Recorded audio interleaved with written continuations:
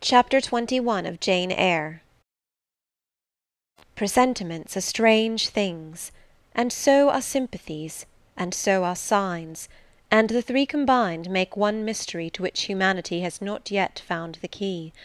I never laughed at presentiments in my life, because I have had strange ones of my own.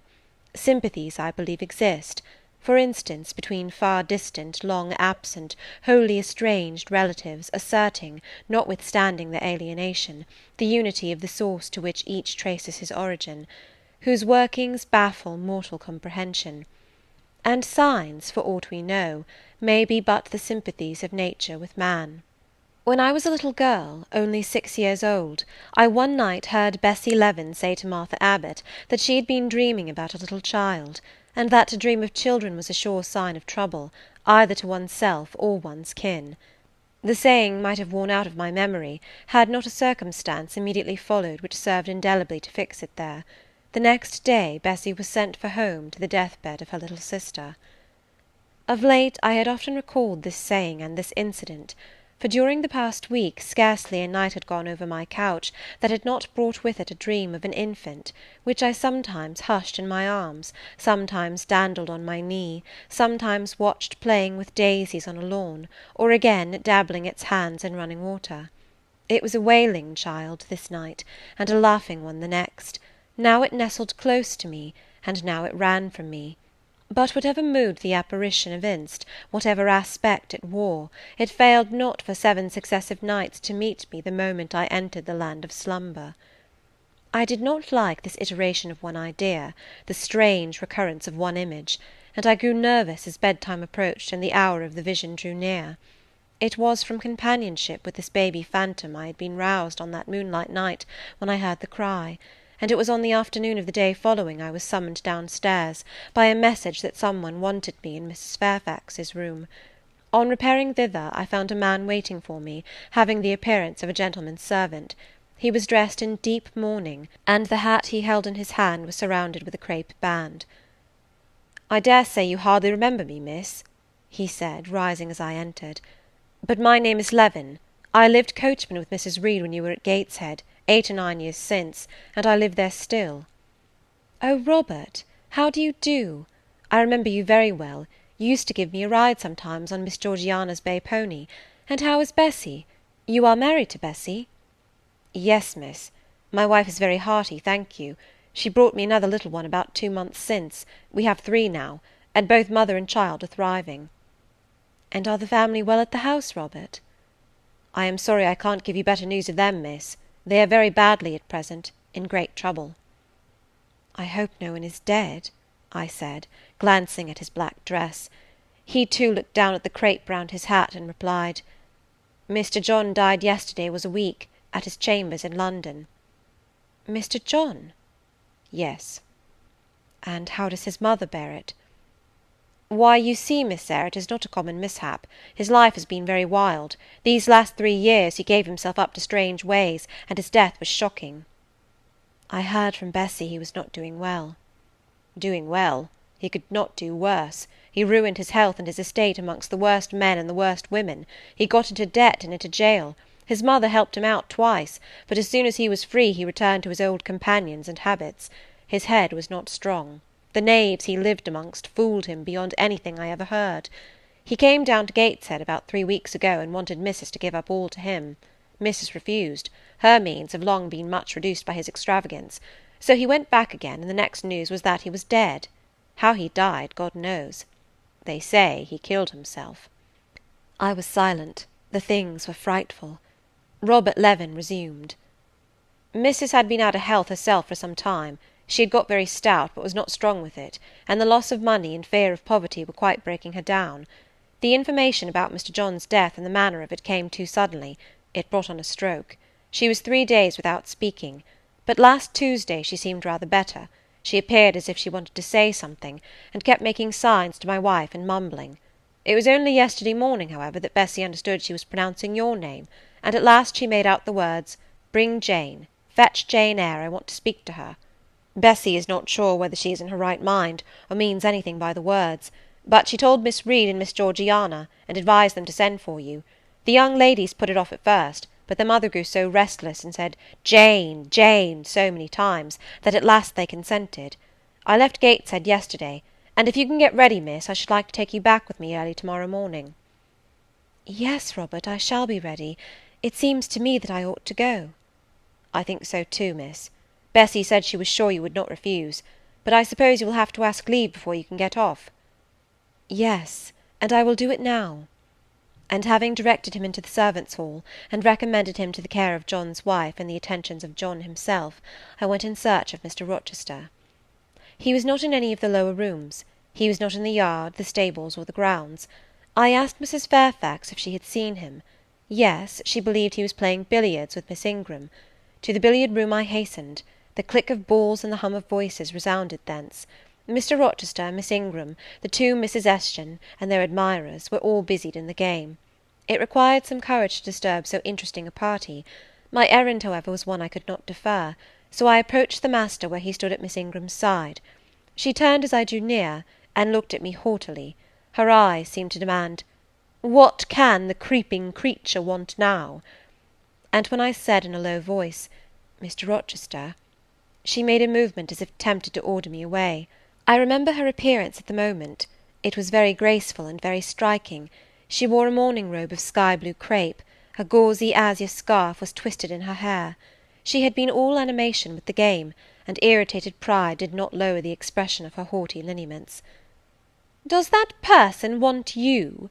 she inquired of Mr. Rochester, and Mr. Rochester turned to see who the person was. He made a curious grimace, one of his strange and equivocal demonstrations, threw down his cue, and followed me from the room. "Well, Jane," he said, as he rested his back against the schoolroom door, which he had shut.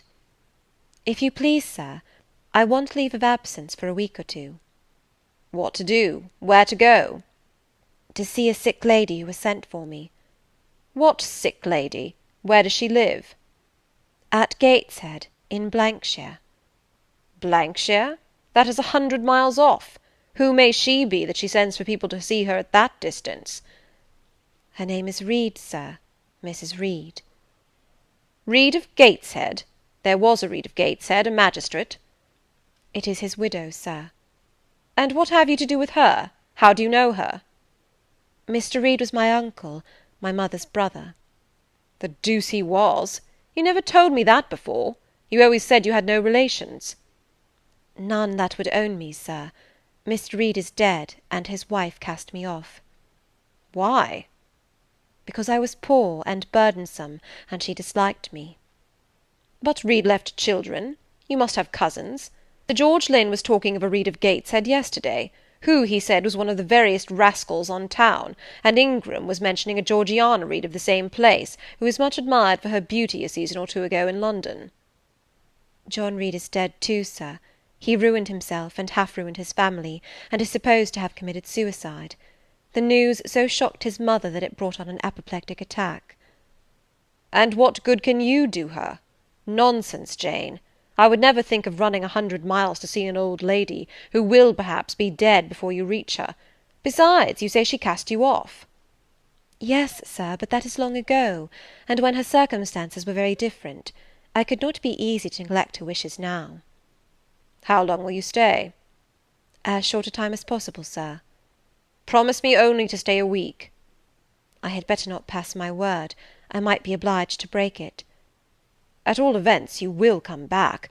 You will not be induced under any pretext to take up a permanent residence with her." "Oh, no.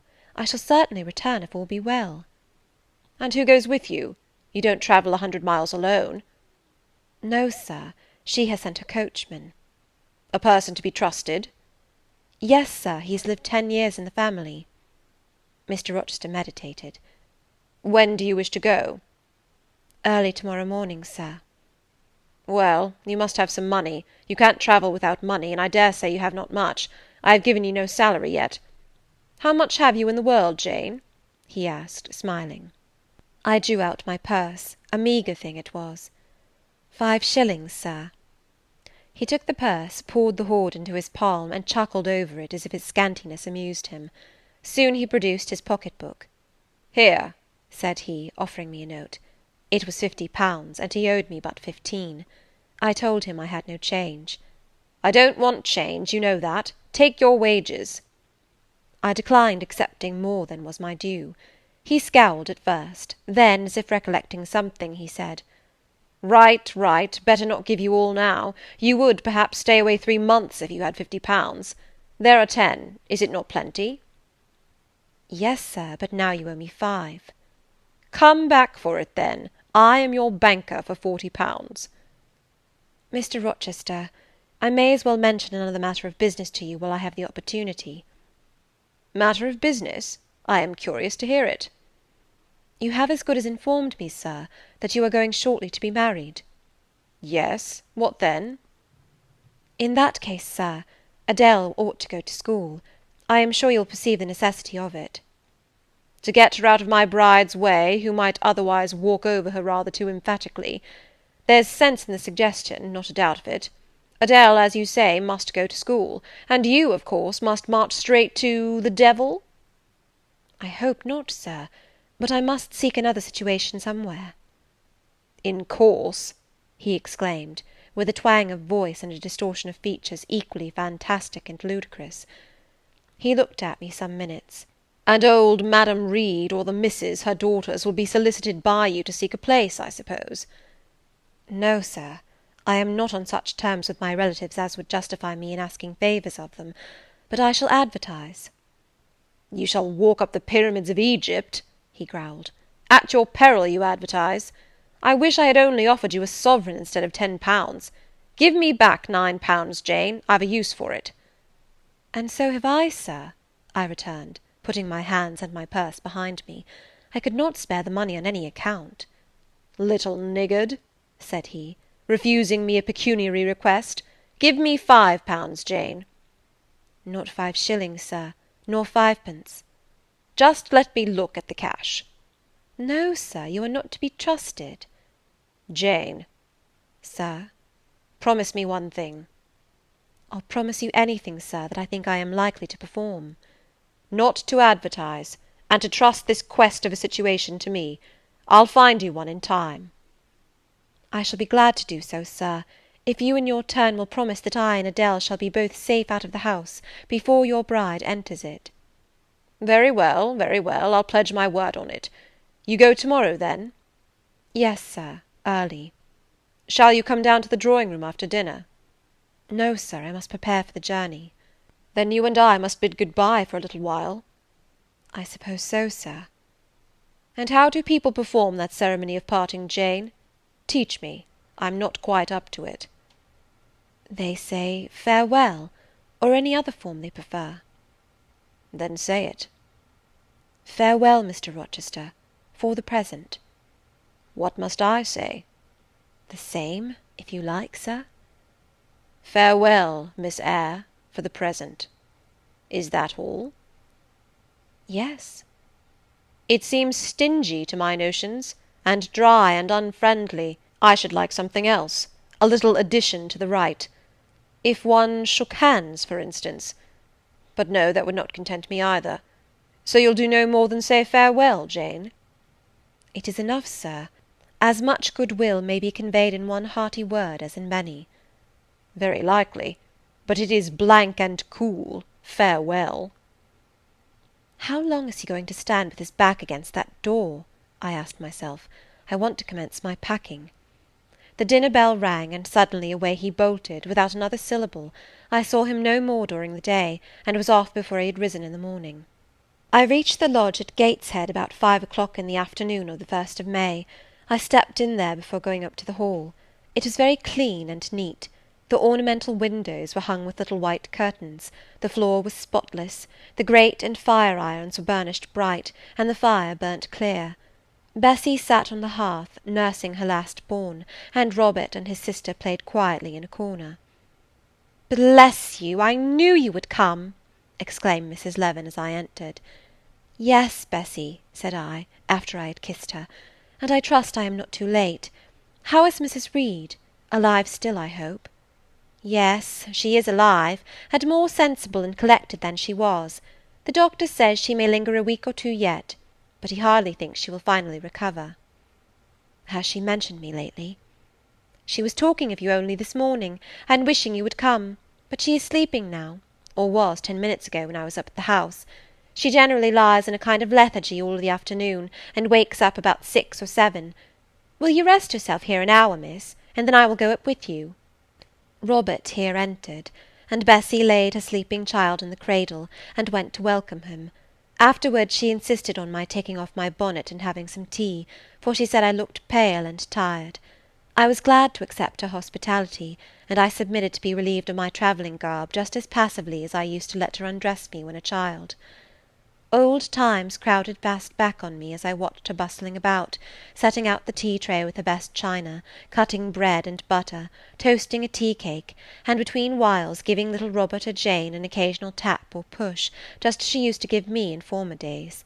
Bessy had retained her quick temper as well as her light foot and good looks. Tea ready, I was going to approach the table, but she desired me to sit still, quite in her old peremptory tones. I must be served at the fireside, she said, and she placed before me a little round stand with my cup and a plate of toast, absolutely as she used to accommodate me with some privately purloined dainty on a nursery chair, and I smiled and obeyed her as in bygone days. She wanted to know if I was happy at Thornfield Hall, and what sort of a person the mistress was, and when I told her there was only a master, whether he was a nice gentleman, and if I liked him. I told her he was rather an ugly man, but quite a gentleman, and that he treated me kindly, and I was content. Then I went on to describe to her the gay company that had lately been staying at the house, and to these details Bessy listened with interest. They were precisely of the kind she relished. In such conversation an hour was soon gone. Bessy restored to me my bonnet, etc., and accompanied by her I quitted the lodge for the Hall. It was also accompanied by her that I had, nearly 9 years ago, walked down the path I was now ascending. On a dark, misty, raw morning in January, I had left a hostile roof with a desperate and embittered heart, a sense of outlawry and almost of reprobation, to seek the chilly harbourage of Lowood, that bourne so far away and unexplored. The same hostile roof now again rose before me. My prospects were doubtful yet, and I had yet an aching heart. I still felt as a wanderer on the face of the earth, but I experienced firmer trust in myself and my own powers, and less withering dread of oppression. The gaping wound of my wrongs, too, was now quite healed, and the flame of resentment extinguished. "You shall go into the breakfast-room first," said Bessy, as she preceded me through the hall. "The young ladies will be there." In another moment I was within that apartment. There was every article of furniture looking just as it did on the morning I was first introduced to Mr. Brocklehurst. The very rug he had stood upon still covered the hearth. Glancing at the bookcases, I thought I could distinguish the 2 volumes of Bewick's British Birds occupying their old place on the 3rd shelf, and Gulliver's Travels and the Arabian Nights ranged just above. The inanimate objects were not changed, but the living things had altered past recognition. 2 young ladies appeared before me, one very tall, almost as tall as Miss Ingram, very thin too, with a sallow face and severe mien. There was something ascetic in her look, which was augmented by the extreme plainness of a straight-skirted, black stuff dress, a starched linen collar, hair combed away from the temples, and the nun-like ornament of a string of ebony beads and a crucifix.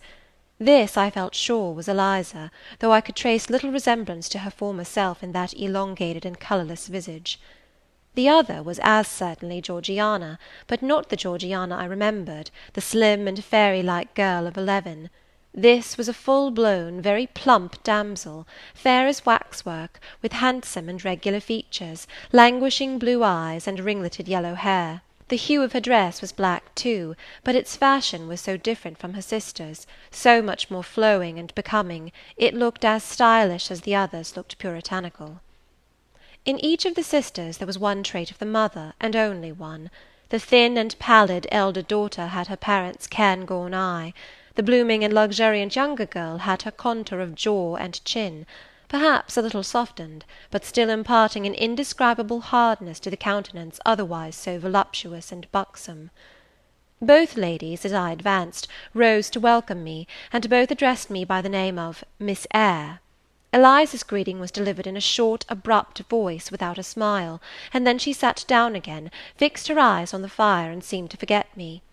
Georgiana added to her "How do you do?" several commonplaces about my journey, the weather, and so on, uttered in rather a drawling tone, and accompanied by sundry side glances that measured me from head to foot, now traversing the folds of my drab merino pelisse, and now lingering on the plain trimming of my cottage bonnet. Young ladies have a remarkable way of letting you know that they think you a quiz without actually saying the words. A certain superciliousness of look, coolness of manner, nonchalance of tone, express fully their sentiments on the point, without committing them by any positive rudeness in word or deed. A sneer, however, whether covert or open, had now no longer that power over me it once possessed. As I sat between my cousins, I was surprised to find how easy I felt under the total neglect of the one and the semi-sarcastic attentions of the other. Eliza did not mortify, nor Georgiana ruffle me. The fact was, I had other things to think about. Within the last few months feelings had been stirred in me so much more potent than any they could raise, pains and pleasures so much more acute and exquisite had been excited than any it was in their power to inflict or bestow, that their airs gave me no concern either for good or bad. "How is Mrs. Reed?" I asked soon, looking calmly at Georgiana, who thought fit to bridle at the direct address, as if it were an unexpected liberty. "Mrs. Reed? Ah, mamma, you mean. She is extremely poorly. I doubt if you can see her to-night." "If," said I, "you would just step up-stairs and tell her I am come, I should be much obliged to you." Georgiana almost started, and she opened her blue eyes wild and wide. "I know she had a particular wish to see me," I added, "and I would not defer attending to her desire longer than is absolutely necessary." "Mamma dislikes being disturbed in an evening," remarked Eliza. I soon rose, quietly took off my bonnet and gloves, uninvited, and said I would just step out to Bessy, who was, I dared say, in the kitchen, and ask her to ascertain whether Mrs. Reed was disposed to receive me or not to-night. I went, and having found Bessy and dispatched her on my errand, I proceeded to take further measures. It had heretofore been my habit always to shrink from arrogance. Received as I had been to-day, I should, a year ago, have resolved to quit Gateshead the very next morning. Now it was disclosed to me all at once that that would be a foolish plan. I had taken a journey of 100 miles to see my aunt, and I must stay with her till she was better, or dead. As to her daughter's pride or folly, I must put it on one side, make myself independent of it. So I addressed the housekeeper, asked her to show me a room, told her I should probably be a visitor here for a week or two, had my trunk conveyed to my chamber, and followed it thither myself. I met Bessy on the landing. "Missus is awake," said she. "I have told her you are here. Come and let us see if she will know you." I did not need to be guided to the well-known room, to which I had so often been summoned for chastisement or reprimand in former days. I hastened before Bessy. I softly opened the door. A shaded light stood on the table, for it was now getting dark. There was the great four-post bed with amber hangings as of old. There the toilet table, the arm-chair, and the footstool, at which I had 100 times been sentenced to kneel, to ask pardon for offences by me uncommitted. I looked into a certain corner near, half expecting to see the slim outline of a once-dreaded switch which used to lurk there, waiting to leap out imp-like and lace my quivering palm or shrinking neck. I approached the bed. I opened the curtains, and leant over the high-piled pillows. Well did I remember Mrs. Reed's face, and I eagerly sought the familiar image. It is a happy thing that time quells the longings of vengeance, and hushes the promptings of rage and aversion.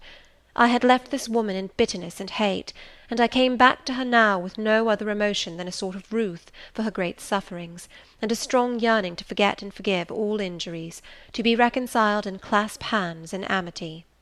The well-known face was there, stern, relentless as ever. There was that peculiar eye which nothing could melt, and the somewhat raised, imperious, despotic eyebrow. How often had it lowered on me menace and hate, and how the recollection of childhood's terrors and sorrows revived as I traced its harsh line now! And yet I stooped down and kissed her.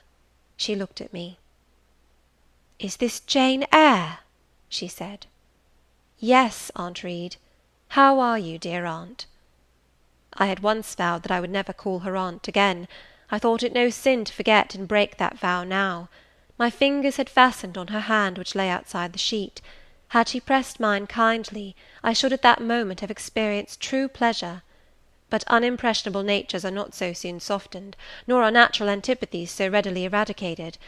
Mrs. Reed took her hand away, and turning her face rather from me, she remarked that the night was warm.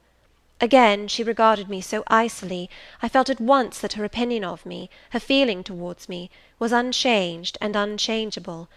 I knew by her stony eye, opaque to tenderness, indissoluble to tears, that she was resolved to consider me bad to the last, because to believe me good would give her no generous pleasure, only a sense of mortification.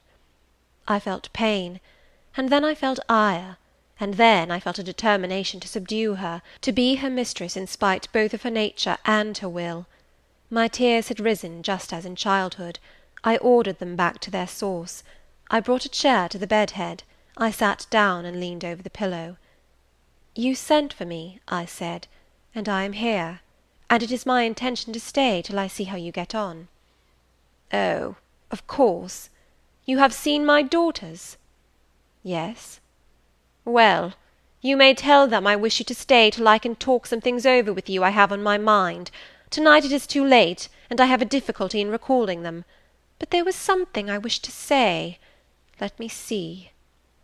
The wandering look and changed utterance told me what wreck had taken place in her once vigorous frame. Turning restlessly, she drew the bedclothes round her.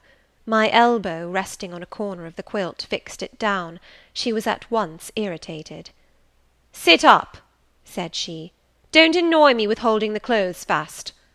Are you Jane Eyre?" "I am Jane Eyre." "I have had more trouble with that child than any one would believe. Such a burden to be left on my hands, and so much annoyance has she caused me daily and hourly with her incomprehensible disposition, and her sudden starts of temper, and her continual unnatural watchings of one's movements. I declare she talked to me once like something mad, or like a fiend. No child ever spoke or looked as she did. I was glad to get her away from the house. What did they do with her at Lowood? The fever broke out there, and many of the pupils died. She, however, did not die, but I said she did. I wish she had died." "A strange wish, Mrs. Reed. Why do you hate her so?" "I had a dislike to her mother always, for she was my husband's only sister, and a great favourite with him. He opposed the family's disowning her when she made her low marriage, and when news came of her death, he wept like a simpleton. He would send for the baby, though I entreated him rather to put it out to nurse and pay for its maintenance. I hated it the first time I set my eyes on it, a sickly, whining, pining thing. It would wail in its cradle all night long, not screaming heartily like any other child, but whimpering and moaning. Reed pitied it, and he used to nurse it and notice it as if it had been his own, more indeed than he ever noticed his own at that age. He would try to make my children friendly to the little beggar. The darlings could not bear it, and he was angry with them when they showed their dislike. In his last illness he had it brought continually to his bedside, and but an hour before he died he bound me by vow to keep the creature. I would as soon have been charged with a pauper brat out of a workhouse, but he was weak, naturally weak. John does not at all resemble his father, and I am glad of it. John is like me, and like my brothers. He is quite a Gibson. Oh, I wish he would cease tormenting me with letters for money. I have no more money to give him. We are getting poor. I must send away half my servants, and shut up part of the house, or let it off. I can never submit to do that. Yet how are we to get on? 2/3 of my income goes in paying the interest of mortgages. John gambles dreadfully, and always loses, poor boy. He is beset by sharpers. John is sunk and degraded. His look is frightful. I feel ashamed for him when I see him." She was getting much excited. "I think I had better leave her now," said I to Bessy, who stood on the other side of the bed. "Perhaps you had, miss, but she often talks in this way towards night. In the morning she is calmer." I rose. "Stop!" exclaimed Mrs. Reed. "There is another thing I wish to say. He threatens me. He continually threatens me with his own death, or mine, and I dream sometimes that I see him laid out with a great wound in his throat, or with a swollen and blackened face. I am come to a strange pass. I have heavy troubles. What is to be done? How is the money to be had?"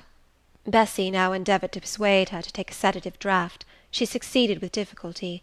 Soon after, Mrs. Reed grew more composed, and sank into a dozing state. I then left her. More than 10 days elapsed before I had again any conversation with her. She continued either delirious or lethargic, and the doctor forbade everything which could painfully excite her. Meantime, I got on as well as I could with Georgiana and Eliza. They were very cold indeed at first. Eliza would sit half the day sewing, reading, or writing, and scarcely utter a word either to me or her sister. Georgiana would chatter nonsense to her canary bird by the hour, and take no notice of me. But I was determined not to seem at a loss for occupation or amusement. I had brought my drawing materials with me, and they served me for both. Provided with a case of pencils and some sheets of paper, I used to take a seat apart from them, near the window, and busy myself in sketching fancy vignettes, representing any scene that happened momentarily to shape itself in the ever-shifting kaleidoscope of imagination.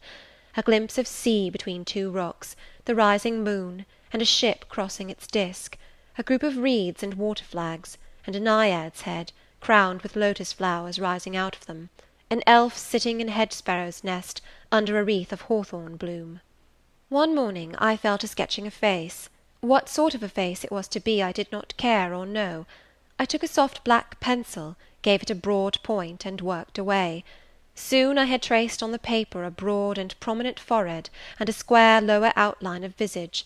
That contour gave me pleasure. My fingers proceeded actively to fill it with features. Strongly marked horizontal eyebrows must be traced under that brow. Then followed naturally a well-defined nose, with a straight ridge and full nostrils; then a flexible-looking mouth, by no means narrow; then a firm chin, with a decided cleft down the middle of it. Of course some black whiskers were wanted, and some jetty hair tufted on the temples and waved above the forehead. Now for the eyes. I had left them to the last because they required the most careful working. I drew them large, I shaped them well. The eyelashes I traced long and sombre, the irids lustrous and large. Good, but not quite the thing, I thought, as I surveyed the effect. They want more force and spirit. And I wrought the shades blacker, that the lights might flash more brilliantly. A happy touch or two secured success. There, I had a friend's face under my gaze, and what did it signify that those young ladies turned their backs on me? I looked at it. I smiled at the speaking likeness. I was absorbed and content. "Is that a portrait of some one you know?" asked Eliza, who had approached me unnoticed. I responded that it was merely a fancy head, and hurried it beneath the other sheets. Of course I lied. It was, in fact, a very faithful representation of Mr. Rochester. But what was that to her, or to any one but myself? Georgiana also advanced to look. The other drawings pleased her much, but she called that "an ugly man." They both seemed surprised at my skill. I offered to sketch their portraits, and each in turn sat for a pencil outline. Then Georgiana produced her album. I promised to contribute a water-colour drawing. This put her at once into good humour. She proposed a walk in the grounds. Before we had been out 2 hours, we were deep in a confidential conversation. She had favoured me with a description of the brilliant winter she had spent in London 2 seasons ago, of the admiration she had there excited, the attention she had received, and I even got hints of the titled conquests she had made. In the course of the afternoon and evening these hints were enlarged on. Various soft conversations were reported, and sentimental scenes represented, and, in short, a volume of a novel of fashionable life was that day improvised by her for my benefit. The communications were renewed from day to day. They always ran on the same theme, herself, her loves, and woes. It was strange she never once adverted either to her mother's illness or her brother's death, or the present gloomy state of the family prospects. Her mind seemed wholly taken up with reminiscences of past gaiety, and aspirations after dissipations to come. She passed about 5 minutes each day in her mother's sick-room, and no more. Eliza still spoke little. She had evidently no time to talk. I never saw a busier person than she seemed to be, yet it was difficult to say what she did, or rather to discover any result of her diligence. She had an alarm to call her up early. I know not how she occupied herself before breakfast, but after that meal she divided her time into regular portions, and each hour had its allotted task. 3 times a day she studied a little book, which I found on inspection was a common prayer book. I asked her once what was the great attraction of that volume, and she said, "The rubric." 3 hours a day she gave to stitching with gold thread the border of a square crimson cloth, almost large enough for a carpet. In answer to my inquiries after the use of this article, she informed me it was a covering for the altar of a new church lately erected near Gateshead. 2 hours she devoted to her diary, 2 to working by herself in the kitchen garden, and 1 to the regulation of her accounts. She seemed to want no company, no conversation. I believe she was happy in her way. This routine sufficed for her, and nothing annoyed her so much as the occurrence of any incident which forced her to vary its clockwork regularity.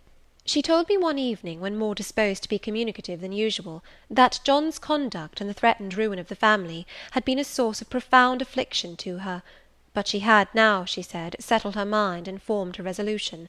Her own fortune she had taken care to secure, and when her mother died, and it was wholly improbable, she tranquilly remarked, that she should either recover or linger long, she would execute a long-cherished project, seek a retirement where punctual habits would be permanently secured from disturbance, and place safe barriers between herself and a frivolous world.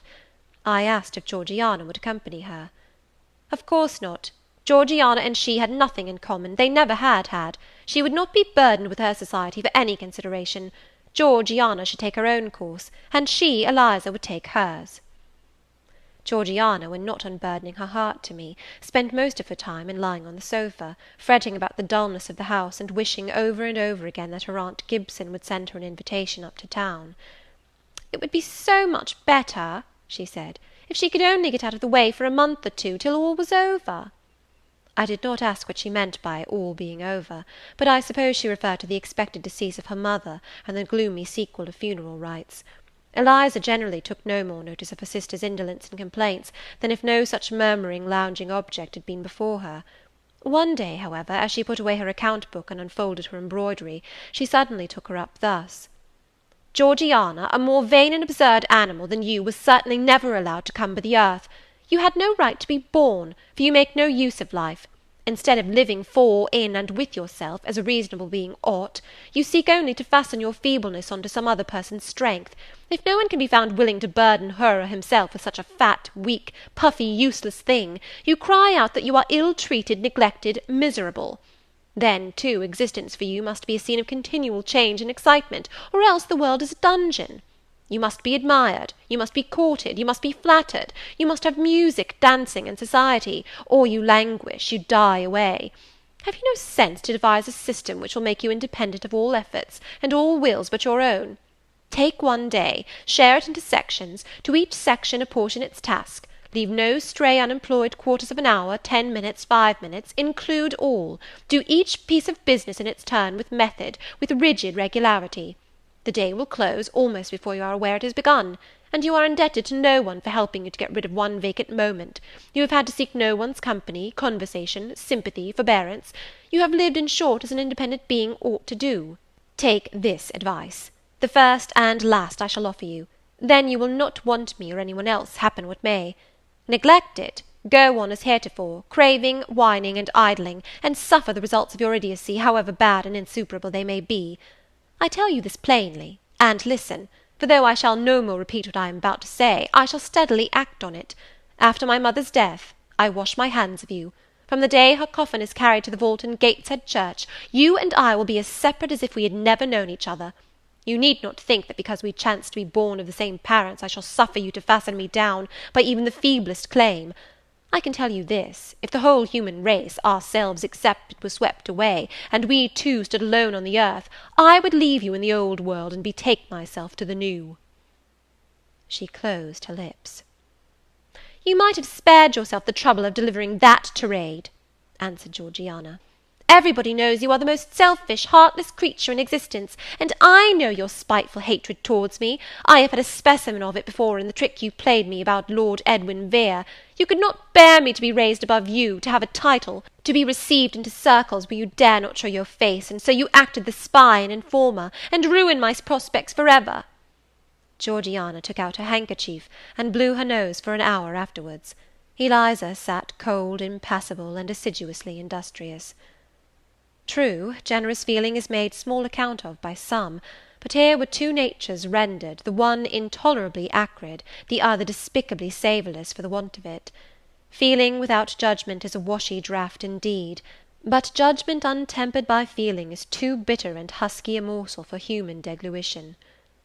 It was a wet and windy afternoon. Georgiana had fallen asleep on the sofa over the perusal of a novel.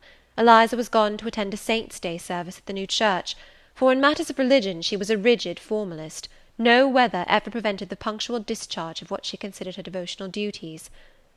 Fair or foul, she went to church thrice every Sunday, and as often on week-days as there were prayers. I bethought myself to go upstairs and see how the dying woman sped, who lay there almost unheeded. The very servants paid her but a remittent attention. The hired nurse, being little looked after, would slip out of the room whenever she could. Bessie was faithful, but she had her own family to mind, and could only occasionally come to the hall. I found the sick-room unwatched, as I had expected. No nurse was there. The patient lay still, and seemingly lethargic, her livid face sunk in the pillows. The fire was dying in the grate. I renewed the fuel, rearranged the bedclothes, gazed a while on her who could not now gaze on me, and then I moved away to the window. The rain beat strongly against the panes, the wind blew tempestuously. One lies there, I thought, who will soon be beyond the war of earthly elements. Whither will that spirit, now struggling to quit its material tenement, flit when at length released? In pondering the great mystery, I thought of Helen Burns, recalled her dying words, her faith, her doctrine of the equality of disembodied souls. I was still listening in thought to her well-remembered tones, still picturing her pale and spiritual aspect, her wasted face and her sublime gaze, as she lay on her placid death-bed, and whispered her longing to be restored to her divine Father's bosom, when a feeble voice murmured from the couch behind, "Who is that?" I knew Mrs. Reed had not spoken for days. Was she reviving? I went up to her. "It is I, Aunt Reed." "Who? I?" was her answer. "Who are you?" looking at me with surprise and a sort of alarm, but still not wildly. "You are quite a stranger to me. Where is Bessie?" "She is at the lodge, aunt." "Aunt," she repeated. "Who calls me aunt? You are not one of the Gibsons, and yet I know you. That face, and the eyes and forehead are quite familiar to me. You are like, why, you are like Jane Eyre." I said nothing. I was afraid of occasioning some shock by declaring my identity. "Yet," said she, "I am afraid it is a mistake. My thoughts deceive me. I wished to see Jane Eyre, and I fancy a likeness where none exists. Besides, in 8 years she must be so changed." I now gently assured her that I was the person she supposed and desired me to be, and seeing that I was understood, and that her senses were quite collected, I explained how Bessie had sent her husband to fetch me from Thornfield. "I am very ill, I know," she said ere long. "I was trying to turn myself a few minutes since, and find I cannot move a limb. It is as well I should ease my mind before I die. What we think little of in health burdens us at such an hour as the present is to me. Is the nurse here, or is there no one in the room but you?" I assured her we were alone. "Well, I have twice done you a wrong which I regret now. One was in breaking the promise which I gave my husband to bring you up as my own child. The other—" She stopped. "After all, it is of no great importance, perhaps," she murmured to herself. "And then I may get better, and to humble myself so to her is painful." She made an effort to alter her position, but failed. Her face changed. She seemed to experience some inward sensation, the precursor, perhaps, of the last pang.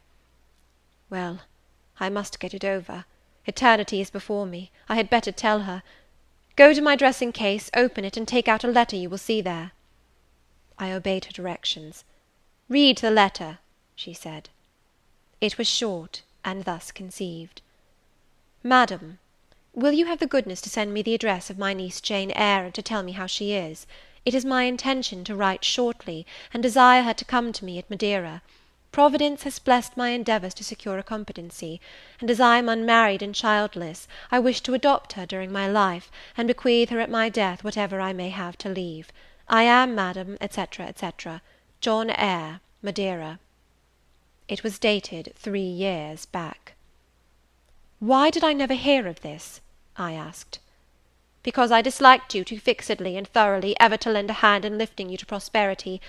I could not forget your conduct to me, Jane, the fury with which you once turned on me, the tone in which you declared you abhorred me, the worst of anybody in the world, the unchildlike look and voice with which you affirmed that the very thought of me made you sick, and asserted that I had treated you with miserable cruelty. I could not forget my own sensations when you thus started up and poured out the venom of your mind. I felt fear as if an animal that I had struck or pushed had looked up at me with human eyes and cursed me in a man's voice. Bring me some water. Oh, make haste. Dear Mrs. Reed, said I, as I offered her the draught she required, think no more of all this. Let it pass away from your mind. Forgive me for my passionate language. I was a child then. 8, 9 years have passed since that day. She heeded nothing of what I said, but when she had tasted the water and drawn breath, she went on thus. I tell you I could not forget it, and I took my revenge. For you to be adopted by your uncle, and placed in an estate of ease and comfort, was what I could not endure. I wrote to him. I said I was sorry for his disappointment, but Jane Eyre was dead. She had died of typhus fever at Lowood. Now act as you please. Write and contradict my assertion. Expose my falsehood as soon as you like. You were born, I think, to be my torment. My last hour is racked by the recollection of a deed which, but for you, I should never have been tempted to commit. If you could be persuaded to think no more of it, aunt, and to regard me with kindness and forgiveness. You have a very bad disposition, said she, and one to this day I feel it impossible to understand. How for 9 years you could be patient and quiescent under any treatment, and in the 10th break out all fire and violence, I can never comprehend. My disposition is not so bad as you think. I am passionate, but not vindictive. Many a time as a little child I should have been glad to love you if you would have let me, and I long earnestly to be reconciled to you now. Kiss me, aunt. I approached my cheek to her lips. She would not touch it. She said I oppressed her by leaning over the bed, and again demanded water. As I laid her down, for I raised her and supported her on my arm while she drank, I covered her ice-cold and clammy hand with mine. The feeble fingers shrank from my touch, the glazing eyes shunned my gaze. Love me then, or hate me as you will, I said at last. You have my full and free forgiveness. Ask now for God's, and be at peace. Poor suffering woman! It was too late for her to make now the effort to change her habitual frame of mind. Living, she had ever hated me. Dying, she must hate me still. The nurse now entered, and Bessy followed. I yet lingered half an hour longer, hoping to see some sign of amity, but she gave none. She was fast relapsing into stupor, nor did her mind again rally. At 12 o'clock that night she died. I was not present to close her eyes, nor were either of her daughters. They came to tell us the next morning that all was over. She was by that time laid out. Eliza and I went to look at her. Georgiana, who had burst into loud weeping, said she dared not go. There was stretched Sarah Reed's once robust and active frame, rigid and still. Her eye of flint was covered with its cold lid. Her brow and strong traits wore yet the impress of her inexorable soul. A strange and solemn object was that corpse to me. I gazed on it with gloom and pain. Nothing soft, nothing sweet, nothing pitying or hopeful or subduing did it inspire, only a grating anguish for her woes, not my loss, and a sombre, tearless dismay at the fearfulness of death in such a form. Eliza surveyed her parent calmly. After a silence of some minutes, she observed, with her constitution she should have lived to a good old age. Her life was shortened by trouble. And then a spasm constricted her mouth for an instant. As it passed away, she turned and left the room, and so did I. Neither of us had dropped a tear. End of chapter 21. Chapter 22 of Jane Eyre. Mr. Rochester had given me but 1 week's leave of absence, yet a month elapsed before I quitted Gateshead. I wished to leave immediately after the funeral, but Georgiana entreated me to stay till she could get off to London, whither she was now at last invited by her uncle, Mr. Gibson, who had come down to direct his sister's interment, and settle the family affairs. Georgiana said she dreaded being left alone with Eliza. From her she got neither sympathy in her dejection, support in her fears, nor aid in her preparations. So I bore with her feeble-minded wailings and selfish lamentations as well as I could, and did my best in sewing for her and packing her dresses. It is true that while I worked, she would idle, and I thought to myself, If you and I were destined to live always together, cousin, we would commence matters on a different footing. I should not settle tamely down into being the forbearing party. I should assign you your share of labour, and compel you to accomplish it, or else it should be left undone. I should insist also on your keeping some of those drawling, half-insincere complaints hushed in your own breast. It is only because our connection happens to be very transitory, and comes at a peculiarly mournful season, that I consent thus to render it so patient and compliant on my part. At last I saw Georgiana off, but now it was Eliza's turn to request me to stay another week. Her plans required all her time and attention, she said. She was about to depart for some unknown bourne, and all day long she stayed in her own room, her door bolted within, filling trunks, emptying drawers, burning papers, and holding no communication with any one. She wished me to look after the house, to see callers, and answer notes of condolence. One morning she told me I was at liberty. "And," she added, "I'm obliged to you for your valuable services in discreet conduct. There is some difference between living with such a one as you and with Georgiana. You perform your own part in life, and burden no one. To-morrow," she continued, "I set out for the Continent. I shall take up my abode in a religious house near Lille, a nunnery you would call it. There I shall be quiet and unmolested. I shall devote myself for a time to the examination of the Roman Catholic dogmas, and to a careful study of the workings of their system. If I find it to be, as I half suspect it is, the one best calculated to ensure the doing of all things decently and in order, I shall embrace the tenets of Rome, and probably take the veil." I neither expressed surprise at this resolution, nor attempted to dissuade her from it. The vocation will fit you to a hair, I thought. Much good may it do you. When we parted, she said, "Good-bye, cousin Jane Eyre. I wish you well. You have some sense." I then returned, "You are not without sense, cousin Eliza; but what you have, I suppose, in another year will be walled up alive in a French convent. However, it is not my business, and so it suits you, I don't much care." "You are in the right," said she, and with these words we each went our separate way.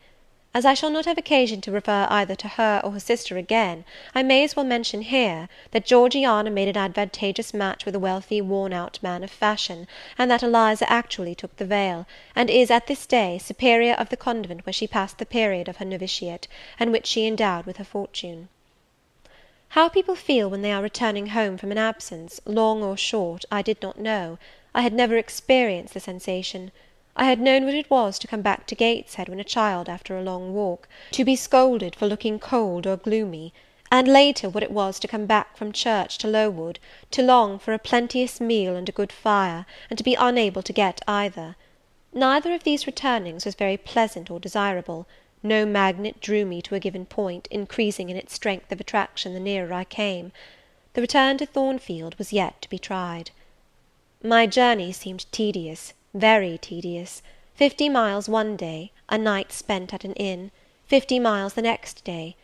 During the first 12 hours I thought of Mrs. Reed in her last moments. I saw her disfigured and discoloured face, and heard her strangely altered voice. I mused on the funeral day, the coffin, the hearse, the black train of tenants and servants. Few was the number of relatives, the gaping vault, the silent church, the solemn service. Then I thought of Eliza and Georgiana. I beheld one the cynosure of a ball-room, the other the inmate of a convent cell, and I dwelt on and analysed their separate peculiarities of person and character. The evening arrival at the great town scattered these thoughts. Night gave them quite another turn. Laid down on my traveller's bed, I left reminiscence for anticipation. I was going back to Thornfield, but how long was I to stay there? Not long, of that I was sure. I had heard from Mrs. Fairfax in the interim of my absence. The party at the Hall was dispersed. Mr. Rochester had left for London 3 weeks ago, but he was then expected to return in a fortnight. Mrs. Fairfax surmised that he was gone to make arrangements for his wedding, as he had talked of purchasing a new carriage. She said the idea of his marrying Miss Ingram still seemed strange to her, but from what everybody said, and from what she herself had seen, she could no longer doubt that the event would shortly take place. "You would be strangely incredulous if you did doubt it," was my mental comment. "I don't doubt it." The question followed, where was I to go? I dreamt of Miss Ingram all the night. In a vivid morning dream I saw her closing the gates of Thornfield against me, and pointing me out another road. and Mr. Rochester looked on with his arms folded, smiling sardonically, as it seemed, at both her and me. I had not notified to Mrs. Fairfax the exact day of my return, for I did not wish either car or carriage to meet me at Millcote. I proposed to walk the distance quietly by myself, and very quietly, after leaving my box in the ostler's care, did I slip away from the George Inn, about 6 o'clock of a June evening, and take the old road to Thornfield, a road which lay chiefly through fields, and was now little frequented. It was not a bright or a splendid summer evening, though fair and soft. The haymakers were at work all along the road, and the sky, though far from cloudless, was such as promised well for the future. Its blue, where blue was visible, was mild and settled, and its cloud strata high and thin. The west, too, was warm; no watery gleam chilled it.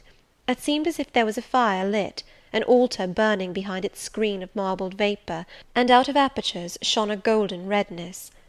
I felt glad as the road shortened before me, so glad that I stopped once to ask myself what that joy meant, and to remind reason that it was not to my home I was going, or to a permanent resting place, or to a place where fond friends looked out for me and waited my arrival. "Mrs. Fairfax will smile you a calm welcome, to be sure," said I, "and little Adele will clap her hands and jump to see you; but you know very well you are thinking of another than they, and that he is not thinking of you." But what is so headstrong as youth? What so blind as inexperience? These affirmed that it was pleasure enough to have the privilege of again looking on Mr. Rochester, whether he looked on me or not; and they added, "Hasten, hasten, be with him while you may; but a few more days or weeks at most, and you are parted from him for ever." And then I strangled a new-born agony, a deformed thing which I could not persuade myself to own and rear, and ran on. They are making hay too in Thornfield meadows, or rather the labourers are just quitting their work, and returning home with their rakes on their shoulders, now, at the hour I arrive. I have but a field or two to traverse, and then I shall cross the road and reach the gates. How full the hedges are of roses! But I have no time to gather any; I want to be at the house. I passed a tall briar, shooting leafy and flowery branches across the path. I see the narrow stile with stone steps, and I see Mr. Rochester sitting there, a book and a pencil in his hand. He is writing. Well, he is not a ghost, yet every nerve I have is unstrung. For a moment I am beyond my own mastery. What does it mean? I did not think I should tremble in this way when I saw him, or lose my voice, or the power of motion in his presence. I will go back as soon as I can stir. I need not make an absolute fool of myself. I know another way to the house. It does not signify if I knew 20 ways, for he has seen me. "Hullo!" he cries, and he puts up his book and his pencil. "There you are! Come on, if you please." I suppose I do come on, though in what fashion I know not, being scarcely cognizant of my movements, and solicitous only to appear calm, and above all to control the working muscles of my face, which I feel rebel insolently against my will, and struggle to express what I had resolved to conceal. But I have a veil, it is down, I may make shift yet to behave with decent composure. "And is this Jane Eyre? Are you coming from Millcote, and on foot? Yes, just one of your tricks, not to send for a carriage, and come clattering over street and road like a common mortal, but to steal into the vicinage of your home along with twilight, just as if you were a dream or a shade. What the deuce have you done with yourself this last month?" "I have been with my aunt, sir, who is dead." "A true Janian reply. Good angels be my guard! She comes from the other world, from the abode of people who are dead, and tells me so when she meets me alone here in the gloaming. If I dared, I'd touch you, to see if you are substance or shadow, you elf; but I'd as soon offer to take hold of a blue ignis fatuus light in a marsh. Truant, truant," he added, when he had paused an instant, "absent from me a whole month, and forgetting me quite, I'll be sworn." I knew there would be pleasure in meeting my master again, even though broken by the fear that he was so soon to cease to be my master, and by the knowledge that I was nothing to him. But there was ever in Mr. Rochester, so at least I thought, such a wealth of the power of communicating happiness, that to taste but of the crumbs he scattered to stray and stranger birds like me, was to feast genially. His last words were balm. They seemed to imply that it imported something to him whether I forgot him or not. And he had spoken of Thornfield as my home. Would that it were my home! He did not leave the stile. and I hardly liked to ask to go by. I inquired soon if he had not been to London. Yes, I suppose you found that out by second sight. Mrs. Fairfax told me in a letter. And did she inform you what I went to do? Oh, yes, sir. Everybody knew your errand. You must see the carriage, Jane, and tell me if you don't think it will suit Mrs. Rochester exactly, and whether she won't look like Queen Boadicea, leaning back against those purple cushions. I wish, Jane, I were a trifle better adapted to match with her externally. Tell me now, fairy as you are, can't you give me a charm or a philtre or something of that sort, to make me a handsome man? It would be past the power of magic, sir. And in thought I added, a loving eye is all the charm needed, to such you are handsome enough, or rather your sternness has a power beyond beauty. Mr. Rochester had sometimes read my unspoken thoughts with an acumen to me incomprehensible. In the present instance he took no notice of my abrupt vocal response, but he smiled at me with a certain smile he had of his own, and which he used but on rare occasions. He seemed to think it too good for common purposes. It was the real sunshine of feeling. He shed it over me now. "Pass, Janet," said he, making room for me to cross the stile. "Go up home, and stay your weary little wandering feet at a friend's threshold." All I had now to do was to obey him in silence. No need for me to colloquize further. I got over the stile without a word, and meant to leave him calmly. An impulse held me fast, a force turned me round. I said, or something in me said, and in spite of me, "Thank you, Mr. Rochester, for your great kindness. I am strangely glad to get back again to you, and wherever you are is my home, my only home." I walked on so fast that even he could hardly have overtaken me had he tried. Little Adele was half wild with delight when she saw me. Mrs. Fairfax received me with her usual plain friendliness. Leah smiled, and even Sophy bid me bonsoir with glee. This was very pleasant.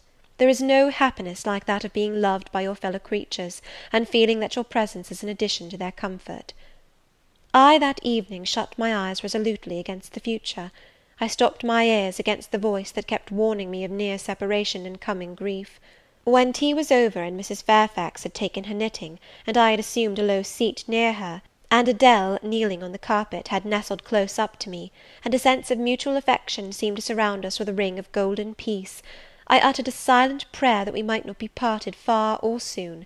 But when, as we thus sat, Mr. Rochester entered, unannounced, and looking at us, seemed to take pleasure in the spectacle of a group so amicable, when he said he supposed the old lady was all right now that she had got her adopted daughter back again, and added that he saw Adele was prête à croquer sa petite maman anglaise, I half ventured to hope that he would, even after his marriage, keep us together somewhere under the shelter of his protection, and not quite exiled from the sunshine of his presence. A fortnight of dubious calm succeeded my return to Thornfield Hall. Nothing was said of the master's marriage, and I saw no preparation going on for such an event. Almost every day I asked Mrs. Fairfax if she had yet heard anything decided. Her answer was always in the negative. Once she said she had actually put the question to Mr. Rochester as to when he was going to bring his bride home; but he had answered her only by a joke and one of his queer looks, and she could not tell what to make of him. One thing surprised me, and that was, there were no journeyings backward and forward, no visits to Ingram Park. To be sure, it was 20 miles off, on the borders of another county, but what was that distance to an ardent lover? To so practised and indefatigable a horseman as Mr. Rochester, it would be but a morning's ride. I began to cherish hopes I had no right to conceive, that the match was broken off, that rumour had been mistaken, that one or both parties had changed their minds. I used to look at my master's face to see if it was sad or fierce, but I could not remember the time when it had been so uniformly clear of clouds or evil feelings. If, in the moments I and my pupil spent with him, I lacked spirits and sank into inevitable dejection, he became even gay. Never had he called me more frequently to his presence, never been kinder to me when there, and alas, never had I loved him so well. End of chapter 22. Chapter 23 of Jane Eyre. A splendid midsummer shone over England, skies so pure, suns so radiant as were then seen in long succession, seldom favour even singly our wave-girt land. It was as if a band of Italian days had come from the south, like a flock of glorious passenger birds, and lighted to rest them on the cliffs of Albion. The hay was all got in, the fields round Thornfield were green and shorn, the roads white and baked, the trees were in their dark prime, hedge and wood, full-leaved and deeply tinted, contrasted well with the sunny hue of the cleared meadows between. On Midsummer Eve, Adele, weary with gathering wild strawberries in Hay Lane half the day, had gone to bed with the sun. I watched her drop asleep, and when I left her, I sought the garden. It was now the sweetest hour of the 24. Day its fervid fires had wasted, and dew fell cool on panting plain and scorched summit. Where the sun had gone down in simple state, pure of the pomp of clouds, spread a solemn purple, burning with the light of red jewel and furnace flame at one point, on one hill peak, and extending high and wide, soft and still softer, over half heaven. The east had its own charm, or fine deep blue, and its own modest gem, a casino and solitary star. Soon it would boast the moon, but she was yet beneath the horizon. I walked a while on the pavement, but a subtle, well-known scent, that of a cigar, stole from some window. I saw the library casement open a hand's breadth. I knew I might be watched thence, so I went apart into the orchard. No nook in the grounds more sheltered and more Eden-like. It was full of trees, it bloomed with flowers. A very high wall shut it out from the court on one side; on the other, a beech avenue screened it from the lawn. At the bottom was a sunk fence, its sole separation from lonely fields, a winding walk, bordered with laurels and terminating in a giant horse-chestnut, circled at the base by a seat, led down to the fence. Here one could wander unseen. While such honey-dew fell, such silence reigned, such gloaming gathered, I felt as if I could haunt such shade forever. But in threading the flower and fruit parterres at the upper part of the enclosure, enticed there by the light the now rising moon cast on this more open quarter, my step is stayed, not by sound, not by sight, but once more by a warning fragrance. Sweetbriar and southernwood, jasmine, pink, and rose, have long been yielding their evening sacrifice of incense. This new scent is neither of shrub nor flower. It is, I know it well, it is Mr. Rochester's cigar. I look round and I listen. I see trees laden with ripening fruit. I hear a nightingale warbling in a wood half a mile off. No moving form is visible, no coming step audible, but that perfume increases. I must flee. I make for the wicket leading to the shrubbery, and I see Mr. Rochester entering. I step aside into the ivy recess. He will not stay long. He will soon return whence he came, and if I sit still he will never see me. But no, eventide is as pleasant to him as to me, and this antique garden as attractive, and he strolls on, now lifting the gooseberry tree branches to look at the fruit, large as plums, with which they are laden, now taking a ripe cherry from the wall, now stooping toward a knot of flowers, either to inhale their fragrance or to admire the dew-beads on their petals. A great moth goes humming by me. It alights on a plant at Mr. Rochester's foot. He sees it, and bends to examine it. Now he has his back towards me, thought I, and he is occupied too, and perhaps if I walk softly I can slip away unnoticed. I trode on an edging of turf, that the crackle of the pebbly gravel might not betray me. He was standing among the beds at a yard or two distant from where I had to pass. The moth apparently engaged him. I shall get by very well, I meditated. As I crossed his shadow, thrown long over the garden by the moon, not yet risen high, he said quietly, without turning, "Jane, come and look at this fellow." I had made no noise. He had not eyes behind. Could his shadow feel? I started at first, and then I approached him. "Look at his wings," said he. "He reminds me rather of a West Indian insect. One does not often see so large and gay a night rover in England. There, he has flown." The moth roamed away. I was sheepishly retreating also, but Mr. Rochester followed me, and when we reached the wicket, he said, "Turn back. On so lovely a night it is a shame to sit in the house, and surely no one can wish to go to bed while sunset is thus at meeting with moonrise." It is one of my faults, that though my tongue is sometimes prompt enough at an answer, there are times when it sadly fails me in framing an excuse, and always the lapse occurs at some crisis, when a facile word or plausible pretext is especially wanted to get me out of painful embarrassment. I did not like to walk at this hour alone with Mr. Rochester in the shadowy orchard, but I could not find a reason to allege for leaving him.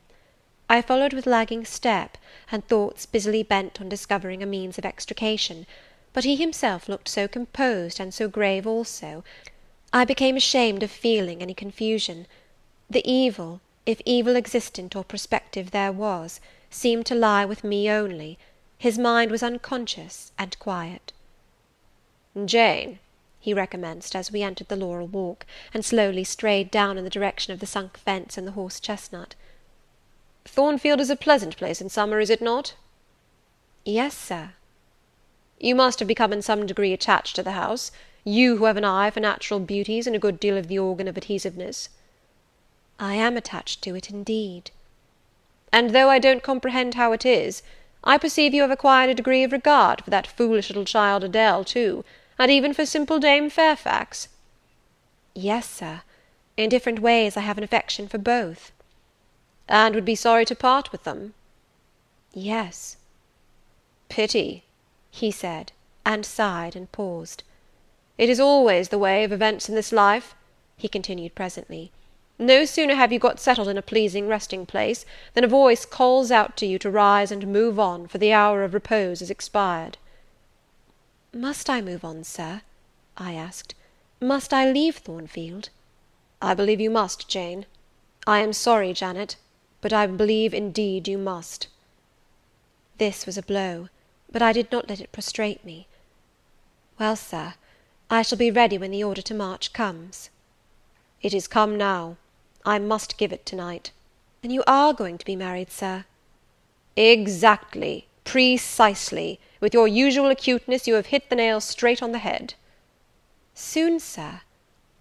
"Very soon, that is, Miss Eyre. And you'll remember, Jane, that the first time I, or rumour, plainly intimated to you that it was my intention to put my old bachelor's neck into the sacred noose, to enter into the holy estate of matrimony, to take Miss Ingram to my bosom, in short.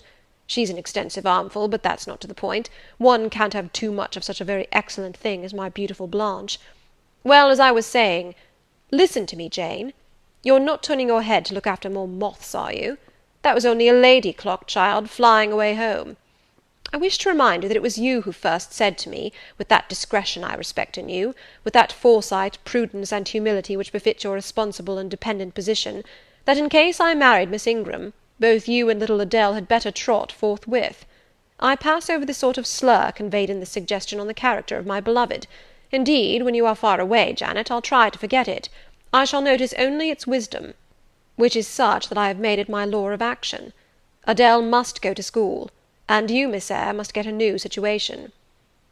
"Yes, sir, I will advertise immediately, and meantime, I suppose I was going to say, I suppose I may stay here, till I find another shelter to betake myself to, but I stopped, feeling it would not do to risk a long sentence, for my voice was not quite under command.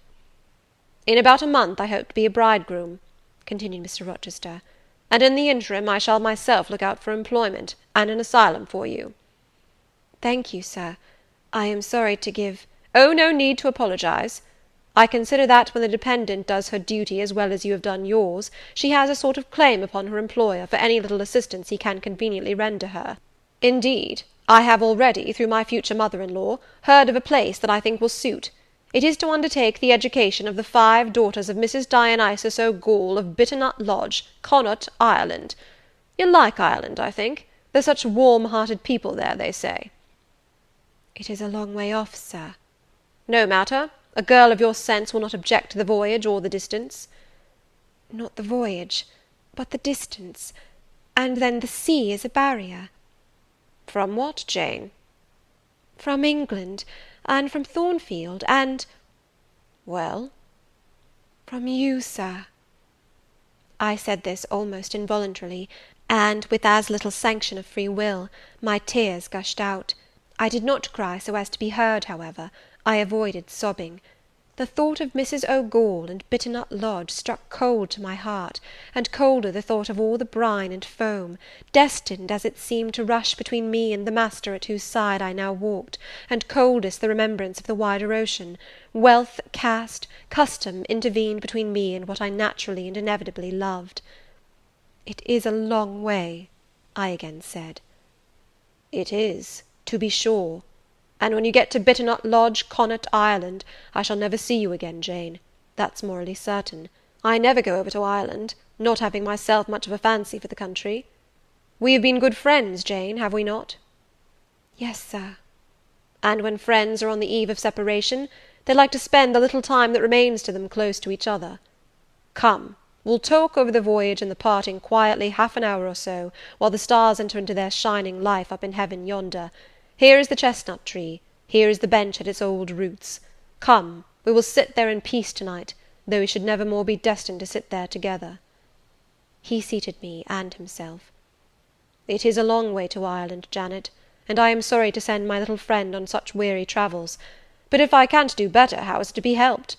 Are you anything akin to me, do you think, Jane?" I could risk no sort of answer by this time. My heart was still.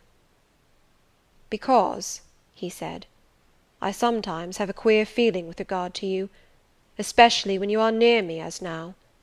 It is as if I had a string somewhere under my left ribs, tightly and inextricably knotted to a similar string situated in the corresponding quarter of your little frame; and if that boisterous channel, and 200 miles or so of land, come broad between us, I am afraid that cord of communion will be snapped, and then I've a nervous notion I should take to bleeding inwardly.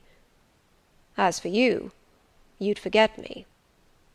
"That I never should, sir, you know—" Impossible to proceed. "Jane, do you hear that nightingale singing in the wood? Listen." In listening, I sobbed convulsively, for I could repress what I endured no longer. I was obliged to yield, and I was shaken from head to foot with acute distress. When I did speak, it was only to express an impetuous wish that I had never been born, or never come to Thornfield. "Because you are sorry to leave it?" The vehemence of emotion, stirred by grief and love within me, was claiming mastery, and struggling for full sway, and asserting a right to predominate, to overcome, to live, rise, and reign at last, yes, and to speak. I grieve to leave Thornfield. I love Thornfield. I love it because I have lived in it a full and delightful life, momentarily at least. I have not been trampled on. I have not been petrified. I have not been buried with inferior minds and excluded from every glimpse of communion with what is bright and energetic and high. I have talked face to face with what I reverence, with what I delight in, with an original, a vigorous, and expanded mind. I have known you, Mr. Rochester, and it strikes me with terror and anguish to feel I absolutely must be torn from you for ever. I see the necessity of departure, and it is like looking on the necessity of death." "Where do you see the necessity?" he asked suddenly. "Where? You, sir, have placed it before me." "In what shape?" "In the shape of Miss Ingram, a noble and beautiful woman, your bride." "My bride? What bride? I have no bride." "But you will have." "Yes, I will, I will." He set his teeth. "Then I must go. You have said it yourself." "No, you must stay. I swear it, and the oath shall be kept." "I tell you I must go," I retorted, roused to something like passion. "Do you think I can stay to become nothing to you? Do you think I am an automaton, a machine without feelings, and can bear to have my morsel of bread snatched from my lips and my drop of living water dashed from my cup? Do you think, because I am poor, obscure, plain, and little, I am soulless and heartless? You think wrong. I have as much soul as you, and full as much heart; and if God had gifted me with some beauty and much wealth, I should have made it as hard for you to leave me as it is now for me to leave you. I am not talking to you now through the medium of custom, conventionalities, or even of mortal flesh. It is my spirit that addresses your spirit, just as if both had passed through the grave, and we stood at God's feet, equal, as we are." "As we are," repeated Mr. Rochester. "So," he added, enclosing me in his arms, gathering me to his breast, pressing his lips on my lips. "So, Jane."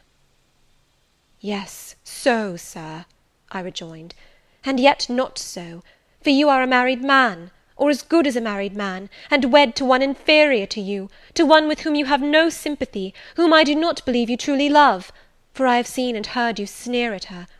I would scorn such a union, therefore I am better than you. Let me go." "Where, Jane? To Ireland?" "Yes, to Ireland. I have spoken my mind, and can go anywhere now." "Jane, be still. Don't struggle so, like a wild, frantic bird that is rending its own plumage in its desperation." "I am no bird, and no net ensnares me. I am a free human being with an independent will, which I now exert to leave you." Another effort set me at liberty, and I stood erect before him. "And your will shall decide your destiny," he said. "I offer you my hand, my heart, and a share of all my possessions." "You play a farce, which I merely laugh at." "I ask you to pass through life at my side, to be my second self and best earthly companion." "For that fate you have already made your choice, and must abide by it." "Jane, be still a few moments. You are over-excited. I will be still too."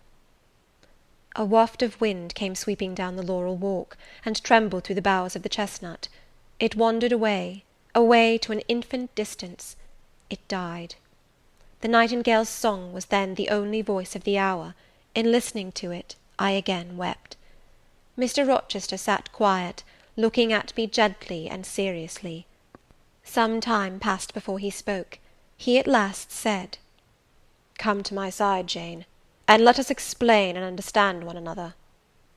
"I will never again come to your side. I am torn away now, and cannot return." "But, Jane, I summon you as my wife. It is you only I intend to marry." I was silent. I thought he mocked me. "Come, Jane, come hither." "Your bride stands between us." He rose, and with a stride reached me. "My bride is here," he said, again drawing me to him, "because my equal is here, and my likeness. Jane, will you marry me?" Still I did not answer, and still I writhed myself from his grasp, for I was still incredulous. "Do you doubt me, Jane?" "Entirely." "You have no faith in me?" "Not a whit." "Am I a liar in your eyes?" he asked passionately. "Little sceptic, you shall be convinced. What love have I for Miss Ingram? None, and that you know. What love has she for me? None, as I have taken pains to prove. I caused a rumour to reach her that my fortune was not a third of what was supposed, and after that I presented myself to see the result. It was coldness both from her and her mother.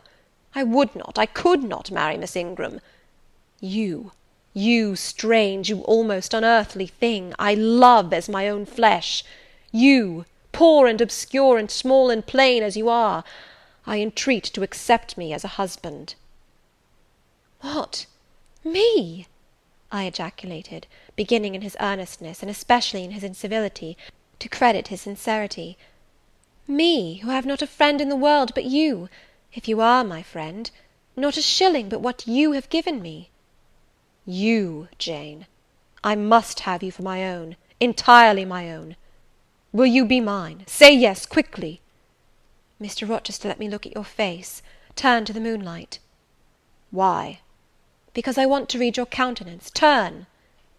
"There. You will find it scarcely more legible than a crumpled, scratched page. Read on, only make haste, for I suffer." His face was very much agitated and very much flushed, and there were strong workings in the features and strange gleams in the eyes. "Oh, Jane, you torture me!" he exclaimed. "With that searching and yet faithful and generous look, you torture me." "How can I do that? If you are true, and your offer real, my only feelings to you must be gratitude and devotion. They cannot torture." "Gratitude!" he ejaculated, and added wildly, "Jane, Accept me quickly. Say, Edward, give me my name, Edward, I will marry you." "Are you in earnest? Do you truly love me? Do you sincerely wish me to be your wife?" "I do, and if an oath is necessary to satisfy you, I swear it." "Then, sir, I will marry you." "Edward, my little wife." "Dear Edward!" Come to me entirely now," said he, and added in his deepest tone, speaking in my ear as his cheek was laid on mine, "Make my happiness, I will make yours." "God pardon me," he subjoined ere long, "and man meddle not with me, I have her, and will hold her." "There is no one to meddle, sir. I have no kindred to interfere."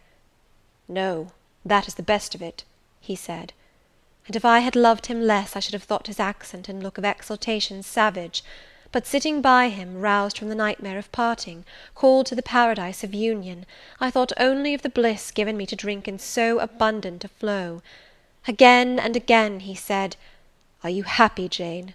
and again I answered, "Yes." After which he murmured, "It will atone, it will atone. Have I not found her friendless, cold, and comfortless? Will I not guard and cherish and solace her? Is there not love in my heart, and constancy in my resolves?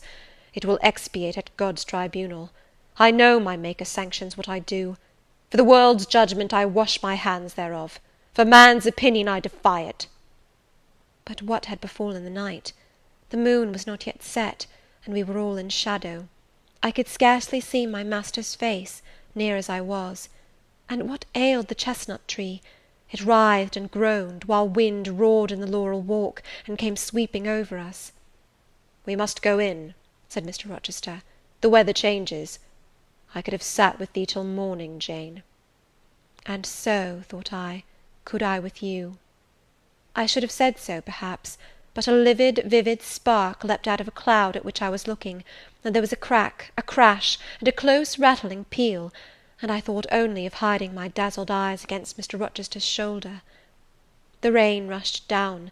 He hurried me up the walk, through the grounds, and into the house, but we were quite wet before we could pass the threshold. He was taking off my shawl in the hall, and shaking the water out of my loosened hair, when Mrs. Fairfax emerged from her room. I did not observe her at first, nor did Mr. Rochester. The lamp was lit, the clock was on the stroke of 12. "Hasten to take off your wet things," said he, "and before you go, good night. Good night, my darling." He kissed me repeatedly. When I looked up, on leaving his arms, there stood the widow, pale, grave, and amazed. I only smiled at her, and ran up stairs. Explanation will do for another time, thought I. Still, when I reached my chamber, I felt a pang at the idea she should even temporarily misconstrue what she had seen; but joy soon effaced every other feeling, and loud as the wind blew, near and deep as the thunder crashed, fierce and frequent as the lightning gleamed, cataract-like as the rain fell during a storm of 2 hours' duration, I experienced no fear and little awe. Mr. Rochester came thrice to my door in the course of it, to ask if I was safe and tranquil, and that was comfort, that was strength for anything.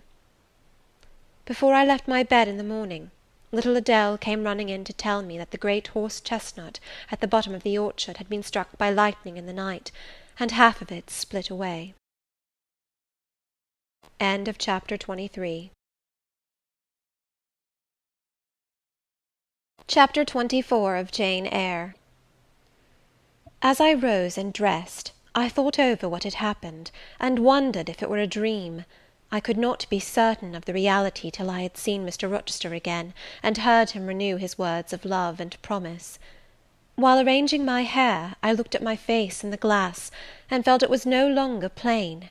There was hope in its aspect, and life in its colour, and my eyes seemed as if they had beheld the fount of fruition, and borrowed beams from the lustrous ripple. I had often been unwilling to look at my master, because I feared he could not be pleased at my look, but I was sure I might lift my face to his now, and not cool his affection by its expression. I took a plain but clean and light summer dress from my drawer, and put it on. It seemed no attire had ever so well become me, because none had I ever worn in so blissful a mood. I was not surprised, when I ran down into the hall, to see that a brilliant June morning had succeeded to the tempest of the night, and to feel, through the open glass door, the breathing of a fresh and fragrant breeze. Nature must be gladsome when I was so happy. A beggar woman and her little boy, pale ragged objects both, were coming up the walk, and I ran down and gave them all the money I happened to have in my purse, some 3 or 4 shillings. Good or bad, they must partake of my jubilee. The rooks cawed and blither birds sang, but nothing was so merry or so musical as my own rejoicing heart. Mrs. Fairfax surprised me by looking out of the window with a sad countenance, and saying gravely, "Miss Eyre, will you come to breakfast?" During the meal she was quiet and cool, but I could not undeceive her then. I must wait for my master to give explanations, and so must she. I ate what I could, and then I hastened upstairs. I met Adele leaving the schoolroom. "Where are you going? It is time for lessons." "Mr. Rochester has sent me away to the nursery." "Where is he?" "In there," pointing to the apartment she had left, and I went in, and there he stood. "Come and bid me good morning," said he. I gladly advanced, and it was not merely a cold word now, or even a shake of the hand that I received, but an embrace and a kiss. It seemed natural, it seemed genial to be so well loved, so caressed by him. "Jane, you look blooming and smiling and pretty," said he, "truly pretty this morning. Is this my pale little elf? Is this my mustard seed? This little sunny-faced girl with the dimpled cheek and rosy lips, the satin-smooth hazel hair and the radiant hazel eyes?" I had green eyes, reader, but you must excuse the mistake. For him they were new-dyed, I suppose. "It is Jane Eyre, Sir." "Soon to be Jane Rochester," he added. "In 4 weeks, Janet, not a day more, do you hear that?" I did, and I could not quite comprehend it. It made me giddy. The feeling, the announcement sent through me, was something stronger than was consistent with joy, something that smote and stunned. It was, I think, almost fear. "You blushed, and now you are white, Jane. What is that for?" "Because you gave me a new name, Jane Rochester, and it seems so strange." "Yes, Mrs. Rochester," said he, "young Mrs. Rochester, Fairfax Rochester's girl bride." "It can never be, Sir. It does not sound likely. Human beings never enjoy complete happiness in this world. I was not born for a different destiny to the rest of my species. To imagine such a lot befalling me is a fairy tale, a day-dream." "Which I can and will realize. I shall begin to-day. This morning I wrote to my banker in London to send me certain jewels he has in his keeping, heirlooms for the ladies of Thornfield. In a day or 2 I hope to pour them into your lap, for every privilege, every attention shall be yours that I would accord a peer's daughter, if about to marry her." "Oh, Sir, never rain jewels. I don't like to hear them spoken of. Jewels for Jane Eyre sounds unnatural and strange. I would rather not have them." "I will myself put the diamond chain round your neck and the circlet on your forehead, which it will become, for nature at least has stamped her patent of nobility on this brow, Jane, and I will clasp the bracelets on these fine wrists, and load these fairy-like fingers with rings." "No, no, Sir, think of other subjects, and speak of other things, and in another strain. Don't address me as if I were a beauty. I am your plain Quakerish governess." "You are a beauty in my eyes, and a beauty just after the desire of my heart, delicate and aerial." "Puny and insignificant, you mean. You are dreaming, Sir, or you are sneering. For God's sake, don't be ironical." "I will make the world acknowledge you a beauty too," he went on, while I really became uneasy at the strain he had adopted, because I felt he was either deluding himself, or trying to delude me. "I will attire my Jane in satin and lace, and she shall have roses in her hair, and I will cover the head I love best with a priceless veil." "And then you won't know me, Sir, and I shall not be your Jane Eyre any longer, but an ape in a harlequin's jacket, a jay in borrowed plumes. I would as soon see you, Mr. Rochester, tricked out in stage trappings, as myself clad in a court lady's robe. And I don't call you handsome, Sir, though I love you most dearly, far too dearly to flatter you. Don't flatter me." He pursued his theme, however, without noticing my deprecation. "This very day I shall take you in the carriage to Millcote, and you must choose some dresses for yourself. I told you we shall be married in 4 weeks. The wedding is to take place quietly, in the church down below yonder, and then I shall waft you away at once to town. After a brief stay there, I shall bear my treasure to regions nearer the sun, to French vineyards and Italian plains, and she shall see whatever is famous in old story and in modern record. She shall taste, too, of the life of cities, and she shall learn to value herself by just comparison with others." "Shall I travel, and with you, Sir?" "You shall sojourn at Paris, Rome, and Naples, at Florence, Venice, and Vienna. All the ground I have wandered over shall be re-trodden by you. Wherever I have stamped my hoof, your sylph's foot shall step also. 10 years since, I flew through Europe half mad with disgust, hate, and rage as my companions. Now I shall revisit it, healed and cleansed, with a very angel as my comforter." I laughed at him as he said this. "I am not an angel," I asserted, "and I will not be one till I die. I will be myself. Mr. Rochester, you must neither expect nor exact anything celestial of me, for you will not get it, any more than I shall get it of you, which I do not at all anticipate." "What do you anticipate of me?" "For a little while you will perhaps be as you are now, a very little while, and then you will turn cool, and then you will be capricious, and then you will be stern, and I shall have much ado to please you. But when you get well used to me, you will perhaps like me again. Like me, I say, not love me. I suppose your love will effervesce in 6 months or less. I have observed in books written by men that period assigned as the farthest to which a husband's ardour extends. Yet, after all, as a friend and companion, I hope never to become quite distasteful to my dear master." "Distasteful! And like you again! I think I shall like you again, and yet again; and I will make you confess I do not only like, but love you, with truth, fervour, constancy." "Yet are you not capricious, Sir?" "To women who please me only by their faces. I am the very devil when I find out they have neither souls nor hearts, when they open to me a perspective of flatness, triviality, and perhaps imbecility, coarseness, and ill temper. But to the clear eye and eloquent tongue, to the soul made of fire, and the character that bends but does not break, at once supple and stable, tractable and consistent, I am ever tender and true." "Had you ever experience of such a character, Sir? Did you ever love such a one?" "I love it now." "But before me, if I, indeed, in any respect, come up to your difficult standard?" "I never met your likeness. Jane, you please me, and you master me.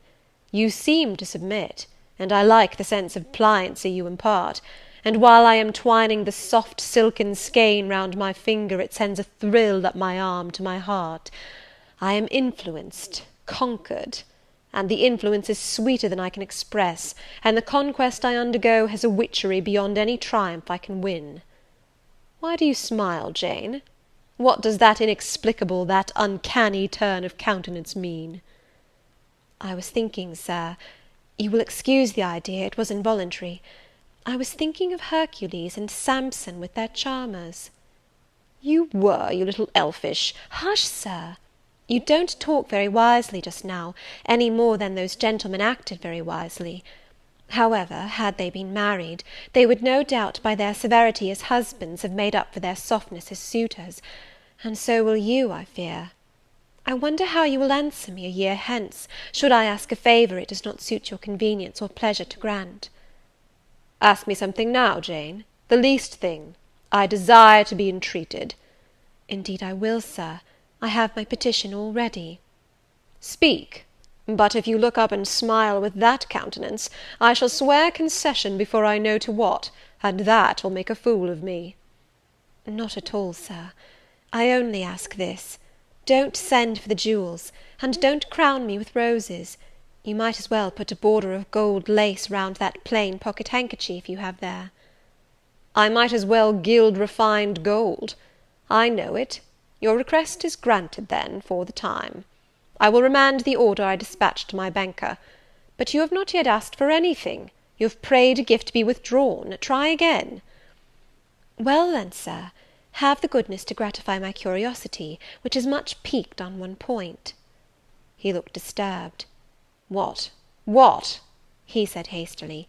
"Curiosity is a dangerous petition. It is well I have not taken a vow to accord every request." "But there can be no danger in complying with this, Sir." "Utter it, Jane; but I wish that instead of a mere inquiry into, perhaps, a secret, it was a wish for half my estate." "Now, King Ahasuerus, what do I want with half your estate? Do you think I am a Jew usurer, sinking good investment in land? I would much rather have all your confidence. You will not exclude me from your confidence, if you will admit me to your heart." "You are welcome to all my confidence that is worth having, Jane; but for God's sake don't desire a useless burden. Don't long for poison. Don't turn out a downright Eve on my hands." "Why not, Sir? You have just been telling me how much you like to be conquered, and how pleasant over-persuasion is to you. Don't you think I had better take advantage of the confession, and begin and coax and entreat, even cry and be sulky if necessary, for the sake of a mere essay of my power?" "I dare you to any such experiment. Encroach, presume, and the game is up." "Is it, Sir? You soon give in. How stern you look now! Your eyebrows have become as thick as my finger, and your forehead resembles what, in some very astonishing poetry, I once saw styled a blue piled thunder loft. That will be your married look, I suppose." "If that will be your married look, I, as a Christian, will soon give up the notion of consorting with a mere sprite or salamander. But what had you to ask, thing? Out with it." "There, you are less than civil now, and I like rudeness a great deal better than flattery. I had rather be a thing than an angel.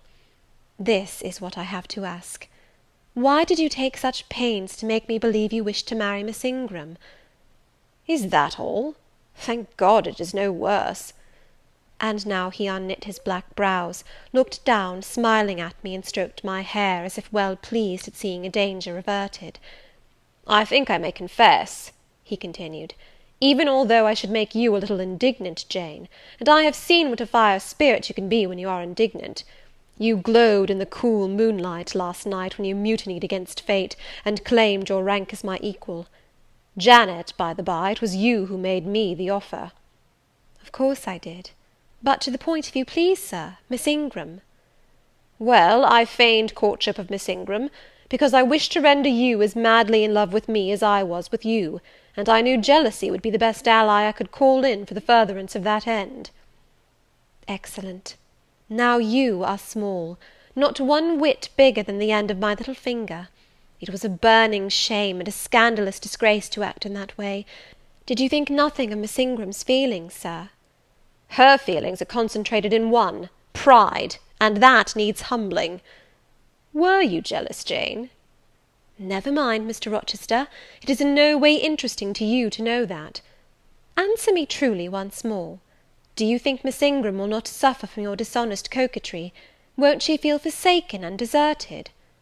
"Impossible! When I told you how she, on the contrary, deserted me, the idea of my insolvency cooled, or rather extinguished, her flame in a moment." "You have a curious, designing mind, Mr. Rochester. I am afraid your principles on some points are eccentric." "My principles were never trained, Jane. They may have grown a little awry for want of attention." "Once again, seriously, may I enjoy the great good that has been vouchsafed to me, without fearing that any one else is suffering the bitter pain I myself felt a while ago?" "That you may, my good little girl. There is not another being in the world has the same pure love for me as yourself; for I lay that pleasant unction to my soul, Jane, a belief in your affection." I turned my lips to the hand that lay on my shoulder. I loved him very much, more than I could trust myself to say, more than words had power to express. "Ask something more," he said presently. "It is my delight to be entreated, and to yield." I was again ready with my request. "Communicate your intentions to Mrs. Fairfax, Sir. She saw me with you last night in the hall, and she was shocked. Give her some explanation before I see her again. It pains me to be misjudged by so good a woman. "Go to your room and put on your bonnet," he replied. "I mean you to accompany me to Millcote this morning, and while you prepare for the drive, I will enlighten the old lady's understanding. Did she think, Janet, you had given the world for love, and considered it well lost?" "I believe she thought I had forgotten my station, and yours, sir." "Station! Station! Your station is in my heart, and on the necks of those who would insult you, now or hereafter. Go." I was soon dressed, and when I heard Mr. Rochester quit Mrs. Fairfax's parlour, I hurried down to it. The old lady had been reading her morning portion of Scripture, the lesson for the day. Her Bible lay open before her, and her spectacles were upon it. Her occupation, suspended by Mr. Rochester's announcement, seemed now forgotten. Her eyes, fixed on the blank wall opposite, expressed the surprise of a quiet mind stirred by unwonted tidings. Seeing me, she roused herself. She made a sort of effort to smile, and framed a few words of congratulation; but the smile expired, and the sentence was abandoned unfinished. She put up her spectacles, shut the Bible, and pushed a chair back from the table. "I feel so astonished," she began. "I hardly know what to say to you, Miss Eyre. I have surely not been dreaming, have I? Sometimes I half fall asleep when I am sitting alone, and fancy things that have never happened. It has seemed to me more than once, when I have been in a doze, that my dear husband, who died 15 years since, has come in and sat down beside me, and that I have even heard him call me by my name, Alice, as he used to do.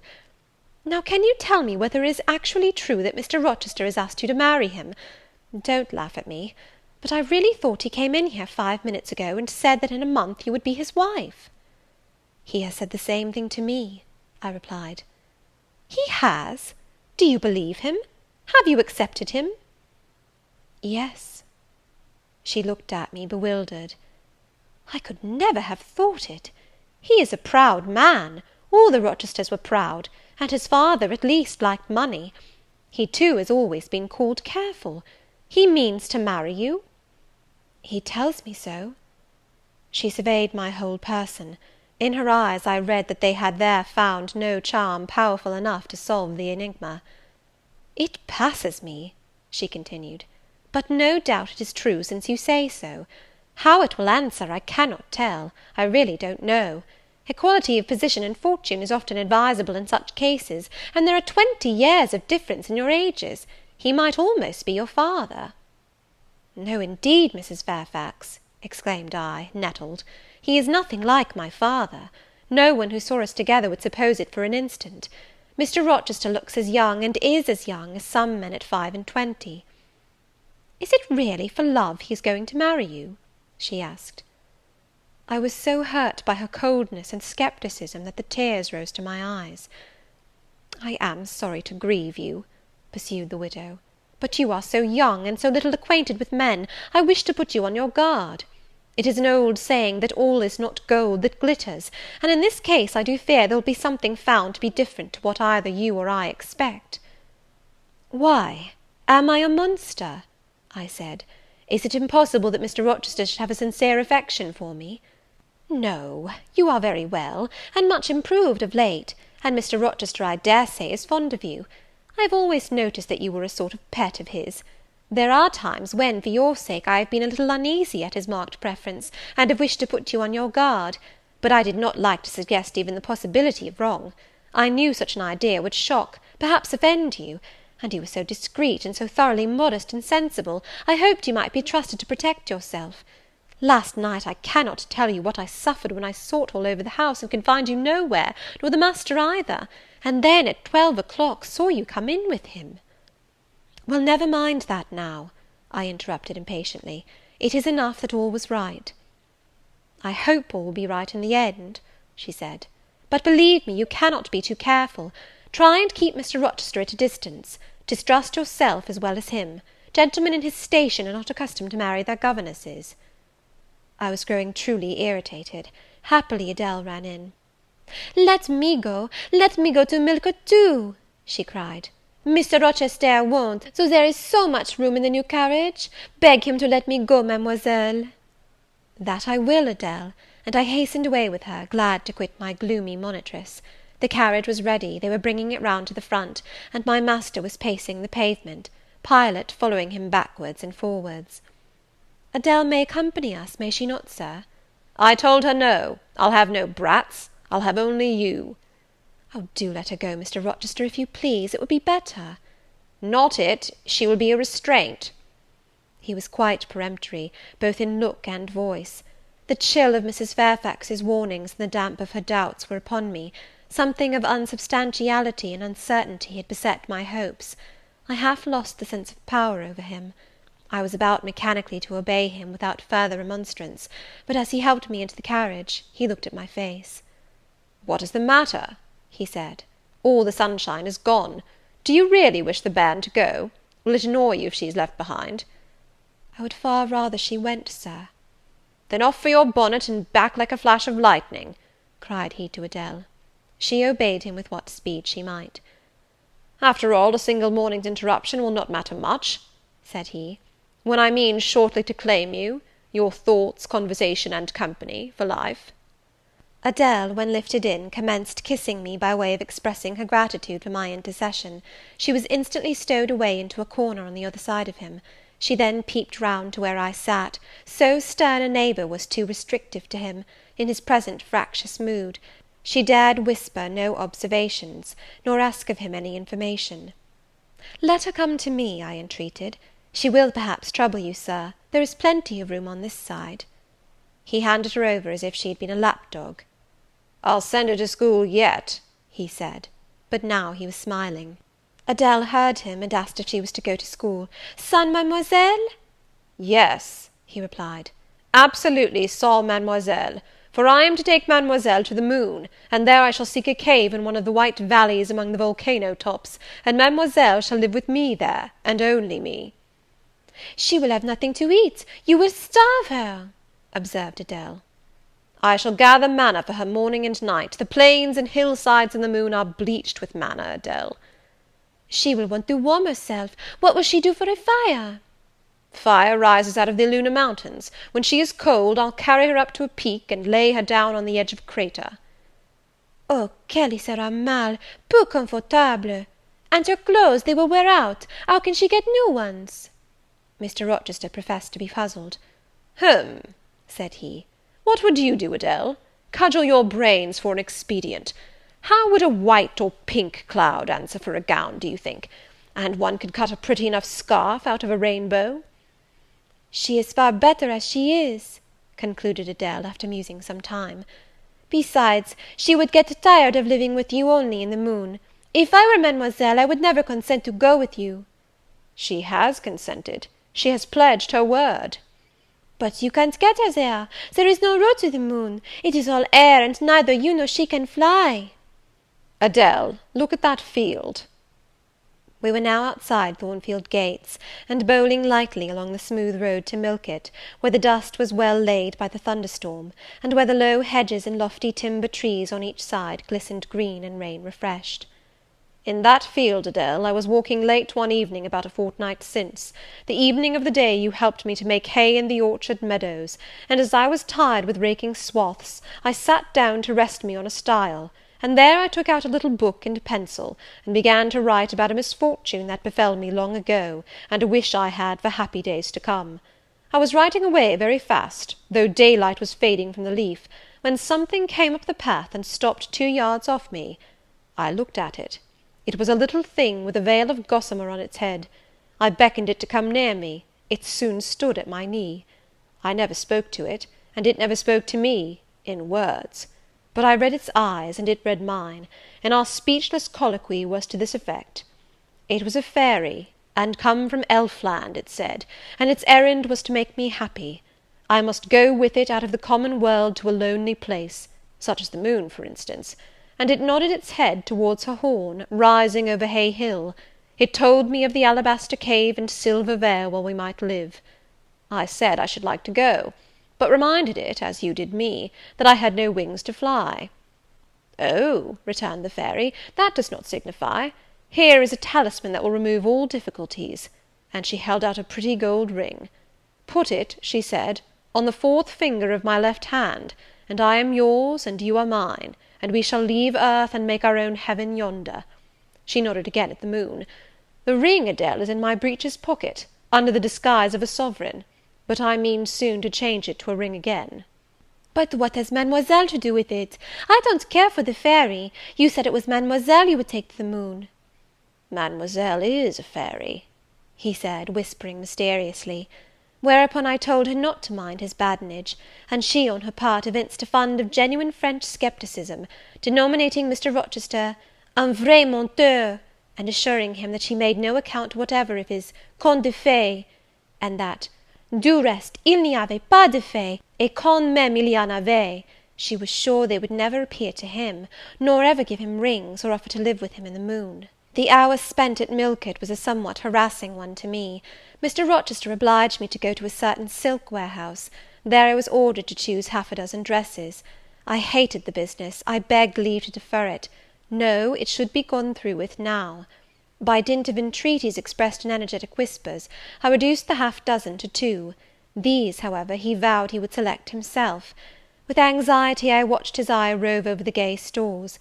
He fixed on a rich silk of the most brilliant amethyst dye, and a superb pink satin. I told him in a new series of whispers that he might as well buy me a gold gown and a silver bonnet at once. I should certainly never venture to wear his choice. With infinite difficulty, for he was stubborn as a stone, I persuaded him to make an exchange in favour of a sober black satin and a pearl grey silk. "It might pass for the present," he said, "but he would yet see me glittering like a parterre." Glad was I to get him out of the silk warehouse, and then out of a jeweller's shop. The more he bought me, the more my cheek burned with a sense of annoyance and degradation. As we re-entered the carriage, and I sat back feverish and fagged, I remembered what, in the hurry of events, dark and bright, I had wholly forgotten, the letter of my uncle, Jane Eyre, to Mrs. Reed, his intention to adopt me and make me his legatee. It would be a relief, indeed, I thought, if I had ever so small an independency. I can never bear being dressed like a doll by Mr. Rochester, or sitting like a second Danae with the golden shower falling daily round me. I will write to Madeira the moment I get home, and tell my uncle John I am going to be married, and to whom. If I had but a prospect of one day bringing Mr. Rochester an accession of fortune, I could better endure to be kept by him now. And somewhat relieved by this idea, which I failed not to execute that day, I ventured once more to meet my master's and lover's eye, which most pertinaciously sought mine, though I averted both face and gaze. He smiled, and I thought his smile was such as a sultan might, in a blissful and fond moment, bestow on a slave his gold and gems had enriched. I crushed his hand, which was ever hunting mine, vigorously, and thrust it back to him, red with the passionate pressure. "You need not look in that way," I said. "If you do, I'll wear nothing but my old low-wood frocks to the end of the chapter.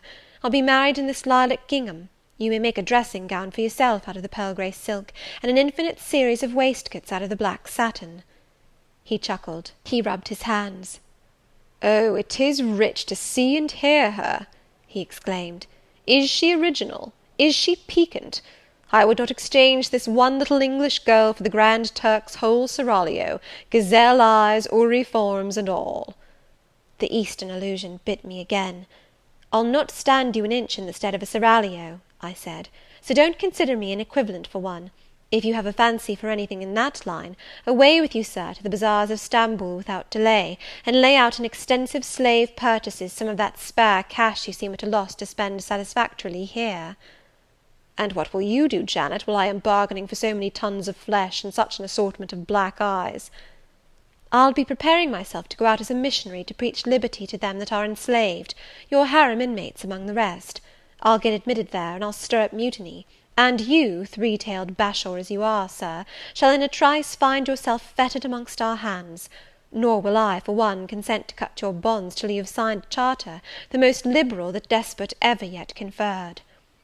"I would consent to be at your mercy, Jane." "I would have no mercy, Mr. Rochester, if you supplicated for it with an eye like that. While you looked so, I should be certain that whatever charter you might grant under coercion, your first act, when released, would be to violate its conditions." "Why, Jane, what would you have? I fear you will compel me to go through a private marriage ceremony, besides that performed at the altar. You will stipulate, I see, for peculiar terms. What will they be?" "I only want an easy mind, Sir, not crushed by crowded obligations. Do you remember what you said of Céline Varenne? Of the diamonds, the cashmeres you gave her? I will not be your English Céline Varenne. I shall continue to act as Adèle's governess. By that I shall earn my board and lodging, and £30 a year besides.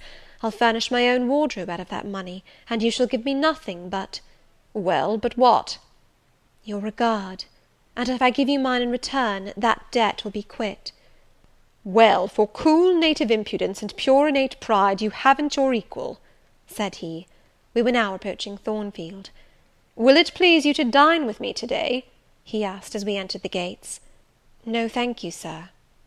"And what for, no thank you, if one may inquire?"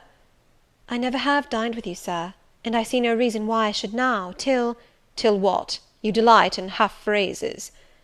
"Till I can't help it." "Do you suppose I eat like an ogre, or a ghoul, that you dread of being the companion of my repast?" "I have formed no supposition on the subject, Sir, but I want to go on as usual for another month." "You will give up your governessing slavery at once?" "Indeed, begging your pardon, Sir, I shall not. I shall just go on with it as usual. I shall keep out of your way all day, as I have been accustomed to do. You may send for me in the evening, when you feel disposed to see me, and I'll come then, but at no other time." "I want a smoke, Jane, or a pinch of snuff, to comfort me under all this, pour me donner une contenance, as Adèle would say; and unfortunately I have neither my cigar case nor my snuff box.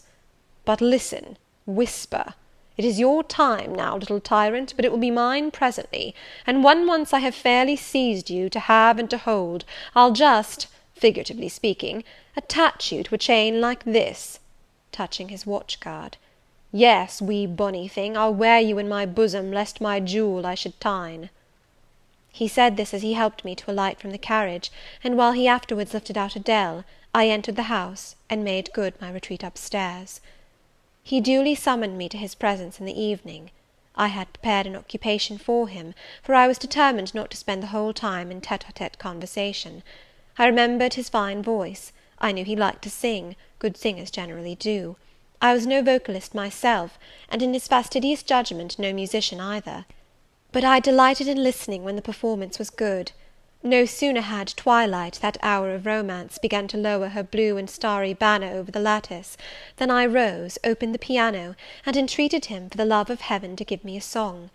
He said I was a capricious witch, and that he would rather sing another time, but I averred that no time was like the present. "Did I like his voice?" he asked.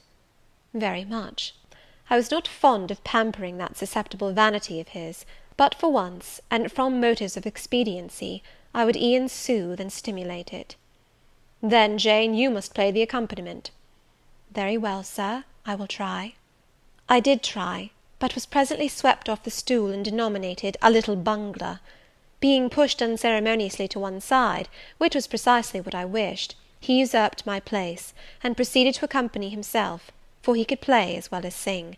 I hied me to the window recess; and while I sat there and looked out at the still trees and dim lawn, to a sweet air was sung in mellow tones the following strain: "The truest love that ever heart felt at its kindled core, did through each vein in quickened start the tide of being pour. Her coming was my hope each day, her parting was my pain, the chance that did her steps delay was ice in every vein. I dreamed it would be nameless bliss, as I loved, loved to be, and to this object did I press as blind as eagerly. But wide as pathless was the space that lay our lives between, and dangerous as the foamy race of ocean's surges green. And haunted as a robber path through wilderness or wood, for might and right, and woe and wrath, between our spirits stood. I dangers dared, I hindrance scorned, I omens did defy. Whatever menaced, harassed, warned, I passed impetuous by. On sped my rainbow, fast as light, I flew as in a dream, for glorious rose upon my sight that child of shower and gleam. Still bright on clouds of suffering dim shines that soft solemn joy, nor care I now how dense and grim disasters gather nigh. I care not in this moment sweet, though all I have rushed o'er should come on pinion strong and fleet, proclaiming vengeance sore. Though haughty hate should strike me down, right bar reproach to me, and grinding might with furious frown swear endless enmity. My love has placed her little hand with noble faith in mine, and vowed that wedlock's sacred band our nature shall entwine. My love has sworn with sealing kiss, with me to live, to die. I have at last my nameless bliss, as I loved, loved am I.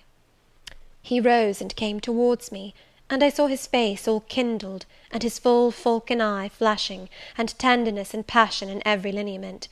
I quailed momentarily, and then I rallied. Soft scene, daring demonstration I would not have, and I stood in peril of both. A weapon of defence must be prepared. I wetted my tongue. As he reached me, I asked with asperity, whom he was going to marry now? That was a strange question to be put by his darling Jane. Indeed, I considered it a very natural and necessary one. He had talked of his future wife dying with him. What did he mean by such a pagan idea? I had no intention of dying with him, he might depend on that. Oh, all he longed, all he prayed for, was I might live with him. Death was not for such as I. Indeed it was. I had as good a right to die when my time came as he had, but I should bide that time, and not be hurried away in a suttee. Would I forgive him for the selfish idea, and prove my pardon by a reconciling kiss? No, I would rather be excused. Here I heard myself apostrophized as a hard little thing, and it was added, any other woman would have been melted to marrow at hearing such stanzas crooned in her praise. I assured him I was naturally hard, very flinty, and that he would often find me so, and that, moreover, I was determined to show him divers rugged points in my character, before the ensuing 4 weeks collapsed, he should know fully what sort of a bargain he had made, while there was yet time to rescind it. Would I be quiet and talk rationally? I would be quiet if he liked, and as to talking rationally, I flattered myself I was doing that now. He fretted, pished, and pshawed. Very good, thought I. You may fume and fidget as you please, but this is the best plan to pursue with you, I am sure. I like you more than I can say, but I'll not sink into a bathos of sentiment, and with this needle of repartee I'll keep you from the edge of the gulf too, and moreover maintain by its pungent aid that distance between you and myself most conducive to our real mutual advantage. From less to more I worked him up to considerable irritation. Then, after he had retired, in dudgeon, quite to the other end of the room, I got up, and saying, "I wish you good night, Sir," in my natural and wonted respectful manner, I slipped out by the side door and got away. The system thus entered on, I pursued during the whole season of probation, and with the best success. He was kept, to be sure, rather cross and crusty, but on the whole I could see he was excellently entertained, and that a lamb-like submission and turtle-dove sensibility, while fostering his despotism more, would have pleased his judgment, satisfied his common sense, and even suited his taste less. In other people's presence I was, as formerly, deferential and quiet, any other line of conduct being uncalled for. It was only in the evening conferences I thus thwarted and afflicted him. He continued to send for me punctually the moment the clock struck 7, though when I appeared before him now, he had no such honeyed terms as love and darling on his lips. The best words at my service were provoking puppet, malicious elf, sprite, changeling, etc. For caresses, too, I now got grimaces; for a pressure of the hand, a pinch on the arm; for a kiss on the cheek, a severe tweak of the ear. It was all right. At present I decidedly preferred these fierce favours to anything more tender. Mrs. Fairfax, I saw, approved me. Her anxiety on my account vanished, therefore I was certain I did well. Meantime Mr. Rochester affirmed I was wearing him to skin and bone, and threatened awful vengeance for my present conduct at some period fast coming. I laughed in my sleeve at his menaces. I can keep you in reasonable check now, I reflected, and I don't doubt to be able to do it hereafter. If one expedient loses its virtue, another must be devised. Yet, after all, my task was not an easy one. Often I would rather have pleased than teased him. My future husband was becoming to me my whole world, and more than the world, almost my hope of heaven. He stood between me and every thought of religion, as an eclipse intervenes between man and the broad sun. I could not, in those days, see God for his creature, of whom I had made an idol. Chapter 24. Chapter 25 of Jane Eyre. The month of courtship had wasted. Its very last hours were being numbered. There was no putting off the day that advanced, the bridal day, and all preparations for its arrival were complete. I, at least, had nothing more to do. There were my trunks, packed, locked, corded, ranged in a row along the wall of my little chamber. To-morrow at this time they would be far on their road to London, and so should I. Or rather, not I, but one Jane Rochester, a person whom as yet I knew not. The cards of address alone remained to nail on. They lay, 4 little squares, in the drawer. Mr. Rochester had himself written the direction, Mrs. Rochester, Hotel, London, on each. I could not persuade myself to affix them, or to have them affixed. Mrs. Rochester! She did not exist. She would not be born till to-morrow, sometime after 8 o'clock a.m., and I would wait to be assured she had come into the world alive before I assigned to her all that property. It was enough that in yonder closet, opposite my dressing-table, garments said to be hers had already displaced my black stuff Lowood frock and straw bonnet; for not to me appertained that suit of wedding raiment, the pearl-coloured robe, the vapoury veil pendant from the usurped portmanteau. I shut the closet to conceal the strange wraith-like apparel it contained, which at this evening hour, 9 o'clock, gave out certainly a most ghostly shimmer through the shadow of my apartment. "I will leave you by yourself, white dream," I said. "I am feverish. I hear the wind blowing. I will go out of doors and feel it." It was not only the hurry of preparation that made me feverish, not only the anticipation of the great change, the new life which was to commence to-morrow. Both these circumstances had their share, doubtless, in producing that restless, excited mood which hurried me forth at this late hour into the darkening grounds; but a third cause influenced my mind more than they. I had at heart a strange and anxious thought. Something had happened which I could not comprehend. No one knew of or had seen the event but myself. It had taken place the preceding night. Mr. Rochester that night was absent from home, nor was he yet returned. Business had called him to a small estate of 2 or 3 farms he possessed 30 miles off. Business it was requisite he should settle in person, previous to his meditated departure from England. I now waited his return, eager to disburden my mind, and to seek of him the solution of the enigma that perplexed me. Stay till he comes, reader, and when I disclose my secret to him, you shall share the confidence.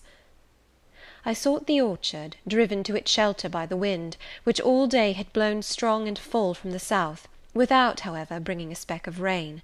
Instead of subsiding as night drew on, it seemed to augment its rush and deepen its roar.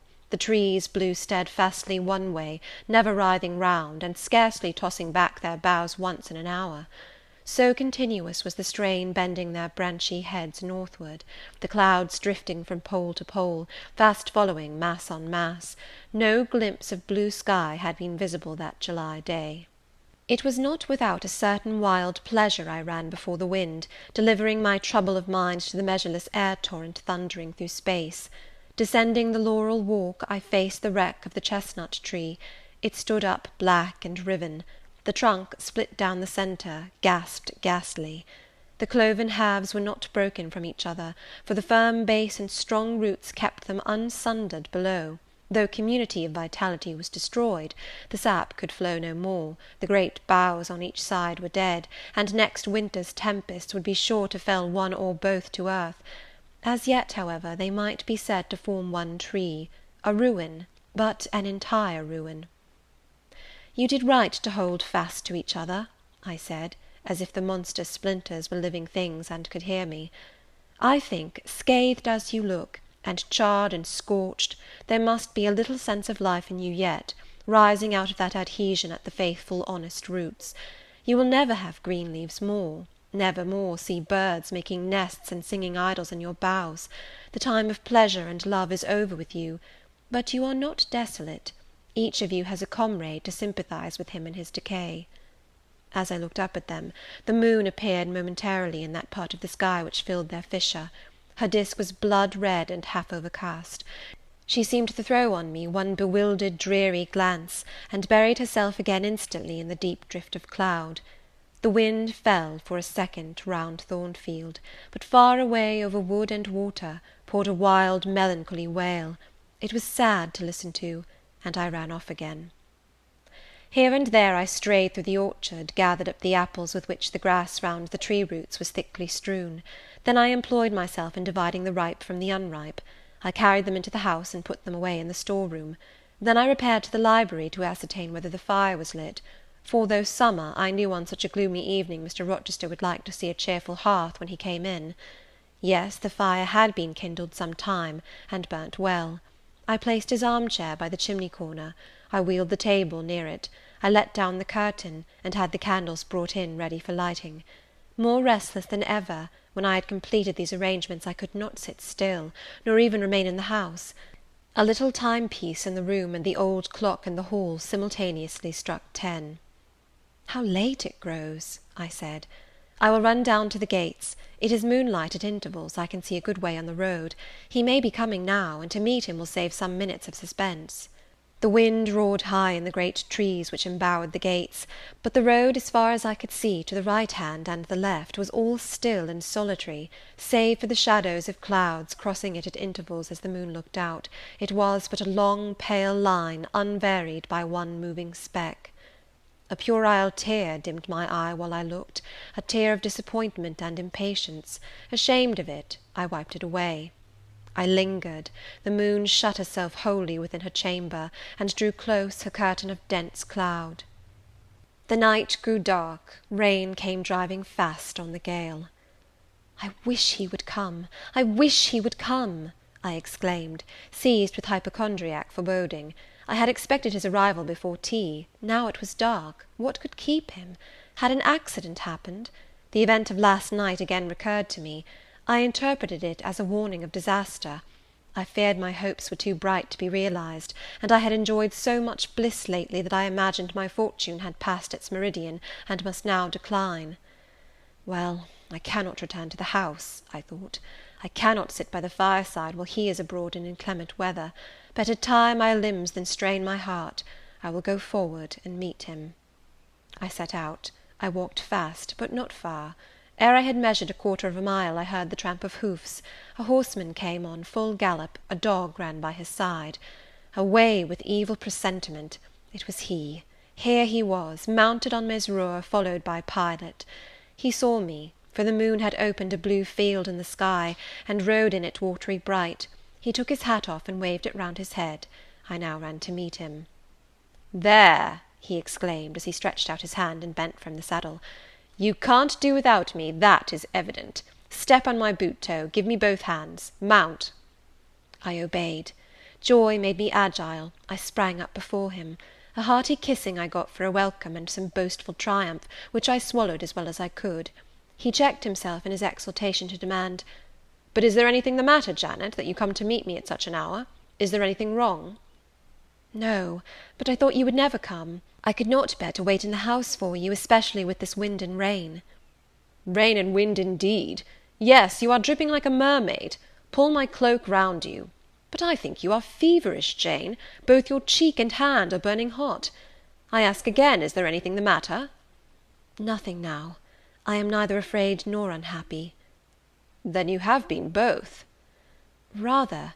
But I'll tell you all about it by and by, sir, and I dare say you will only laugh at me for my pains." "I'll laugh at you heartily when tomorrow is past. Till then I dare not. My prize is not certain. This is you who have been as slippery as an eel this last month, and as thorny as a briar rose. I could not lay a finger anywhere but I was pricked, and now I seem to have gathered up a stray lamb in my arms. You wandered out of the fold to seek your shepherd, did you, Jane?" "I wanted you. But don't boast. Here we are at Thornfield. Now let me get down." He landed me on the pavement. As John took his horse, and he followed me into the hall, he told me to make haste and put on something dry, and then returned to him in the library, and he stopped me as I made for the staircase, to extort a promise that I would not be long. Nor was I long. In 5 minutes I rejoined him. I found him at supper. "Take a seat and bear me company, Jane. Please God, it is the last meal but one you will eat at Thornfield Hall for a long time." I sat down near him, but told him I could not eat. "Is it because you have the prospect of a journey before you, Jane? Is it thoughts of going to London that takes away your appetite?" "I cannot see my prospects clearly to-night, sir, and I hardly know what thoughts I have in my head. Everything in life seems unreal." "Except me. I am substantial enough. Touch me." "You, sir, are the most phantom-like of all. You are a mere dream." He held out his hand, laughing. "Is that a dream?" said he, placing it close to my eyes. He had a rounded, muscular, and vigorous hand, as well as a long, strong arm. "Yes, though I touch it, it is a dream," said I, as I put it down from before my face. "Sir, have you finished supper?" "Yes, Jane." I rang the bell and ordered away the tray. When we were again alone, I stirred the fire, and then took a low seat at my master's knee. "It is near midnight," I said. "Yes, but remember, Jane, you promised to wake with me the night before my wedding." "I did, and I will keep my promise, for an hour or two at least. I have no wish to go to bed." "Are all your arrangements complete?" "All, sir." "And on my part likewise," he returned. "I have settled everything, and we shall leave Thornfield to-morrow, within half an hour after our return from church." "Very well, sir." With what an extraordinary smile you uttered that word, "very well," Jane! What a bright spot of colour you have on each cheek, and how strangely your eyes glitter! Are you well?" "I believe I am." "Believe? What is the matter? Tell me what you feel." "I could not, sir. No words could tell you what I feel. I wish this present hour would never end. Who knows with what fate the next may come charged?" "This is hypochondria, Jane. You have been over-excited or over-fatigued." "Do you, sir, feel calm and happy?" "Calm? No. But happy, to the heart's core." I looked up at him to read the signs of bliss in his face. It was ardent and flushed. "Give me your confidence, Jane," he said. "Relieve your mind of any weight that oppresses it by imparting it to me. What do you fear? That I shall not prove a good husband?" "It is the idea farthest from my thoughts." "Are you apprehensive of the new sphere you are about to enter? Of the new life into which you are passing?" "No." "You puzzle me, Jane. Your look and tone of sorrowful audacity perplex and pain me. I want an explanation." "Then, sir, listen. You were from home last night." "I was. I know that, and you hinted a while ago at something which had happened in my absence. Nothing probably of consequence, but in short it has disturbed you. Let me hear it. Mrs. Fairfax has said something, perhaps, or you have overheard the servants talk. Your sensitive self-respect has been wounded." "No, sir. It struck 12. I waited till the timepiece had concluded its silver chime, and the clock its hoarse vibrating stroke, and then I proceeded. All day yesterday I was very busy, and very happy in my ceaseless bustle, for I am not, as you seem to think, troubled by any haunting fears about the new sphere, etc. I think it a glorious thing to have the hope of living with you, because I love you. No, sir, don't caress me now. Let me talk undisturbed. Yesterday I trusted well in Providence, and believed that events were working together for your good and mine. It was a fine day, if you recollect. The calmness of the air and sky forbade apprehensions respecting your safety or comfort on your journey. I walked a little on the pavement after tea, thinking of you, and I beheld you in imagination so near me I scarcely missed your actual presence. I thought of the life that lay before me, your life, sir, an existence more expansive and stirring than my own, as much more so as the depths of the sea to which the brook runs are than the shallows of its own straight channel. I wondered why moralists call this world a dreary wilderness. For me it blossomed like a rose. Just at sunset the air turned cold and the sky cloudy. I went in, Sophy called me upstairs to look at my wedding dress, which they had just brought, and under it in the box I found your present, the veil which, in your princely extravagance, you sent for from London, resolved, I suppose, since I would not have jewels, to cheat me into accepting something as costly. I smiled as I unfolded it, and devised how I would tease you about your aristocratic tastes, and your efforts to mask your plebeian bride in the attributes of a peeress. I thought how I would carry down to you the square of unembroidered blonde I had myself prepared as a covering for my low-born head, and ask if that was not good enough for a woman who could bring her husband neither fortune, beauty, nor connections. I saw plainly how you would look, and heard your impetuous republican answers, and your haughty disavowal of any necessity on your part to augment your wealth or elevate your standing by marrying either a purse or a coronet." "How well you read me, you witch!" interposed Mr. Rochester. "But what did you find in the veil besides its embroidery? Did you find poison, or a dagger, that you look so mournful now?" "No, no, Sir. Besides the delicacy and richness of the fabric, I found nothing save Fairfax Rochester's pride, and that did not scare me, because I am used to the sight of the demon. But, Sir, as it grew dark, the wind rose. It blew yesterday evening, not as it blows now, wild and high, but with a sullen, moaning sound, far more eerie. I wished you were at home. I came into this room, and the sight of the empty chair and fireless hearth chilled me. For some time after I went to bed I could not sleep. A sense of anxious excitement distressed me. The gale still rising seemed to my ear to muffle a mournful undersound. Whether in the house or abroad I could not at first tell, but it recurred, doubtful yet doleful at every lull. At last I made out it must be some dog howling at a distance. I was glad when it ceased. On sleeping, I continued in dreams the idea of a dark and gusty night. I continued also the wish to be with you, and experienced a strange, regretful consciousness of some barrier dividing us. During all my first sleep I was following the windings of an unknown road. Total obscurity environed me. Rain pelted me. I was burdened with the charge of a little child, a very small creature, too young and feeble to walk, and which shivered in my cold arms, and wailed piteously in my ear. I thought, Sir, that you were on the road a long way before me, and I strained every nerve to overtake you, and made effort on effort to utter your name and entreat you to stop, but my movements were fettered, and my voice still died away inarticulate, while you, I felt, withdrew farther and farther every moment. And those dreams weigh on your spirits now, Jane, when I am close to you? Little nervous subject! Forget visionary woe, and think only of real happiness. You say you love me, Janet? Yes, I will not forget that, and you cannot deny it. Those words did not die inarticulate on your lips. I heard them clear and soft, a thought too solemn perhaps, but sweet as music. I think it is a glorious thing to have the hope of living with you, Edward, because I love you. Do you love me, Jane? Repeat it." "I do, Sir, I do, with my whole heart." "Well," he said, after some minutes' silence, "it is strange, but that sentence has penetrated my breast painfully. Why? I think because you said it with such an earnest religious energy, and because your upward gaze at me now is the very sublime of faith, truth, and devotion.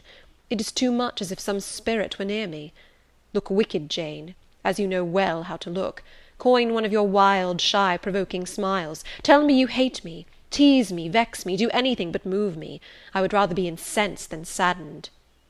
"I will tease you and vex you to your heart's content when I have finished my tale, but hear me to the end." "I thought, Jane, you had told me all. I thought I had found the source of your melancholy in a dream." I shook my head. "What? Is there more? But I will not believe it to be anything important. I warn you of incredulity beforehand. Go on." The disquietude of his air, the somewhat apprehensive impatience of his manner, surprised me, but I proceeded. "I dreamt another dream, Sir. That Thornfield Hall was a dreary ruin, the retreat of bats and owls. I thought that of all the stately front nothing remained but a shell-like wall, very high and very fragile looking. I wandered, on a moonlit night, through the grass-grown enclosure within. Here I stumbled over a marble hearth, and there over a fallen fragment of cornice. Wrapped up in a shawl, I still carried the unknown little child. I might not lay it down anywhere, however tired my arms, however much its weight impeded my progress, I must retain it. I heard the gallop of a horse at a distance on the road. I was sure it was you, and you were departing for many years, and for a distant country. I climbed the thin wall with frantic, perilous haste, eager to catch one glimpse of you from the top. The stones rolled from under my feet, the ivy branches I grasped gave way, the child clung round my neck in terror, and almost strangled me. At last I gained the summit. I saw you like a speck on a white track, lessening every moment. The blast blew so strong I could not stand. I sat down on the narrow ledge. I hushed the scared infant in my lap. You turned an angle of the road. I bent forward to take a last look. The wall crumbled. I was shaken. The child rolled from my knee. I lost my balance, fell, and woke. Now, Jane, that is all? All the preface, Sir. The tale is yet to come. On waking, a gleam dazzled my eyes. I thought, oh, it is daylight. But I was mistaken. It was only candlelight. Sophy, I supposed, had come in. There was a light in the dressing table, and the door of the closet, where, before going to bed, I had hung my wedding dress and veil, stood open. I heard a rustling there. I asked, Sophy, what are you doing? No one answered. But a form emerged from the closet. It took the light, held it aloft, and surveyed the garments pendant from the portmanteau. Sophy! Sophy! I again cried, and still it was silent. I had risen up in bed. I bent forward. First surprise, then bewilderment came over me, and then my blood crept cold through my veins. Mr. Rochester, this was not Sophy, it was not Leah, it was not Mrs. Fairfax, it was not, no, I was sure of it, and am still, it was not even that strange woman, Grace Poole. It must have been one of them, interrupted my master. No, sir, I solemnly assure you to the contrary. The shape standing before me had never crossed my eyes within the precincts of Thornfield Hall before. The height, the contour, were new to me. Describe it, Jane. It seemed, sir, a woman, tall and large, with thick and dark hair hanging down her back. I knew not what dress she had on. It was white and straight, but whether gown, sheet, or shroud, I cannot tell. Did you see her face? Not at first, but presently she took my veil from its place. She held it up, gazed at it long, and then she threw it over her own head and turned to the mirror. At that moment I saw the reflection of the visage and features quite distinctly in the dark oblong glass. And how were they? Fearful and ghastly to me. Oh, sir, I never saw a face like it. It was a discoloured face. It was a savage face. I wish I could forget the roll of the red eyes and the fearful blackened inflation of the lineaments. Ghosts are usually pale, Jane. This, sir, was purple. The lips were swelled and dark, the brow furrowed, the black eyebrows widely raised over the bloodshot eyes. Shall I tell you of what it reminded me? You may. Of the foul German spectre, the vampire. Ah, what did it do? Sir, it removed my veil from its gaunt head, rent it in two parts, and flinging both on the floor, trampled on them. Afterwards? It drew aside the window curtain and looked out. Perhaps it saw dawn approaching, for, taking the candle, it retreated to the door. Just at my bedside, the figure stopped. The fiery eyes glared upon me. She thrust up her candle close to my face, and extinguished it under my eyes. I was aware her lurid visage flamed over mine, and I lost consciousness. For the second time in my life, only the second time, I became insensible from terror. Who was with you when you revived? No one, sir, but the broad day. I rose, bathed my head and face in water, drank a long draught, felt that though enfeebled I was not ill, and determined that to none but you would I impart this vision. Now, sir, tell me who and what that woman was. The creature of an overstimulated brain, that is certain. I must be careful of you, my treasure. Nerves like yours were not made for rough handling. Sir, depend upon it, my nerves were not in fault. The thing was real. The transaction actually took place. And your previous dreams, were they real too? Is Thornfield Hall a ruin? Am I severed from you by insuperable obstacles? Am I leaving you without a tear, without a kiss, without a word? Not yet. Am I about to do it? Why, the day is already commenced which is to bind us indissolubly, and when we are once united there shall be no recurrence of these mental terrors, I guarantee that. Mental terrors, sir? I wish I could believe them to be only such. I wish it more now than ever, since even you cannot explain to me the mystery of that awful visitant. And since I cannot do it, Jane, it must have been unreal. But, sir, when I said so to myself on rising this morning, and when I looked round the room to gather courage and comfort from the cheerful aspect of each familiar object in full daylight, there, on the carpet, I saw what gave the distinct lie to my hypothesis, the veil, torn from top to bottom in two halves. I felt Mr. Rochester start and shudder. He hastily flung his arms round me. "Thank God," he exclaimed, "that if anything malignant did come near you last night, it was only the veil that was harmed. Oh, to think what might have happened!" He drew his breath short, and strained me so close to him I could scarcely pant. After some minutes' silence, he continued cheerily, Now, Janet, I'll explain to you all about it. It was half dream, half reality. A woman did, I doubt not, enter your room, and that woman must have been, Grace Poole. You call her a strange being yourself. From all you know, you have reason so to call her. What did she do to me? What to Mason? In a state between sleeping and waking, you noticed her entrance and her actions, but feverish, almost delirious as you were, you ascribed to her a goblin appearance different from her own. The long dishevelled hair, the swelled black face, the exaggerated stature, were figments of imagination, results of nightmare. The spiteful tearing of the veil was real, and it is like her. I see you would ask why I keep such a woman in my house. When we have been married a year and a day, I will tell you, but not now. Are you satisfied, Jane? Do you accept my solution of the mystery?" I reflected, and in truth it appeared to me the only possible one. Satisfied I was not, but to please him I endeavoured to appear so. Relieved I certainly did feel, so I answered him with a contented smile. And now, as it was long past 1, I prepared to leave him. "Does not Sophy sleep with Adele in the nursery?" he asked, as I lit my candle. "Yes, sir." "And there is enough room in Adele's little bed for you. You must share it with her to-night, Jane. It is no wonder that the incident you have related should make you nervous, and I would rather you did not sleep alone. Promise me to go to the nursery." "I shall be very glad to do so, sir." "And fasten the door securely on the inside. Wake Sophy when you go upstairs, under pretence of requesting her to rouse you in good time to-morrow, for you must be dressed, and have finished breakfast before 8. And now, no more sombre thoughts. Chase dull care away, Janet. Don't you hear to what soft whispers the wind has fallen? And there is no more beating of rain against the window-panes. Look here." He lifted up the curtain. "It is a lovely night." It was. Half heaven was pure and stainless. The clouds, now trooping before the wind, which had shifted to the west, were filing off eastward in long silvered columns. The moon shone peacefully. "Well?" said Mr. Rochester, gazing inquiringly into my eyes. "How is my Janet now?" "The night is serene, sir, and so am I."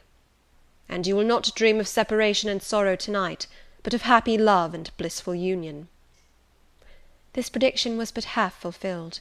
I did not indeed dream of sorrow, but as little did I dream of joy, for I never slept at all. With little Adele in my arms, I watched the slumber of childhood, so tranquil, so passionless, so innocent, and waited for the coming day. All my life was awake and astir in my frame, and as soon as the sun rose, I rose too. I remember Adele clung to me as I left her. I remember I kissed her as I loosened her little hands from my neck, and I cried over her with strange emotion, and quitted her because I feared my sobs would break her still sound repose. She seemed the emblem of my past life, and here I was now to array myself to meet the dread but adored type of my unknown future day. End of chapter 25. Chapter 26 of Jane Eyre. Sophy came at 7 to dress me. She was very long indeed in accomplishing her task, so long that Mr. Rochester, grown, I suppose, impatient of my delay, sent up to ask why I did not come. She was just fastening my veil, the plain square of blonde after all, to my hair with a brooch. I hurried from under her hands as soon as I could. "Stop!" she cried in French. "Look at yourself in the mirror, you have not taken one peep." So I turned at the door. I saw a robed and veiled figure, so unlike my usual self that it seemed almost the image of a stranger. "Jane!" called a voice, and I hastened down. I was received at the foot of the stairs by Mr. Rochester. "Lingerer," he said, "my brain is on fire with impatience, and you tarry so long." He took me into the dining-room, surveyed me keenly all over, pronounced me "fair as a lily, and not only the pride of his life, but the desire of his eyes," and then telling me he would give me but 10 minutes to eat some breakfast, he rang the bell. One of his lately hired servants, a footman, answered it. "Is John getting the carriage ready?" "Yes, sir." "Is the luggage brought down?" "They are bringing it down, sir." "Go you to the church, see if Mr. Wood," the clergyman, "and the clerk are there. Return and tell me." The church, as the reader knows, was but just beyond the gates. The footman soon returned. "Mr. Wood is in the vestry, sir, putting on his surplice." "And the carriage?" "The horses are harnessing." We shall not want it to go to church, but it must be ready the moment we return, all the boxes and luggage arranged and strapped on, and the coachman in his seat." "Yes, sir." "Jane, are you ready?" I rose. There were no groomsmen, no bridesmaids, no relatives to wait for or marshal, none but Mr. Rochester and I. Mrs. Fairfax stood in the hall as we passed. I would fain have spoken to her, but my hand was held by a grasp of iron, I was hurried along by a stride I could hardly follow, and to look at Mr. Rochester's face was to feel that not a second of delay would be tolerated for any purpose. I wonder what other bridegroom ever looked as he did, so bent up to a purpose, so grimly resolute, or who, under such steadfast brows, ever revealed such flaming and flashing eyes. I know not whether the day was fair or foul. In descending the drive, I gazed neither on sky nor earth. My heart was with my eyes, and both seemed migrated into Mr. Rochester's frame. I wanted to see the invisible thing, on which, as we went along, he appeared to fasten a glance fierce and fell. I wanted to feel the thoughts whose force he seemed breasting and resisting. At the churchyard wicket he stopped. He discovered I was quite out of breath. "Am I cruel in my love?" he said. "Delay an instant. Lean on me, Jane." And now I can recall the picture of the old grey house of God rising calm before me, of a rook wheeling round the steeple, of a ruddy morning sky beyond. I remember something, too, of the green grave mounds, and I have not forgotten either two figures of strangers straying amongst the low hillocks and reading the mementos graven on the few mossy headstones. I noticed them, because, as they saw us, they passed round to the back of the church, and I doubted not but they were going to enter by the side aisle door and witness the ceremony. By Mr. Rochester they were not observed. He was earnestly looking at my face, from which the blood had, I dare say, momentarily fled, for I felt my forehead dewy, and my cheeks and lips cold. When I rallied, which I soon did, he walked gently with me up the path to the porch.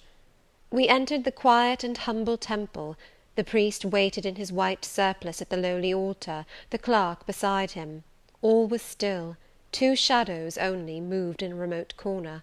My conjecture had been correct. The strangers had slipped in before us, and they now stood by the vault of the Rochesters, their backs towards us, viewing through the rails the old time-stained marble tomb, where a kneeling angel guarded the remains of Eyre de Rochester, slain at Marston Moor in the time of the civil wars, and of Elizabeth his wife. Our place was taken at the communion rails. Hearing a cautious step behind me, I glanced over my shoulder. One of the strangers, a gentleman evidently, was advancing up the chancel. The service began. The explanation of the intent of matrimony was gone through, and then the clergyman came a step further forward, and bending slightly towards Mr. Rochester, went on.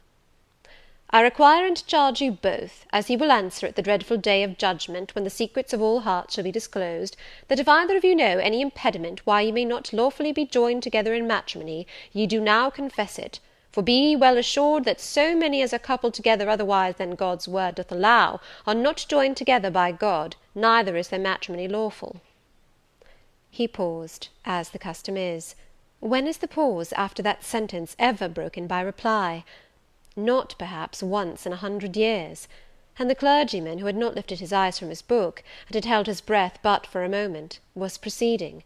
His hand was already stretched towards Mr. Rochester, as his lips unclosed to ask, "Wilt thou have this woman for thy wedded wife?" when a distinct and near voice said, "The marriage cannot go on. I declare the existence of an impediment." The clergyman looked up at the speaker and stood mute. The clerk did the same. Mr. Rochester moved slightly, as if an earthquake had rolled under his feet. Taking a firmer footing, and not turning his head or eyes, he said, "Proceed." Profound silence fell when he had uttered that word, with deep but low intonation. Presently Mr. Wood said, "I cannot proceed without some investigation into what has been asserted, and evidence of its truth or falsehood." "The ceremony is quite broken off," subjoined the voice behind us. "I am in a condition to prove my allegation. An insuperable impediment to this marriage exists." Mr. Rochester heard, but heeded not. He stood stubborn and rigid, making no movement but to possess himself of my hand. What a hot and strong grasp he had!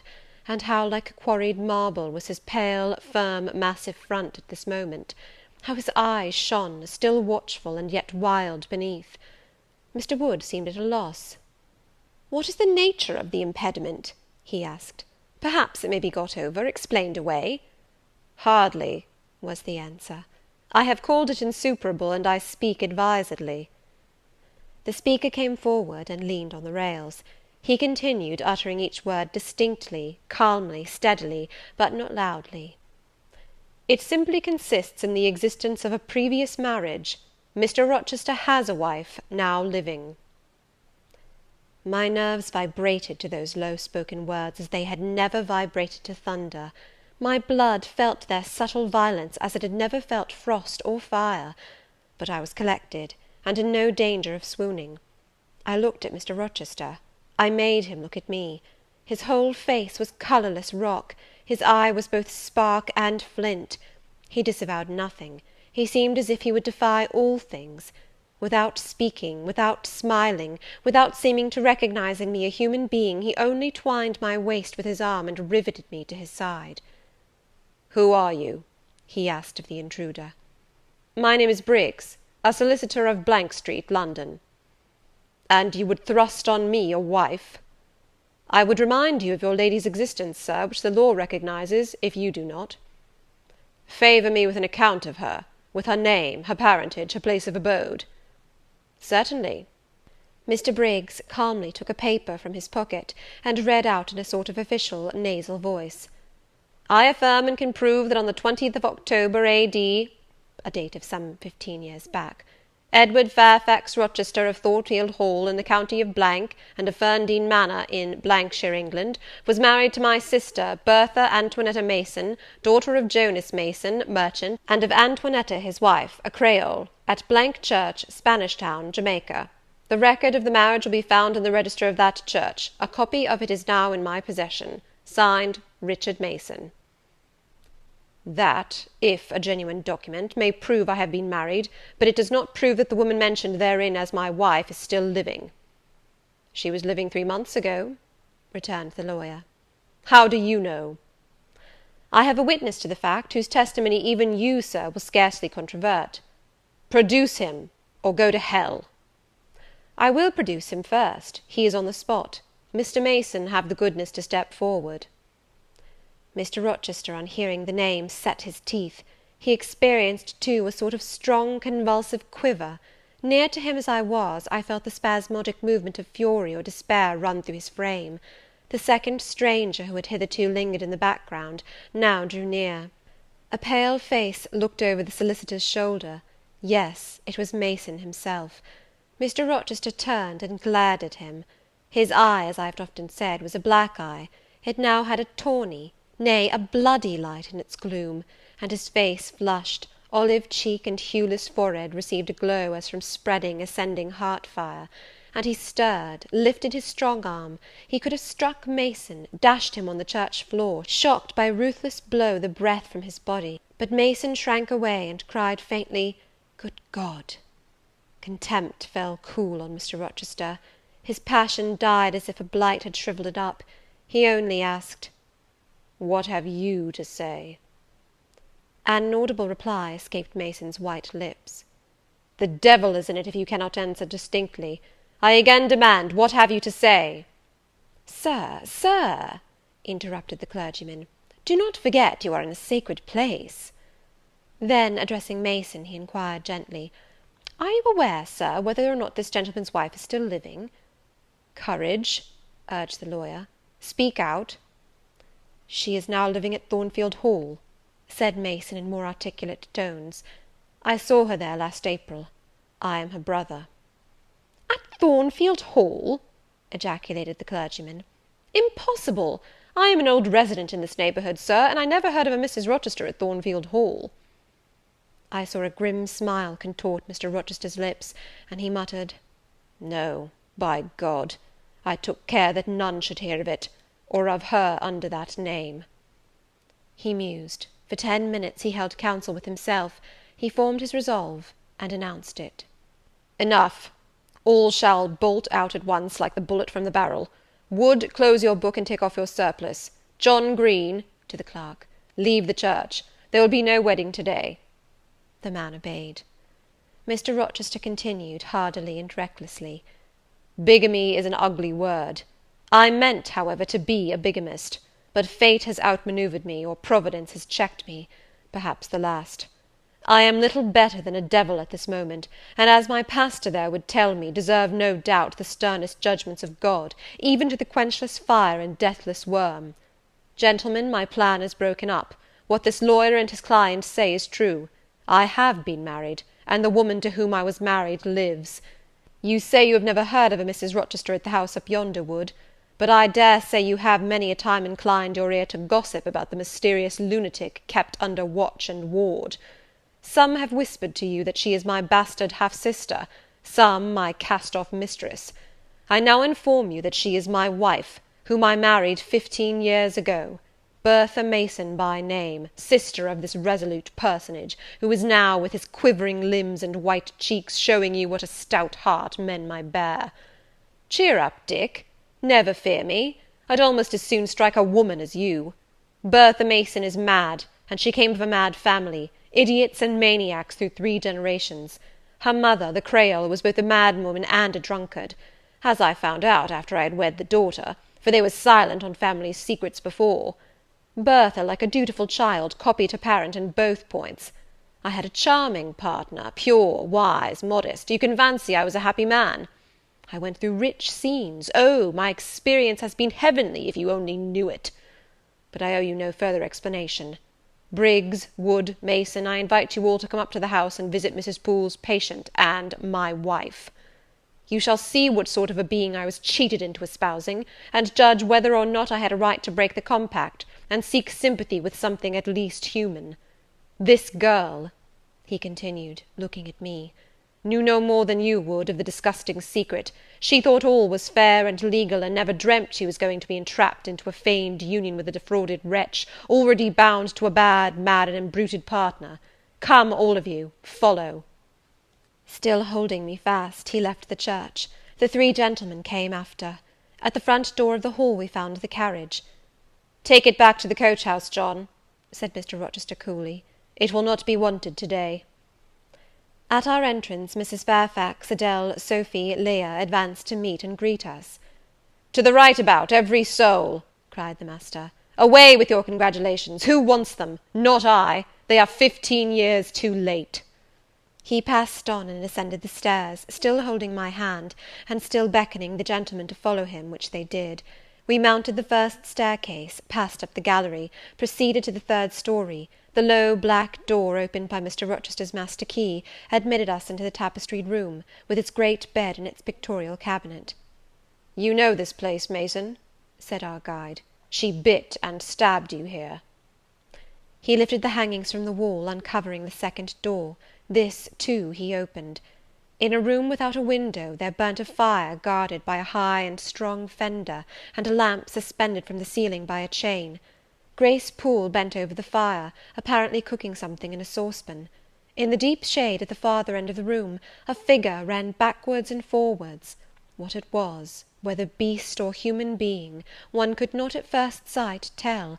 It grovelled seemingly on all fours. It snatched and growled like some strange wild animal, but it was covered with clothing, and a quantity of dark grizzled hair, wild as a mane, hid its head and face. "Good morrow, Mrs. Poole," said Mr. Rochester. "How are you, and how is your charge to-day?" "We're tolerable, sir, I thank you," replied Grace, lifting the boiling mess carefully on to the hob. "Rather snappish, but not rageous." A fierce cry seemed to give the lie to her favourable report. The clothed hyena rose up, and stood tall on its hind feet. "Ah, sir, she sees you," exclaimed Grace. "You'd better not stay." "Only a few moments, Grace. You must allow me a few moments." "Take care, then, sir. For God's sake, take care." The maniac bellowed. She parted her shaggy locks from her visage, and gazed wildly at her visitors. I recognized well that purple face, those bloated features. Mrs. Poole advanced. "Keep out of the way," said Mr. Rochester, thrusting her aside. "She has no knife now, I suppose, and I'm on my guard." "One never knows what she has, sir. She is so cunning, it is not in mortal discretion to fathom her craft." "We had better leave her," whispered Mason. "Go to the devil!" was his brother-in-law's recommendation. "Where?" cried Grace. The three gentlemen retreated simultaneously. Mr. Rochester flung me behind him. The lunatic sprang and grappled his throat viciously, and laid her teeth to his cheek. They struggled. She was a big woman, in stature almost equalling her husband, and corpulent besides. She showed virile force in the contest; more than once she almost throttled him, athletic as he was. He could have settled her with a well-planted blow, but he would not strike, he would only wrestle. At last he mastered her arms, Grace Poole gave him a cord, and he pinioned them behind her. With more rope, which was at hand, he bound her to a chair. The operation was performed amidst the fiercest yells and the most convulsive plunges. Mr. Rochester then turned to the spectators. He looked at them with a smile both acrid and desolate. "That is my wife," said he. "Such is the sole conjugal embrace I am ever to know. Such are the endearments which are to solace my leisure hours. And this is what I wished to have," laying his hand on my shoulder, "this young girl, who stands so grave and quiet at the mouth of hell, looking collectedly at the gambols of a demon. I wanted her just as a change after that fierce ragout. Wood and Briggs, look at the difference. Compare these clear eyes with the red balls yonder, this face with that mask, this form with that bulk. Then judge me, priest of the gospel and man of the law, and remember, with what judgment ye judge, ye shall be judged. Off with you now. I must shut up my prize." We all withdrew. Mr. Rochester stayed a moment behind us, to give some further order to Grace Poole. The solicitor addressed me as he descended the stair. "You, madam," said he, "are cleared from all blame. Your uncle will be glad to hear it, if indeed he should be still living, when Mr. Mason returns to Madeira." "My uncle? What of him? Do you know him?" "Mr. Mason does. Mr. Eyre has been the functional correspondent of his house for some years. When your uncle received your letter intimating the contemplated union between yourself and Mr. Rochester, Mr. Mason, who was staying at Madeira to recruit his health, on his way back to Jamaica, happened to be with him. Mr. Eyre mentioned the intelligence, for he knew that my client here was acquainted with a gentleman of the name of Rochester. Mr. Mason, astonished and distressed, as you may suppose, revealed the real state of matters. Your uncle, I am sorry to say, is now on a sick bed, from which, considering the nature of his disease, decline, and the stage it has reached, it is unlikely he will ever rise. He could not then hasten to England himself, to extricate you from the snare into which you had fallen, but he implored Mr. Mason to lose no time in taking steps to prevent the false marriage. He referred him to me for assistance. I used all dispatch, and am thankful I was not too late, as you, doubtless, must be also. Were I not morally certain that your uncle would be dead ere you reach Madeira, I would advise you to accompany Mr. Mason back; but as it is, I think you had better remain in England till you can hear further, either from or of Mr. Eyre. Have we anything else to stay for?" he inquired of Mr. Mason. "No, no, let us be gone," was the anxious reply; and, without waiting to take leave of Mr. Rochester, they made their exit at the hall door.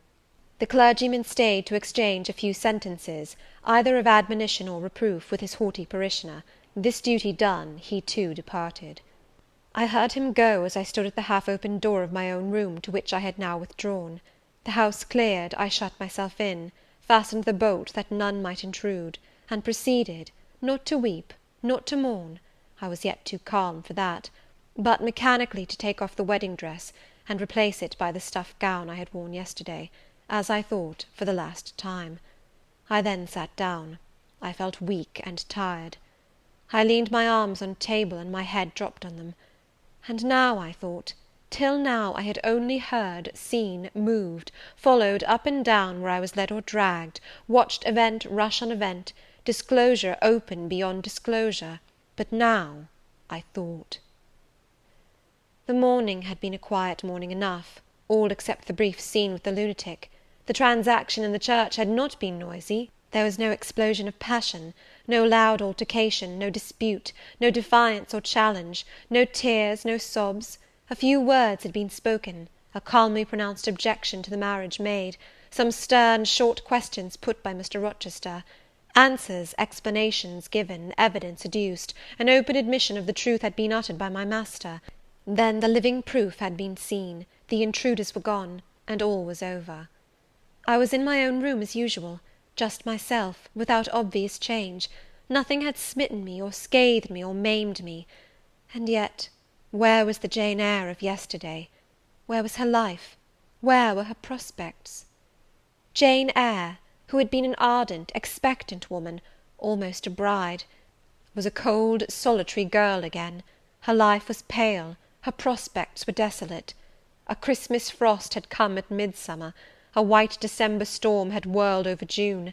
Ice glazed the ripe apples, drifts crushed the blowing roses, on hayfield and cornfield lay a frozen shroud, lanes which last night blushed full of flowers, to-day were pathless with untrodden snow, and the woods, which 12 hours since waved leafy and fragrant as grows between the tropics, now spread waste, wild, and white as pine forests in wintry Norway.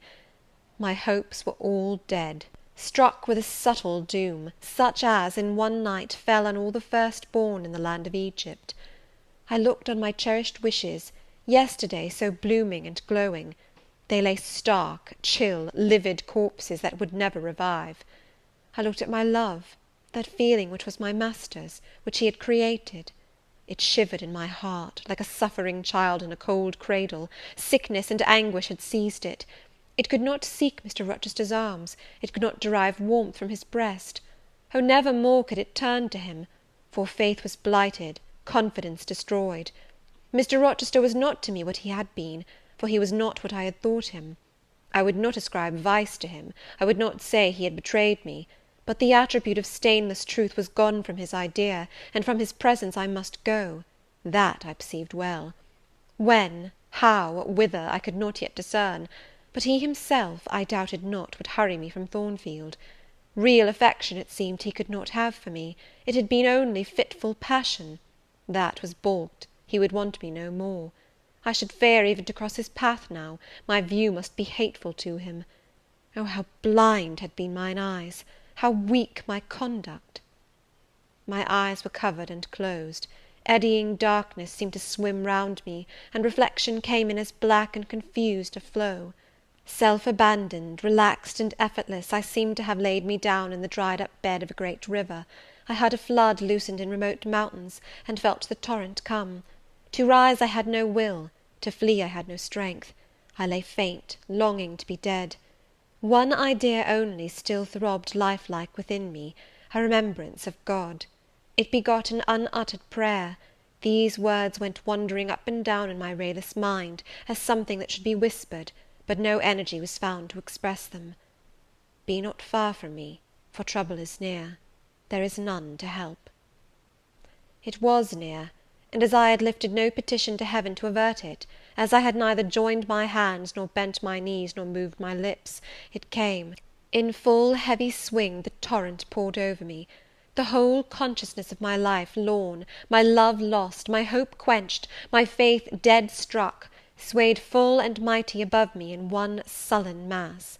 That bitter hour cannot be described. In truth, the waters came into my soul. I sank in deep mire. I felt no standing. I came into deep waters. The floods overflowed me. End of chapter 26. Chapter 27 of Jane Eyre. Some time in the afternoon I raised my head, and looking round and seeing the western sun gilding the sign of its decline on the wall, I asked, what am I to do? But the answer my mind gave, leave Thornfield at once, was so prompt, so dread, that I stopped my ears. I said I could not bear such words now. That I am not Edward Rochester's bride is the least part of my woe, I alleged. That I have wakened out of most glorious dreams, and found them all void and vain, is a horror I could bear and master. But that I must leave him, decidedly, instantly, entirely, is intolerable. I cannot do it. But then a voice within me averred that I could do it, and foretold that I should do it. I wrestled with my own resolution. I wanted to be weak, that I might avoid the awful passage of further suffering I saw laid out for me, and conscience, turned tyrant, held passion by the throat, told her tauntingly she had yet but dipped her dainty foot in the slough, and swore that, with that arm of iron, he would thrust her down to unsounded depths of agony. Let me be torn away, Then I cried, "Let another help me." "No, you shall tear yourself away, none shall help you. You shall yourself pluck out your right eye, yourself cut off your right hand, your heart shall be the victim, and you the priest to transfix it." I rose up suddenly, terror-struck at the solitude which so ruthless a judge haunted, at the silence which so awful a voice filled. My head swam as I stood erect. I perceived that I was sickening from excitement and inanition. Neither meat nor drink had passed my lips that day, for I had taken no breakfast; and with strange pang I now reflected that, long as I had been shut up here, no message had been sent to ask how I was, or to invite me to come down. Not even little Adele had tapped at the door, not even Mrs. Fairfax had sought me. "Friends always forget those whom fortune forsakes," I murmured, as I undrew the bolt and passed out. I stumbled over an obstacle. My head was still dizzy, my sight was dim, and my limbs were feeble. I could not soon recover myself. I fell, but not on to the ground. An outstretched arm caught me. I looked up. I was supported by Mr. Rochester, who sat in a chair across my chamber threshold. "You come out at last," he said. "Well, I have been waiting for you long, and listening.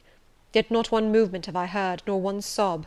5 minutes more of that death-like hush, and I should have forced the lock like a burglar. So you shun me? You shut yourself up and grieve alone? I would rather you had come and upbraided me with vehemence. You are passionate. I expected a scene of some kind. I was prepared for the hot rain of tears, only I wanted them to be shed on my breast. Now a senseless floor has received them, or your drenched handkerchief. But I err. You have not wept at all. I see a white cheek and a faded eye, but no trace of tears. I suppose, then, your heart has been weeping blood." "Well, Jane, not a word of reproach? Nothing bitter, nothing poignant? Nothing to cut a feeling or sting a passion? You sit quietly where I have placed you, and regard me with a weary, passive look. Jane, I never meant to wound you thus. If the man who had but one little ewe lamb that was dear to him as a daughter, that ate of his bread and drank of his cup and lay in his bosom, had by some mistake slaughtered it at the shambles, he would not have rued his bloody blunder more than I now rue mine. Will you ever forgive me?" Reader, I forgave him at the moment, and on the spot.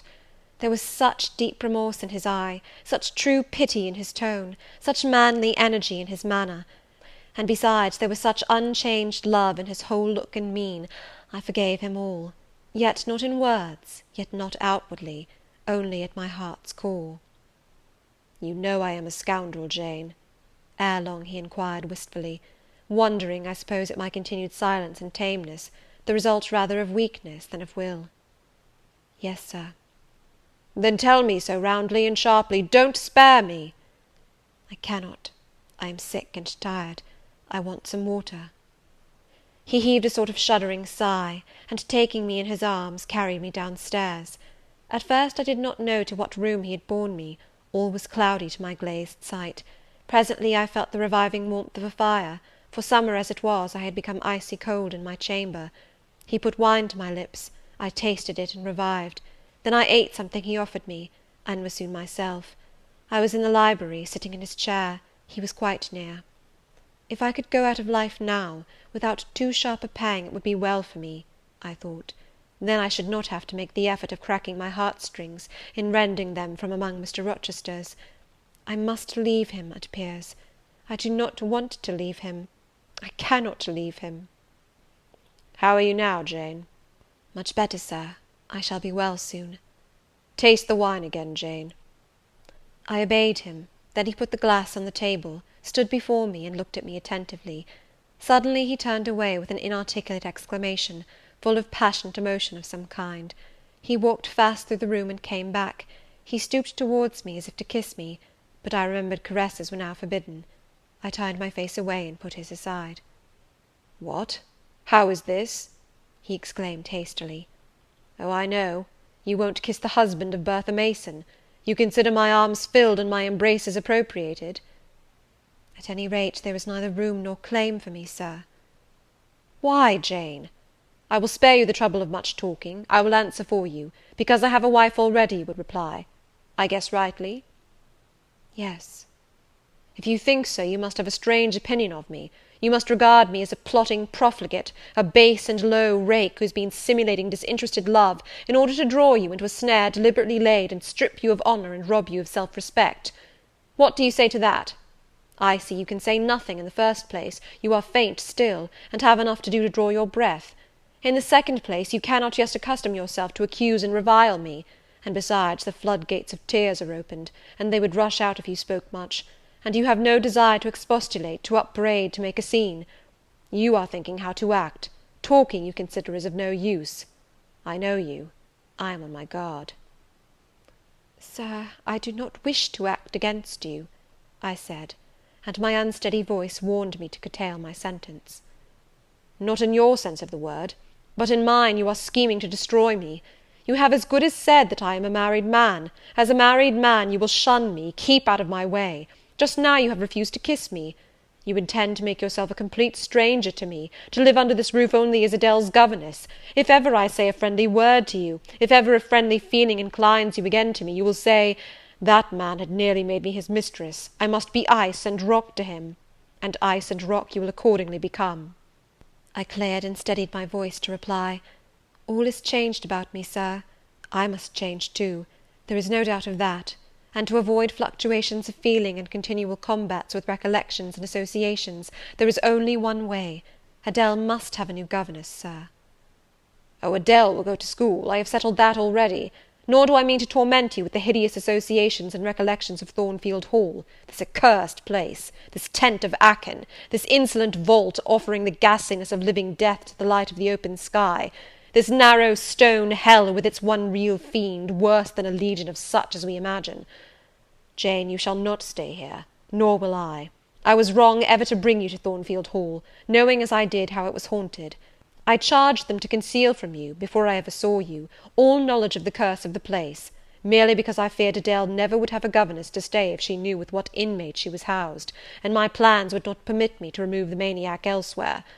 Though I possess an old house, Ferndean Manor, even more retired and hidden than this, where I could have lodged her safely enough, had not a scruple about the unhealthiness of the situation, in the heart of a wood, made my conscience recoil from the arrangement. Probably those damp walls would soon have eased me of her charge, but to each villain his own vice, and mine is not a tendency to indirect assassination, even of what I most hate. Concealing the madwoman's neighbourhood from you, however, was something like covering a child with a cloak, and laying it down near an upas tree. That demon's vicinage is poisoned, and always was. But I'll shut up Thornfield Hall. I'll nail up the front door and board the lower windows. I'll give Mrs. Poole 200 a year to live here with my wife, as you term that fearful hag. Grace will do much for money, and she shall have her son, the keeper at Grimsby Retreat, to bear her company, and be at hand to give her aid in the paroxysms, when my wife is prompted by her familiar to burn people in their beds at night, to stab them, to bite their flesh from their bones, and so on. Sir, I interrupted him, you are inexorable for that unfortunate lady. You speak of her with hate, with vindictive antipathy. It is cruel. She cannot help being mad. Jane, my little darling, so I will call you, for so you are. You don't know what you are talking about. You misjudge me again. It is not because she is mad I hate her. If you were mad, do you think I should hate you? I do indeed, sir. Then you are mistaken, and you know nothing about me, and nothing about the sort of love of which I am capable. Every atom of your flesh is as dear to me as my own. In pain and sickness it would still be dear. Your mind is my treasure, and if it were broken it would be my treasure still. If you raved, my arms should confine you, and not a strait waistcoat. Your grasp, even in fury, would have a charm for me. If you flew at me as wildly as that woman did this morning, I should receive you in an embrace, at least as fond as it would be restrictive. I should not shrink from you with disgust as I did from her. In your quiet moments you would have no watcher and no nurse but me, and I could hang over you with untiring tenderness, though you gave me no smile in return, and never weary of gazing into your eyes, though they had no longer a ray of recognition for me. But why do I follow that train of ideas? I was talking of removing you from Thornfield. All you know is prepared for prompt departure. To-morrow you shall go. I only ask you to endure one more night under this roof, Jane, and then farewell to its miseries and terrors for ever. I have a place to repair to, which will be a secure sanctuary from hateful reminiscences, from unwelcome intrusion, even from falsehood and slander. And take Adele with you, sir, I interrupted. She will be a companion for you. What do you mean, Jane? I told you I would send Adele to school, and what do I want with a child for a companion, and not my own child, a French dancer's bastard? Why do you importune me about her? I say, why do you assign Adele to me for a companion?" "You spoke of a retirement, Sir, and retirement and solitude are dull, too dull for you." "Solitude! Solitude!" he reiterated with irritation. "I see I must come to an explanation. I don't know what sphinx-like expression is forming in your countenance. You are to share my solitude. Do you understand?" I shook my head. It required a degree of courage, excited as he was becoming, even to risk that mute sign of dissent. He had been walking fast about the room, and he stopped as if suddenly rooted to one spot. He looked at me long and hard. I turned my eyes from him, fixed them on the fire, and tried to assume and maintain a quiet, collected aspect. "Now for the hitch in Jane's character," he said at last, speaking more calmly than from his look I had expected him to speak.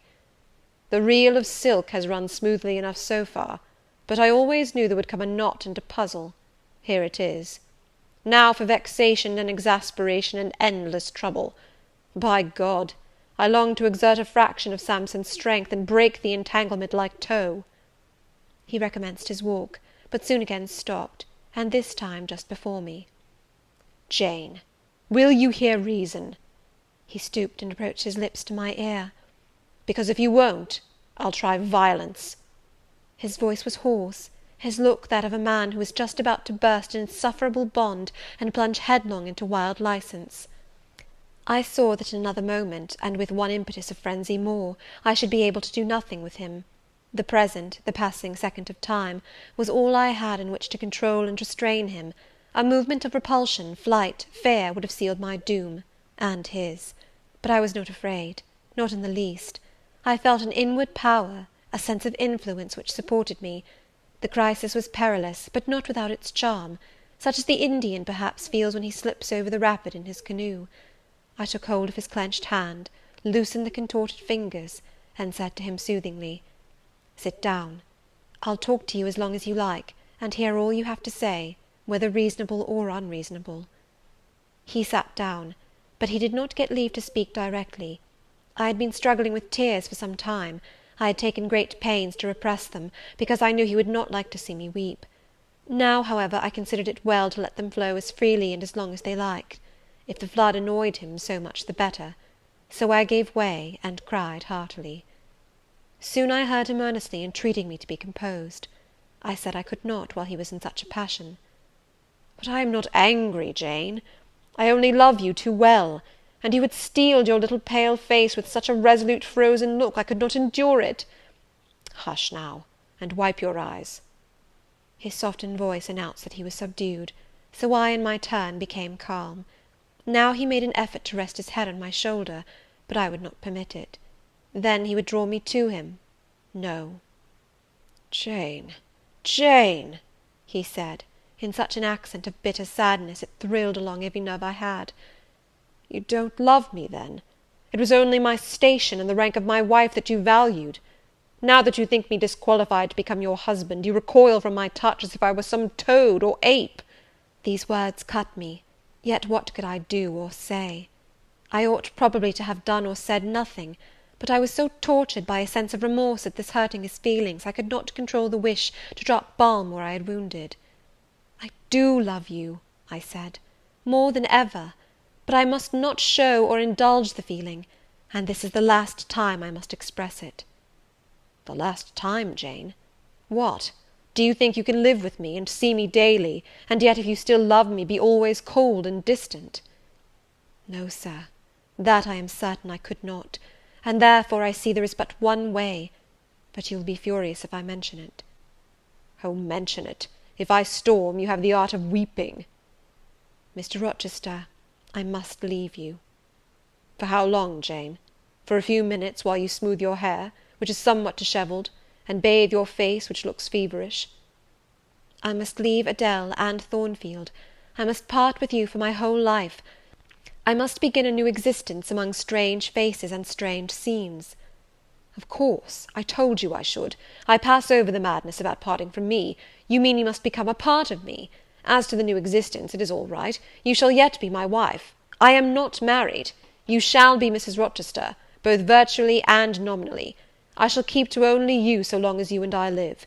You shall go to a place I have in the south of France, a whitewashed villa on the shores of the Mediterranean. There you shall live a happy and guarded and most innocent life. Never fear that I wish to lure you into error, to make you my mistress. Why did you shake your head? Jane, you must be reasonable, or in truth I shall again become frantic." His voice and hand quivered, his large nostrils dilated, his eye blazed. Still I dared to speak. "Sir, your wife is living. That is a fact acknowledged this morning by yourself. If I lived with you as you desire, I should then be your mistress. To say otherwise is sophistical, is false." "Jane, I am not a gentle-tempered man, you forget that. I am not long-enduring, I am not cool and dispassionate. Out of pity to me and yourself, put your finger on my pulse, feel how it throbs, and beware." He bared his wrist, and offered it to me. The blood was forsaking his cheek and lips, they were growing livid. I was distressed on all hands. To agitate him thus deeply, by a resistance he so abhorred, was cruel; to yield was out of the question. I did what human beings do instinctively when they are driven to utter extremity, looked for aid to one higher than man. The words, "God help me," burst involuntarily from my lips. "I am a fool," cried Mr. Rochester suddenly. "I keep telling her I am not married, and do not explain to her why. I forget she knows nothing of the character of that woman, or of the circumstances attending my infernal union with her.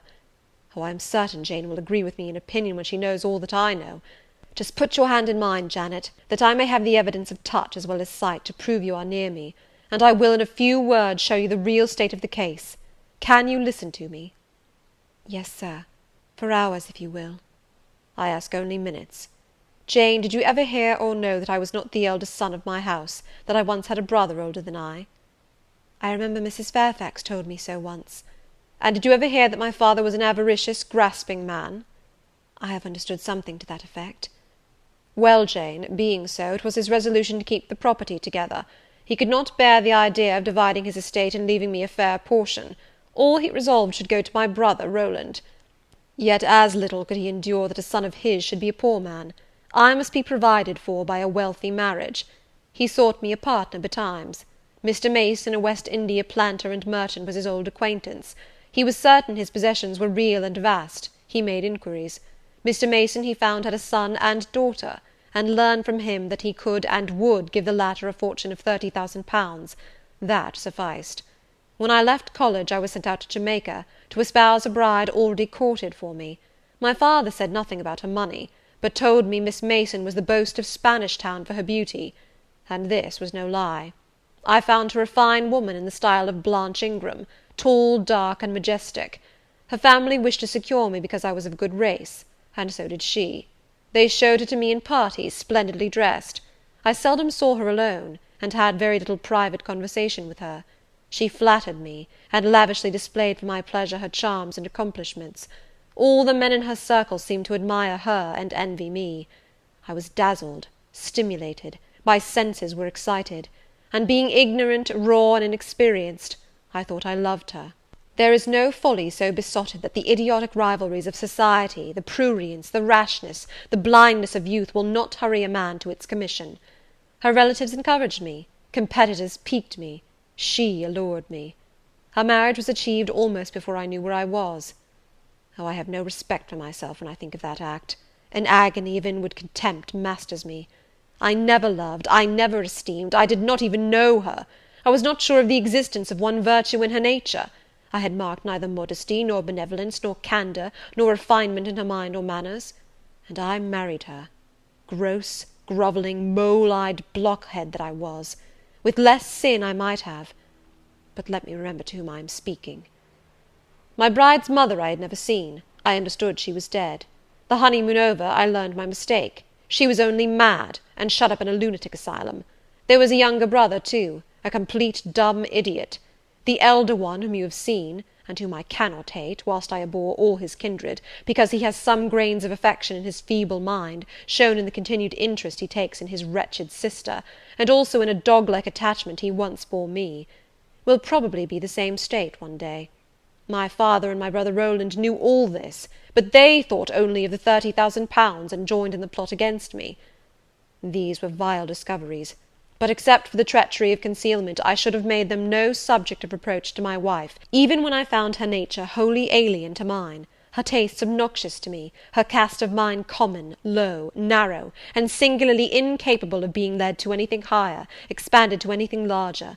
When I found that I could not pass a single evening, nor even a single hour of the day with her in comfort, that kindly conversation could not be sustained between us, because whatever topic I started, immediately received from her a turn at once coarse and trite, perverse and imbecile; when I perceived that I should never have a quiet or settled household, because no servant would bear the continued outbreaks of her violent and unreasonable temper, or the vexations of her absurd, contradictory, exacting orders, even then I restrained myself.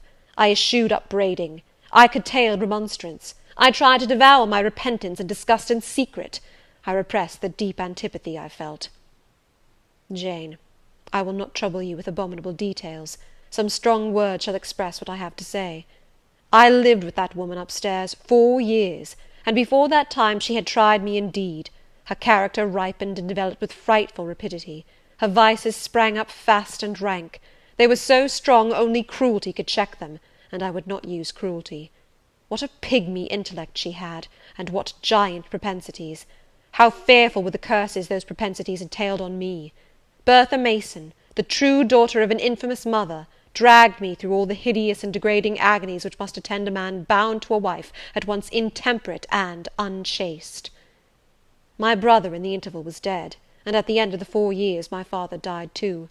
I was rich enough now, yet poor to hideous indigence.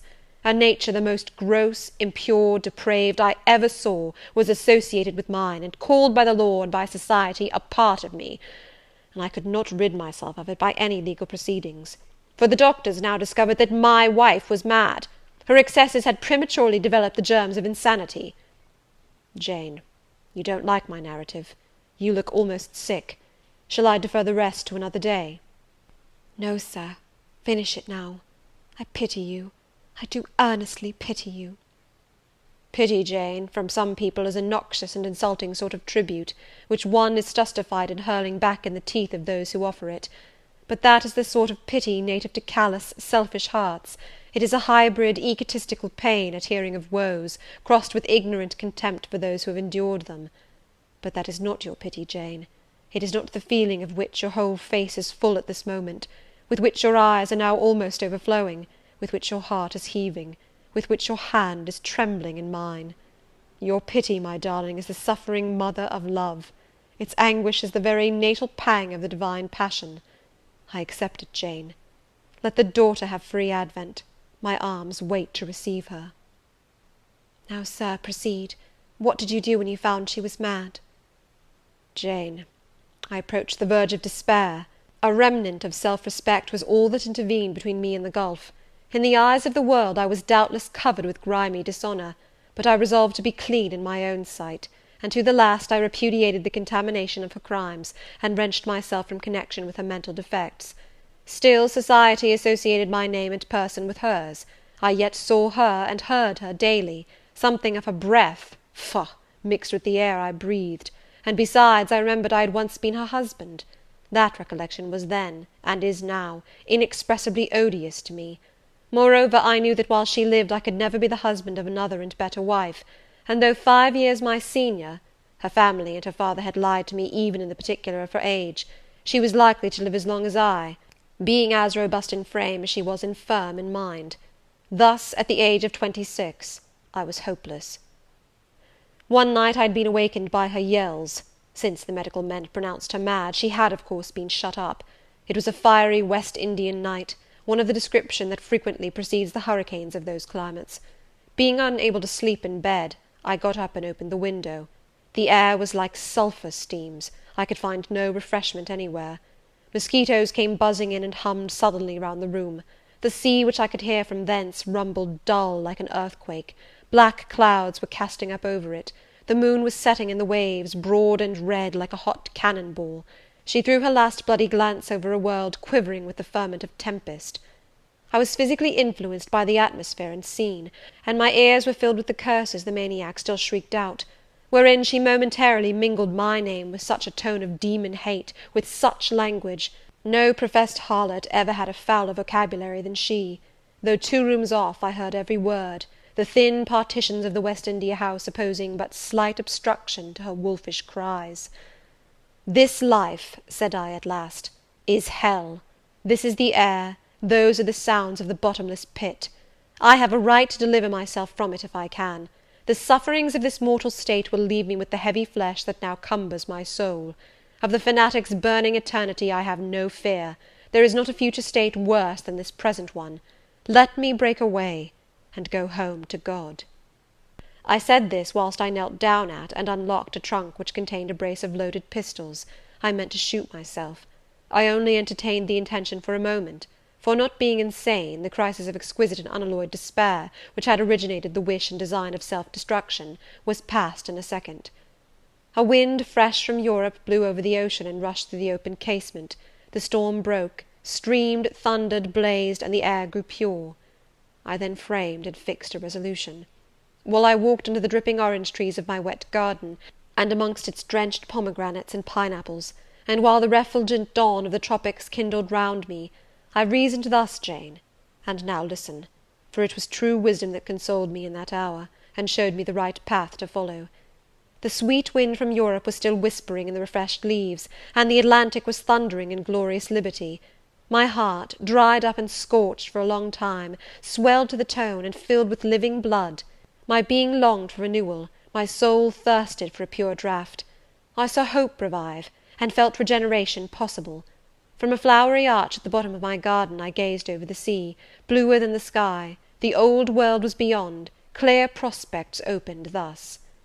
"Go," said Hope, "and live again in Europe. There it is not known what a sullied name you bear, nor what a filthy burden is bound to you. You may take the maniac with you to England. Confine her with due attendance and precautions at Thornfield. Then travel yourself to what clime you will, and form what new tie you like. That woman who has so abused your long suffering, so sullied your name, so outraged your honour, so blighted your youth, is not your wife, nor are you her husband. See that she is cared for as her condition demands, and you have done all that God and humanity require of you. Let her identity, her connection with yourself, be buried in oblivion. You are bound to impart them to no living being. Place her in safety and comfort, shelter her degradation with secrecy, and leave her." I acted precisely on this suggestion. My father and brother had not made my marriage known to their acquaintance, because in the very first letter I wrote to apprise them of the union, having already begun to experience extreme disgust of its consequences, and from the family character and constitution seeing a hideous future opening to me, I added an urgent charge to keep it secret. And very soon the infamous conduct of the wife my father had selected for me was such as to make him blush to own her as his daughter-in-law. Far from desiring to publish the connection, he became as anxious to conceal it as myself. To England, then, I conveyed her. A fearful voyage I had, with such a monster in the vessel. Glad was I when I at last got her to Thornfield, and saw her safely lodged in that third-story room, of whose secret inner cabinet she has now for 10 years made a wild beast's den, a goblin's cell. I had some trouble in finding an attendant for her, as it was necessary to select one on whose fidelity dependence could be placed, for her ravings would inevitably betray my secret. Besides, she had lucid intervals of days, sometimes weeks, which she filled up with abuse of me. At last I hired Grace Poole from the Grimsby retreat. She and the surgeon, Carter, who dressed Mason's wounds that night he was stabbed and worried, are the only two I have ever admitted to my confidence. Mrs. Fairfax may indeed have suspected something, but she could have gained no precise knowledge as to facts. Grace has, on the whole, proved a good keeper, though owing partly to a fault of her own, of which it appears nothing can cure her, and which is incident to her harassing profession, her vigilance has been more than once lulled and baffled. The lunatic is both cunning and malignant. She has never failed to take advantage of her guardian's temporary lapses, once to secrete the knife with which she stabbed her brother, and twice to possess herself of the key of her cell, and issue therefrom in the night-time. On the first of these occasions she perpetrated the attempt to burn me in my bed. On the second she paid that ghastly visit to you. I thank Providence, who watched over you, that she then spent her fury on your wedding apparel, which perhaps brought back vague reminiscences of her own bridal days. But on what might have happened I cannot endure to reflect. When I think of the thing which flew at my throat this morning, hanging its black and scarlet visage over the nest of my dove, my blood curdles." "And what, sir," I asked, while he paused, "did you do when you had settled her here, Where did you go?" "What did I do, Jane? I transformed myself into a will-o'-the-wisp. Where did I go? I pursued wanderings as wild as those of the March spirit. I sought the continent, and went devious through all its lands. My fixed desire was to seek and find a good and intelligent woman whom I could love, a contrast to the fury I left at Thornfield." "But you could not marry, sir." "I had determined and was convinced that I could and ought. It was not my original intention to deceive as I have deceived you. I meant to tell my tale plainly, and make my proposals openly, and it appeared to me so absolutely rational that I should be considered free to love and be loved, I never doubted some woman might be found willing and able to understand my case, and accept me in spite of the curse with which I was burdened." "Well, sir?" "When you are inquisitive, Jane, you always make me smile.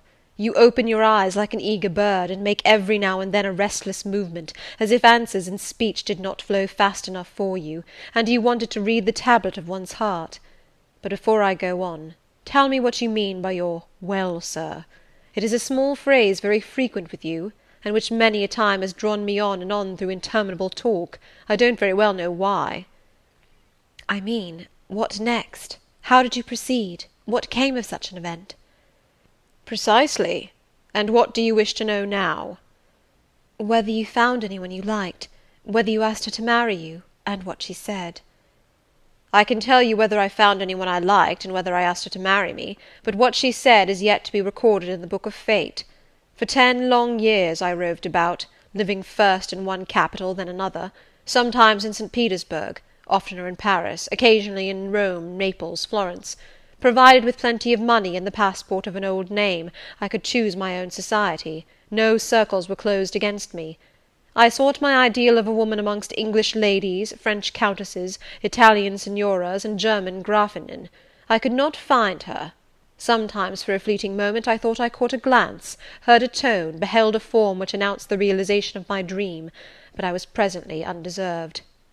You are not to suppose that I desired perfection, either of mind or person.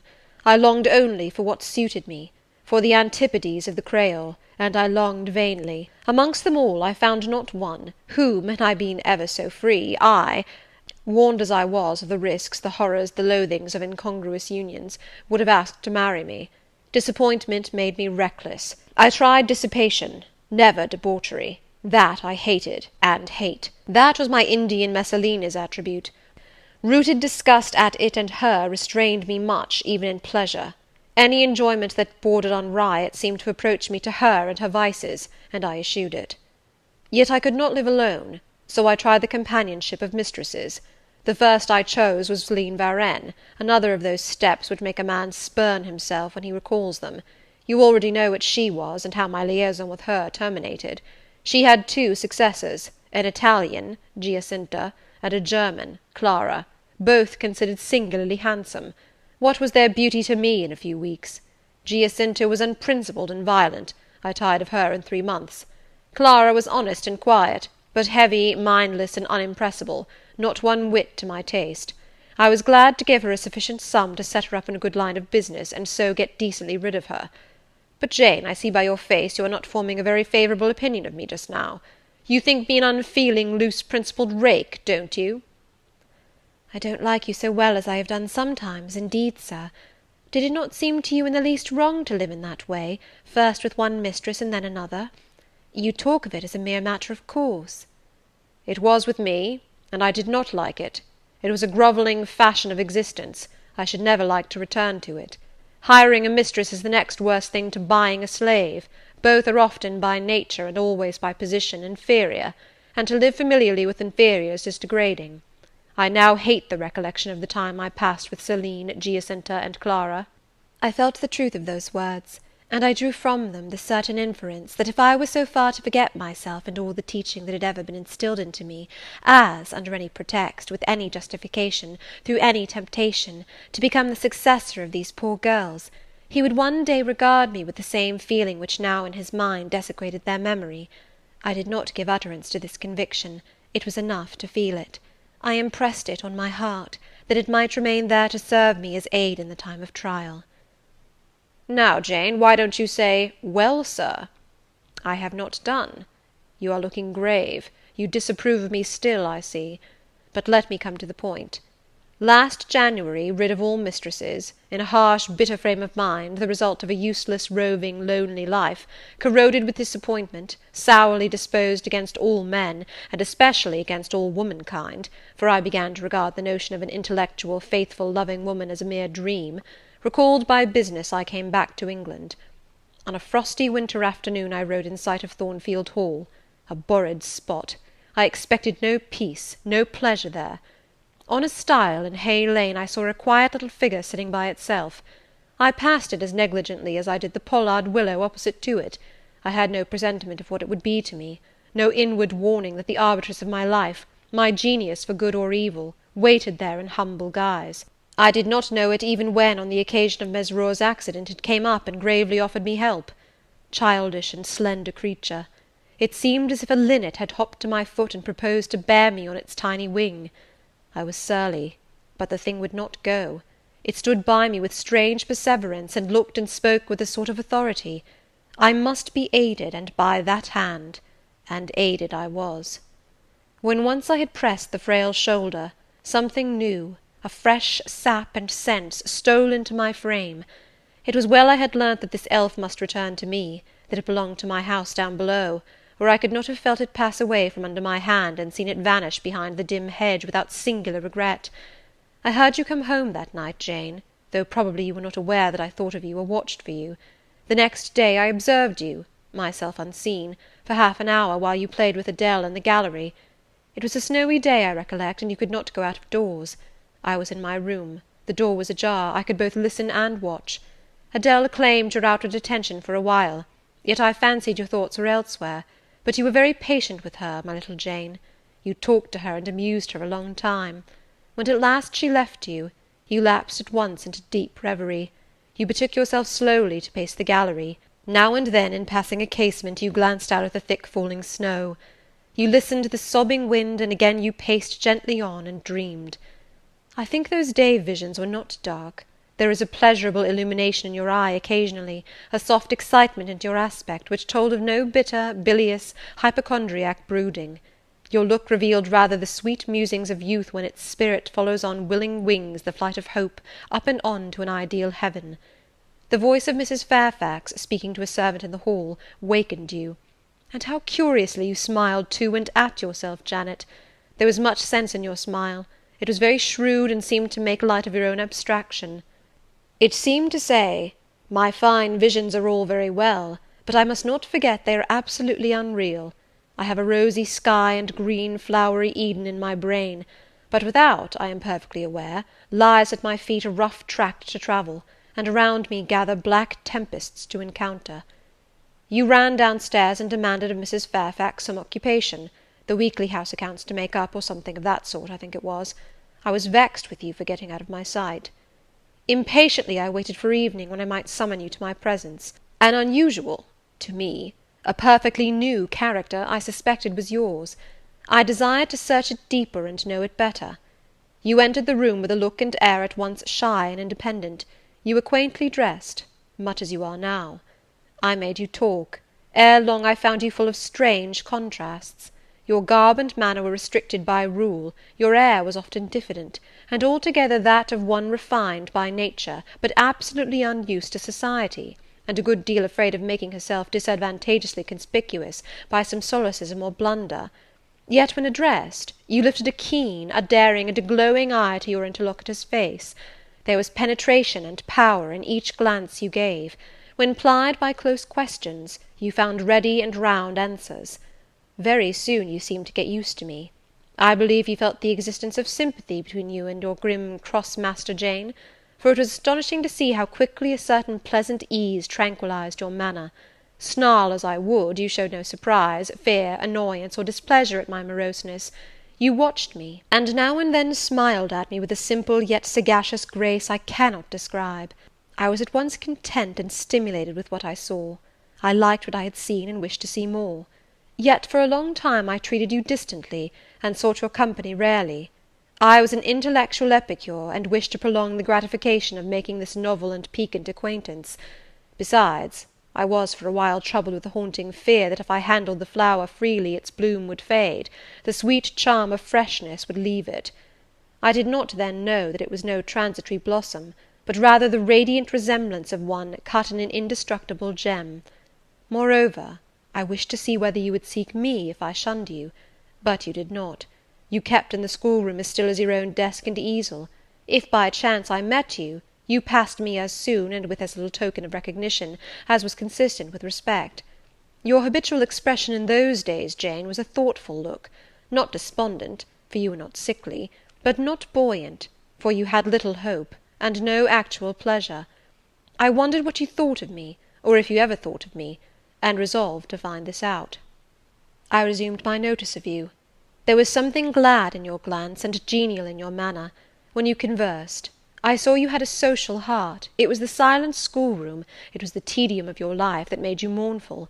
I permitted myself the delight of being kind to you. Kindness stirred emotion soon.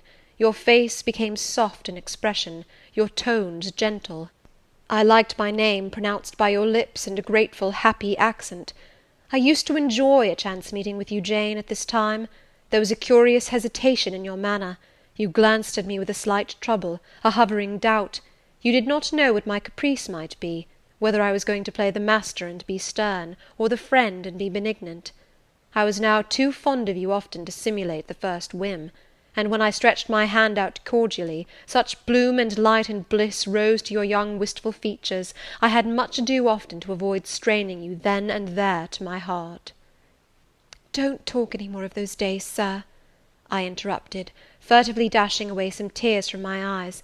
His language was torture to me, for I knew what I must do, and do soon, and all these reminiscences and these revelations of his feelings only made my work more difficult. "No, Jane," he returned, "what necessity is there to dwell on the past, when the present is so much surer, the future so much brighter?" I shuddered to hear the infatuated assertion. "You see now how the case stands, do you not?" he continued. "After a youth and manhood passed half in unutterable misery and half in dreary solitude, I have for the first time found what I can truly love. I have found you. You are my sympathy, my better self, my good angel. I am bound to you with a strong attachment. I think you good, gifted, lovely. A fervent, solemn passion is conceived in my heart. It leans to you, draws you to my centre and spring of life, wraps my existence about you, and kindling in pure, powerful flame, fuses you and me in one. It was because I felt and knew this that I resolved to marry you. To tell me that I had already a wife is empty mockery. You know now that I had but a hideous demon. I was wrong to attempt to deceive you, but I feared a stubbornness that exists in your character. I feared early instilled prejudice. I wanted to have you safe before hazarding confidences. This was cowardly. I should have appealed to your nobleness and magnanimity at first, as I do now, opened to you plainly my life of agony, described to you my hunger and thirst after a higher and worthier existence, shown to you, not my resolution, that word is weak, but my resistless bent to love faithfully and well, where I am faithfully and well loved in return. Then I should have asked you to accept my pledge of fidelity, and to give me yours. Jane, give it me now." A pause. "Why are you silent, Jane?" I was experiencing an ordeal. A hand of fiery iron grasped my vitals. Terrible moment, full of struggle, blackness, burning. Not a human being that ever lived could wish to be loved better than I was loved, and him who thus loved me I absolutely worshipped, and I must renounce love and idol. One drear word comprised my intolerable duty: depart. Jane, you understand what I want of you. Just this promise. I will be yours, Mr. Rochester. Mr. Rochester, I will not be yours. Another long silence. Jane, recommenced he, with a gentleness that broke me down with grief, and turned me stone cold with ominous terror, for this still voice was the pant of a lion rising. Jane, do you mean to go one way in the world, and to let me go another? I do. Jane, bending towards and embracing me, do you mean it now? I do. And now, softly kissing my forehead and cheek. "I do," extricating myself from restraint rapidly and completely. "Oh, Jane, this is bitter, this is wicked. It would be wicked not to love me." "It would to obey you." A wild look raised his brows, crossed his features. He rose, but he forbore yet. I laid my hand on the back of a chair for support. I shook, I feared, but I resolved. "One instant, Jane. Give one glance to my horrible life when you are gone. All happiness will be torn away with you. What then is left? For a wife I have but the maniac upstairs. As well might you refer me to some corpse in yonder churchyard. What shall I do, Jane? Where turn for a companion and for some hope?" "Do as I do. Trust in God and yourself. Believe in heaven. Hope to meet again there." "Then you will not yield?" "No." "Then you condemn me to live wretched and to die accursed?" His voice rose. "I advise you to live sinless, and I wish you to die tranquil." "Then you snatch love and innocence from me. You fling me back on lust for a passion, vice for an occupation." "Mr. Rochester, I no more assign this fate to you than I grasp at it for myself. We were born to strive and endure, you as well as I. Do so. You will forget me before I forget you." "You make me a liar by such language. You sully my honour. I declared I could not change. You tell me to my face I shall change soon. And what a distortion in your judgment, what a perversity in your ideas, is proved by your conduct! Is it better to drive a fellow creature to despair than to transgress a mere human law, no man being injured by the breach? For you have neither relatives nor acquaintances whom you need fear to offend by living with me." This was true, and while he spoke, my very conscience and reason turned traitors against me, and charged me with crime in resisting him. They spoke almost as loud as feeling, and that clamoured wildly. "Oh, comply," it said. "Think of his misery, think of his danger. Look at his state when left alone. Remember his headlong nature. Consider the recklessness following on despair. Soothe him, save him, love him. Tell him you love him and will be his. Who in the world cares for you, or who will be injured by what you do?" Still indomitable was the reply. "I care for myself. The more solitary, the more friendless, the more unsustained I am, the more I will respect myself. I will keep the law given by God, sanctioned by man. I will hold to the principles received by me when I was sane and not mad as I am now. Laws and principles are not for the times when there is no temptation. They are for such moments as this, when body and soul rise in mutiny against their rigour. Stringent are they, inviolate they shall be. If at my individual convenience I might break them, what would be their worth? They have a worth. So I have always believed, and if I cannot believe it now, it is because I am insane, quite insane, with my veins running fire, and my heart beating faster than I can count its throbs. Preconceived opinions, foregone determinations, are all I have at this hour to stand by. There I plant my foot."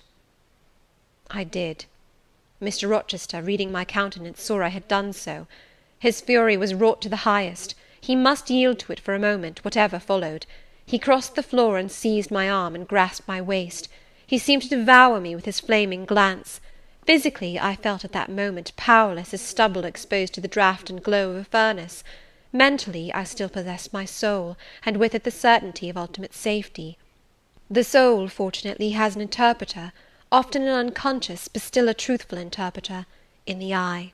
My eye rose to his, and while I looked in his fierce face, I gave an involuntary sigh. His grip was painful, and my overtaxed strength almost exhausted. "Never," said he, as he ground his teeth, "never was anything at once so frail and so indomitable. A mere reed she feels in my hand," and he shook me with the force of his hold. "I could bend her with my finger and thumb. And what good would it do if I bent, if I uptore, if I crushed her?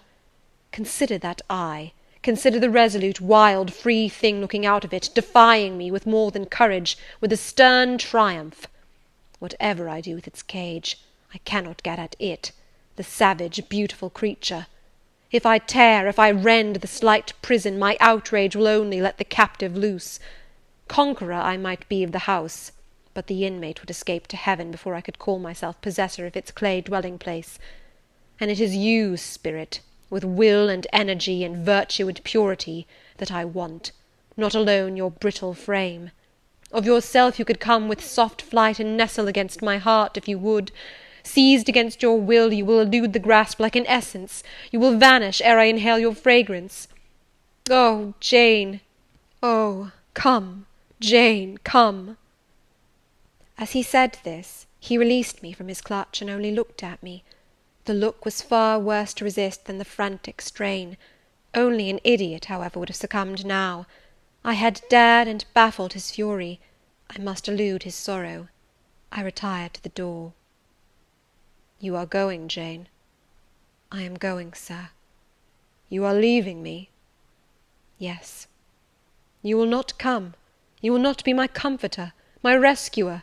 My deep love, my wild woe, my frantic prayer, all are nothing to you?" What unutterable pathos was in his voice! How hard it was to reiterate firmly, "I am going." "Jane." "Mr. Rochester." "Withdraw, then. I consent. But remember, you leave me here in anguish. Go up to your own room. Think over all I have said, and, Jane, cast a glance on my sufferings. Think of me." He turned away. He threw himself on his face on the sofa. "Oh, Jane, my hope, my love, my life!" broke in anguish from his lips. Then came a deep, strong sob. I had already gained the door, but, reader, I walked back as determinedly as I had retreated. I knelt down by him. I turned his face from the cushion to me. I kissed his cheek. I smoothed his hair with my hand. "God bless you, my dear master," I said. "God keep you from harm and wrong, direct you, solace you, reward you well for your past kindness to me." "Little Jane's love would have been my best reward," he answered. "Without it, my heart is broken. But Jane will give me her love, yes, nobly, generously." Up the blood rushed to his face, forth flashed the fire from his eyes, erect he sprang, he held his arms out, but I evaded the embrace, and at once quitted the room.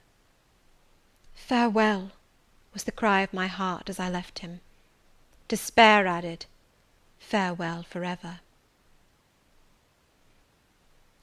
That night I never thought to sleep, but a slumber fell on me as soon as I lay down in bed. I was transported in thought to the scenes of childhood. I dreamt I lay in the Red Room at Gateshead, that the night was dark, and my mind impressed with strange fears. The light that had long ago struck me into syncope, recalled in this vision, seemed glidingly to mount the wall, and tremblingly to pause in the centre of the obscured ceiling. I lifted up my head to look. The roof resolved to clouds, high and dim. The gleam was such as the moon imparts to vapours she is about to sever. I watched her come, watched with the strangest anticipation, as though some word of doom would be written on her disk. She broke forth as never moon yet burst from cloud. A hand first penetrated the sable folds and waved them away. Then, not a moon, but a white human form shone in the azure, inclining a glorious brow earthward. It gazed and gazed on me. It spoke to my spirit. Immeasurably distant was the tone, yet so near, it whispered in my heart. "My daughter, flee temptation." "Mother, I will." So I answered after I had waked from the trance-like dream. It was yet night, but July nights are short. Soon after midnight dawn comes. It cannot be too early to commence the task I have to fulfil, thought I. I rose. I was dressed, for I had taken off nothing but my shoes. I knew where to find in my drawers some linen, a locket, a ring.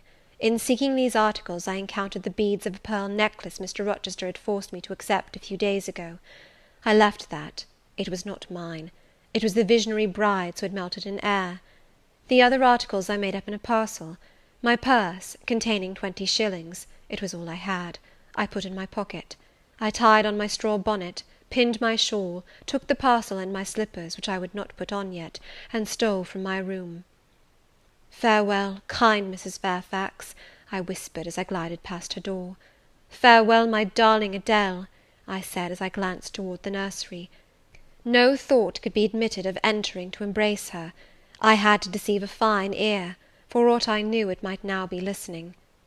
I would have got past Mr. Rochester's chamber without a pause, but my heart momentarily stopping its beat at that threshold, my foot was forced to stop also. No sleep was there.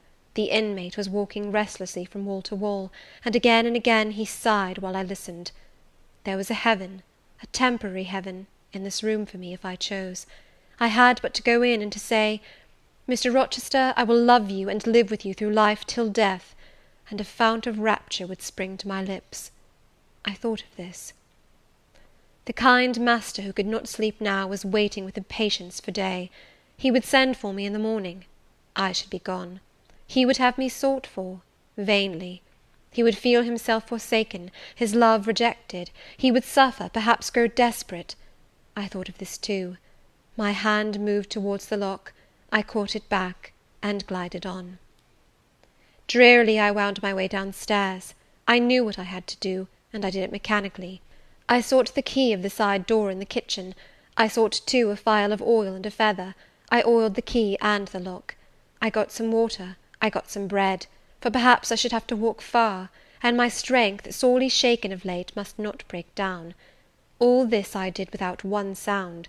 I opened the door, passed out, shut it softly. Dim dawn glimmered in the yard. The great gates were closed and locked, but a wicket in one of them was only latched. Through that I departed. It too I shut, and now I was out of Thornfield. A mile off beyond the fields lay a road which stretched in the contrary direction to Millcote, a road I had never travelled, but often noticed, and wondered where it led. Thither I bent my steps. No reflection was to be allowed now, not one glance was to be cast back, not even one forward. Not one thought was to be given either to the past or the future.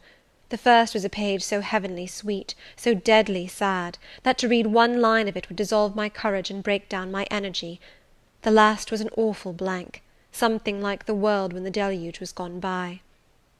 I skirted fields and hedges and lanes till after sunrise. I believe it was a lovely summer morning. I know my shoes, which I had put on when I left the house, were soon wet with dew. But I looked neither to rising sun, nor smiling sky, nor wakening nature.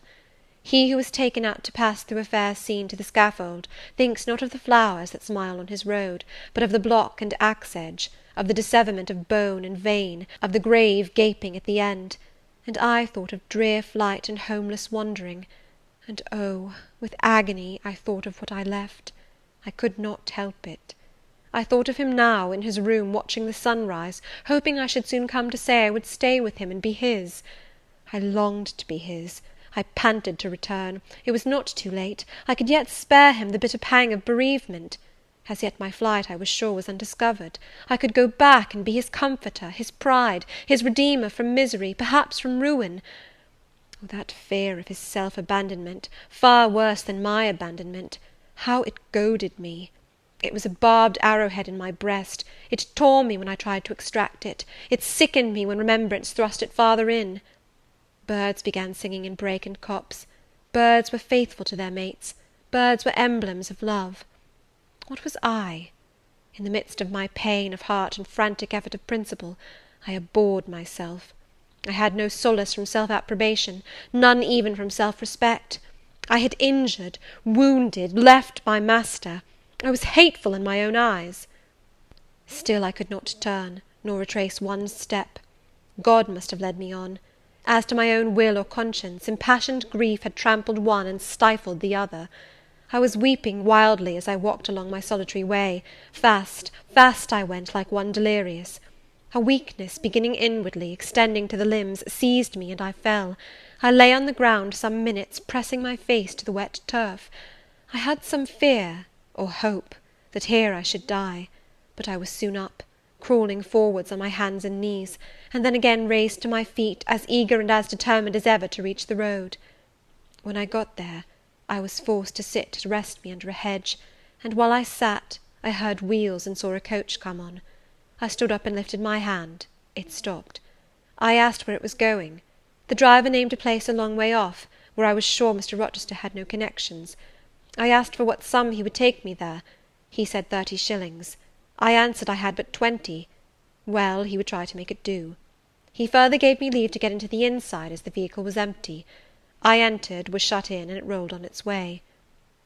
Gentle reader, may you never feel what I then felt. May your eyes never shed such stormy, scalding, heart-wrung tears as poured from mine. May you never appeal to heaven in prayers so hopeless and so agonized as in that hour left my lips. For never may you, like me, dread to be the instrument of evil to what you wholly love. End of chapter 27. Chapter 28 of Jane Eyre. 2 days are past. It is a summer evening. The coachman has set me down at a place called Whitcross. He could take me no farther for the sum I had given, and I was not possessed of another shilling in the world. The coach is a mile off by this time. I am alone. At this moment I discover that I forgot to take my parcel out of the pocket of the coach, where I had placed it for safety. There it remains, there it must remain, and now I am absolutely destitute. Whitcross is no town, nor even a hamlet. It is but a stone pillar set up where 4 roads meet, whitewashed, I suppose, to be more obvious at a distance and in darkness. 4 arms spring from its summit. The nearest town to which these point is, according to the inscription, distant 10 miles, the farthest above 20. From the well-known names of these towns I learn in what county I have lighted: a North Midland shire, dusk with moorland, ridged with mountain. This I see. There are great moors behind and on each hand of me. There are waves of mountains far beyond that deep valley at my feet. The population here must be thin, and I see no passengers on these roads. They stretch out east, west, north, and south, white, broad, lonely. They are all cut in the moor, and the heather grows deep and wild to their very verge. Yet a chance traveller might pass by, and I wish no eye to see me now. Strangers would wonder what I am doing, lingering here at the sign-post, evidently objectless and lost. I might be questioned. I could give no answer but what would sound incredible and excite suspicion. Not a tie holds me to human society at this moment. Not a charm or hope calls me where my fellow creatures are. None that saw me would have a kind thought or a good wish for me. I have no relative but the universal mother, Nature. I will seek her breast and ask repose. I struck straight into the heath. I held on to a hollow I saw deeply furrowing the brown moor-side. I waded knee-deep in its dark growth. I turned with its turnings, and finding a moss-blackened granite crag in a hidden angle, I sat down under it. High banks of moor were about me. The crag protected my head. The sky was over that. Some time passed before I felt tranquil even here. I had a vague dread that wild cattle might be near, or that some sportsman or poacher might discover me. If a gust of wind swept the waste, I looked up, fearing it was the rush of a bull. If a plover whistled, I imagined it a man. Finding my apprehensions unfounded, however, and calmed by the deep silence that reigned as evening declined at nightfall, I took confidence. As yet I had not thought, I had only listened, watched, dreaded. Now I regained the faculty of reflection. What was I to do? Where to go? Oh, intolerable questions, when I could do nothing, and go nowhere! When a long way must yet be measured by my weary trembling limbs before I could reach human habitation, when cold charity must be entreated before I could get a lodging, reluctant sympathy importuned, almost certain repulse incurred, before my tale could be listened to, or one of my wants relieved. I touched the heath. It was dry, and yet warm with the heat of the summer day. I looked at the sky. It was pure, a kindly star twinkled just above the chasm ridge. The dew fell, but with propitious softness, no breeze whispered.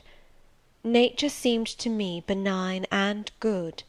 I thought she loved me, outcast as I was, and I, who from man could anticipate only mistrust, rejection, insult, clung to her with filial fondness. To-night, at least, I would be her guest, as I was her child. My mother would lodge me without money and without price. I had one morsel of bread yet, the remnant of a roll I had bought in a town we passed through at noon with a stray penny, my last coin. I saw ripe bilberries gleaming here and there, like jet beads in the heath. I gathered a handful and ate them with the bread. My hunger, sharp before, was, if not satisfied, appeased by this hermit's meal. I said my evening prayers at its conclusion, and then chose my couch. Beside the crag the heath was very deep. When I lay down my feet were buried in it. Rising high on each side, it left only a narrow space for the night air to invade. I folded my shawl double, and spread it over me for a coverlet. A low mossy swell was my pillow. Thus lodged, I was not, at least, at the commencement of the night, cold. My rest might have been blissful enough, only a sad heart broke it. It plained of its gaping wounds, its inward bleeding, its riven cords. It trembled for Mr. Rochester and his doom. It bemoaned him with bitter pity. It demanded him with ceaseless longing, and, impotent as a bird with both wings broken, it still quivered its shattered pinions in vain attempts to seek him. Worn out with this torture of thought, I rose to my knees. Night was come, and her planets were risen, a safe, still night, too serene for the companionship of fear. We know that God is everywhere, but certainly we feel his presence most when his works are on the grandest scale spread before us, and it is in the unclouded night sky, where his worlds wheel their silent course, that we read clearest his infinitude, his omnipotence, his omnipresence. I had risen to my knees to pray for Mr. Rochester. Looking up, I, with tear-dimmed eyes, saw the mighty Milky Way. Remembering what it was, what countless systems there swept space like a soft trace of light, I felt the might and strength of God. Sure was I of his efficiency to save what he had made. Convinced I grew that neither earth should perish, nor one of the souls it treasured. I turned my prayer to thanksgiving. The source of life was also the Saviour of spirits. Mr. Rochester was safe, he was God's, and by God would he be guarded. I again nestled to the breast of the hill, and ere long in sleep forgot sorrow. But next day want came to me pale and bare. Long after the little birds had left their nests, long after bees had come in the sweet prime of day to gather the heath honey before the dew was dried, when the long morning shadows were curtailed, and the sun filled earth and sky, I got up, and I looked round me. What a still, hot, perfect day! What a golden desert this spreading moor! Everywhere sunshine. I wished I could live in it and on it. I saw a lizard run over the crag. I saw a bee busy among the sweet bilberries. I would fain at the moment have become bee or lizard, that I might have found fitting nutriment, permanent shelter here. But I was a human being, and had a human being's wants. I must not linger where there was nothing to supply them. I rose. I looked back at the bed I had left. Hopeless of the future, I wished but this, that my Maker had that night thought good to require my soul of me while I slept, and that this weary frame, absolved by death from further conflict with fate, had now but to decay quietly, and mingle in peace with the soil of this wilderness. Life, however, was yet in my possession, with all its requirements and pains and responsibilities. The burden must be carried, the want provided for, the suffering endured, the responsibility fulfilled. I set out. Whitcross regained, I followed a road which led from the sun, now fervent and high. By no other circumstance had I will to decide my choice. I walked a long time, and when I thought I had nearly done enough, and might conscientiously yield to the fatigue that had almost overpowered me, might relax this forced action, and sitting down on a stone I saw near, submit resistlessly to the apathy that clogged heart and limb, I heard a bell chime, a church bell. I turned in the direction of the sound, and there, amongst the romantic hills, whose changes and aspect I had ceased to note an hour ago, I saw a hamlet and a spire. All the valley at my right hand was full of pasture fields, and cornfields, and wood, and a glittering stream ran zigzag through the varied shades of green, the mellowing grain, the sombre woodland, the clear and sunny lea. Recalled by the rumbling of wheels to the road before me, I saw a heavily laden waggon labouring up the hill, and not far beyond were 2 cows and their drover. Human life and human labour were near. I must struggle on, strive to live and bend to toil like the rest. About 2 o'clock P.M. I entered the village. At the bottom of its one street there was a little shop with some cakes of bread in the window. I coveted a cake of bread. With that refreshment I could perhaps regain a degree of energy; without it, it would be difficult to proceed. The wish to have some strength and some vigour returned to me as soon as I was amongst my fellow beings. I felt it would be degrading to faint with hunger on the causeway of a hamlet. Had I nothing about me I could offer in exchange for one of those rolls? I considered. I had a small silk handkerchief tied round my throat. I had my gloves. I could hardly tell how men and women in extremities of destitution proceeded. I did not know whether either of these articles would be accepted. Probably they would not, but I must try. I entered the shop. A woman was there. Seeing a respectably dressed person, a lady, as she supposed, she came forward with civility. How could she serve me? I was seized with shame. My tongue would not utter the request I had prepared. I dared not offer her the half-worn gloves, the creased handkerchief. Besides, I felt it would be absurd. I only begged permission to sit down a moment, as I was tired. Disappointed in the expectation of a customer, she coolly acceded to my request. She pointed to a seat. I sank into it. I felt sorely urged to weep, but conscious how unreasonable such a manifestation would be, I restrained it. Soon I asked her if there were any dressmaker or plain workwoman in the village. Yes, 2 or 3, quite as many as there was employment for. I reflected. I was driven to the point now. I was brought face to face with necessity. I stood in the position of one without a resource, without a friend, without a coin. I must do something. What? I must apply somewhere. Where? Did she know of any place in the neighbourhood where a servant was wanted? Nay, she couldn't say. What was the chief trade in this place? What did most of the people do? Some were farm labourers. A good deal worked in Mr. Rolliver's needle factory and at the foundry. Did Mr. Rolliver employ women? Nay, it was men's work. And what do the women do? A naunt, was the answer. Some does one thing and some another. Poor folk must get on as they can.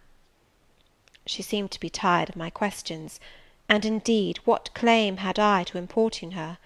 A neighbour or 2 came in. My chair was evidently wanted. I took leave. I passed up the street, looking as I went at all the houses to the right hand and to the left, but I could discover no pretext, nor see an inducement to enter any. I rambled round the hamlet, going sometimes to a little distance and returning again for an hour or more. Much exhausted, and suffering greatly now for want of food, I turned aside into a lane and sat down under the hedge. Ere many minutes had elapsed, I was again on my feet, however, and again searching something, a resource, or at least an informant. A pretty little house stood at the top of the lane, with a garden before it, exquisitely neat and brilliantly blooming. I stopped at it. What business had I to approach the white door or touch the glittering knocker? In what way could it possibly be the interest of the inhabitants of that dwelling to serve me? Yet I drew near and knocked. A mild-looking, cleanly attired young woman opened the door. In such a voice as might be expected from a hopeless heart and fainting frame, a voice wretchedly low and faltering, I asked if a servant was wanted here. No, said she, we do not keep a servant. Can you tell me where I could get employment of any kind? I continued. I am a stranger without acquaintance in this place. I want some work, no matter what. But it was not her business to think for me, or to seek a place for me. Besides, in her eyes, how doubtful must have appeared my character, position, tale! She shook her head; she was sorry she could give me no information; and the white door closed, quite gently and civilly, but had shut me out. If she had held it open a little longer, I believe I should have begged a piece of bread, for I was now brought low. I could not bear to return to the sordid village, where, besides, no prospect of aid was visible. I should have longed rather to deviate to a wood I saw not far off, which appeared in its thick shade to offer inviting shelter; but I was so sick, so weak, so gnawed with nature's cravings, instinct kept me roaming round abodes where there was a chance of food. Solitude would be no solitude, rest no rest, while the vulture, hunger, thus sank beak and talons in my side. I drew near houses; I left them, and came back again, and again I wandered away, always repelled by the consciousness of having no claim to ask, no right to expect interest in my isolated lot. Meantime the afternoon advanced, while I thus wandered about like a lost and starving dog. In crossing a field, I saw the church spire before me. I hastened towards it. Near the churchyard, and in the middle of a garden, stood a well-built though small house, which I had no doubt was the parsonage. I remembered that strangers who arrive at a place where they have no friends, and who want employment, sometimes apply to the clergyman for introduction and aid. It is the clergyman's function to help, at least with advice, those who wish to help themselves. I seemed to have something like a right to seek counsel here. Renewing then my courage, and gathering my feeble remains of strength, I pushed on. I reached the house, and knocked at the kitchen door. An old woman opened. I asked, was this the parsonage? Yes. Was the clergyman in? No. Would he be in soon? No, he was gone from home. To a distance? Not so far, happen 3 mile. He'd been called away by the sudden death of his father. He was at Marsh End now, and would very likely stay there a fortnight longer. Was there any lady of the house? Nay, there was naught but her, and she was housekeeper. And of her, reader, I could not bear to ask the relief for want of which I was sinking. I could not yet beg, and again I crawled away. Once more I took off my handkerchief. Once more I thought of the cakes of bread in the little shop. Oh, for but a crust, for but one mouthful to allay the pang of famine! Instinctively I turned my face again to the village. I found the shop again, and I went in; and though others were there besides the woman, I ventured the request, would she give me a roll for this handkerchief? She looked at me with evident suspicion. Nay, she never sold stuff that way. Almost desperate, I asked for half a cake. She again refused. How could she tell where I had got the handkerchief? she said. Would she take my gloves? No, what could she do with them?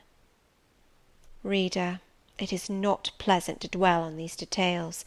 Some say there is enjoyment in looking back to painful experience past, but at this day I can scarcely bear to review the times to which I allude. The moral degradation, blent with the physical suffering, form too distressing a recollection ever to be willingly dwelt on. I blamed none of those who repulsed me. I felt it was what was to be expected, and what could not be helped. An ordinary beggar is frequently an object of suspicion; a well-dressed beggar inevitably so. To be sure, what I begged was employment; but whose business was it to provide me with employment? Not certainly that of persons who saw me then for the first time, and who knew nothing about my character. And as to the woman who would not take my handkerchief in exchange for her bread, why, she was right, if the offer appeared to her sinister, or the exchange unprofitable. Let me condense now. I am sick of the subject. A little before dark I passed a farmhouse, at the open door of which the farmer was sitting, eating his supper of bread and cheese. I stopped and said, "Will you give me a piece of bread?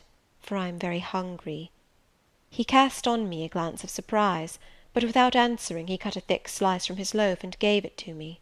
I imagine he did not think I was a beggar, but only an eccentric sort of lady who had taken a fancy to his brown loaf. As soon as I was out of sight of his house, I sat down and ate it. I could not hope to get a lodging under a roof, and sought it in the wood I have before alluded to. But my night was wretched, my rest broken. The ground was damp, the air cold. Besides, intruders passed near me more than once, and I had again and again to change my quarters. No sense of safety or tranquillity befriended me. Towards morning it rained. The whole of the following day was wet. Do not ask me, reader, to give a minute account of that day.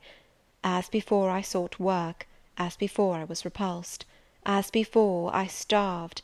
But once did food pass my lips. At the door of a cottage I saw a little girl about to throw a mess of cold porridge into a pig trough. "Will you give me that?" I asked. She stared at me. "Mother," she exclaimed, "there is a woman wants me to give her these porridge." "Well, lass," replied a voice within, "give it her if she's a beggar. T' pig don't want it." The girl emptied the stiffened mould into my hand, and I devoured it ravenously. As the wet twilight deepened, I stopped in a solitary bridle path, which I had been pursuing an hour or more. "My strength is quite failing me," I said in a soliloquy. "I feel I cannot go much farther. Shall I be an outcast again this night? While the rain descends so, must I lay my head on the cold drenched ground? I fear I cannot do otherwise, for who will receive me? But it will be very dreadful, with this feeling of hunger, faintness, chill, and this sense of desolation, this total prostration of hope.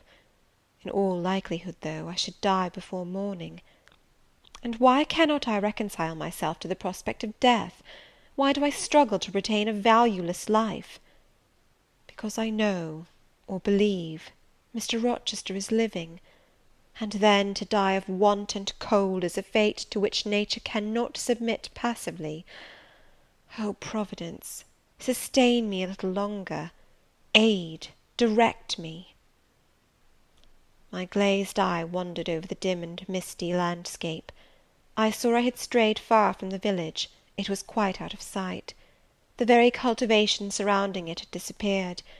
I had, by crossways and by-paths, once more drawn near the tract of moorland; and now only a few fields, almost as wild and unproductive as the heath from which they were scarcely reclaimed, lay between me and the dusky hill. Well, I would rather die yonder than in a street or a frequented road, I reflected; and far better that crows and ravens, if any ravens there be in these regions, should pick my flesh from my bones, than that they should be prisoned in a workhouse coffin, and moulder in a pauper's grave. To the hill, then, I turned. I reached it. It remained now only to find a hollow where I could lie down, and feel at least hidden, if not secure. But all the surface of the waste looked level; it showed no variation but of tint; green where rush and moss overgrew the marshes, black where the dry soil bore only heath. Dark as it was getting, I could still see these changes, though but as mere alternations of light and shade, for colour had faded with the daylight.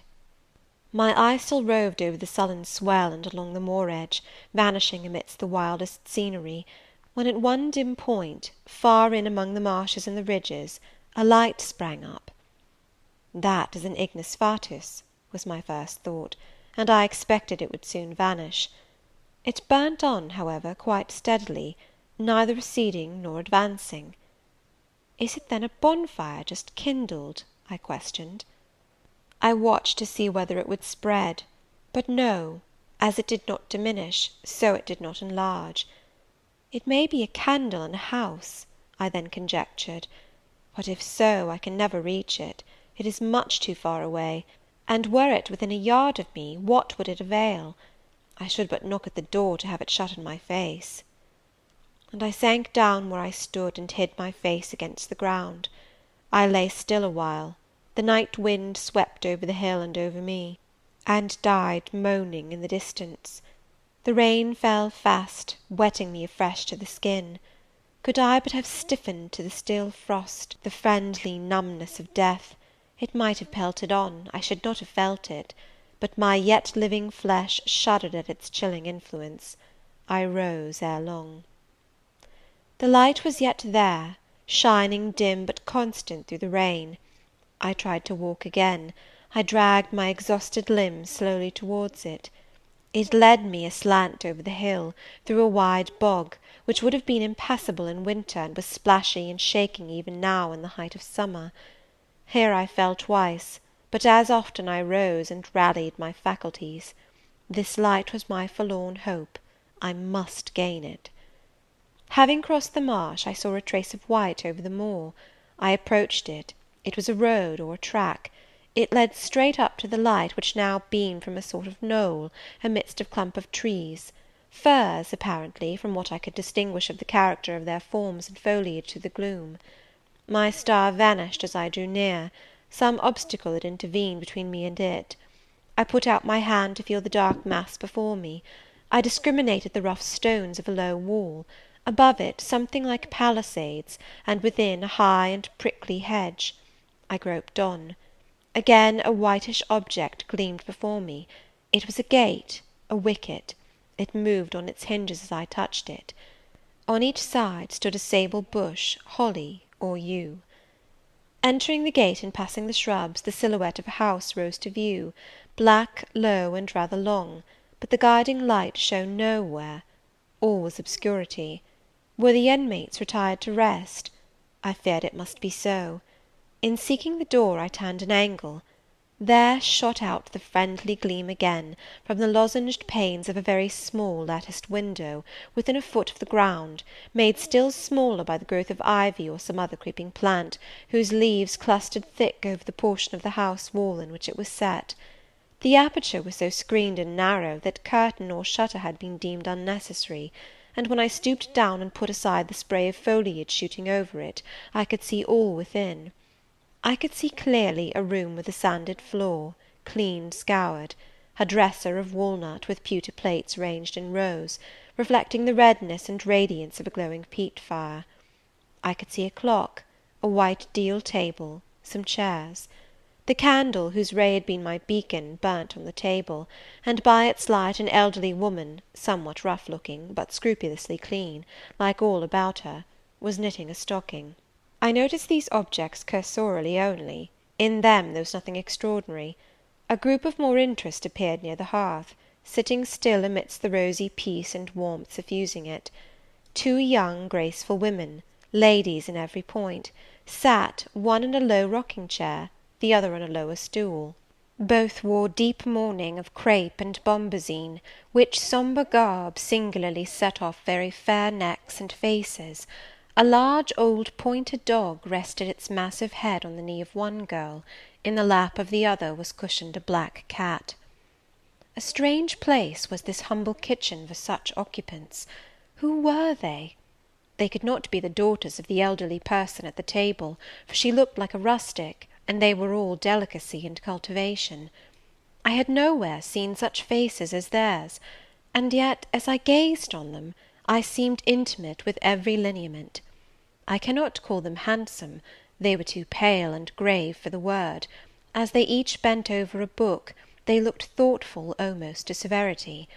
A stand between them supported a second candle and two great volumes, to which they frequently referred, comparing them seemingly with the smaller books they held in their hands, like people consulting a dictionary to aid them in the task of translation. This scene was as silent as if all the figures had been shadows, and the firelit apartment a picture. So hushed was it, I could hear the cinders fall from the grate, the clock tick in its obscure corner, and I even fancied I could distinguish the click-click of the woman's knitting needles. When, therefore, a voice broke the strange stillness at last, it was audible enough to me. "Listen, Diana," said one of the absorbed students. "Franz and old Daniel are together in the night time, and Franz is telling a dream from which he has awakened in terror. Listen." And in a low voice she read something, of which not one word was intelligible to me, for it was in an unknown tongue, neither French nor Latin. Whether it were Greek or German I could not tell. "That is strong," she said when she had finished. "I relish it." The other girl, who had lifted her head to listen to her sister, repeated, while she gazed at the fire, a line of what had been read. At a later day I knew the language and the book, therefore I will here quote the line, though when I first heard it, it was only like a stroke on sounding brass to me, conveying no meaning. Da trat hervor einer, an zu sehen wie de Sternen Nacht. Good, good, she exclaimed, while her dark and deep eyes sparkled. There you have a dim and mighty archangel fitly set before you. The line is worth 100 pages of fustian. Ich wage die Gedanken in der Schale meines Sohnes und die Werke mit dem Gewichte meines Grimms. I like it. Both were again silent. Is there any country where they talk that way? said the old woman, looking up from her knitting. Yes, Hannah, a far larger country than England, where they talk in no other way. Well, for sure case, I knownt how they can understand to one t'other, and if either of you went over there, you could tell what they said, I guess. We could probably tell something of what they said, but not all, for we are not as clever as you think us, Hannah. We don't speak German, and we cannot read it without a dictionary to help us. And what good does it do you? We mean to teach it some time, or at least the elements, as they say, and then we shall get more money than we do now. Very like, but give o'er studying, you've done enough for to-night. I think we have. At least I'm tired. Mary, are you? Mortally. After all, it's tough work fagging away at a language with no master but a lexicon. It is, especially such a language as this crabbed but glorious Deutsch. I wonder when St. John will come home. Surely he will not be long now. It is just 10. Looking at a little gold watch she drew from her girdle. It rains fast, Hannah. Will you have the goodness to look at the fire in the parlour? The woman rose. She opened a door, through which I dimly saw a passage. Soon I heard her stir a fire in an inner room. She presently came back. Ah, childer, said she, it fair troubles me to go into yond room now. It looks so lonesome, with a chair empty, and set back in a corner. She wiped her eyes with her apron. The two girls, grave before, looked sad now. But he is in a better place, continued Hannah. We shouldn't wish him here again, and then nobody need to have a quieter death nor he had. You say he never mentioned us? inquired one of the ladies. He hadn't time, bairn. He was gone in a minute, was your father. He had been a bit ailing like the day before, but not to signify, and when Mr. St. John asked if he would like either of you to be sent for, he fair laughed at him. He began again with a bit of heaviness in his head the next day, that is a fortnight sin, and he went to sleep and never wakened. He were almost stark when your brother went into the chamber and found him. Oh, childer, that's to last to the old stock, for ye and Mr. St. John is of like a different sort to them that's gone, for all your mother wore mitch o' your way, and almost as book learned. She were the picture of ye, Mary. Diana is more like your father. I thought them so similar, I could not tell where the old servant, for such I now concluded her to be, saw the difference. Both were fair complexioned and slenderly made. Both possessed faces full of distinction and intelligence. One, to be sure, had hair a shade darker than the other, and there was a difference in their style of wearing it. Mary's pale brown locks were parted and braided smooth. Diana's duskier tresses covered her neck with thick curls. The clock struck 10. "You'll want your supper, I am sure," observed Hannah, "and so will Mr. St. John when he comes in." And she proceeded to prepare the meal. The ladies rose. They seemed about to withdraw to the parlour. Till this moment I had been so intent on watching them, their appearance and conversation had excited in me so keen an interest, I had half forgotten my own wretched position. Now it recurred to me, more desolate, more desperate than ever, it seemed, from contrast. And how impossible did it appear to touch the inmates of this house with concern on my behalf, to make them believe in the truth of my wants and woes, to induce them to vouchsafe a rest for my wanderings. As I groped out the door and knocked at it hesitatingly, I felt that last idea to be a mere chimera. Hannah opened. "What do you want?" she inquired, in a voice of surprise, as she surveyed me by the light of the candle she held. "May I speak to your mistresses?" I said. "You had better tell me what you have to say to them. Where do you come from?" "I am a stranger." "What is your business here at this hour?" I want a night's shelter in an outhouse or anywhere, and a morsel of bread to eat." Distrust, the very feeling I dreaded, appeared in Hannah's face. "I'll give you a piece of bread," she said, after a pause, "but we can't take in a vagrant to lodge, it isn't likely." "Do let me speak to your mistresses." "No, not I. What can they do for you? You should not be roving about now, it looks very ill." "But where shall I go if you drive me away? What shall I do?" "Oh, I'll warrant you know where to go and what to do. Mind you don't do wrong, that's all. Here is a penny, now go." "A penny cannot feed me, and I have no strength to go farther. Don't shut the door. Oh, don't, for God's sake!" "I must, the rain is driving in." "Tell the young ladies. Let me see them." "Indeed I will not. You are not what you ought to be, or you wouldn't make such a noise. Move off." "But I must die if I am turned away." "Not you. I'm feared you'd have some ill plans agate that brings you about folks' houses at this time o' night. If you've any followers, housebreakers, or such like, anywhere near, you may tell 'em we are not by ourselves in the house. We have a gentleman and dogs and guns." Here the honest but inflexible servant clapped the door to, and bolted it within. This was the climax. A pang of exquisite suffering, a throe of true despair, rent and heaved my heart. Worn out indeed I was; not another step could I stir. I sank on the wet doorstep. I groaned, I wrung my hands, I wept in utter anguish. Oh, this spectre of death! Oh, this last hour approaching in such horror! Alas, this isolation, this banishment from my kind! Not only the anchor of hope, but the footing of fortitude was gone, at least for a moment; but the last I soon endeavoured to regain. "I can but die," I said, "and I believe in God. Let me try to wait His will in silence." These words I not only thought, but uttered, and thrusting back all my misery into my heart, I made an effort to compel it to remain there, dumb and still. "All men must die," said a voice quite close at hand, "but all are not condemned to meet a lingering and premature doom, such as yours would be if you perished here of want." "Who or what speaks?" I asked, terrified at the unexpected sound, and incapable now of deriving from any occurrence a hope of aid. A form was near; what form, the pitch dark night and my enfeebled vision prevented me from distinguishing. With a loud long knock, the new comer appealed to the door. "Is it you, Mr. St. John?" cried Hannah. "Yes, yes, open quickly." "Well, how wet and cold you must be, such a wild night as it is! Come in, your sisters are quite uneasy about you, and I believe there are bad folks about. There has been a beggar woman. I declare she is not gone yet. Lay down there. Get up, for shame. Move off, I say."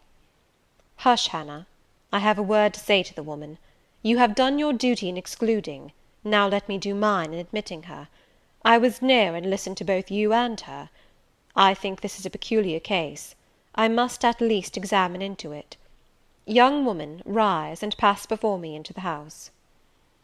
With difficulty I obeyed him. Presently I stood within that clean bright kitchen, on the very hearth, trembling, sickening, conscious of an aspect in the last degree ghastly, wild, and weather-beaten. The two ladies, their brother, Mr. St. John, the old servant, were all gazing at me. "St. John, who is it?" I heard one ask. "I cannot tell. I found her at the door," was the reply. "She does look white," said Hannah. "As white as clay or death," was responded. "She will fall. Let her sit." And indeed my head swam. I dropped, but a chair received me. I still possessed my senses, though just now I could not speak. "Perhaps a little water would restore her. Hannah, fetch some. But she is worn to nothing. How very thin, and how very bloodless!" "A mere spectre." "Is she ill, or only famished?" "Famished, I think. Hannah, is that milk? Give it me, and a piece of bread." Diana, I knew her by the long curls which I saw drooping between me and the fire as she bent over me, broke some bread, dipped it in milk, and put it to my lips. Her face was near mine. I saw there was pity in it, and I felt sympathy in her hurried breathing. In her simple words, too, the same balm-like emotion spoke. "Try to eat." "Yes, try," repeated Mary gently; and Mary's hand removed my sodden bonnet and lifted my head. I tasted what they offered me, feebly at first, eagerly soon. "Not too much at first; restrain her," said the brother. "She has had enough." And he withdrew the cup of milk and the plate of bread. "A little more, St. John; look at the avidity in her eyes." "No more at present, sister. Try if she can speak now. Ask her her name." I felt I could speak, and I answered, "My name is Jane Elliot." Anxious, as ever, to avoid discovery, I had before resolved to assume an alias. "And where do you live? Where are your friends?" I was silent. "Can we send for any one you know?" I shook my head. "What account can you give of yourself?" Somehow, now that I had once crossed the threshold of this house, and once was brought face to face with its owners, I felt no longer outcast, vagrant, and disowned by the wide world. I dared to put off the mendicant, to resume my natural manner and character. I began once more to know myself; and when Mr. St. John demanded an account, which at present I was far too weak to render, I said, after a brief pause, "Sir, I can give you no details to-night." "But what, then," said he, "do you expect me to do for you?" "Nothing," I replied. My strength sufficed but for short answers. Diana took the word. "Do you mean," she asked, "that we have now given you what aid you require, and that we may dismiss you to the moor in the rainy night?" I looked at her. She had, I thought, a remarkable countenance, instinct both with power and goodness. I took sudden courage. Answering her compassionate gaze with a smile, I said, "I will trust you. If I were a masterless and stray dog, I know that you would not turn me from your hearth to-night. As it is, I really have no fear. Do with me and for me as you like; but excuse me from much discourse. My breath is short; I feel a spasm when I speak." All three surveyed me, and all three were silent. "Hannah," said Mr. St. John at last, "let her sit there at present, and ask her no questions. In 10 minutes more, give her the remainder of that milk and bread. Mary and Diana, let us go into the parlour, and talk the matter over." They withdrew. Very soon one of the ladies returned, I could not tell which. A kind of pleasant stupor was stealing over me as I sat by the genial fire. In an undertone she gave some directions to Hannah. Ere long, with the servant's aid, I contrived to mount a staircase. My dripping clothes were removed. Soon a warm, dry bed received me. I thanked God, experienced amidst unutterable exhaustion a glow of grateful joy, and slept. Chapter 28. Chapter 29 of Jane Eyre. The recollection of about 3 days and nights succeeding this is very dim in my mind. I can recall some sensations felt in that interval, but few thoughts framed, and no actions performed. I knew I was in a small room and in a narrow bed. To that bed I seemed to have grown. I lay on it motionless as a stone, and to have torn me from it would have been almost to kill me. I took no note of the lapse of time, of the change from morning to noon, from noon to evening. I observed when any one entered or left the apartment. I could even tell who they were. I could understand what was said when the speaker stood near to me, but I could not answer. To open my lips or move my limbs was equally impossible. Hannah, the servant, was my most frequent visitor. Her coming disturbed me. I had a feeling that she wished me away, that she did not understand me or my circumstances, that she was prejudiced against me. Diana and Mary appeared in the chamber once or twice a day. They would whisper sentences of this sort at my bedside. "It is very well we took her in." "Yes, she would certainly have been found dead at the door in the morning, had she been left out all night. I wonder what she has gone through. Strange hardships, I imagine. Poor emaciated, pallid wanderer!" She is not an uneducated person, I should think, by her manner of speaking. Her accent was quite pure, and the clothes she took off, though splashed and wet, were a little worn and fine. She has a peculiar face, fleshless and haggard as it is. I rather like it, and when in good health and animated, I can fancy her physiognomy would be agreeable. Never once in their dialogues did I hear a syllable of regret at the hospitality they had extended to me, or of suspicion of, or aversion to, myself. I was comforted. Mr. St. John came but once. He looked at me, and said my state of lethargy was the result of reaction from excessive and protracted fatigue. He pronounced it needless to send for a doctor. Nature, he was sure, would manage best, left to herself. He said every nerve had been overstrained in some way, and the whole system must sleep torpid a while. There was no disease. He imagined my recovery would be rapid enough when once commenced. These opinions he delivered in a few words, in a quiet, low voice, and added, after a pause, in the tone of a man little accustomed to expansive comment, "Rather an unusual physiognomy, certainly not indicative of vulgarity or degradation." "Far otherwise," responded Diana. "To speak truth, St. John, my heart rather warms to the poor little soul. I wish we may be able to benefit her permanently." "That is hardly likely," was the reply. "You will find she is some young lady who has had a misunderstanding with her friends, and has probably injudiciously left them.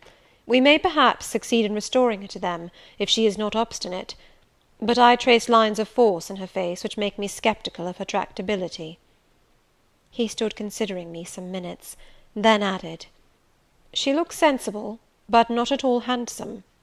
"She is so ill, St. John." "Ill or well, she would always be plain. The grace and harmony of beauty are quite wanting in those features." On the third day I was better. On the fourth I could speak, move, rise in bed, and turn. Hannah had brought me some gruel and dry toast, about, as I suppose, the dinner hour. I had eaten with relish. The food was good, void of the feverish flavour which had hitherto poisoned what I had swallowed. When she left me, I felt comparatively strong and revived.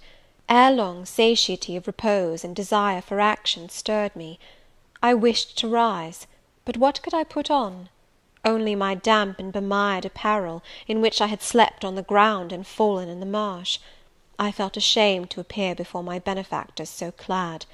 I was spared the humiliation. On a chair by the bedside were all my own things, clean and dry. My black silk frock hung against the wall. The traces of the bog were removed from it, the creases left by the wet smoothed out. It was quite decent. My very shoes and stockings were purified and rendered presentable. There were the means of washing in the room, and a comb and brush to smooth my hair. After a weary process, and resting every 5 minutes, I succeeded in dressing myself. My clothes hung loose on me, for I was much wasted, but I covered deficiencies with a shawl, and once more, clean and respectable looking, no speck of the dirt, no trace of the disorder I so hated, and which seemed so to degrade me, left, I crept down a stone staircase with the aid of the banisters, to a narrow low passage, and found my way presently to the kitchen. It was full of the fragrance of new bread and the warmth of a generous fire. Hannah was baking. Prejudices, it is well known, are most difficult to eradicate from the heart, whose soil has never been loosened or fertilized by education. They grow there, firm as weeds among stones. Hannah had been cold and stiff indeed at the first. Latterly she had begun to relent a little, and when she saw me come in tidy and well dressed, she even smiled. "What, you have got up?" she said. "You were better then. You may sit you down on my chair on the hearthstone, if you will." She pointed to the rocking chair. I took it. She bustled about, examining me every now and then with the corner of her eye. Turning to me as she took some loaves from the oven, she asked bluntly, "Did you ever go a-begging afore you came here?" I was indignant for a moment, but remembering that anger was out of the question, and that I had indeed appeared as a beggar to her, I answered quietly, but still not without a certain marked firmness, "You are mistaken in supposing me a beggar. I am no beggar, any more than yourself or your young ladies." After a pause, she said, "I do not understand that. You've like no house, nor no brass, I guess." The want of house or brass, by which I suppose you mean money, does not make a beggar in your sense of the word." "Are you book-learned?" she inquired presently. "Yes, very." "But you've never been to a boarding school?" "I was at a boarding school 8 years." She opened her eyes wide. "Whatever cannot you keep yourself for, then?" "I have kept myself, and I trust shall keep myself again. What are you going to do with these gooseberries?" I inquired, as she brought out the basket of the fruit. "Mek 'em into pies." "Give them to me, and I'll pick them." "Nay, I dunnot want you to do nought." "But I must do something. Let me have them." She consented, and she even brought me a clean towel to spread over my dress, "Lest," as she said, "I should mucky it." "You've not been used to servant's work, I see by your hands," she remarked. "Happen you've been a dressmaker?" "No, you are wrong. And now never mind what I have been. Don't trouble your head further about me, but tell me the name of the house where we are." "Some calls it Marsh End, and some calls it Moor House." "And the gentleman who lives here is called Mr. St. John?" "Nay, he doesn't live here, he's only staying a while. When he is at home, he's in his own parish at Morton." "That village a few miles off?" "Ay." "And what is he?" "He is a parson." I remembered the answer of the old housekeeper at the parsonage when I had asked to see the clergyman. This, then, was his father's residence? Ay, old Mr. Rivers lived here, and his father, and his grandfather, and great-grandfather afore him. The name, then, of that gentleman is Mr. St. John Rivers? Ay, St. John is like his Kirsten name. And his sisters are called Diana and Mary Rivers? Yes. Their father is dead? Dead 3 weeks sin of a stroke. They have no mother? The mistress has been dead this many a year.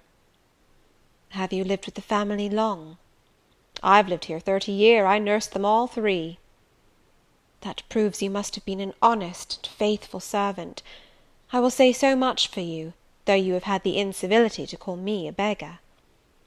She again regarded me with a surprised stare. "I believe," she said, "I was quite mista'en in my thoughts o' you, but there is so many cheats goes about, you mun forgive me." "And though," I continued rather severely, "you wished to turn me from the door on a night when you should not have shut out a dog." "Well, it was hard, but what can a body do? I thought more of the children nor of myself. Poor things! They've like nobody to take care of 'em but me. I'm like to look sharpish." I maintained a grave silence for some minutes. "You munnot think too hardly of me," she again remarked. "But I do think hardly of you," I said, "and I'll tell you why. Not so much because you refused to give me shelter, or regarded me as an impostor, as because you just now made it a species of reproach that I had no brass and no house. Some of the best people that ever lived have been as destitute as I am, and if you are a Christian, you ought not to consider poverty a crime." "No more I ought," said she. "Mr. St. John tells me so too, and I see I were wrong, but I've a clear different notion on you now to what I had. You look a rate down dacent little cratur." "That will do. I forgive you now. Shake hands." She put her flowery and horny hand into mine, another and heartier smile illumined her rough face, and from that moment we were friends. Hannah was evidently fond of talking. While I picked the fruit, and she made the paste for the pies, she proceeded to give me sundry details about her deceased master and mistress, and "the childer," as she called the young people. Old Mr. Rivers, she said, was a plain enough man, but a gentleman, and of as ancient a family as could be found. Marsh End had belonged to the Rivers ever since it was a house, and it was, she affirmed, "abone 200 year old, for all it looked but a small humble place, not to compare with Mr. Oliver's grand hall down in Morton Vale. But she could remember Bill Oliver's father a journeyman needle-maker, and the Rivers were gentry the old days of the Henrys, as anybody might see by looking into the registers of Morton Church vestry." Still, she allowed, "The old maester was like other folk, not mick o' the common way, stark mad o' shooting and farming and such like." The mistress was different. She was a great reader, and studied a deal, and the bairns had taken after her. There was nothing like them in these parts, nor never had been. They had liked learning, all three, almost from the time they could speak, and they had always been of a make of their own.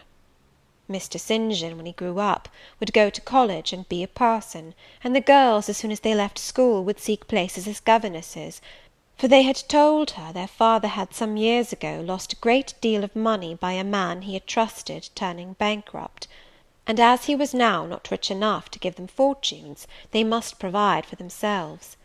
They had lived very little at home for a long while, and were only come now to stay a few weeks on account of their father's death. But they did so like Marsh End and Morton, and all these moors and hills about. They had been in London and many other grand towns, but they always said there was no place like home; and then they were so agreeable with each other, never fell out nor threaped. She did not know where there was such a family for being united.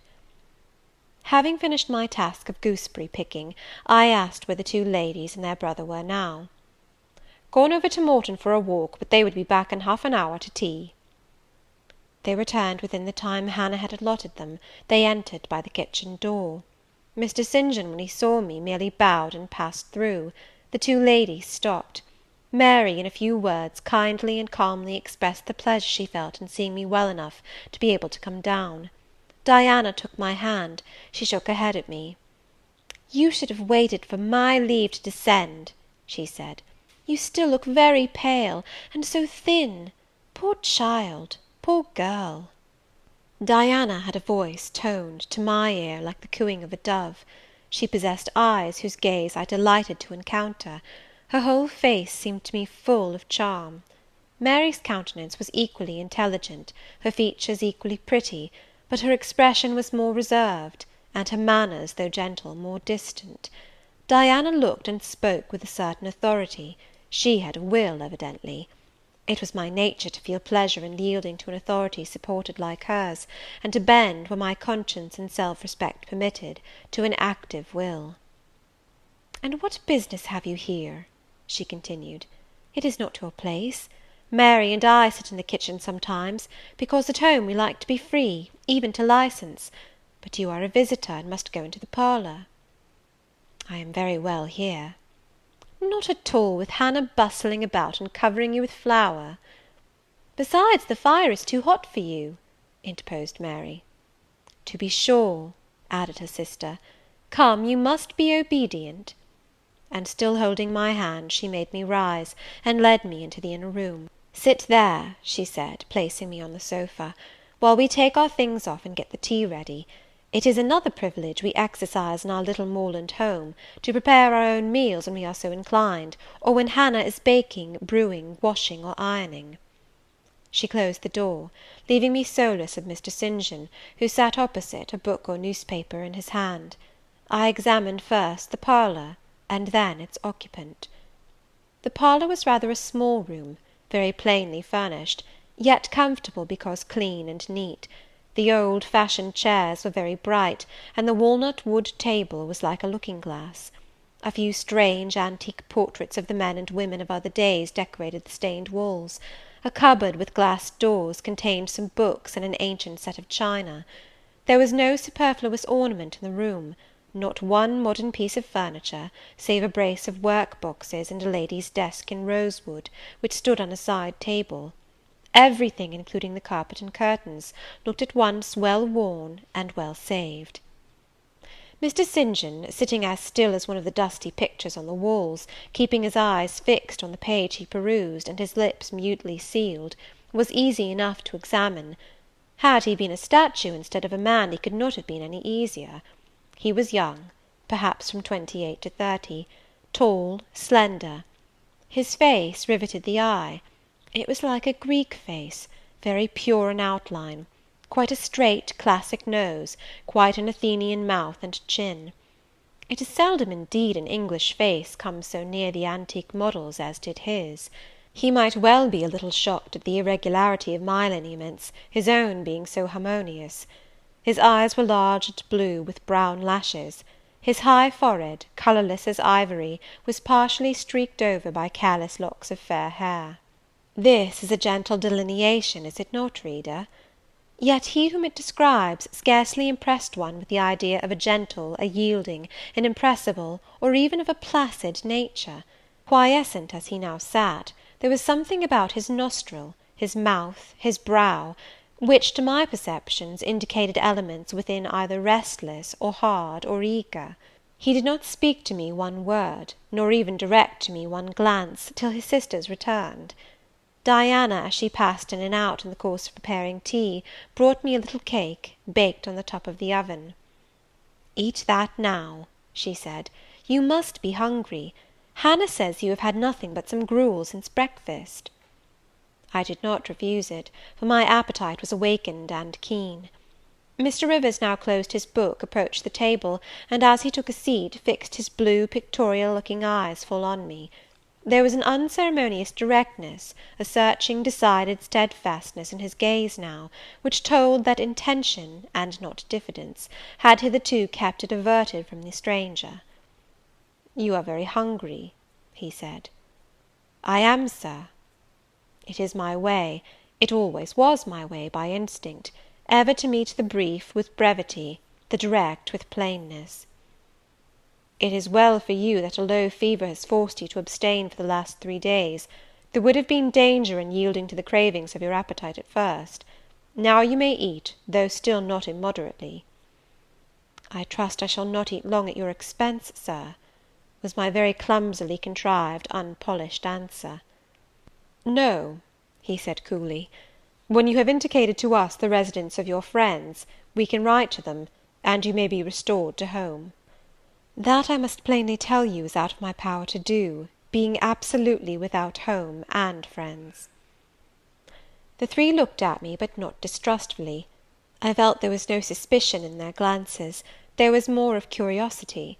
I speak particularly of the young ladies. St. John's eyes, though clear enough in a literal sense, in a figurative one were difficult to fathom. He seemed to use them rather as instruments to search other people's thoughts, than as agents to reveal his own; the which combination of keenness and reserve was considerably more calculated to embarrass than to encourage. "Do you mean to say," he asked, "that you are completely isolated from every connection?" "I do. Not a tie links me to any living thing. Not a claim do I possess to admittance under any roof in England." "A most singular position at your age." Here I saw his glance directed to my hands, which were folded on the table before me. I wondered what he sought there. His words soon explained the quest. "You have never been married? You are a spinster?" Diana laughed. "Why, she can't be above 17 or 18 years old, St. John," said she. "I am near 19, but I am not married, no."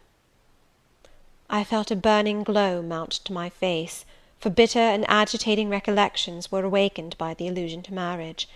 They all saw the embarrassment and the emotion. Diana and Mary relieved me by turning their eyes elsewhere than to my crimsoned visage, but the colder and sterner brother continued to gaze, till the trouble he had excited forced out tears as well as colour. "Where did you last reside?" he now asked. "You are too inquisitive, St. John," murmured Mary in a low voice; but he leaned over the table, and required an answer by a second firm and piercing look. "The name of the place where, and of the person with whom I lived, is my secret," I replied concisely. "Which, if you like, you have, in my opinion, a right to keep, both from St. John and from every other questioner," remarked Diana. "Yet, if I know nothing about you or your history, I cannot help you," he said. "And you need help, do you not?" "I need it, and I seek it so far, Sir, that some true philanthropist will put me in the way of getting work which I can do, and the remuneration for which will keep me, if but in the barest necessities of life." "I know not whether I am a true philanthropist, yet I am willing to aid you to the utmost of my power in a purpose so honest.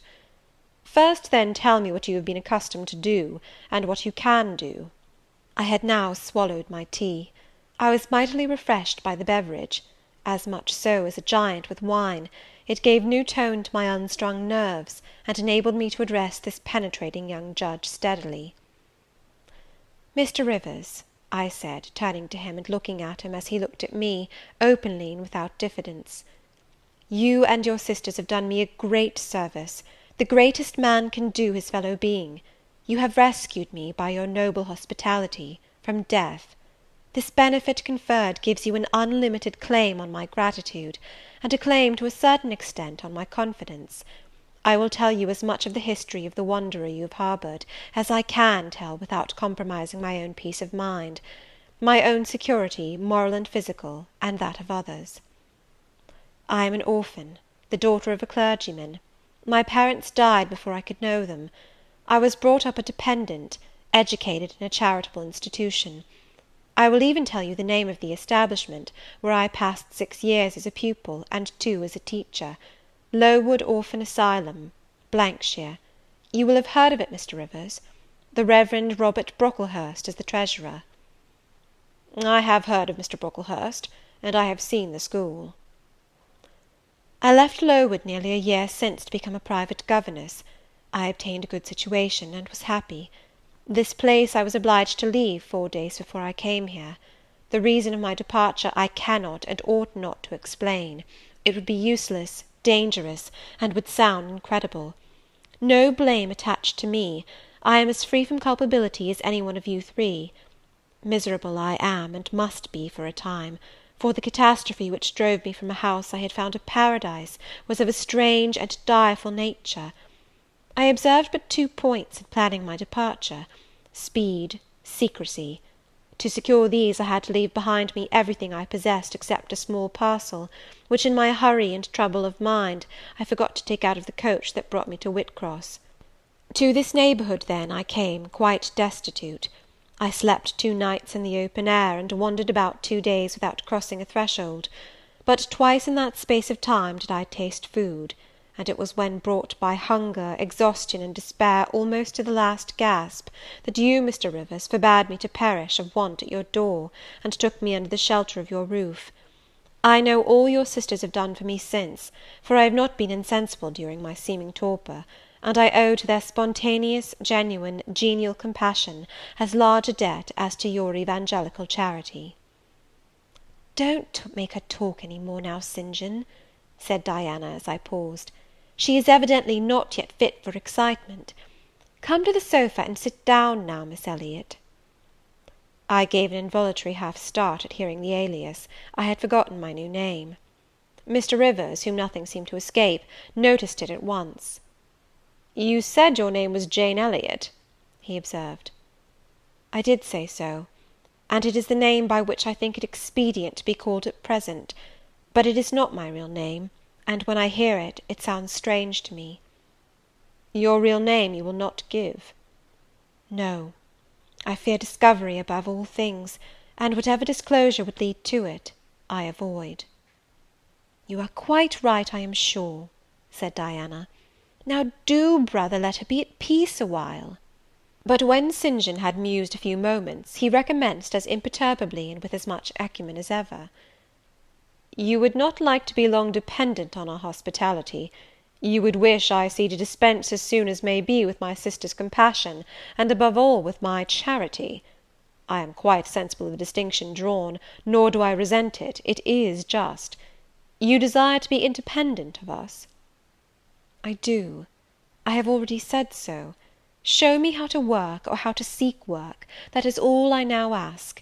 Then let me go, if it be but to the meanest cottage; but till then allow me to stay here. I dread another essay of the horrors of homeless destitution." "Indeed you shall stay here," said Diana, putting her white hand on my head.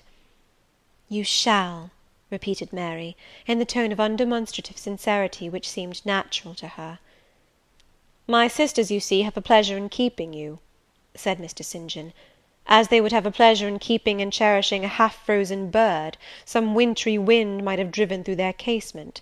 I feel more inclination to put you in the way of keeping yourself, and shall endeavour to do so; but observe, my sphere is narrow. I am but the incumbent of a poor county parish; my aid must be of the humblest sort; and if you are inclined to despise the day of small things, seek some more efficient succour than such as I can offer." "She has already said that she is willing to do anything honest she can do," answered Diana for me. "And you know, St. John, she has no choice of helpers. She is forced to put up with such crusty people as you." "I will be a dressmaker, I will be a plain workwoman, I will be a servant, a nurse girl, if I can be no better," I answered. "Right," said Mr. St. John, quite coolly. "If such is your spirit, I promise to aid you in my own time and way." He now resumed the book with which he had been occupied before tea. I soon withdrew, for I had talked as much and sat up as long as my present strength would permit. Chapter XXX. Chapter XXX of Jane Eyre. The more I knew of the inmates of Moor House, the better I liked them. In a few days I had so far recovered my health that I could sit up all day, and walk out sometimes. I could join with Diana and Mary in all their occupations, converse with them as much as they wished, and aid them when and where they would allow me. There was a reviving pleasure in this intercourse, of a kind now tasted by me for the first time; the pleasure arising from perfect congeniality of tastes, sentiments, and principles. I liked to read what they liked to read; what they enjoyed delighted me; what they approved I reverenced. They loved their sequestered home. I too, in the grey, small, antique structure, with its low roof, its latticed casements, its mouldering walls, its avenue of aged firs, all grown aslant under the stress of mountain winds, its garden dark with yew and holly, and where no flowers but of the hardiest species would bloom, found a charm both potent and permanent. They clung to the purple moors behind and around their dwelling, to the hollow vale into which the pebbly bridle path leading from their gate descended, and which wound between fern banks first, and then among a few of the wildest little pasture fields that ever bordered a wilderness of heath, or gave sustenance to a flock of grey moorland sheep, with their little mossy faced lambs. They clung to this scene, I say, with a perfect enthusiasm of attachment. I could comprehend the feeling, and share both its strength and truth. I saw the fascination of the locality; I felt the consecration of its loneliness; my eye feasted on the outline of swell and sweep, on the wild colouring communicated to ridge and dell by moss, by heath bell, by flower sprinkled turf, by brilliant bracken and mellow granite crag. These details were just to me what they were to them, so many pure and sweet sources of pleasure. The strong blast and the soft breeze, the rough and the halcyon day, the hours of sunrise and sunset, the moonlight and the clouded night, developed for me, in these regions, the same attraction as for them, wound round my faculties the same spell that entranced theirs. Indoors we agreed equally well. They were both more accomplished and better read than I was, but with eagerness I followed in the path of knowledge they had trodden before me. I devoured the books they lent me; then it was full satisfaction to discuss with them in the evening what I had perused during the day. Thought fitted thought, opinion met opinion; we coincided, in short, perfectly. If in our trio there was a superior and a leader, it was Diana. Physically she far excelled me; she was handsome, she was vigorous. In her animal spirits there was an affluence of life and certainty of flow, such as excited my wonder, while it baffled my comprehension. I could talk a while when the evening commenced, but the first gush of vivacity and fluency gone, I was fain to sit on a stool at Diana's feet, to rest my head on her knee, and listen alternately to her and Mary, while they sounded thoroughly the topic on which I had but touched. Diana offered to teach me German. I liked to learn of her. I saw the part of instructress pleased and suited her; that of scholar pleased and suited me no less. Our natures dovetailed. Mutual affection, of the strongest kind, was the result. They discovered I could draw; their pencils and colour boxes were immediately at my service. My skill, greater in this one point than theirs, surprised and charmed them. Mary would sit and watch me by the hour together; then she would take lessons, and a docile, intelligent, assiduous pupil she made. Thus occupied, and mutually entertained, days passed like hours, and weeks like days. As to Mr. St. John, the intimacy which had arisen so naturally and rapidly between me and his sisters did not extend to him. One reason of the distance yet observed between us was, that he was comparatively seldom at home. A large proportion of his time appeared devoted to visiting the sick and poor among the scattered population of his parish. No weather seemed to hinder him in these pastoral excursions. Rain or fair, he would, when his hours of morning study were over, take his hat, and, followed by his father's old pointer, Carlo, go out on his mission of love or duty. I scarcely know in which light he regarded it. Sometimes, when the day was very unfavourable, his sisters would expostulate. He would then say, with a peculiar smile, more solemn than cheerful, "And if I let a gust of wind or a sprinkling of rain turn me aside from these easy tasks, what preparation would such sloth be for the future I propose to myself?" Diana and Mary's general answer to this question was a sigh, and some minutes of apparently mournful meditation. But besides his frequent absences, there was another barrier to friendship with him. He seemed of a reserved, an abstracted, and even of a brooding nature. Zealous in his ministerial labours, blameless in his life and habits, he yet did not appear to enjoy that mental serenity, that inward content, which should be the reward of every sincere Christian and practical philanthropist. Often of an evening, when he sat at the window, his desk and papers before him, he would cease reading or writing, rest his chin on his hand, and deliver himself up to I know not what course of thought. But that it was perturbed and exciting might be seen in the frequent flash and changeful dilation of his eye. I think, moreover, that nature was not to him that treasury of delight it was to his sisters. He expressed once, and but once, in my hearing, a strong sense of the rugged charm of the hills, and an inborn affection for the dark roof and hoary walls he called his home; but there was more of gloom than pleasure in the tone and words in which the sentiment was manifested, and never did he seem to roam the moors for the sake of their soothing silence, never seek out or dwell upon the thousand peaceful delights they could yield. Incommunicative as he was, some time elapsed before I had an opportunity of gauging his mind. I first got an idea of its calibre when I heard him preach in his own church at Morton. I wish I could describe that sermon, but it is past my power. I cannot even render faithfully the effect it produced on me. It began calm, and indeed, as far as delivery and pitch of voice went, it was calm to the end. An earnestly felt, yet strictly restrained zeal breathed soon in the distinct accents, and prompted the nervous language. This grew to force, compressed, condensed, controlled. The heart was thrilled, the mind astonished, by the power of the preacher; neither was softened. Throughout there was a strange bitterness, an absence of consolatory gentleness.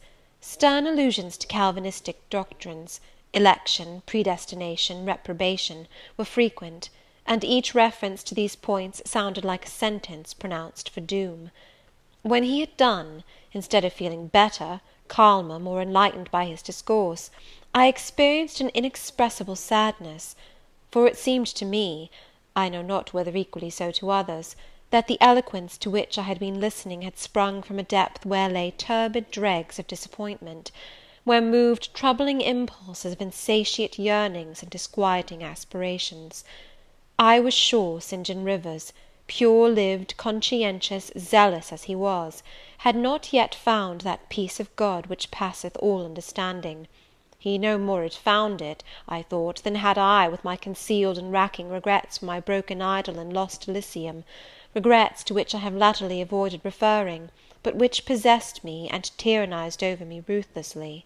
Meantime, a month was gone.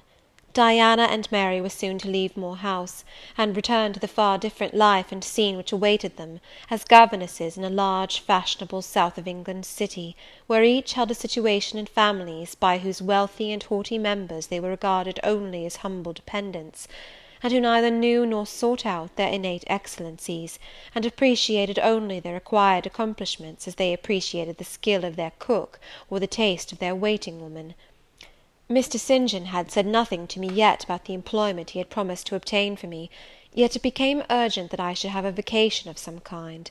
One morning, being left alone with him a few minutes in the parlour, I ventured to approach the window recess, which his table, chair, and desk consecrated as a kind of study, and I was going to speak, though not very well knowing in what words to frame my inquiry, for it is at all times difficult to break the ice of reserve glassing over such natures as his, when he saved me the trouble by being the first to commence a dialogue. Looking up as I drew near, "You have a question to ask of me?" he said. "Yes, I wish to know whether you have heard of any service I can offer myself to undertake." "I found or devised something for you 3 weeks ago; but as you seemed both useful and happy here, as my sisters had evidently become attached to you, and your society gave them unusual pleasure, I deemed it inexpedient to break in on your mutual comfort, till their approaching departure from Marsh End should render yours necessary." "And they will go in 3 days now?" I said. "Yes, and when they go, I shall return to the parsonage at Morton. Hannah will accompany me, and this old house will be shut up." I waited a few moments, expecting he would go on with the subject first broached; but he seemed to have entered another train of reflection. His look denoted abstraction from me and my business. I was obliged to recall him to a theme which was, of necessity, one of close and anxious interest to me. "What is the employment you had in view, Mr. Rivers? I hope this delay will not have increased the difficulty of securing it."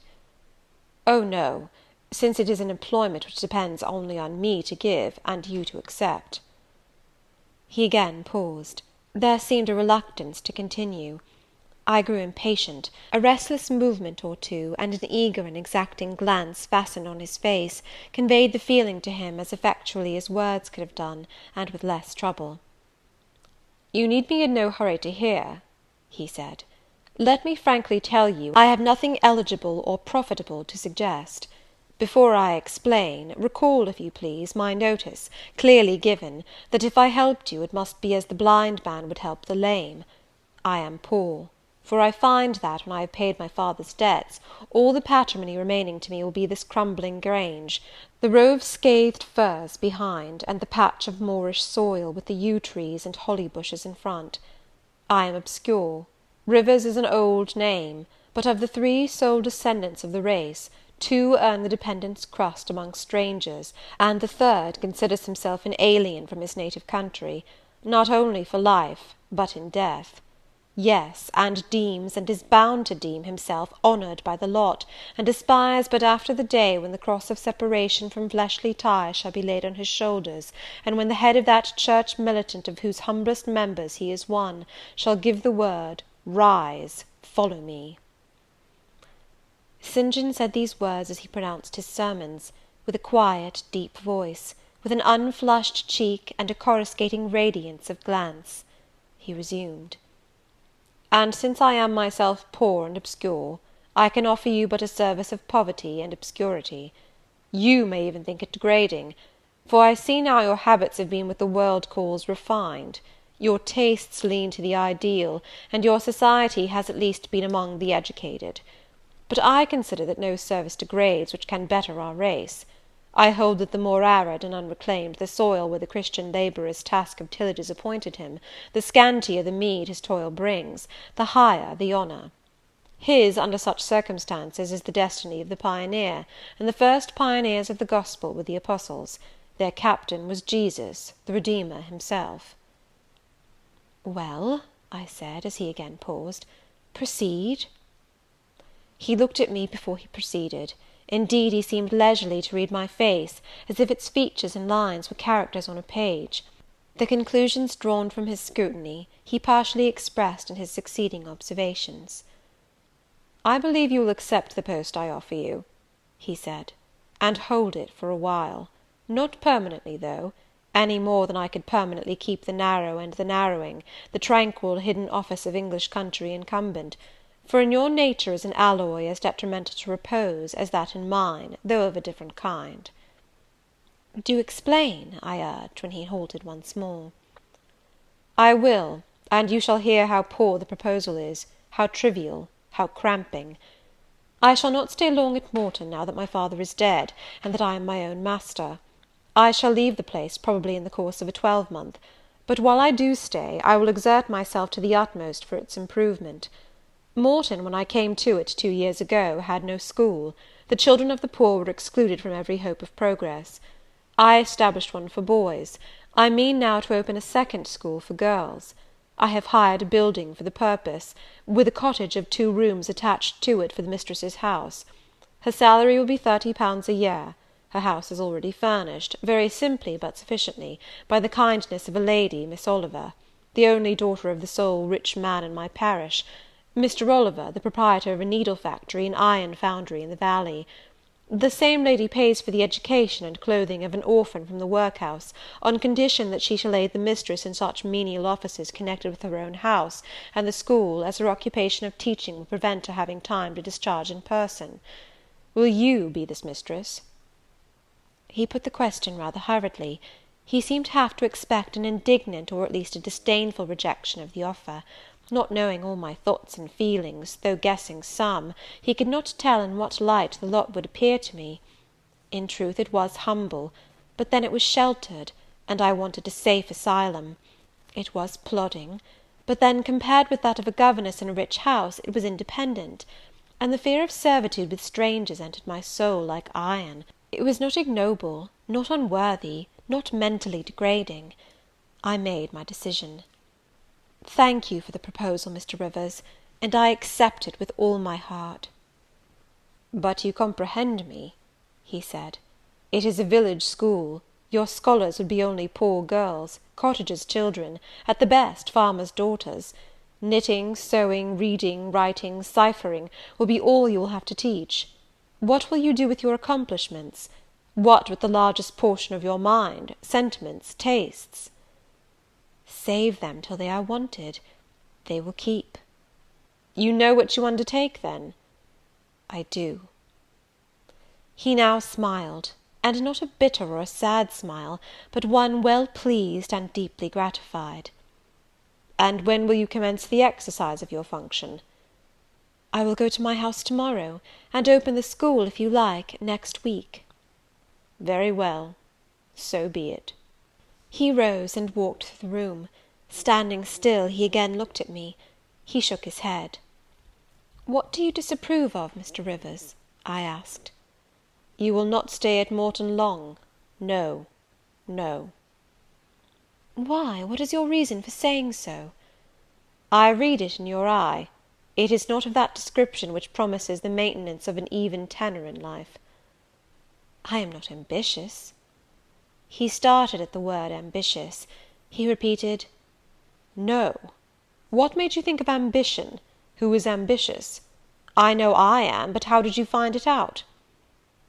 "I was speaking of myself." "Well, if you're not ambitious, you are—" He paused. "What?" "I was going to say impassioned, but perhaps you would have misunderstood the word and been displeased. I mean that human affections and sympathies have a most powerful hold on you. I am sure you cannot long be content to pass your leisure in solitude, and to devote your working hours to a monotonous labour wholly void of stimulus, any more than I can be content," he added with emphasis, "to live here buried in morass, pent in with mountains. My nature that God gave me contravened, my faculties heaven bestowed, paralysed, made useless. You hear now how I contradict myself. I, who preached contentment with a humble lot, and justified the vocation even of hewers of wood and drawers of water in God's service, I, his ordained minister, almost rave in my restlessness. Well, propensities and principles must be reconciled by some means." He left the room. In this brief hour I had learnt more of him than in the whole previous month, yet still he puzzled me. Diana and Mary Rivers became more sad and silent as the day approached for leaving their brother and their home. They both tried to appear as usual, but the sorrow they had to struggle against was one that could not be entirely conquered or concealed. Diana intimated that this would be a different parting from any they had ever yet known. It would probably, as far as St. John was concerned, be a parting for years. It might be a parting for life. "He will sacrifice all to his long-framed resolves," she said. "Natural affection and feelings more potent still. St. John looks quiet, Jane, but he hides a fever in his vitals. You would think him gentle, yet in some things he is inexorable as death, and the worst of it is, my conscience will hardly permit me to dissuade him from his severe decision. Certainly I cannot for a moment blame him for it. It is right, Christian, noble. It breaks my heart." And the tears gushed to her fine eyes. Mary bent her head low over her work. "We are now without father, we shall soon be without home and brother," she murmured. At that moment a little accident supervened, which seemed decreed by fate purposely to prove the truth of the adage, that misfortunes never come singly, and to add to their distresses the vexing one of the slip between the cup and lip. St. John passed the window, reading a letter. He entered.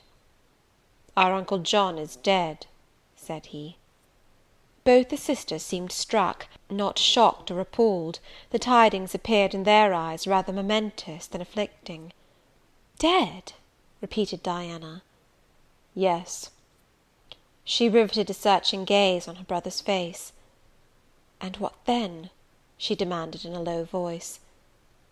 "What then, Di?" he replied, maintaining a marble immobility of feature. "What then? Why, nothing. Read." He threw the letter into her lap. She glanced over it, and handed it to Mary. Mary perused it in silence, and returned it to her brother. All three looked at each other, and all three smiled, a dreary, pensive smile enough. "Amen, we can yet live," said Diana at last. "At any rate, it makes us no worse off than we were before," remarked Mary. "Only it forces rather strongly on the mind the picture of what might have been," said Mr. Rivers, "and contrasts it somewhat too vividly with what is." He folded the letter, locked it in his desk, and again went out. For some minutes no one spoke. Diana then turned to me. "Jane, you will wonder at us and our mysteries," she said, "and think us hard-hearted beings not to be more moved at the death of so near a relation as an uncle, but we had never seen him or known him. He was my mother's brother. My father and he quarrelled long ago. It was by his advice that my father risked most of his property in the speculation that ruined him. Mutual recrimination passed between them. They parted in anger, and were never reconciled. My uncle engaged afterwards in more prosperous undertakings. It appears he realized a fortune of £20,000. He was never married, and had no near kindred but ourselves and one other person, not more closely related than we. My father always cherished the idea that he would atone for his error by leaving his possessions to us. That letter informs us that he has bequeathed every penny to the other relation, with the exception of 30 guineas, to be divided between St. John, Diana, and Mary Rivers, for the purchase of 3 mourning rings. He had a right, of course, to do as he pleased, and yet a momentary damp is cast on the spirits by the receipt of such news. Mary and I would have esteemed ourselves rich with £1,000 each, and to St. John such a sum would have been valuable, for the good it would have enabled him to do. This explanation given, the subject was dropped, and no further reference made to it by either Mr. Rivers or his sisters. The next day I left Marsh End for Morton. The day after, Diana and Mary quitted it for distant B. In a week Mr. Rivers and Hannah repaired to the parsonage, and so the old Grange was abandoned. End of Chapter 30. Chapter 31 of Jane Eyre. My home, then, when I at last find a home, is a cottage, a little room with whitewashed walls and a sanded floor, containing 4 painted chairs and a table, a clock, a cupboard, with 2 or 3 plates and dishes, and a set of tea-things in delf. Above, a chamber of the same dimensions as the kitchen, with a deal bedstead and chest of drawers, small, yet too large to be filled with my scanty wardrobe, though the kindness of my gentle and generous friends has increased that by a modest stock of such things as are necessary. It is evening. I have dismissed, with the fee of an orange, the little orphan who serves me as a handmaid. I am sitting alone on the hearth. This morning the village school opened. I had 20 scholars. But 3 of the number can read, none write or cipher. Several knit, and a few sew a little. They speak with the broadest accent of the district. At present they and I have a difficulty in understanding each other's language. Some of them are unmannered, rough, intractable, as well as ignorant; but others are docile, have a wish to learn, and evince a disposition that pleases me. I must not forget that these coarsely clad little peasants are of flesh and blood as good as the scions of gentlest genealogy, and that the germs of native excellence, refinement, intelligence, kind feeling, are as likely to exist in their hearts as in those of the best born. My duty will be to develop these germs. Surely I shall find some happiness in discharging that office. Much enjoyment I do not expect in the life opening before me, yet it will, doubtless, if I regulate my mind, and exert my powers as I ought, yield me enough to live on from day to day. Was I very gleeful, settled, content, during the hours I passed in yonder bare, humble schoolroom this morning and afternoon? Not to deceive myself, I must reply, no. I felt desolate to a degree. I felt, yes, idiot that I am, I felt degraded. I doubted I had taken a step which sank instead of raising me in the scale of social existence. I was weakly dismayed at the ignorance, the poverty, the coarseness of all I heard and saw around me. But let me not hate and despise myself too much for these feelings. I know them to be wrong. That is a great step gained. I shall strive to overcome them. To-morrow, I trust, I shall get the better of them partially, and in a few weeks, perhaps, they will be quite subdued. In a few months, it is possible, the happiness of seeing progress and a change for the better in my scholars may substitute gratification for disgust. Meantime, let me ask myself one question. Which is better? To have surrendered to temptation, listened to passion, made no painful effort, no struggle, but to have sunk down in the silken snare, fallen asleep on the flowers covering it, wakened in a southern clime among the luxuries of a pleasure villa, to have been now living in France, Mr. Rochester's mistress, delirious with his love half my time, for he would, oh yes, he would have loved me well for a while. He did love me. No one will ever love me so again.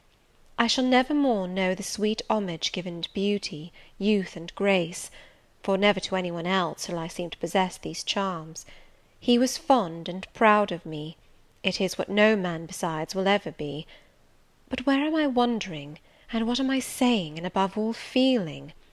Whether it is better, I ask, to be a slave in a fool's paradise at Marseilles, fevered with delusive bliss one hour, suffocating with the bitterest tears of remorse and shame the next, or to be a village schoolmistress, free and honest, in a breezy mountain nook in the healthy heart of England?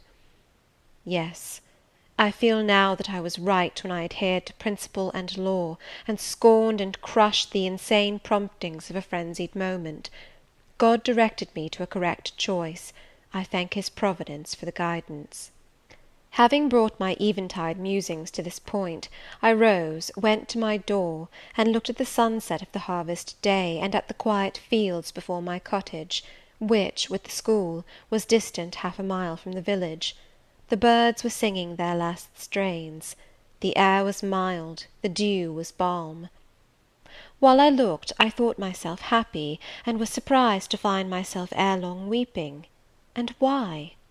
For the doom which had reft me from adhesion to my master. For him I was no more to see. For the desperate grief and fatal fury, consequences of my departure, which might now, perhaps, be dragging him from the path of right, too far to leave hope of ultimate restoration thither. At this thought I turned my face aside from the lovely sky of Eve and lonely vale of Morton. I say lonely, for in that bend of it visible to me there was no building apparent save the church and the parsonage, half-hidden trees, and quite at the extremity, the roof of Vale Hall, where the rich Mr. Oliver and his daughter lived. I hid my eyes, and leant my head against the stone frame of my door, but soon a slight noise near the wicket which shut in my tiny garden from the meadow beyond it made me look up. A dog, old Carlo, Mr. Rivers' pointer, as I saw in a moment, was pushing the gate with his nose, and St. John himself leant upon it with folded arms, his brow knit, his gaze, grave almost to displeasure, fixed on me. I asked him to come in. "No, I cannot stay. I have only brought you a little parcel my sisters left for you. I think it contains a colour box, pencils, and paper." I approached to take it. A welcome gift it was. He examined my face, I thought, with austerity as I came near. The traces of tears were doubtless very visible upon it. "Have you found your first day's work harder than you expected?" he asked. "Oh, no! On the contrary, I think in time I shall get on with my scholars very well." "But perhaps your accommodations, your cottage, your furniture, have disappointed your expectations. They are in truth scanty enough, but—" I interrupted. "My cottage is clean and weather-proof, my furniture sufficient and commodious. All I see has made me thankful, not despondent. I am not absolutely such a fool and sensualist as to regret the absence of a carpet, a sofa, and silver plate. Besides, 5 weeks ago I had nothing. I was an outcast, a beggar, a vagrant. Now I have acquaintance, a home, a business. I wonder at the goodness of God, the generosity of my friends, the bounty of my lot. I do not repine." "But you feel solitude and oppression. The little house there behind you is dark and empty." "I have hardly had time yet to enjoy a sense of tranquillity, much less to grow impatient under one of loneliness." "Very well. I hope you feel the content you express. At any rate, your good sense will tell you that it is too soon yet to yield to the vacillating fears of Lot's wife. What you had left before I saw you, of course, I do not know. But I counsel you to resist firmly every temptation which would incline you to look back. Pursue your present career steadily, for some months at least." "It is what I mean to do," I answered.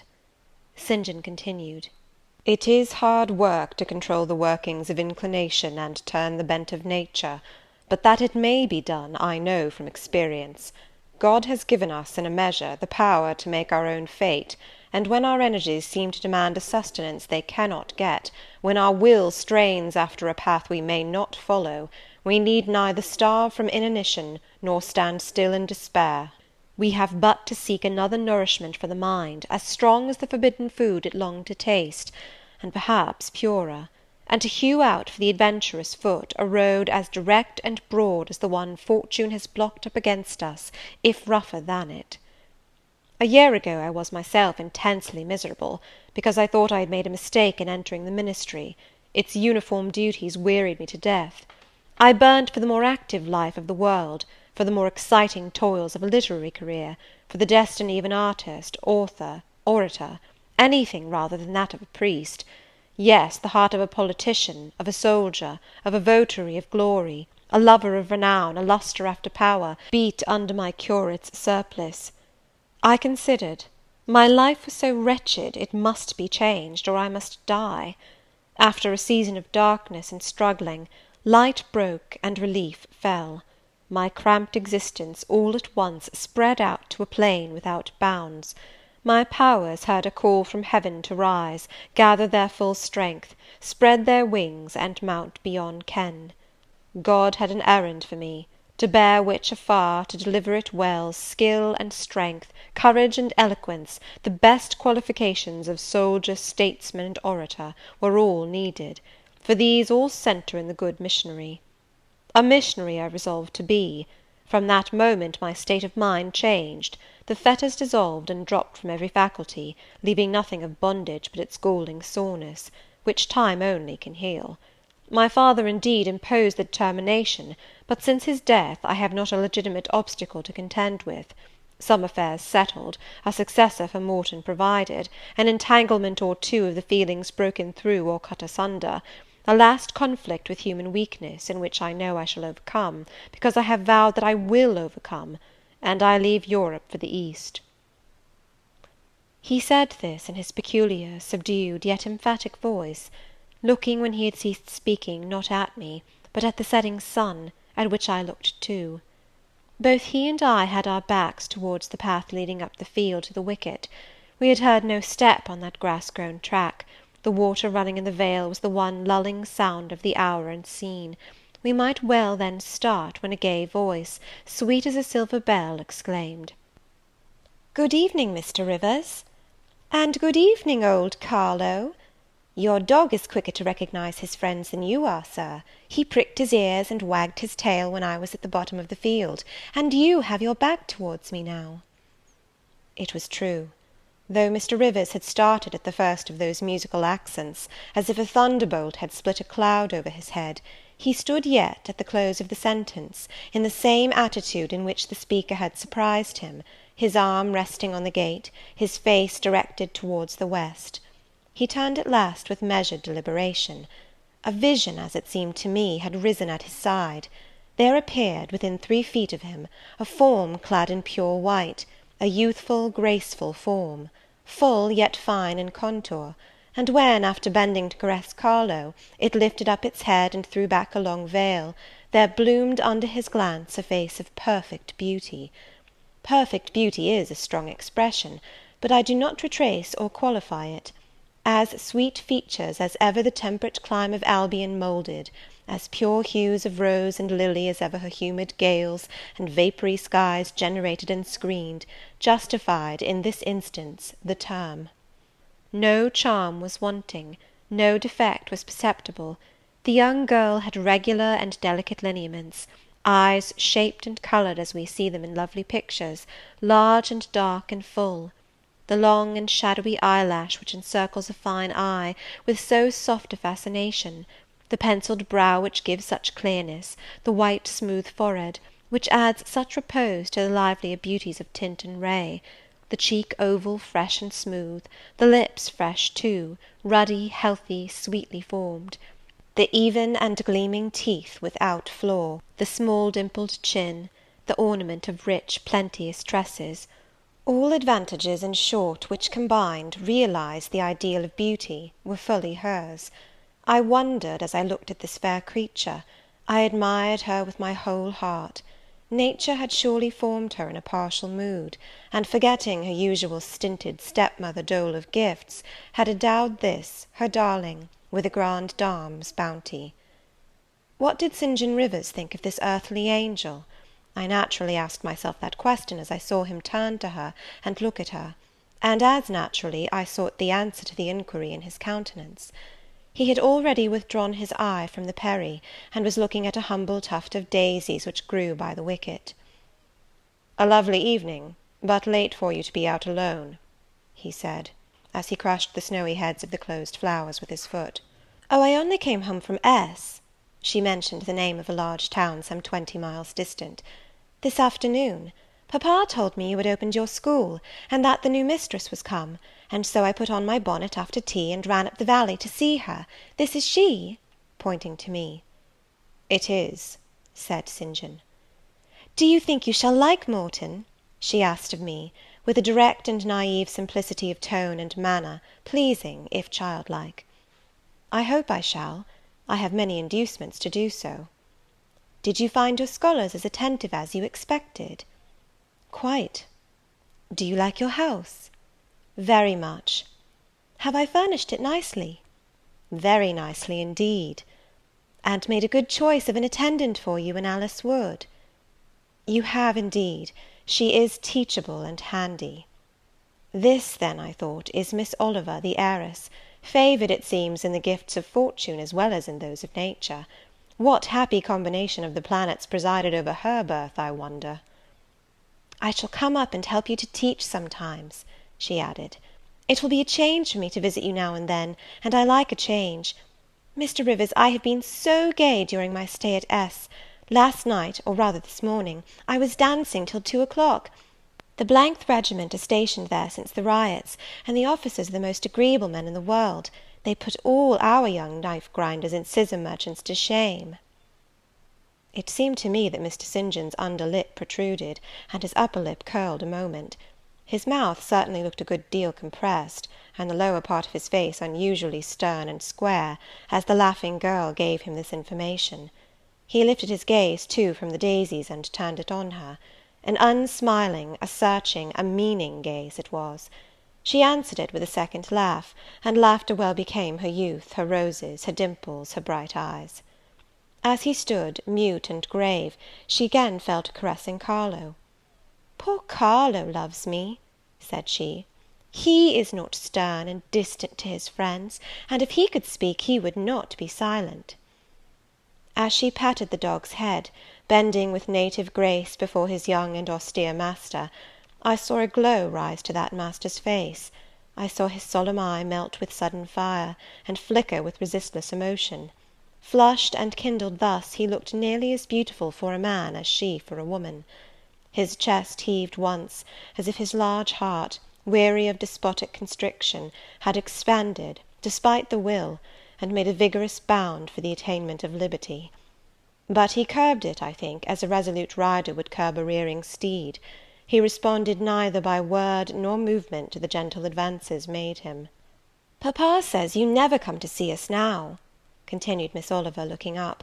"You are quite a stranger at Vale Hall. He is alone this evening, and not very well. Will you return with me and visit him?"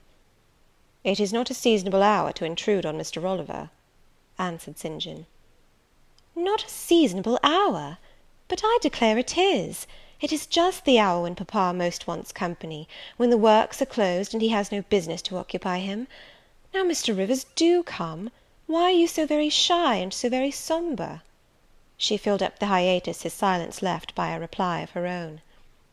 "I forgot," she exclaimed, shaking her beautiful curled head as if shocked at herself. "I am so giddy and thoughtless. Do excuse me.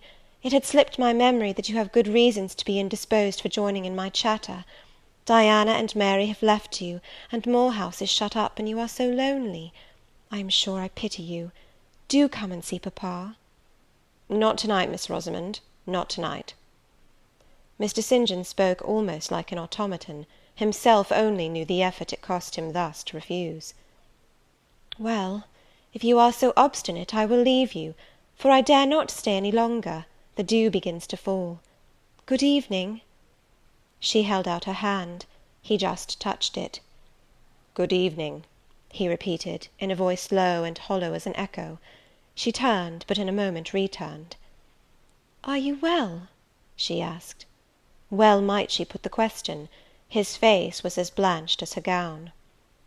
"Quite well," he enunciated, and with a bow he left the gate. She went one way, he another. She turned twice to gaze after him as she tripped fairy-like down the field. He, as he strode firmly across, never turned at all. This spectacle of another's suffering and sacrifice rapt my thoughts from exclusive meditation on my own. Diana Rivers had designated her brother inexorable as death. She had not exaggerated.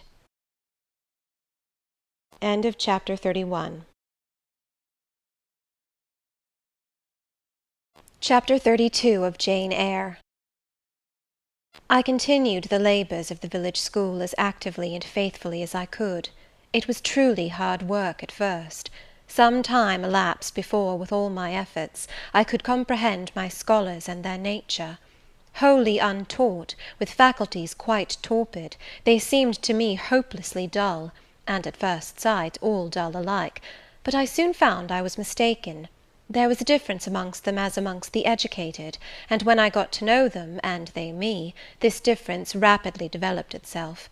Their amazement at me, my language, my rules, and ways, once subsided, I found some of these heavy-looking, gaping rustics wake up into sharp-witted girls enough.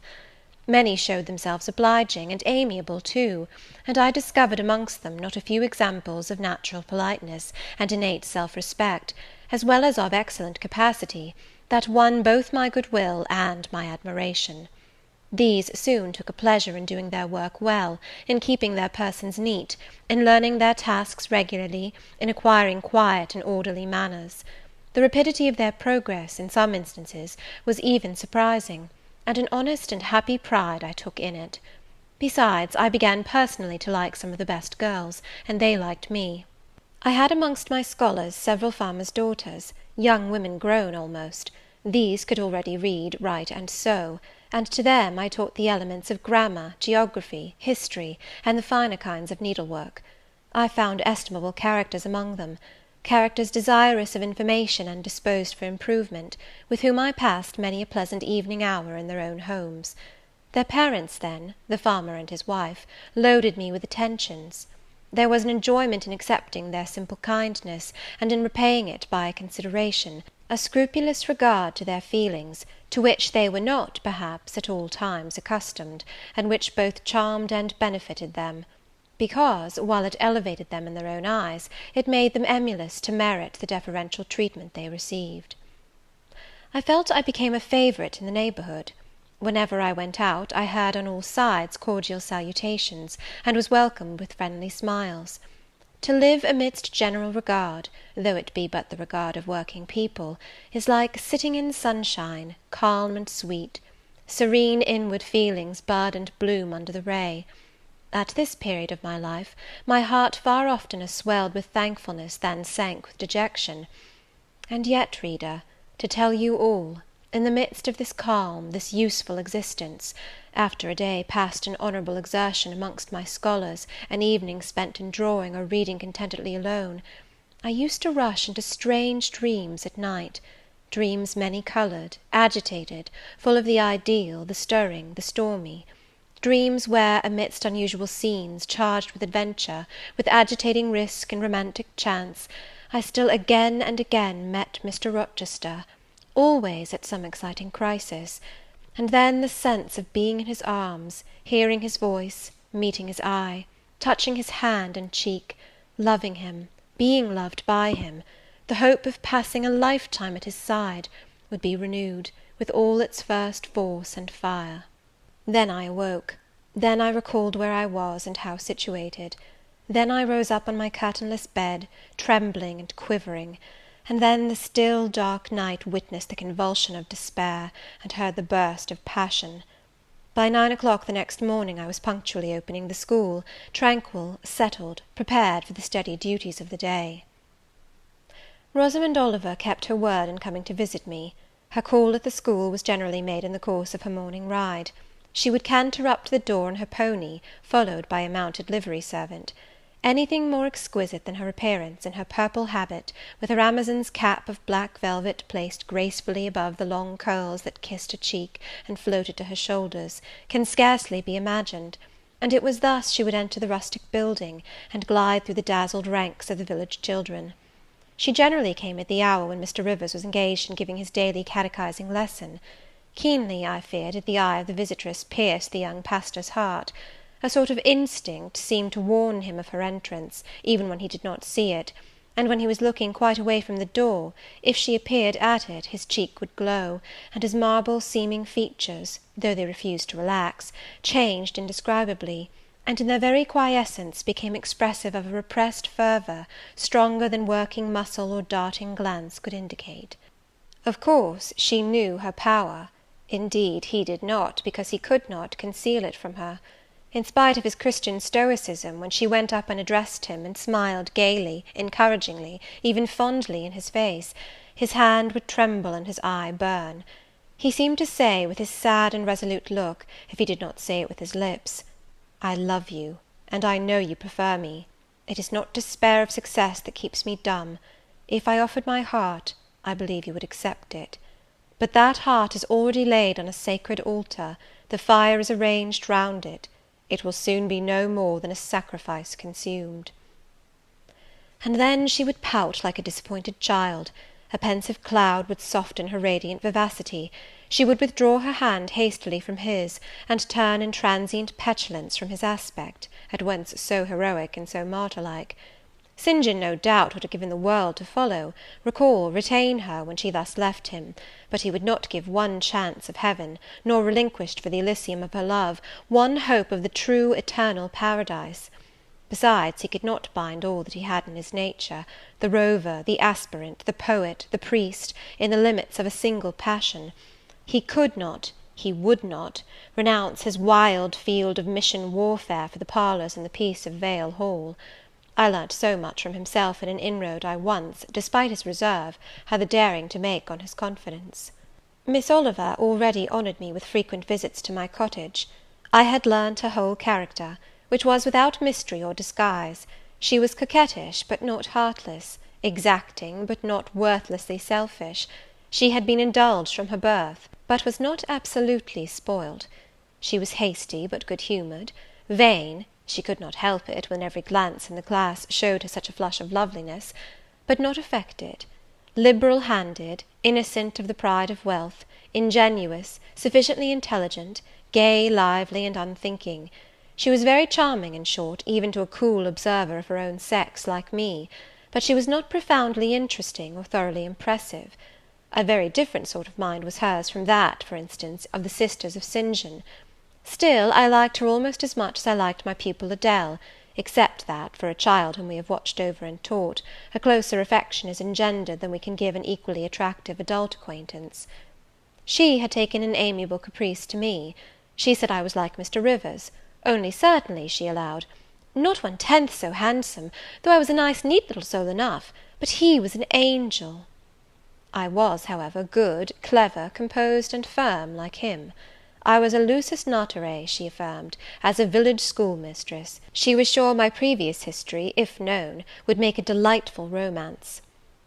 One evening, while with her usual childlike activity, and thoughtless yet not offensive inquisitiveness, she was rummaging the cupboard and table drawer of my little kitchen, she discovered first 2 French books, a volume of Schiller, a German grammar and dictionary, and then my drawing materials and some sketches, including a pencil head of a pretty little cherub-like girl, one of my scholars, and sundry views from nature, taken in the Vale of Morton and on the surrounding moors. She was first transfixed with surprise, and then electrified with delight. Had I done these pictures? Did I know French and German? What a love, what a miracle I was! I drew better than her master in the first school in S. Would I sketch a portrait of her, to show to papa? With pleasure, I replied, and I felt a thrill of artist's delight at the idea of copying from so perfect and radiant a model. She had then on a dark blue silk dress; her arms and her neck were bare; her only ornament was her chestnut tresses, which waved over her shoulders with all the wild grace of natural curls. I took a sheet of fine cardboard, and drew a careful outline. I promised myself the pleasure of colouring it, and as it was getting late then, I told her she must come and sit another day. She made such a report of me to her father, that Mr. Oliver himself accompanied her next evening, a tall, massive-featured, middle-aged and grey-headed man, at whose side his lovely daughter looked like a bright flower near a hoary turret. He appeared a taciturn, and perhaps a proud personage, but he was very kind to me. The sketch of Rosamond's portrait pleased him highly. He said I must make a finished picture of it. He insisted, too, on my coming the next day to spend the evening at Vale Hall. I went. I found it a large, handsome residence, showing abundant evidences of wealth in the proprietor. Rosamond was full of glee and pleasure all the time I stayed.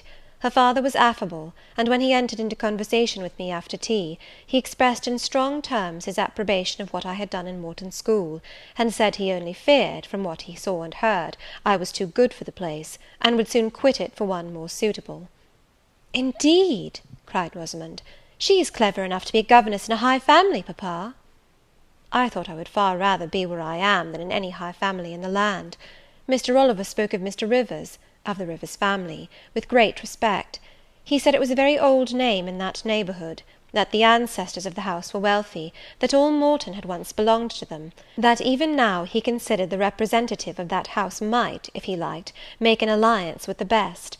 He accounted it a pity that so fine and talented a young man should have formed the design of going out as a missionary; it was quite throwing a valuable life away.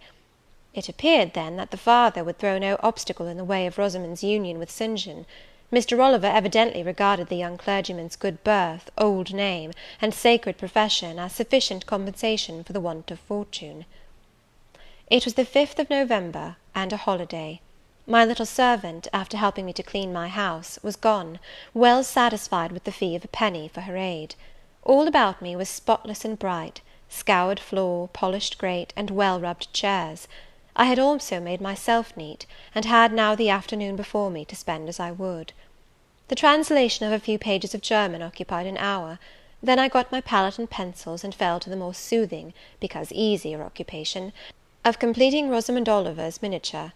The head was finished already; there was but the background to tint, and the drapery to shade off; a touch of carmine, too, to add to the ripe lips; a soft curl here and there to the tresses; a deeper tinge to the shadow of the lash under the azured eyelid.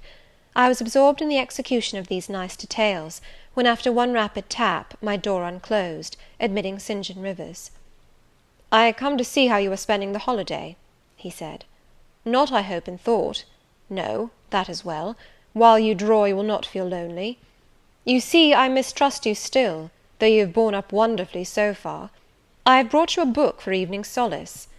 And he laid on the table a new publication, a poem, one of those genuine productions so often vouchsafed to the fortunate public of those days, the golden age of modern literature.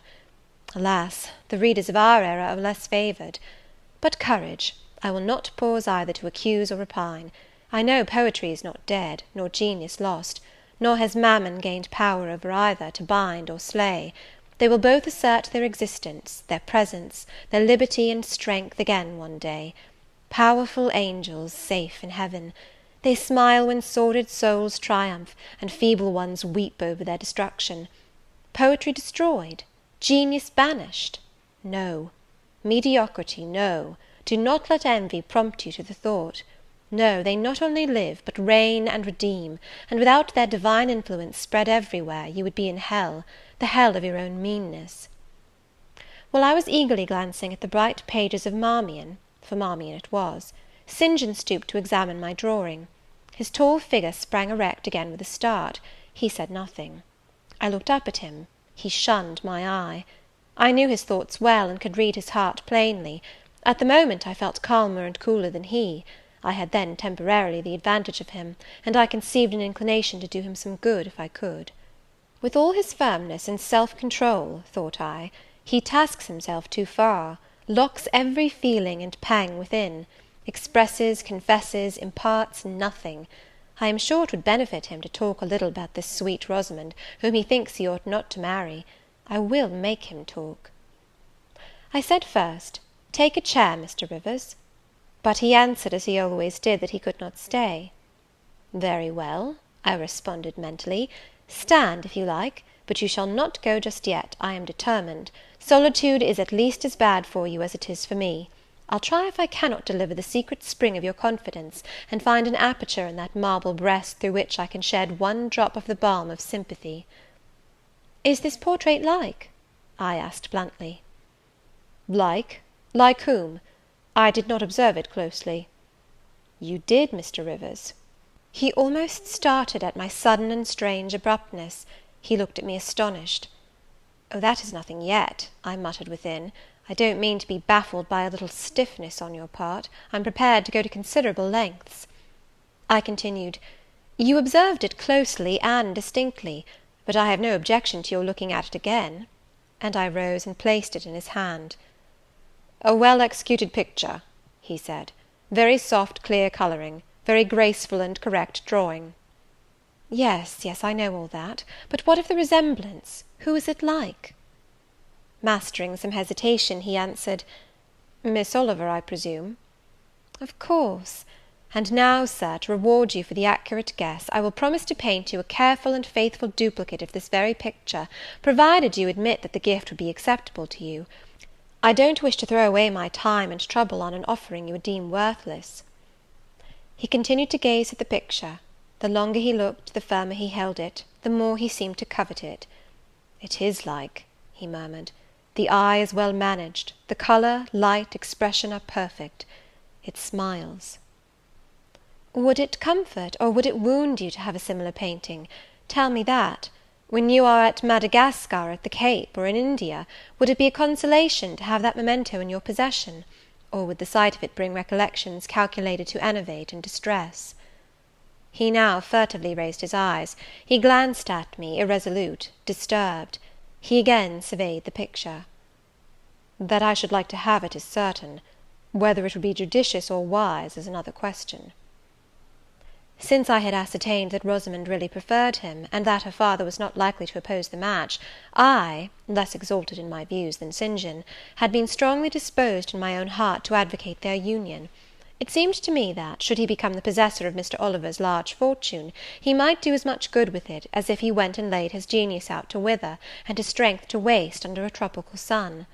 With this persuasion I now answered, "As far as I can see, it would be wiser and more judicious if you were to take to yourself the original at once." By this time he had sat down.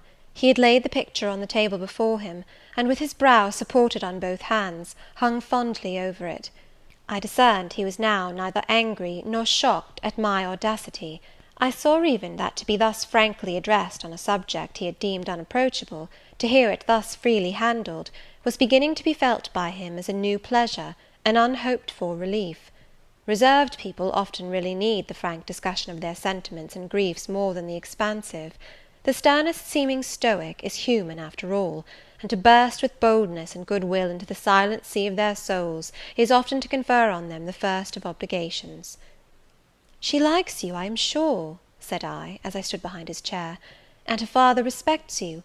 Moreover, she is a sweet girl, rather thoughtless, but she would have sufficient thought for both yourself and her. You ought to marry her." "Does she like me?" he asked. "Certainly, better than she likes any one else. She talks of you continually. There is no subject she enjoys so much or touches upon so often." "It is very pleasant to hear this," he said, "very. Go on, for another quarter of an hour." And he actually took out his watch, and laid it upon the table to measure the time. "But where is the use of going on," I asked, "when you are probably preparing some iron blow of contradiction, or forging a fresh chain to fetter your heart?" "Don't imagine such hard things. Fancy me yielding and melting as I am doing. Human love rising like a freshly opened fountain in my mind, and overflowing with sweet inundation all the field I have so carefully and with such labour prepared, so assiduously sown with the seeds of good intentions, of self-denying plans. And now it is deluged with a nectarous flood, the young germs swamped, delicious poison cankering them. Now I see myself stretched on an ottoman in the drawing-room at Vale Hall, at my bride Rosamond Oliver's feet. She is talking to me with a sweet voice, gazing down on me with those eyes your skilful hand has copied so well, smiling at me with those coral lips. She is mine, I am hers. This present life and passing world suffice to me. Hush, say nothing. My heart is full of delight. My senses are entranced. Let the time I marked pass in peace." I humoured him. The watch ticked on. He breathed fast and low. I stood silent. Amidst this hush the quartet sped. He replaced the watch, laid the picture down, rose, and stood on the hearth. "Now," said he, "that little space was given to delirium and delusion. I rested my temples on the breast of temptation, and put my neck voluntarily under her yoke of flowers. I tasted her cup. The pillow was burning. There is an asp in the garland. The wine has a bitter taste. Her promises are hollow. Her offers false. I see and know all this." I gazed at him in wonder. "It is strange," pursued he, "that while I love Rosamond Oliver so wildly, with all the intensity indeed of a first passion, the object of which is exquisitely beautiful, graceful, fascinating, I experience at the same time a calm, unwarped consciousness that she would not make me a good wife, that she is not the partner suited to me, that I should discover this within a year after marriage, and that to 12 months' rapture would succeed a lifetime of regret. This I know." "Strange indeed!" I could not help ejaculating. "While something in me," he went on, "is acutely sensible to her charms, something else is as deeply impressed with her defects. They are such that she could sympathize in nothing I aspired to, co-operate in nothing I undertook. Rosamond a sufferer, a labourer, a female apostle? Rosamond a missionary's wife? No." "But you need not be a missionary. You might relinquish that scheme." "Relinquish? What? My vocation? My great work? My foundation laid on earth for a mansion in heaven? My hopes of being numbered in the band who have merged all ambitions in the glorious one of bettering their race, of carrying knowledge into the realms of ignorance, of substituting peace for war, freedom for bondage, religion for superstition, the hope of heaven for the fear of hell? Must I relinquish that? It is dearer than the blood in my veins. It is what I have to look forward to, and to live for." After a considerable pause, I said, "And Miss Oliver? Are her disappointment and sorrow of no interest to you?" "Miss Oliver is ever surrounded by suitors and flatterers. In less than a month my image will be effaced from her heart. She will forget me, and will marry probably some one who will make her far happier than I should do." You speak coolly enough, but you suffer in the conflict. You are wasting away. No. If I get a little thin, it is with anxiety about my prospects yet unsettled, my departure continually procrastinated. Only this morning I received intelligence that the successor, whose arrival I have been so long expecting, cannot be ready to replace me for 3 months to come yet, and perhaps the 3 months may extend to 6. You tremble and become flushed whenever Miss Oliver enters the schoolroom. Again the surprised expression crossed his face.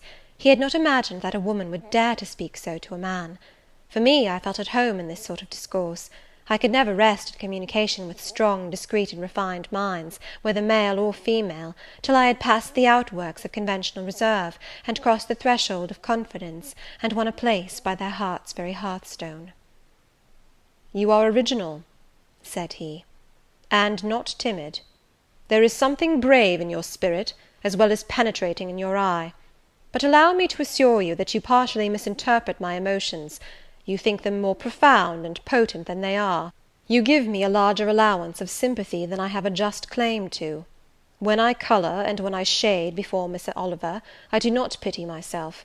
I scorn the weakness.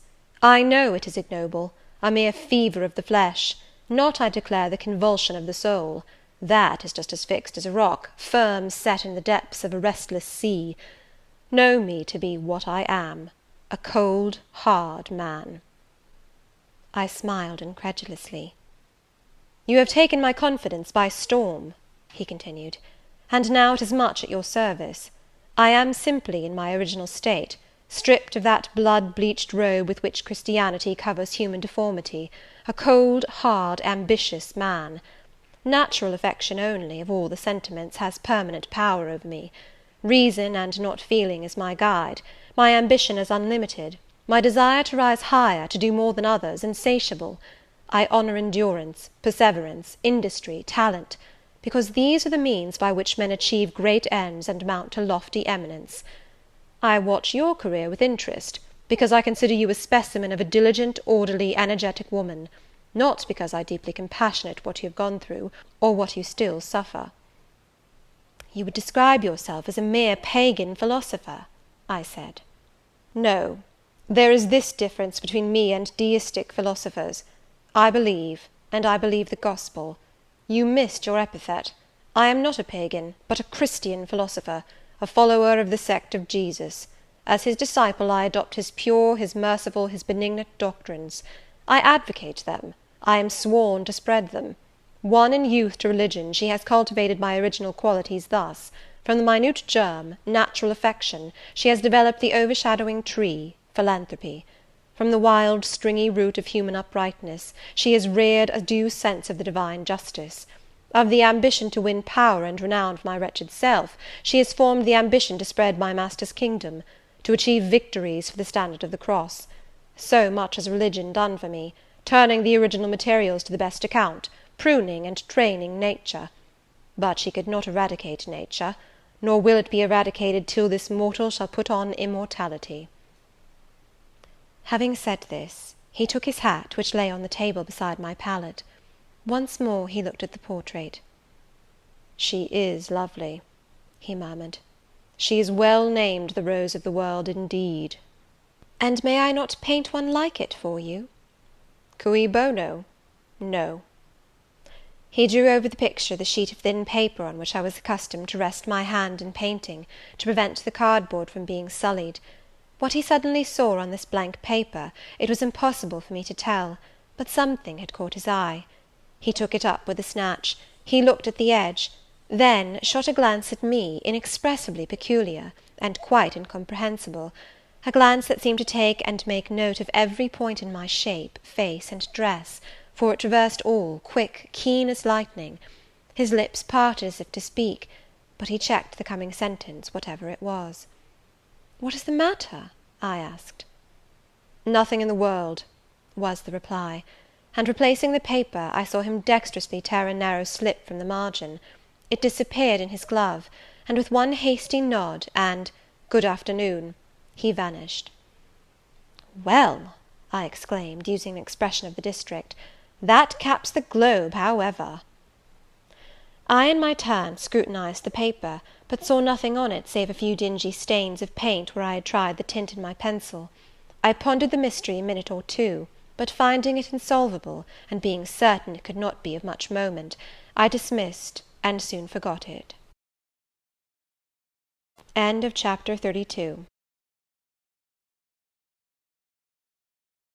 Chapter 33 of Jane Eyre. When Mr. St. John went, it was beginning to snow. The whirling storm continued all night. The next day a keen wind brought fresh and blinding falls. By twilight the valley was drifted up and almost impassable. I had closed my shutter, laid a mat to the door to prevent the snow from blowing in under it, trimmed my fire, and after sitting nearly an hour on the hearth listening to the muffled fury of the tempest, I lit a candle, took down Marmion, and beginning They set on Norham's castle steep, And Tweed's fair river broad and deep, And Cheviot's mountains lone, The massive towers the dungeon keep, The flanking walls that round them sweep, In yellow lustre shone. I soon forgot storm in music. I heard a noise. The wind, I thought, shook the door. No, it was St. John Rivers, who, lifting the latch, came in out of the frozen hurricane, the howling darkness, and stood before me, the cloak that covered his tall figure all white as a glacier. I was almost in consternation, so little had I expected any guest from the blocked-up vale that night. "Any ill news?" I demanded. "Has anything happened?" "No. How very easily alarmed you are," he answered, removing his cloak and hanging it up against the door, towards which he again coolly pushed the mat which his entrance had deranged. He stamped the snow from his boots. "I shall sully the purity of your floor," said he, "but you must excuse me for once." Then he approached the fire. "I have had hard work to get here, I assure you," he observed, as he warmed his hands over the flame. "One drift took me up to the waist. Happily the snow is quite soft yet." "But why are you come?" I could not forbear saying. "Rather an inhospitable question to put to a visitor, but since you ask it, I answer simply to have a little talk with you. I got tired of my mute books and empty rooms. Besides, since yesterday I have experienced the excitement of a person to whom a tale has been half told, and who is impatient to hear the sequel." He sat down. I recalled his singular conduct of yesterday, and really I began to fear his wits were touched. If he were insane, however, this was a very cool and collected insanity. I had never seen that handsome-featured face of his look more like chiselled marble than it did just now, as he put aside his snow-wet hair from his forehead, and let the firelight shine free on his pale brow, and cheek as pale, where it grieved me to discover the hollow trace of care or sorrow now so plainly graved. I waited, expecting he would say something I could at least comprehend, but his hand was now at his chin, his finger on his lip. He was thinking. It struck me that his hand looked wasted like his face. A perhaps uncalled-for gush of pity came over my heart. I was moved to say, "I wish Diana or Mary would come and live with you. It is too bad that you should be quite alone, and you are recklessly rash about your own health." "Not at all," said he. "I care for myself when necessary. I am well now. What do you see amiss in me?" This was said with a careless, abstracted indifference, which showed that my solicitude was, at least in his opinion, wholly superfluous. I was silenced. He still slowly moved his finger over his upper lip, and still his eye dwelt dreamily on the glowing grate. Thinking it urgent to say something, I asked him presently if he felt any cold draught from the door which was behind him. "No, no," he responded, shortly and somewhat testily. "Well," I reflected, "if you won't talk, you may be still. I'll let you alone now, and return to my book."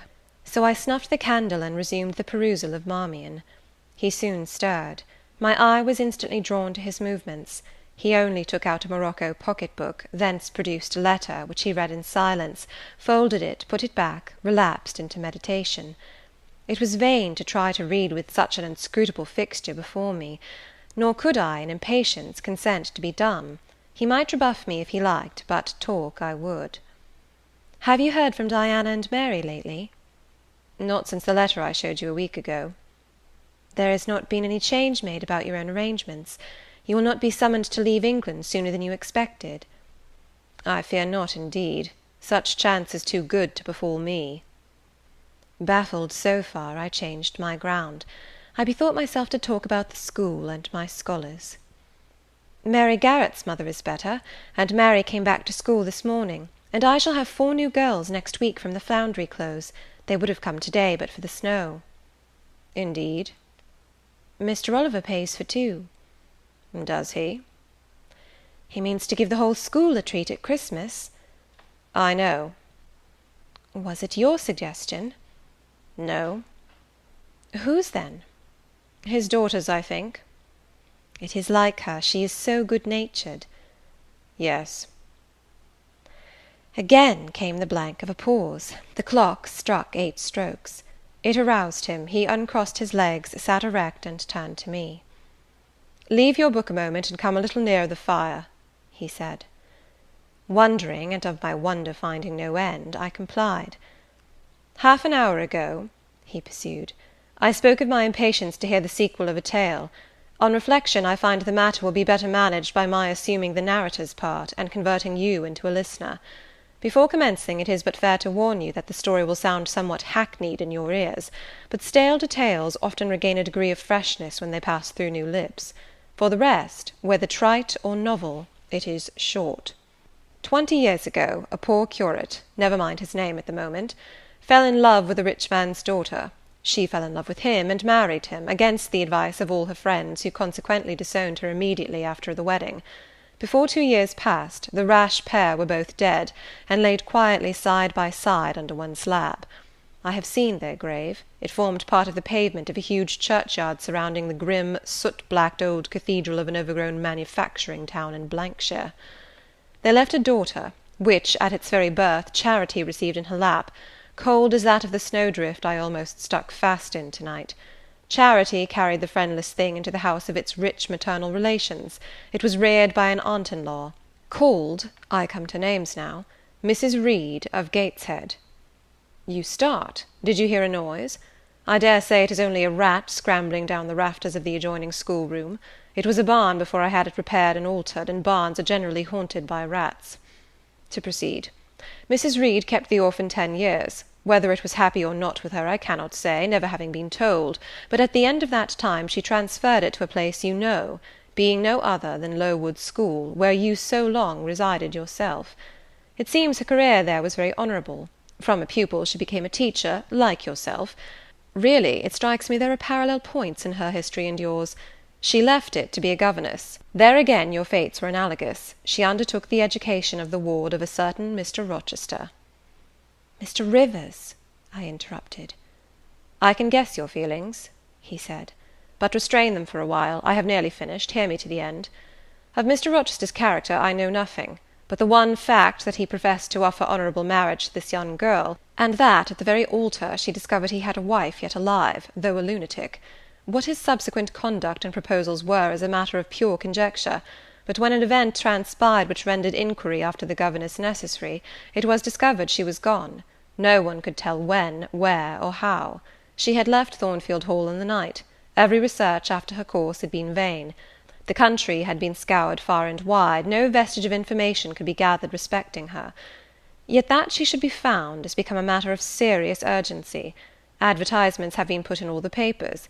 I myself have received a letter from one Mr. Briggs, solicitor, communicating the details I have just imparted. Is it not an odd tale?" "Just tell me this," said I, "and since you know so much, you can surely tell it me. What of Mr. Rochester? How and where is he? What is he doing? Is he well?" "I am ignorant of all concerning Mr. Rochester. The letter never mentions him, but to narrate the fraudulent and illegal attempt I have adverted to. You should rather ask the name of the governess, the nature of the event which requires her appearance." "Did no one go to Thornfield Hall, then? Did no one see Mr. Rochester?" "I suppose not." "But they wrote to him?" "Of course." "And what did he say? Who has his letters?" "Mr. Briggs intimates that the answer to his application was not from Mr. Rochester, but from a lady. It is signed Alice Fairfax." I felt cold and dismayed. My worst fears were then probably true. He had in all probability left England, and rushed in reckless desperation to some former haunt on the continent. And what opiate for his severe sufferings, what object for his strong passions had he sought there? I dared not answer the question. Oh, my poor master, once almost my husband, whom I had often called my dear Edward. He must have been a bad man, observed Mr. Rivers. You don't know him, don't pronounce an opinion upon him, I said with warmth. Very well, he answered quietly, and indeed my head is otherwise occupied than with him. I have my tale to finish.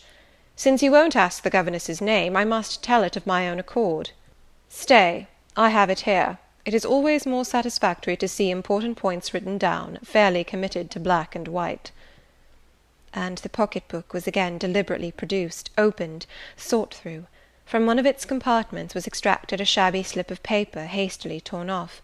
I recognized in its texture and its stains of ultramarine and lake and vermilion the ravished margin of the portrait cover. He got up, held it close to my eyes, and I read, traced in Indian ink, in my own handwriting, the words Jane Eyre, the work doubtless of some moment of abstraction. Briggs wrote to me of a Jane Eyre, he said. The advertisements demanded a Jane Eyre. I knew a Jane Elliot. I confess I had my suspicions, but it was only yesterday afternoon they were at once resolved into certainty. You own the name and renounce the alias. Yes, yes, but where is Mr. Briggs? He perhaps knows more of Mr. Rochester than you do. Briggs is in London. I should doubt his knowing anything at all about Mr. Rochester. It is not in Mr. Rochester he is interested. Meantime you forget essential points in pursuing trifles. You do not inquire why Mr. Briggs sought after you, what he wanted with you. Well, what did he want? Merely to tell you that your uncle, Mr. Eyre of Madeira, is dead, that he has left you all his property, and that you are now rich. Merely that. Nothing more. I? Rich? Yes, you, rich, quite an heiress. Silence succeeded.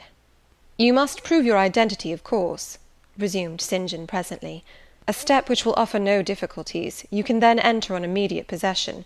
Your fortune is vested in the English funds. Briggs has the will and the necessary documents. Here was a new card turned up.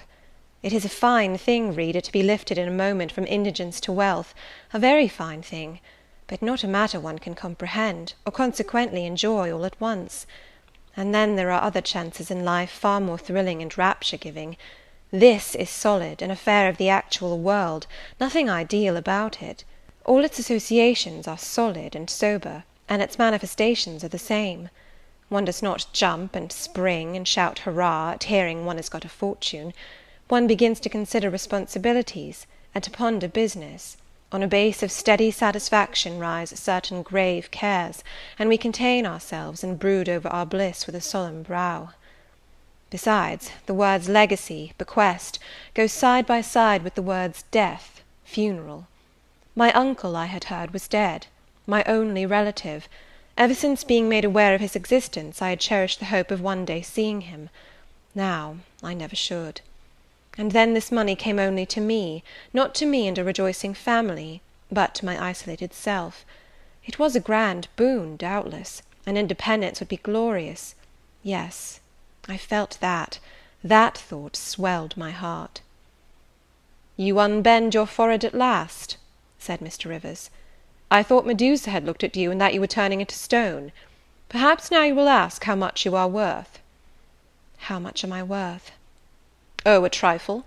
Nothing, of course, to speak of. 20,000 pounds, I think they say. But what is that? 20,000 pounds! Here was a new stunner. I had been calculating on 4,000 or 5,000. This news actually took my breath for a moment. Mr. St. John, whom I had never heard laugh before, laughed now. Well, said he, if you had committed a murder, and I had told you your crime was discovered, you could scarcely look more aghast. It is a large sum. Don't you think there is a mistake? No mistake at all. Perhaps you have read the figures wrong. It may be 2,000. It is written in letters, not figures. 20,000. I again felt rather like an individual of but average gastronomical powers sitting down to a feast alone at a table spread with provisions for 100. Mr. Rivers rose now and put his cloak on. If it were not such a very wild night, he said, I would send Hannah down to keep you company. You look too desperately miserable to be left alone. But Hannah, poor woman, could not stride the drift so well as I. Her legs are not quite so long. So I must e'en leave you to your sorrows. Good night." He was lifting the latch. A sudden thought occurred to me. "Stop 1 minute," I cried. "Well?" "It puzzles me to know why Mr. Briggs wrote to you about me, or how he knew you, or could fancy that you, living in such an out-of-the-way place, had the power to aid in my discovery." "Oh, I'm a clergyman," he said, "and the clergy are often appealed to about odd matters." Again the latch rattled. "No, that does not satisfy me," I exclaimed; and indeed there was something in the hasty and unexplanatory reply which, instead of allaying, piqued my curiosity more than ever.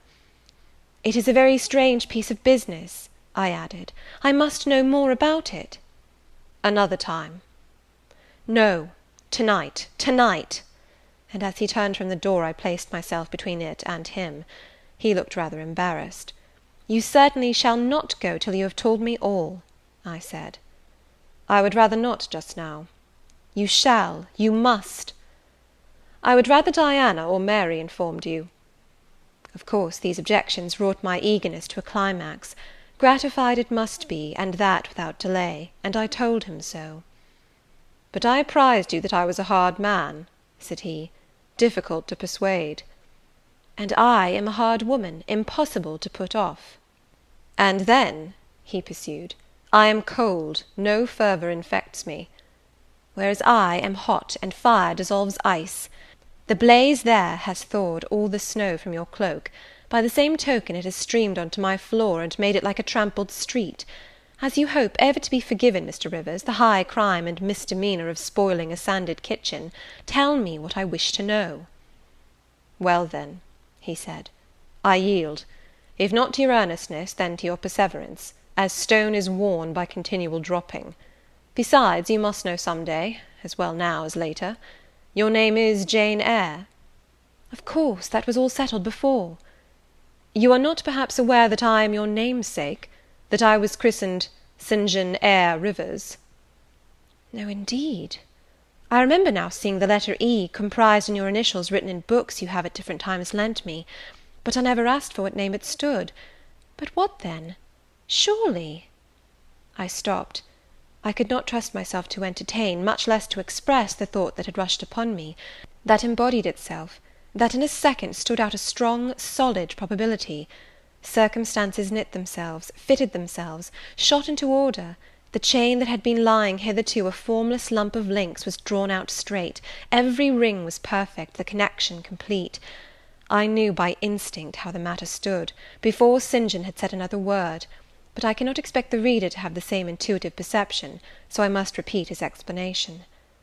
"My mother's name was Eyre. She had 2 brothers, one a clergyman who married Miss Jane Reed of Gateshead, the other John Eyre, Esquire, merchant late of Funchal, Madeira.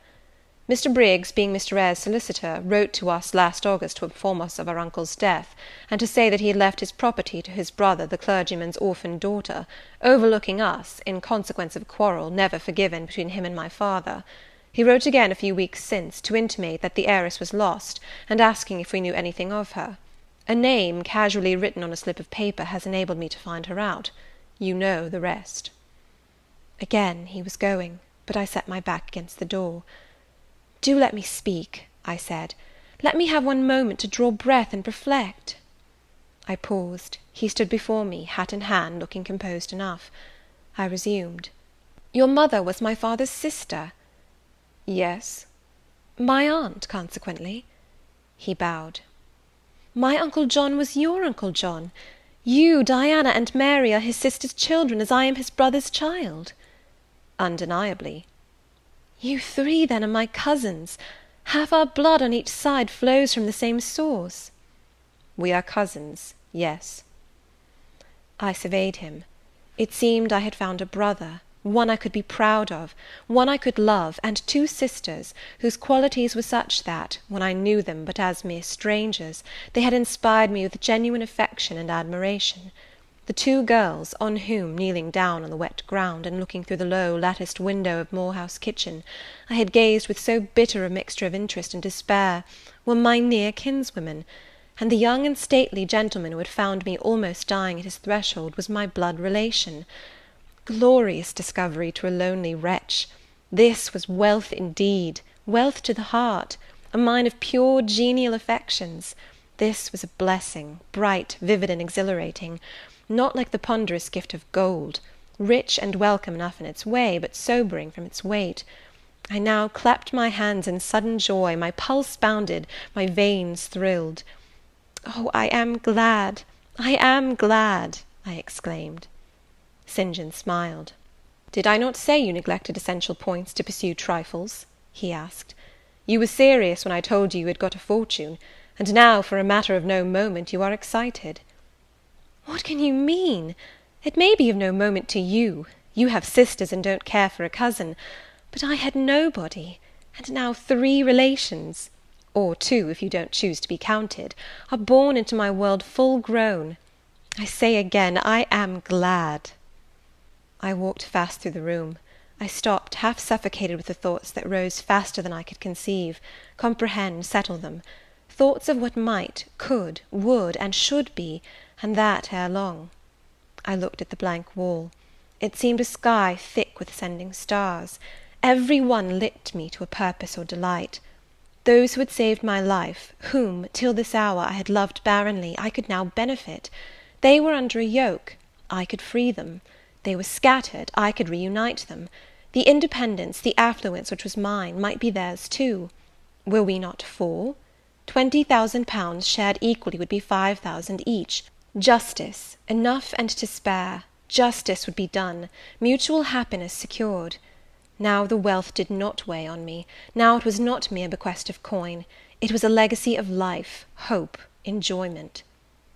How I looked while these ideas were taking my spirit by storm, I cannot tell, but I perceived soon that Mr. Rivers had placed a chair behind me, and was gently attempting to make me sit down on it.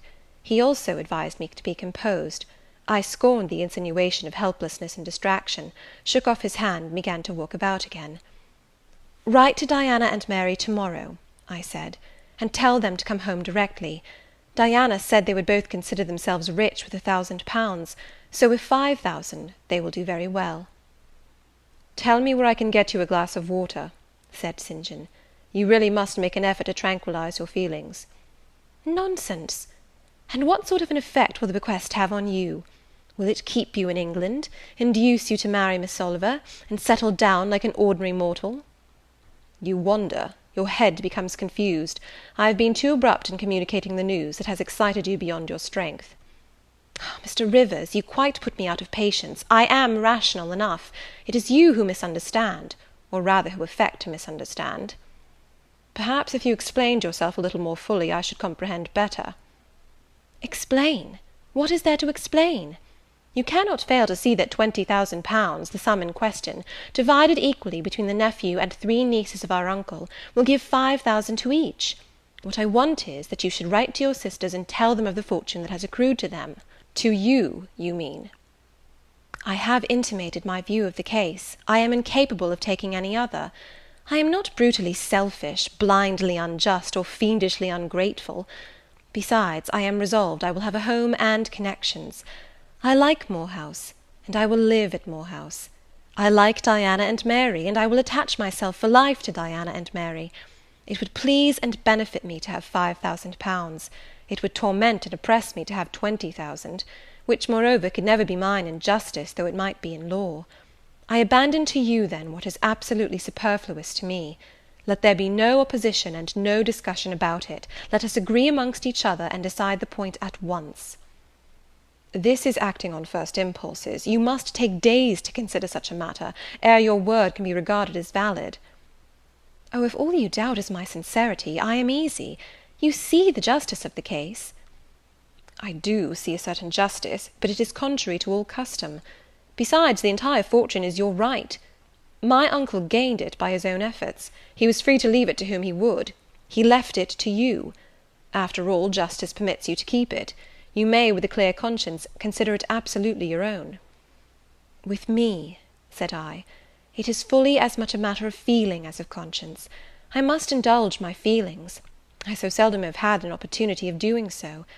Were you to argue, object, and annoy me for a year, I could not forego the delicious pleasure of which I have caught a glimpse, that of repaying, in part, a mighty obligation, and winning to myself life-long friends."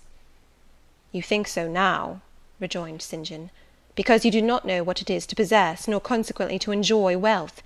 You cannot form a notion of the importance £20,000 would give you, of the place it would enable you to take in society, of the prospects it would open to you. You cannot, and you," I interrupted, "cannot at all imagine the craving I have for fraternal and sisterly love.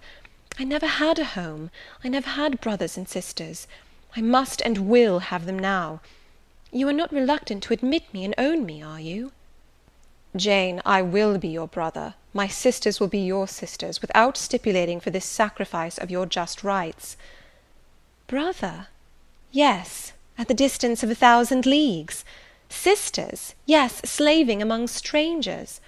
I, wealthy, gorged with gold I never earned and do not merit. You, penniless, famous equality and fraternization, close union, intimate attachment. But, Jane, your aspirations after family ties and domestic happiness may be realized otherwise than by the means you contemplate. You may marry." "Nonsense again. Marry! I don't want to marry, and never shall marry."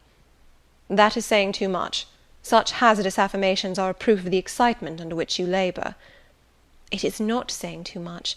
I know what I feel, and how averse are my inclinations to the bare thought of marriage. No one would take me for love, and I will not be regarded in the light of a mere money speculation. And I do not want a stranger, unsympathizing, alien, different from me.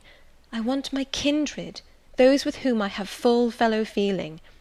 Say again you will be my brother. When you uttered the words I was satisfied, happy. Repeat them, if you can. Repeat them sincerely." "I think I can. I know I have always loved my own sisters, and I know on what my affection for them is grounded, respect for their worth and admiration of their talents. You too have principle and mind. Your tastes and habits resemble Diana's and Mary's. Your presence is always agreeable to me. In your conversation I have already for some time found a salutary solace. I feel I can easily and naturally make room in my heart for you, as my third and youngest sister." "Thank you. That contents me for tonight. Now you had better go, for if you stay longer you will perhaps irritate me afresh by some mistrustful scruple."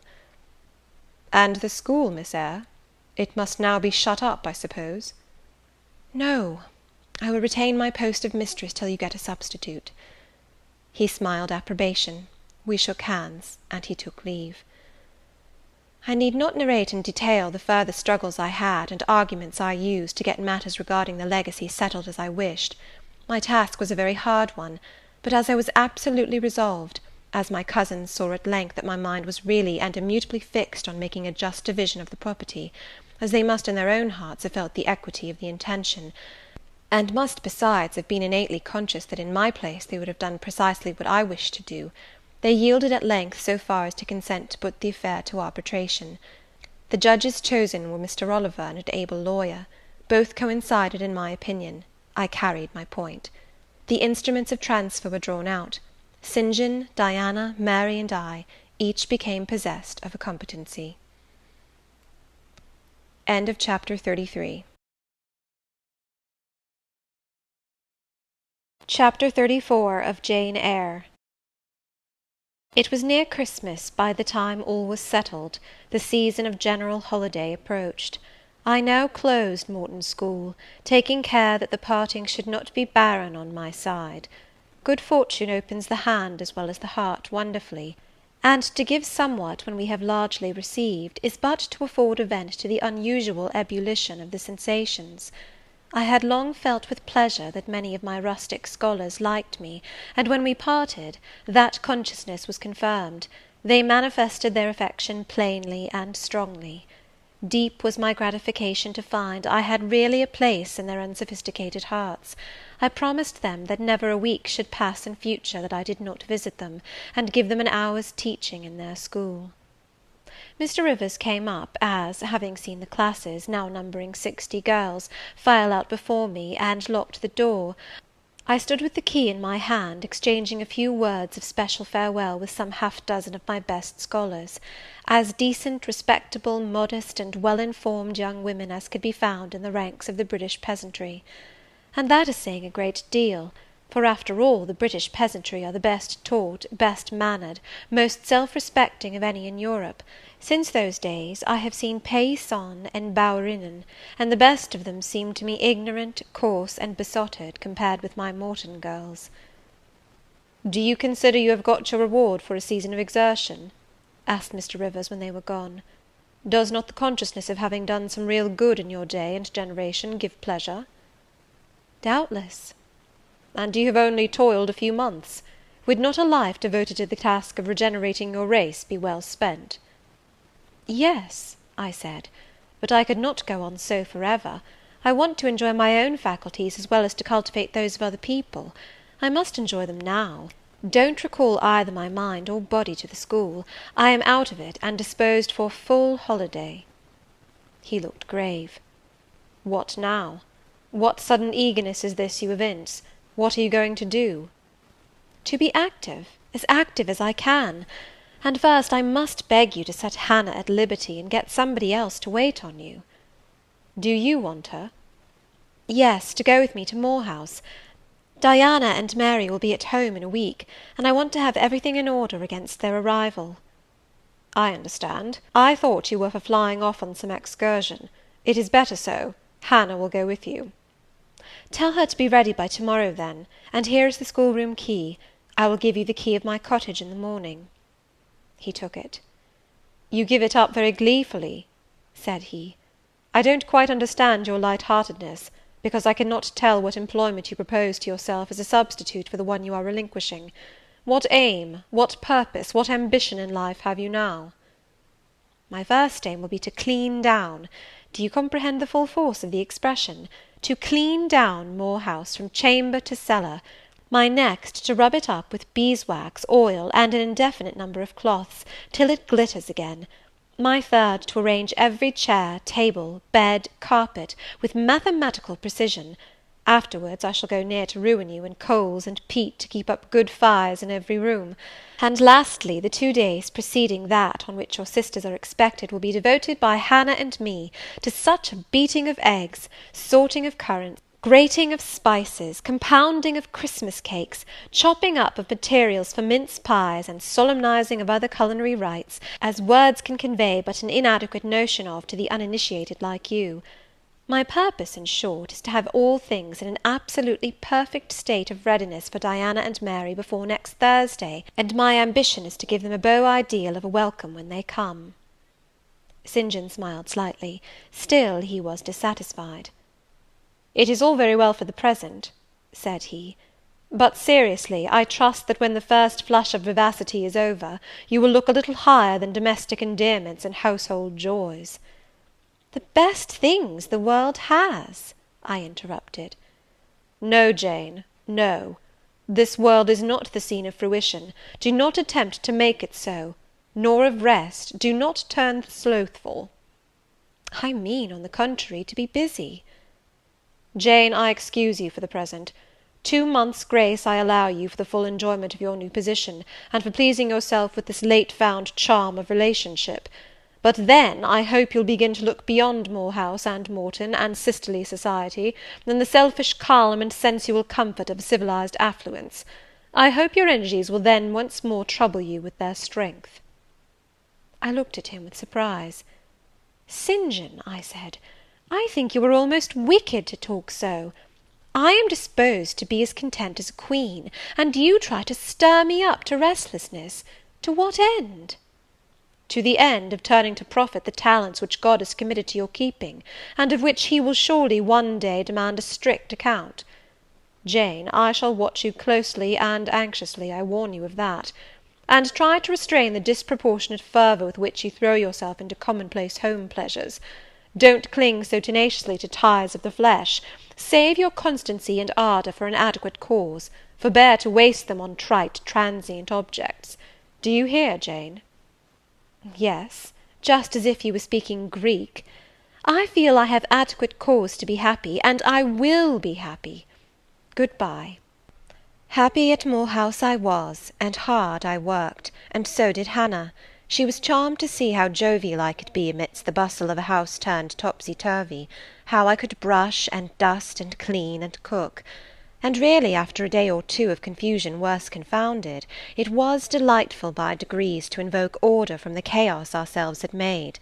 I had previously taken a journey to S. to purchase some new furniture, my cousins having given me carte blanche to effect what alterations I pleased, and a sum having been set aside for that purpose.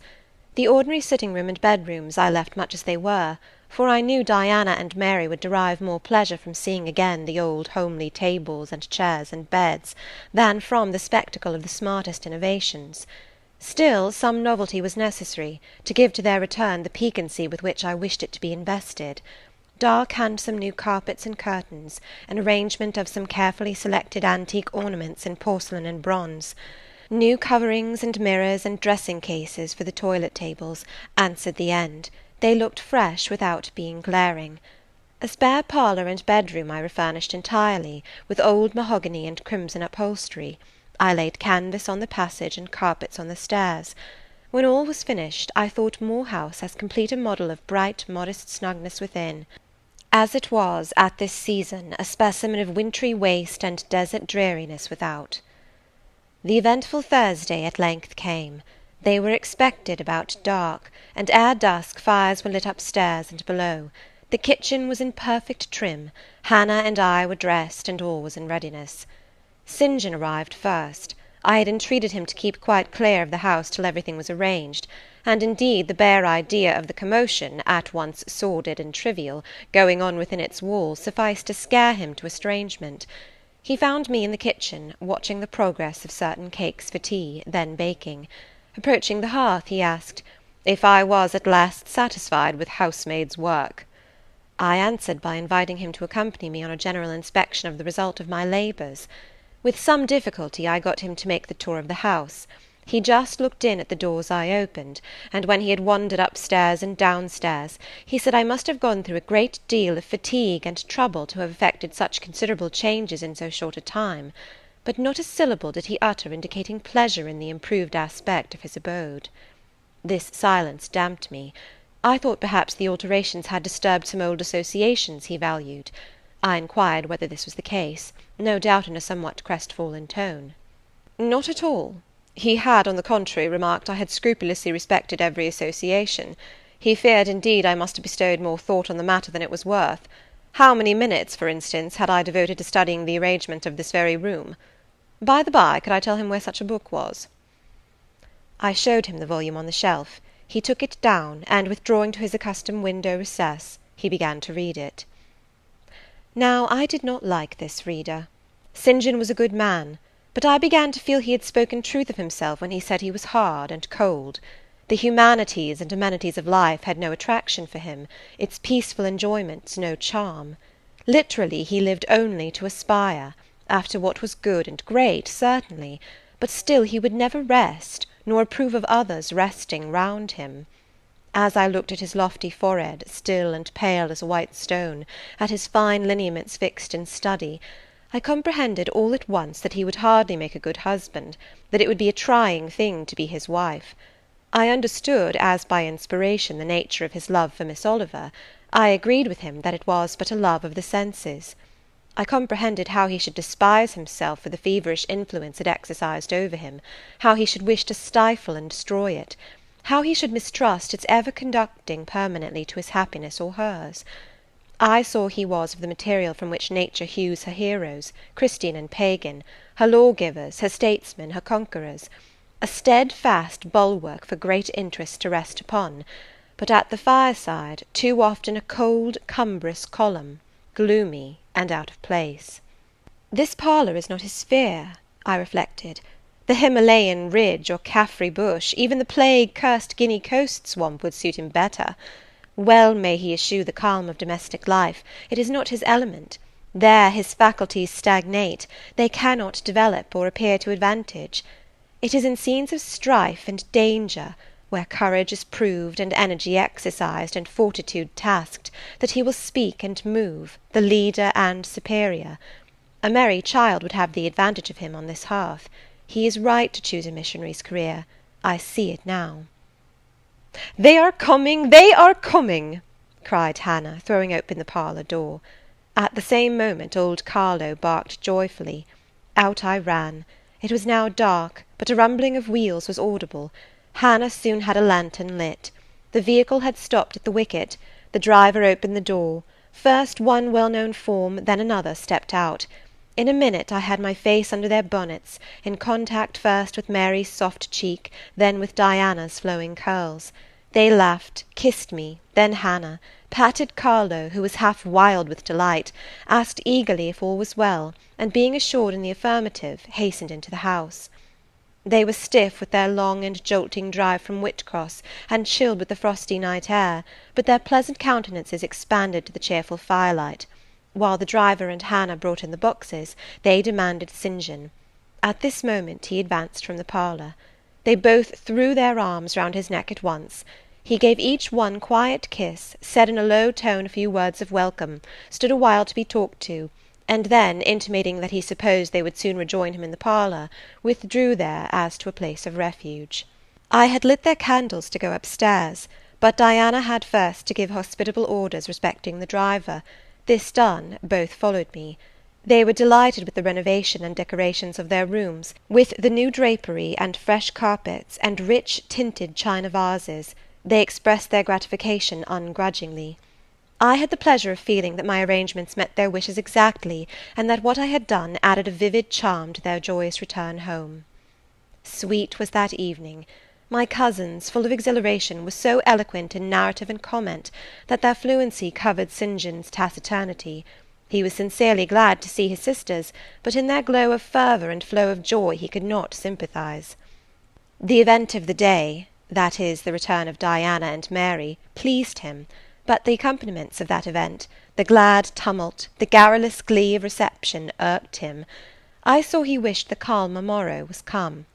In the very meridian of the night's enjoyment, about an hour after tea, a rap was heard at the door. Hannah entered with the intimation that "a poor lad was come, at that unlikely time, to fetch Mr. Rivers to see his mother, who was drawing away." "Where does she live, Hannah?" "Clear up at Whitcross Brow, almost 4 miles off, and more in moss all the way." "Tell him I will go." "I'm sure, sir, you had better not. It's the worst road to travel after dark that can be. There's no track at all over the bog. And then it is such a bitter night, the keenest wind you ever felt. You had better send word, sir, that you will be there in the morning." But he was already in the passage, putting on his cloak, and without one objection, one murmur, he departed. It was then 9 o'clock. He did not return till midnight. Starved and tired enough he was, but he looked happier than when he set out. He had performed an act of duty, made an exertion, felt his own strength to do and deny, and was on better terms with himself. I am afraid the whole of the ensuing week tried his patience. It was Christmas week. We took to no settled employment, but spent it in a sort of merry domestic dissipation. The air of the moors, the freedom of home, the dawn of prosperity, acted on Diana and Mary's spirits like some life-giving elixir. They were gay from morning till noon, and from noon till night. They could always talk, and their discourse, witty, pithy, original, had such charms for me, that I preferred listening to and sharing in it to doing anything else. St. John did not rebuke our vivacity, but he escaped from it. He was seldom in the house, his parish was large, the population scattered, and he found daily business in visiting the sick and poor in its different districts. One morning at breakfast, Diana, after looking a little pensive for some minutes, asked him, if his plans were yet unchanged. "Unchanged and unchangeable," was the reply, and he proceeded to inform us that his departure from England was now definitively fixed for the ensuing year.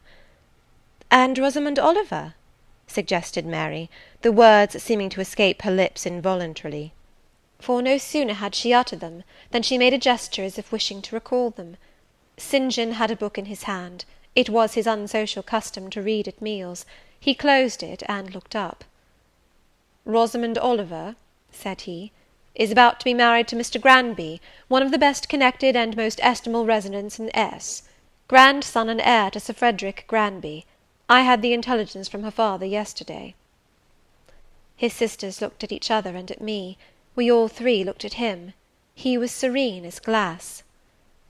"The match must have been got up hastily," said Diana. "They cannot have known each other long." "But 2 months. They met in October at the county ball at S. But where there are no obstacles to a union, as in the present case, where the connection is in every point desirable, delays are unnecessary. They will be married as soon as S. Place, which Sir Frederick gives up to them, can be refitted for their reception." The first time I found St. John alone after this communication, I felt tempted to inquire if the event distressed him; but he seemed so little to need sympathy, that, so far from venturing to offer him more, I experienced some shame at the recollection of what I had already hazarded. Besides, I was out of practice in talking to him; his reserve was again frozen over, and my frankness was congealed beneath it. He had not kept his promise of treating me like his sisters. He continually made little chilling differences between us, which did not at all tend to the development of cordiality. In short, now that I was acknowledged his kinswoman, and lived under the same roof with him, I felt the distance between us to be far greater than when he had known me only as the village schoolmistress. When I remembered how far I had once been admitted to his confidence, I could hardly comprehend his present frigidity. Such being the case, I felt not a little surprised when he raised his head suddenly from the desk over which he was stooping, and said, "You see, Jane, the battle is fought, and the victory won." Startled at being thus addressed, I did not immediately reply. After a moment's hesitation, I answered, "But are you sure you are not in the position of those conquerors whose triumphs have cost them too dear? Would not such another ruin you?" "I think not; and if I were, it does not much signify.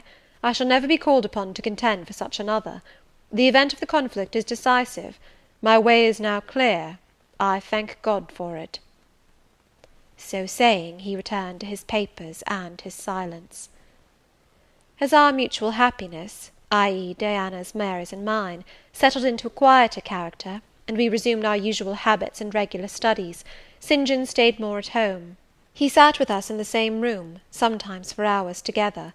While Mary drew, Diana pursued a course of encyclopedic reading she had, to my awe and amazement, undertaken, and I fagged away at German. He pondered a mystic lore of his own, that of some Eastern tongue, the acquisition of which he thought necessary to his plans. Thus engaged, he appeared, sitting in his own recess, quiet and absorbed enough; but that blue eye of his had a habit of leaving the outlandish-looking grammar, and wandering over, and sometimes fixing upon us, his fellow students, with a curious intensity of observation. If caught, it would be instantly withdrawn, yet ever and anon it returned searchingly to our table. I wondered what it meant. I wondered, too, at the punctual satisfaction he never failed to exhibit on an occasion that seemed to me of small moment, namely, my weekly visit to Morton School; and still more was I puzzled, when, if the day was unfavourable, if there was snow, or rain, or high wind, and his sisters urged me not to go, he would invariably make light of their solicitude, and encourage me to accomplish the task without regard to the elements. "Jane is not such a weakling as you would make her," he would say. "She can bear a mountain blast, or a shower, or a few flakes of snow, as well as any of us. Her constitution is both sound and elastic, better calculated to endure variations of climate than many more robust." And when I returned, sometimes a good deal tired, and not a little weather-beaten, I never dared complain, because I saw that to murmur would be to vex him. On all occasions fortitude pleased him; the reverse was a special annoyance. One afternoon, however, I got leave to stay at home, because I really had a cold. His sisters were gone to Morton in my stead. I sat reading Schiller, he deciphering his crabbed Oriental scrolls. As I exchanged a translation for an exercise, I happened to look his way. There I found myself under the influence of the ever-watchful blue eye. How long it had been searching me through, and over, I cannot tell. So keen was it, and yet so cold, I felt for the moment superstitious, as if I was sitting in the room with something uncanny. "Jane, what are you doing?" "Learning German." "I want you to give up German, and learn Hindostani." "You are not in earnest?" "In such earnest that I must have it so, and I will tell you why." He then went on to explain that Hindostani was the language he was himself at present studying, that as he advanced he was apt to forget the commencement, that it would assist him greatly to have a pupil with whom he might again and again go over the elements, and so fix them thoroughly in his mind, that his choice had hovered for some time between me and his sisters, but that he had fixed on me because he saw I could sit at the task the longest of the three. Would I do him this favour? I should not, perhaps, have to make the sacrifice long, as it wanted now barely 3 months to his departure. St. John was not a man to be lightly refused. You felt that every impression made on him, either for pain or pleasure, was deep-graved and permanent. I consented. When Diana and Mary returned, the former found her scholar transferred from her to her brother. She laughed, and both she and Mary agreed that St. John should never have persuaded them to such a step. He answered quietly, "I know it." I found him a very patient, very forbearing, and yet an exacting master. He expected me to do a great deal, and when I fulfilled his expectations, he in his own way fully testified his approbation. By degrees he acquired a certain influence over me that took away my liberty of mind. His praise and notice were more restraining than his indifference. I could no longer talk or laugh freely when he was by, because a tiresomely importunate instinct reminded me that vivacity, at least in me, was distasteful to him.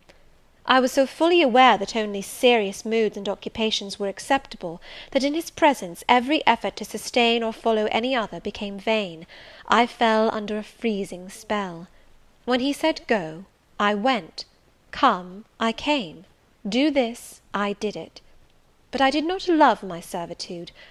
I wished, many a time, he had continued to neglect me. One evening, when at bedtime his sisters and I stood round him, bidding him good night, he kissed each of them as was his custom, and as was equally his custom, he gave me his hand. Diana, who chanced to be in a frolicsome humour, she was not painfully controlled by his will, for hers in another way was as strong, exclaimed, "St. John, you used to call Jane your third sister, but you don't treat her as such. You should kiss her too." She pushed me towards him. I thought Diana very provoking, and felt uncomfortably confused; and while I was thus thinking and feeling, St. John bent his head. His Greek face was brought to a level with mine, his eyes questioned my eyes piercingly. He kissed me. There are no such things as marble kisses or ice kisses, or I should say my ecclesiastical cousin's salute belonged to one of these classes; but there may be experiment kisses, and his was an experiment kiss. When given, he viewed me to learn the result. It was not striking. I am sure I did not blush. Perhaps I might have turned a little pale, for I felt as if this kiss were a seal affixed to my fetters. He never omitted the ceremony afterwards, and the gravity and quiescence with which I underwent it seemed to invest it for him with a certain charm. As for me, I daily wished more to please him; but to do so, I felt daily more and more that I must disown half my nature, stifle half my faculties, wrest my tastes from their original bent, force myself to the adoption of pursuits for which I had no natural vocation. He wanted to train me to an elevation I could never reach. It racked me hourly to aspire to the standard he uplifted. The thing was as impossible as to mould my irregular features to his correct and classic pattern, to give my changeable green eyes the sea-blue tint and solemn lustre of his own. Not his ascendancy alone, however, held me in thrall at present. Of late it had been easy enough for me to look sad. A cankering evil sat at my heart, and drained my happiness at its source, the evil of suspense.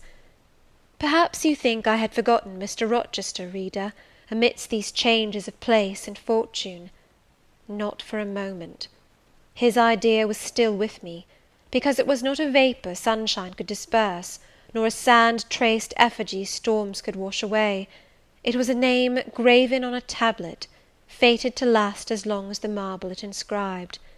The craving to know what had become of him followed me everywhere. When I was at Morton, I re-entered my cottage every evening to think of that, and now at Moor House I sought my bedroom each night to brood over it.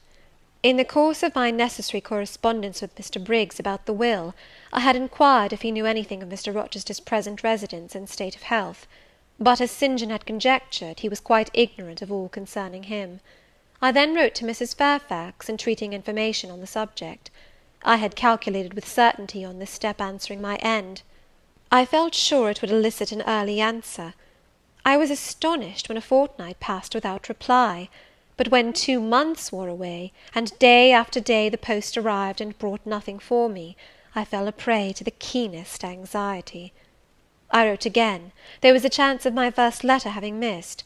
Renewed hope followed renewed effort. It shone like the former for some weeks; then, like it, it faded, flickered. Not a line, not a word reached me.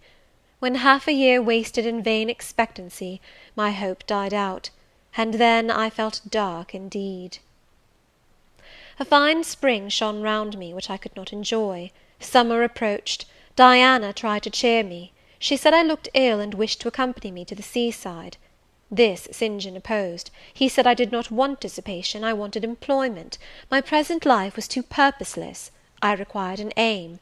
And, I suppose, by way of supplying deficiencies, he prolonged still further my lessons in Hindostani, and grew more urgent in requiring their accomplishment. And I, like a fool, never thought of resisting him. I could not resist him. One day I had come to my studies in lower spirits than usual. The ebb was occasioned by a poignantly felt disappointment. Hannah had told me in the morning there was a letter for me, and when I went down to take it, almost certain that the long-looked-for tidings were vouchsafed me at last, I found only an unimportant note from Mr. Briggs on business. The bitter check had wrung from me some tears, and now, as I sat poring over the crabbed characters and flourishing tropes of an Indian scribe, my eyes filled again. St. John called me to his side to read. In attempting to do this, my voice failed me, words were lost in sobs. He and I were the only occupants of the parlour. Diana was practising her music in the drawing-room, Mary was gardening. It was a very fine May day, clear, sunny, and breezy.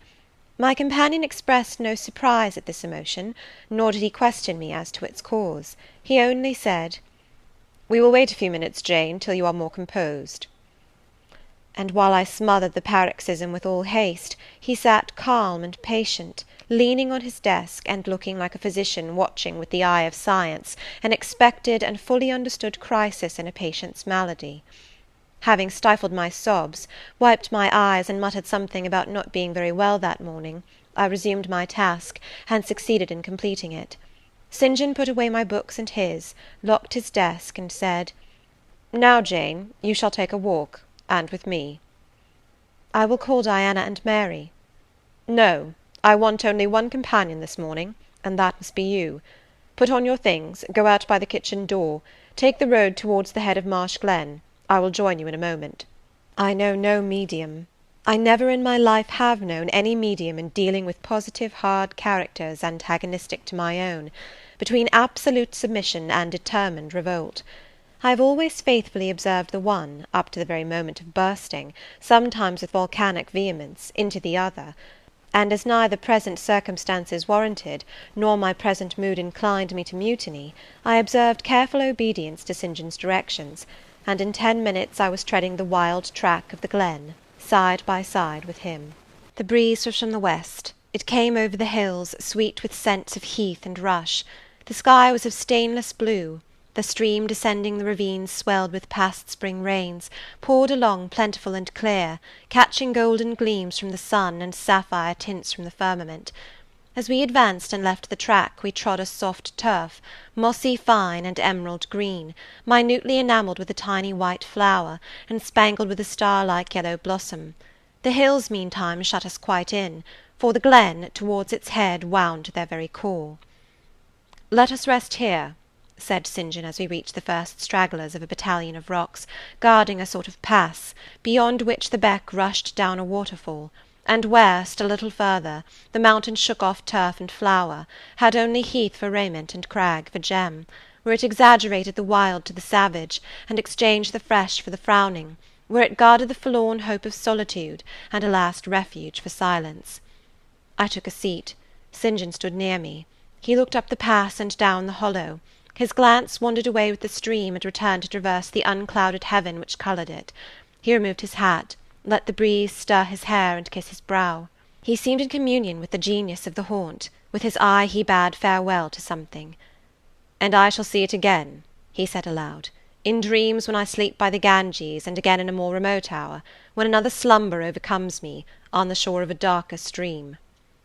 Strange words of a strange love, an austere patriot's passion for his fatherland. He sat down. For half an hour we never spoke, neither he to me nor I to him. That interval past, he recommenced. "Jane, I go in 6 weeks. I have taken my berth in an East Indiaman which sails on the 20th of June. "God will protect you, for you have undertaken his work," I answered. "Yes," he said, "there is my glory and joy. I am the servant of an infallible master. I am not going out under human guidance, subject to the defective laws and erring control of my feeble fellow worms. My king, my lawgiver, my captain is the all-perfect. It seems strange to me that all round me do not burn to enlist under the same banner, to join in the same enterprise." "All have not your powers, and it would be folly for the feeble to wish to march with the strong." "I do not speak of the feeble, or think of them. I address only such as are worthy of the work, and content to accomplish it." "Those are few in number, and difficult to discover." "You say truly. But when found, it is right to stir them up, to urge and exhort them to the effort, to show them what their gifts are and why they were given, to speak heaven's message in their ear, to offer them, direct from God, a place in the ranks of his chosen." "If they are really qualified for the task, will not their own hearts be the first to inform them of it?" I felt as if an awful charm was framing round and gathering over me. I trembled to hear some fatal word spoken which would at once declare and rivet the spell. "And what does your heart say?" demanded St. John. "My heart is mute, my heart is mute," I answered, struck and thrilled. "Then I must speak for it," continued the deep relentless voice. "Jane, come with me to India. Come as my helpmeet and fellow labourer." The glen and sky spun round, the hills heaved. It was as if I had heard a summons from heaven, as if a visionary messenger, like him of Macedonia, had announced, "Come over and help us." But I was no apostle. I could not behold the herald. I could not receive his call. "Oh, St. John," I cried, "have some mercy!" I appealed to one who, in the discharge of what he believed his duty, knew neither mercy nor remorse. He continued, "God and nature intended you for a missionary's wife. It is not personal, but mental endowments they have given you. You are formed for labour, not for love. A missionary's wife you must, shall be. You shall be mine. I claim you, not for my pleasure, but for my sovereign's service." "I am not fit for it. I have no vocation," I said. He had calculated on these first objections. He was not irritated by them. Indeed, as he leaned back against the crag behind him, folded his arms on his chest, and fixed his countenance, I saw he was prepared for a long and trying opposition, and had taken in a stock of patience to last him to its close, resolved, however, that that close should be conquest for him. "Humility, Jane," said he, "is the groundwork of Christian virtues. You say right that you are not fit for the work. Who is fit for it? Or who, that ever was truly called, believed himself worthy of the summons? I, for instance, am but dust and ashes. With St. Paul I acknowledge myself the chiefest of sinners, but I do not suffer this sense of my personal vileness to daunt me. I know my leader, that he is just as well as mighty, and while he has chosen a feeble instrument to perform a great task, he will, from the boundless stores of his providence, supply the inadequacy of the means to the end. Think like me, Jane, trust like me. It is the rock of ages I ask you to lean on. Do not doubt but it will bear the weight of your human weakness." "I do not understand a missionary life. I have never studied missionary labours." "There I, humble as I am, can give you the aid you want. I can set you your task from hour to hour, stand by you always, help you from moment to moment. This I could do in the beginning. Soon, for I know your powers, you would be as strong and apt as myself, and would not require my help." "But my powers, where are they for this undertaking? I do not feel them. Nothing speaks or stirs in me while you talk. I am sensible of no light kindling, no life quickening, no voice counselling or cheering. Oh, I wish I could make you see how much my mind is at this moment like a rayless dungeon, with one shrinking fear fettered in its depths, the fear of being persuaded by you to attempt what I cannot accomplish." I have an answer for you. Hear it. I have watched you ever since we first met. I have made you my study for 10 months. I have proved you in that time by sundry tests. And what have I seen and elicited? In the village school I found you could perform well, punctually, uprightly, labour uncongenial to your habits and inclinations. I saw you could perform it with capacity and tact. You could win while you controlled. In the calm with which you learnt you had become suddenly rich, I read a mind clear of the vice of Demus. Lucre had no undue power over you. In the resolute readiness with which you cut your wealth into 4 shares, keeping but 1 to yourself, and relinquishing the 3 others to the claim of abstract justice, I recognized a soul that revelled in the flame and excitement of sacrifice. In the tractability with which, at my wish, you forsook a study in which you were interested, and adopted another because it interested me, in the untiring assiduity with which you have since persevered in it, in the unflagging energy and unshaken temper with which you have met its difficulties, I acknowledge the complement of the qualities I seek. Jane, you are docile, diligent, disinterested, faithful, constant, and courageous, very gentle and very heroic. Cease to mistrust yourself. I can trust you unreservedly. As a conductress of Indian schools and a helper amongst Indian women, your assistance will be to me invaluable. My iron shroud contracted round me. Persuasion advanced with slow, sure step. Shut my eyes as I would, these last words of his succeeded in making the way, which had seemed blocked up, comparatively clear. My work, which had appeared so vague, so hopelessly diffuse, condensed itself as he proceeded, and assumed a definite form under his shaping hand. He waited for an answer. I demanded a quarter of an hour to think before I again hazarded a reply. "Very willingly," he rejoined, and rising he strode a little distance up the pass, threw himself down on a swell of heath, and there lay still. I can do what he wants me to do. I am forced to see and acknowledge that, I meditated. That is, if life be spared me. But I feel mine is not the existence to be long protracted under an Indian sun. What then? He does not care for that. When my time came to die, he would resign me, in all serenity and sanctity, to the God who gave me. The case is very plain before me. In leaving England I should leave a loved but empty land. Mr. Rochester is not there, and if he were, what is, and what can that ever be to me? My business is to live without him now.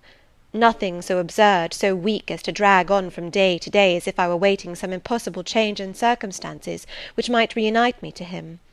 Of course, as St. John once said, I must seek another interest in life to replace the one lost.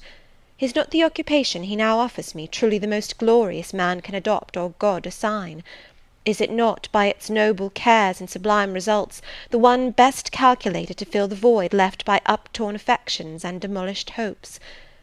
I believe I must say yes, and yet I shudder. Alas, if I join St. John, I abandon half myself. If I go to India, I go to premature death.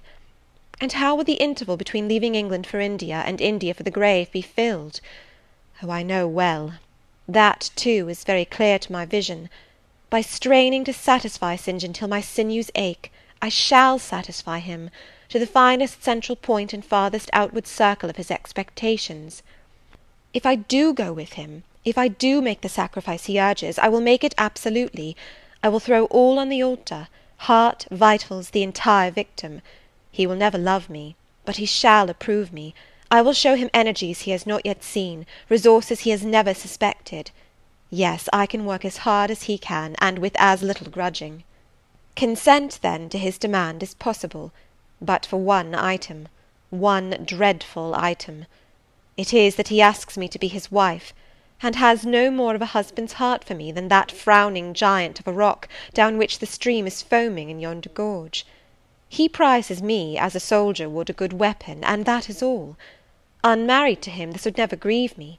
But can I let him complete his calculations, coolly put into practice his plans, go through the wedding ceremony? Can I receive from him the bridal ring, endure all the forms of love, which I doubt not he would scrupulously observe, and know that the spirit was quite absent? Can I bear the consciousness that every endearment he bestows is a sacrifice made on principle? No, such a martyrdom would be monstrous. I will never undergo it. As his sister I might accompany him, not as his wife. I will tell him so." I looked towards the knoll. There he lay, still as a prostrate column, his face turned to me, his eye beaming watchful and keen. He started to his feet and approached me. "I am ready to go to India, if I may go free." "Your answer requires a commentary," he said. "It is not clear." "You have hitherto been my adopted brother, I your adopted sister. Let us continue as such. You and I had better not marry." He shook his head. "Adopted fraternity will not do in this case. If you were my real sister it would be different. I should take you and seek no wife. But as it is, either our union must be consecrated and sealed by marriage, or it cannot exist. Practical obstacles oppose themselves to any other plan. Do you not see it, Jane? Consider a moment, your strong sense will guide you." I did consider, and still my sense, such as it was, directed me only to the fact that we did not love each other as man and wife should, and therefore it inferred we ought not to marry. I said so. "St. John," I returned, "I regard you as a brother, you me as a sister, so let us continue." "We cannot, he answered, with short, sharp determination. "It would not do. You have said you will go with me to India. Remember, you have said that." "Conditionally." Well, well, to the main point. The departure with me from England, the cooperation with me in my future labours, you do not object. You have already as good as put your hand to the plough. You are too consistent to withdraw it. You have but one end to keep in view, how the work you have undertaken can best be done. Simplify your complicated interests, feelings, thoughts, wishes, aims.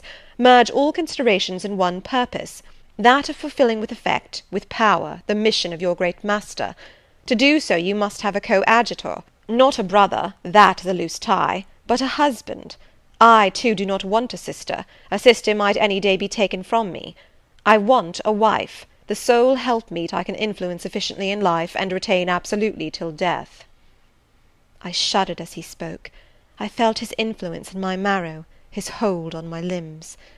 "Seek one elsewhere than in me, St. John. Seek one fitted to you." "One fitted to my purpose, you mean? Fitted to my vocation? Again, I tell you, it is not the insignificant private individual, the mere man with the man's selfish senses, I wish to mate. It is the missionary."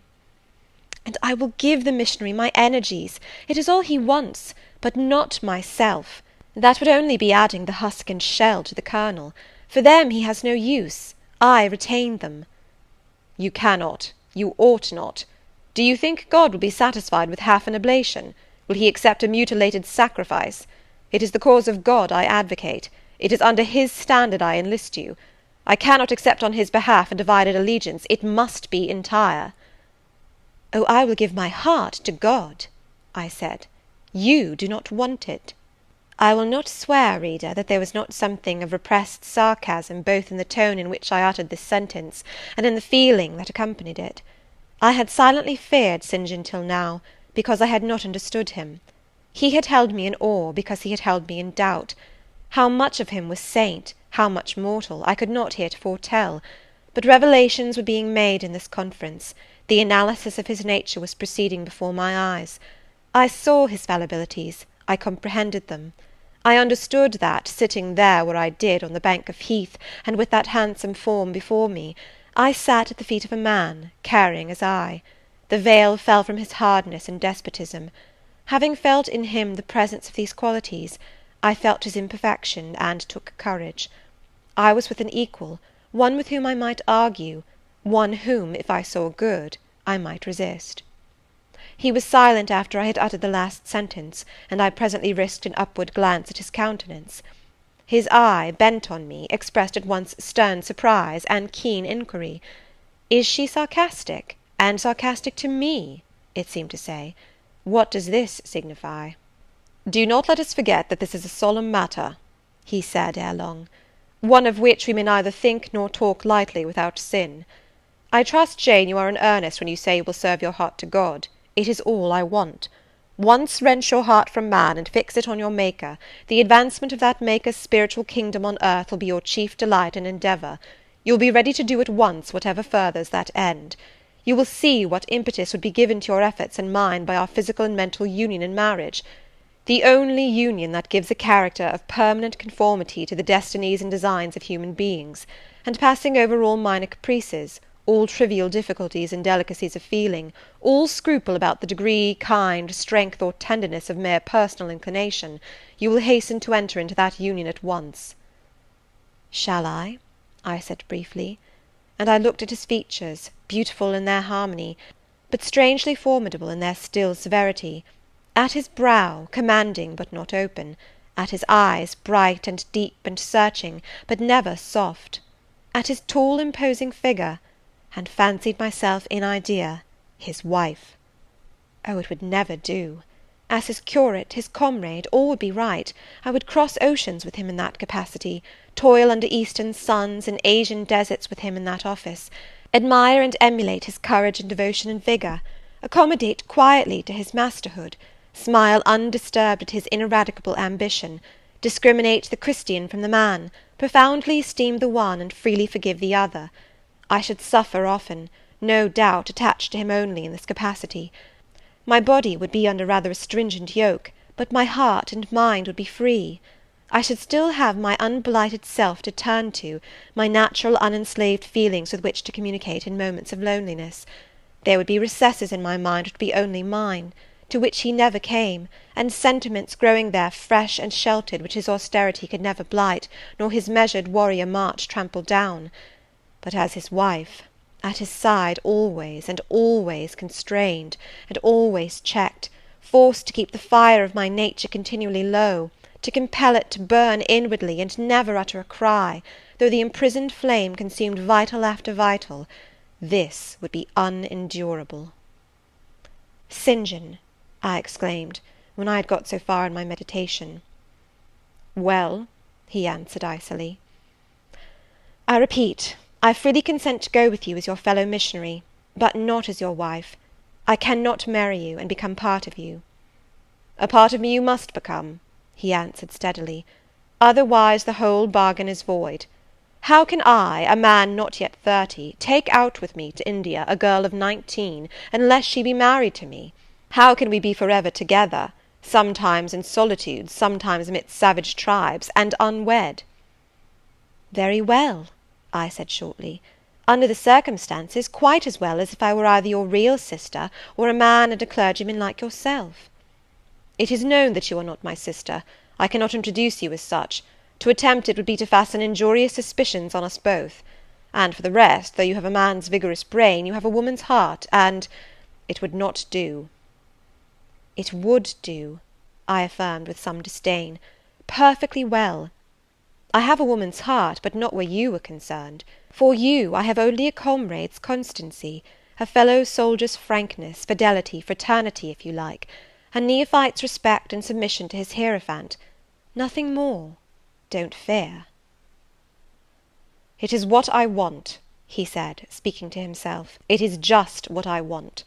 And there are obstacles in the way. They must be hewn down. Jane, you would not repent marrying me. Be certain of that. We must be married. There is no other way. And undoubtedly enough of love would follow upon marriage to render the union right even in your eyes." "I scorn your idea of love," I could not help saying, as I rose up and stood before him, leaning my back against the rock. "I scorn the counterfeit sentiment you offer.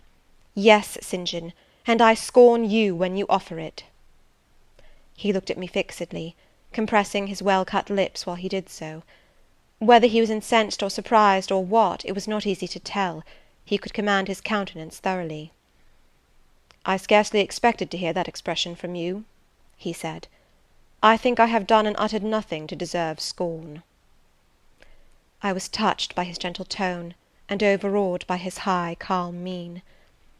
"Forgive me the words, St. John, but it is your own fault that I have been roused to speak so unguardedly. You have introduced a topic in which our natures are at variance, a topic we should never discuss. The very name of love is an apple of discord between us. If the reality were required, what should we do? How should we feel? My dear cousin, abandon your scheme of marriage, forget it." "No," said he, "it is a long-cherished scheme, and the only one which can secure my great end, but I shall urge you no further at present. To-morrow I leave home for Cambridge. I have many friends there to whom I should wish to say farewell. I shall be absent a fortnight. Take that space of time to consider my offer, and do not forget that if you reject it, it is not me you deny, but God. Through my means he opens to you a noble career. As my wife only can you enter upon it. Refuse to be my wife, and you limit yourself for ever to a track of selfish ease and barren obscurity. Tremble lest in that case you should be numbered with those who have denied the faith, and are worse than infidels." He had done. Turning from me, he once more looked to river, looked to hill.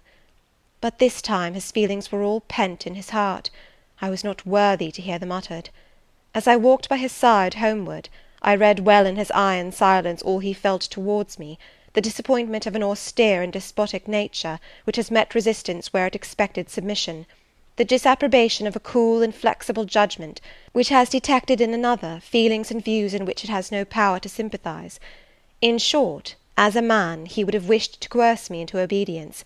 It was only as a sincere Christian he bore so patiently with my perversity, and allowed so long a space for reflection and repentance. That night, after he had kissed his sisters, he thought proper to forget even to shake hands with me, but left the room in silence. I, who, though I had no love, had much friendship for him, was hurt by the marked omission, so much hurt that tears started to my eyes. "I see you and St. John have been quarrelling, Jane," said Diana, during our walk on the moor, "but go after him. He is now lingering in the passage expecting you. He will make it up." I have not much pride under such circumstances. I would always rather be happy than dignified, and I ran after him. He stood at the foot of the stairs. "Good night, St. John," said I. "Good night, Jane," he replied calmly. "Then shake hands," I added. What a cold, loose touch he impressed on my fingers! He was deeply displeased by what had occurred that day. Cordiality would not warm, nor tears move him. No happy reconciliation was to be had with him, no cheering smile or generous word. But still the Christian was patient and placid, and when I asked him if he forgave me, he answered that he was not in the habit of cherishing the remembrance of vexation, that he had nothing to forgive, not having been offended. And with that answer he left me. I would much rather he had knocked me down.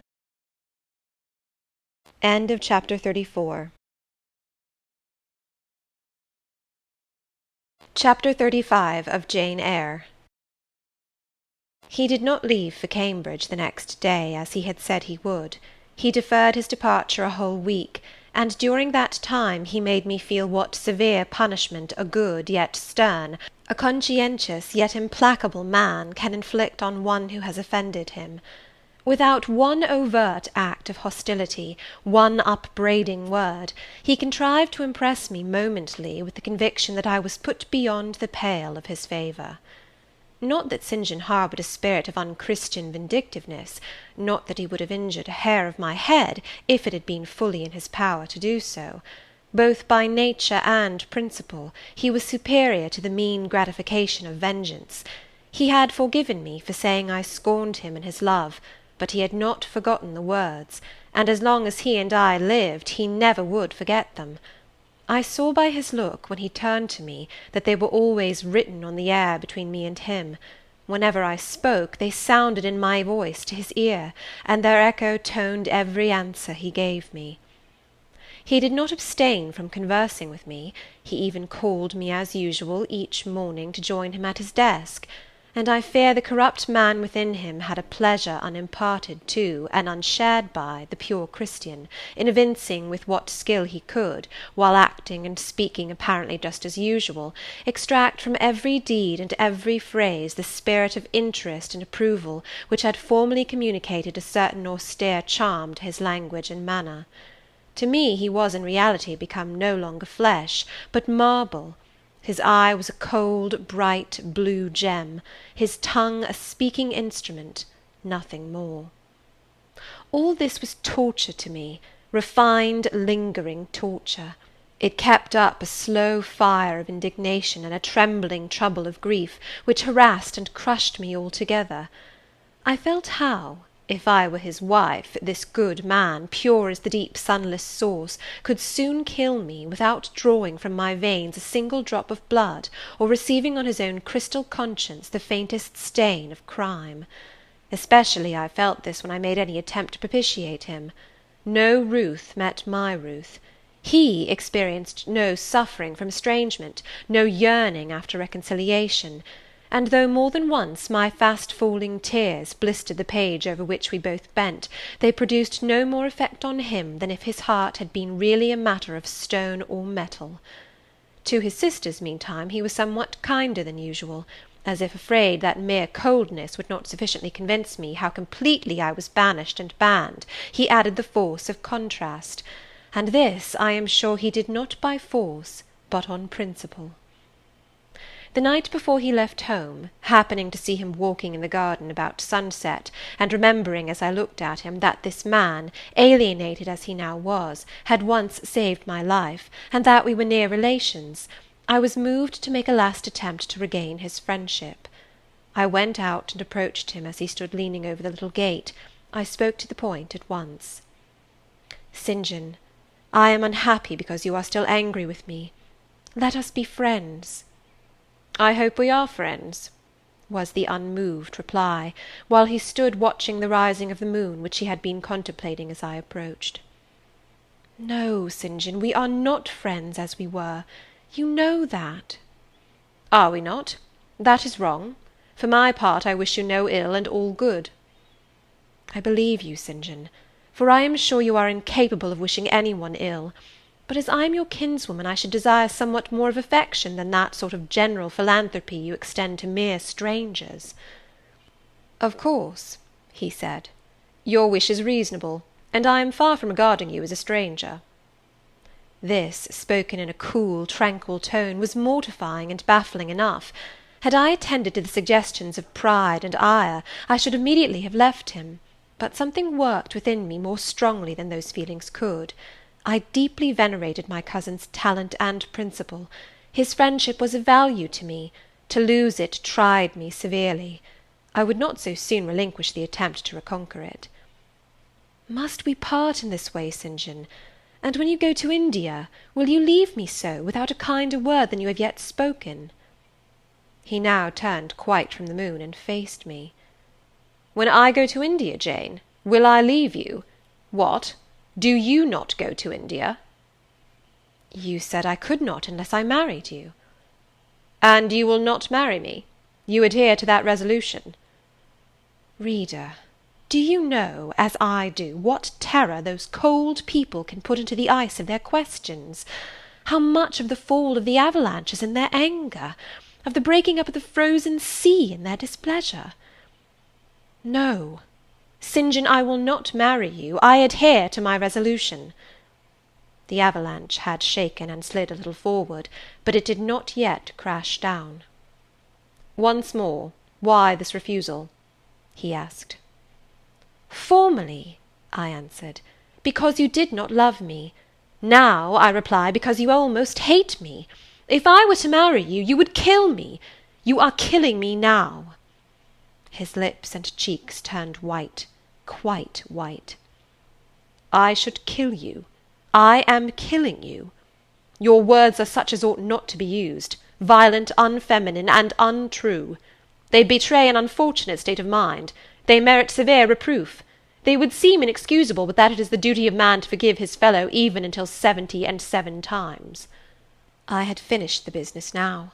While earnestly wishing to erase from his mind the trace of my former offence, I had stamped on that tenacious surface another and far deeper impression. I had burnt it in. "Now you will indeed hate me," I said. "It is useless to attempt to conciliate you. I see I have made an eternal enemy of you." A fresh wrong did these words inflict, the worse because they touched on the truth. That bloodless lip quivered to a temporary spasm. I knew the steely ire I had whetted. I was heart-wrung. "You utterly misinterpret my words," I said, at once seizing his hand. "I have no intention to grieve or pain you. Indeed, I have not."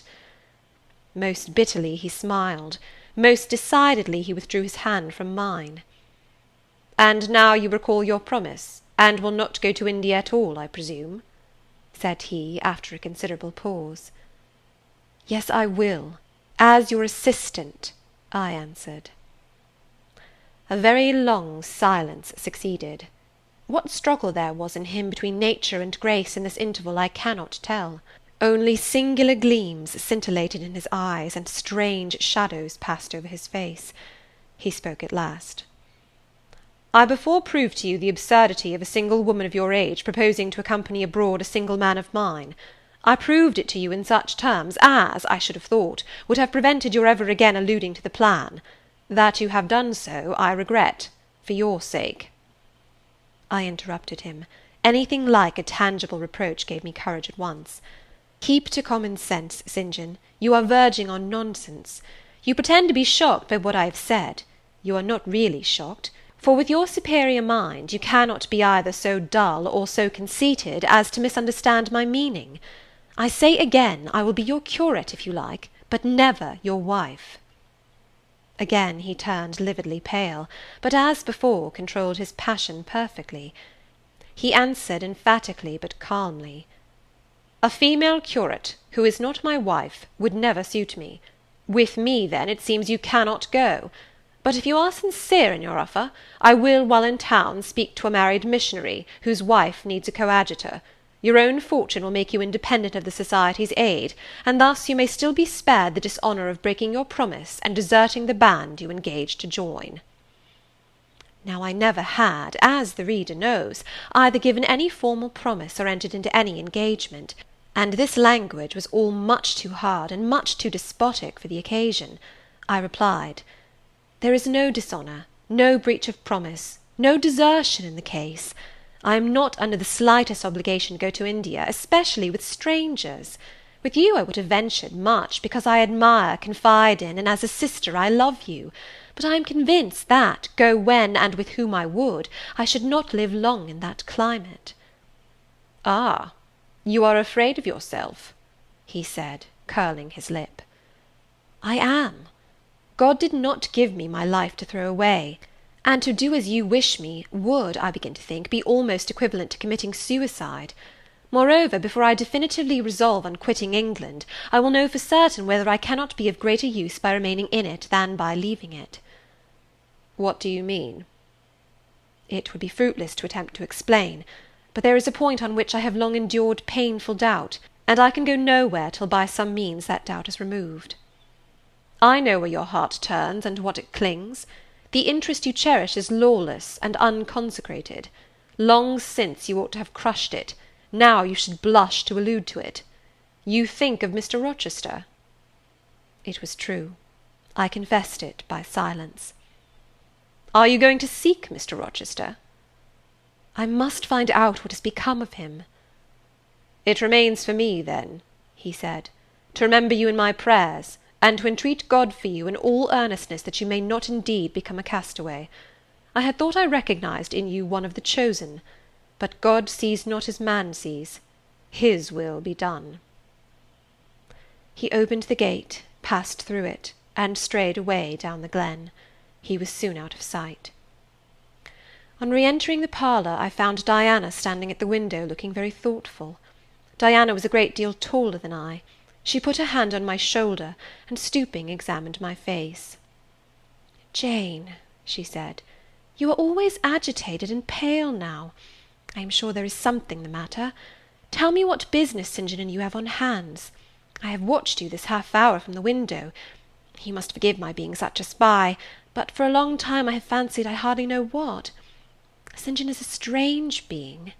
She paused. I did not speak. Soon she resumed. "That brother of mine cherishes peculiar views of some sort respecting you, I am sure. He has long distinguished you by a notice and interest he never showed to any one else. To what end? I wish he loved you. Does he, Jane?"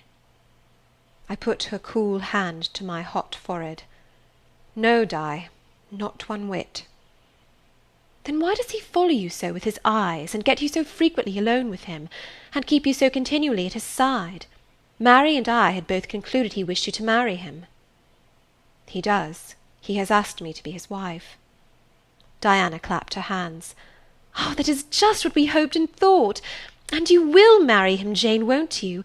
And then he will stay in England." "Far from that, Diana. His sole idea in proposing to me is to procure a fitting fellow labourer in his Indian toils." "What? He wishes you to go to India?" "Yes." "Madness!" she exclaimed. "You would not live 3 months there, I am certain. You never shall go. You have not consented, have you, Jane?" "I have refused to marry him." "And have consequently displeased him?" she suggested. "Deeply. He will never forgive me, I fear. Yet I offered to accompany him as his sister." "It was frantic folly to do so, Jane. Think of the task you undertook, one of incessant fatigue, where fatigue kills even the strong, and you are weak. St. John, you know him, would urge you to impossibilities. With him there would be no permission to rest during the hot hours, and unfortunately I have noticed whatever he exacts you force yourself to perform. I am astonished you found courage to refuse his hand. You do not love him then, Jane?" "Not as a husband." "Yet he is a handsome fellow." "And I am so plain, you see, Di. We should never suit." "Plain? You? Not at all. You are much too pretty as well as too good to be grilled alive in Calcutta." And again she earnestly conjured me to give up all thoughts of going out with her brother. "I must indeed," I said, for when just now I repeated the offer of serving him for a deacon, he expressed himself shocked at my want of decency. He seemed to think I had committed an impropriety in proposing to accompany him unmarried, as if I had not from the first hoped to find in him a brother, and habitually regarded him as such. "What makes you say he does not love you, Jane?" "You should hear himself on the subject. He has again and again explained that it is not himself, but his office he wishes to mate. He has told me I am formed for labour, not for love, which is true, no doubt. But in my opinion, if I am not formed for love, it follows that I am not formed for marriage. Would it not be strange, Di, to be chained for life to a man who regarded one but as a useful tool?" "Insupportable, unnatural, out of the question." "And then," I continued, "though I have only sisterly affection for him now, yet, if forced to be his wife, I can imagine the possibility of conceiving an inevitable, strange, torturing kind of love for him, because he is so talented, and there is often a certain heroic grandeur in his look, manner, and conversation. In that case my lot would become unspeakably wretched. He would not want me to love him, and if I showed the feeling, he would make me sensible that it was a superfluity, unrequired by him, unbecoming in me. I know he would." "And yet St. John is a good man," said Diana.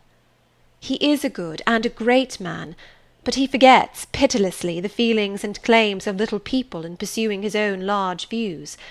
It is better, therefore, for the insignificant to keep out of his way, lest in his progress he should trample them down. Here he comes. I will leave you, Diana." And I hastened upstairs as I saw him entering the garden. But I was forced to meet him again at supper. During that meal he appeared just as composed as usual. I had thought he would hardly speak to me, and I was certain he had given up the pursuit of his matrimonial scheme. The sequel showed I was mistaken on both points. He addressed me precisely in his ordinary manner, or what had of late been his ordinary manner, one scrupulously polite. No doubt he had invoked the help of the Holy Spirit to subdue the anger I had roused in him, and now believed he had forgiven me once more. For the evening reading before prayers, he selected the 21st chapter of Revelation. It was at all times pleasant to listen while from his lips fell the words of the Bible. Never did his fine voice sound at once so sweet and full, never did his manner become so impressive in its noble simplicity, as when he delivered the oracles of God. And to-night that voice took a more solemn tone, that manner a more thrilling meaning, as he sat in the midst of his household circle, the May moon shining in through the uncurtained window, and rendering almost unnecessary the light of the candle on the table. As he sat there, bending over the great old Bible, and described from its page the vision of the new heaven and new earth, told how God would come to dwell with men, how he would wipe away all tears from their eyes, and promised that there should be no more death, neither sorrow nor crying, nor any more pain, because the former things were passed away. The succeeding words thrilled me strangely as he spoke them, especially as I felt, by the slight indescribable alteration in sound, that in uttering them his eye had turned on me. "He that overcometh shall inherit all things, and I will be his God, and he shall be my son. But," was slowly, distinctly read, "the fearful, the unbelieving, etc., shall have their part in the lake which burneth with fire and brimstone, which is the second death." Henceforward I knew what fate St. John feared for me. A calm subdued triumph, blent with a longing earnestness, marked his enunciation of the last glorious verses of that chapter. The reader believed his name was already written in the Lamb's book of life, and he yearned after the hour which should admit him to the city to which the kings of the earth bring their glory and honour, which has no need of sun or moon to shine in it, because the glory of God lightens it, and the Lamb is the light thereof.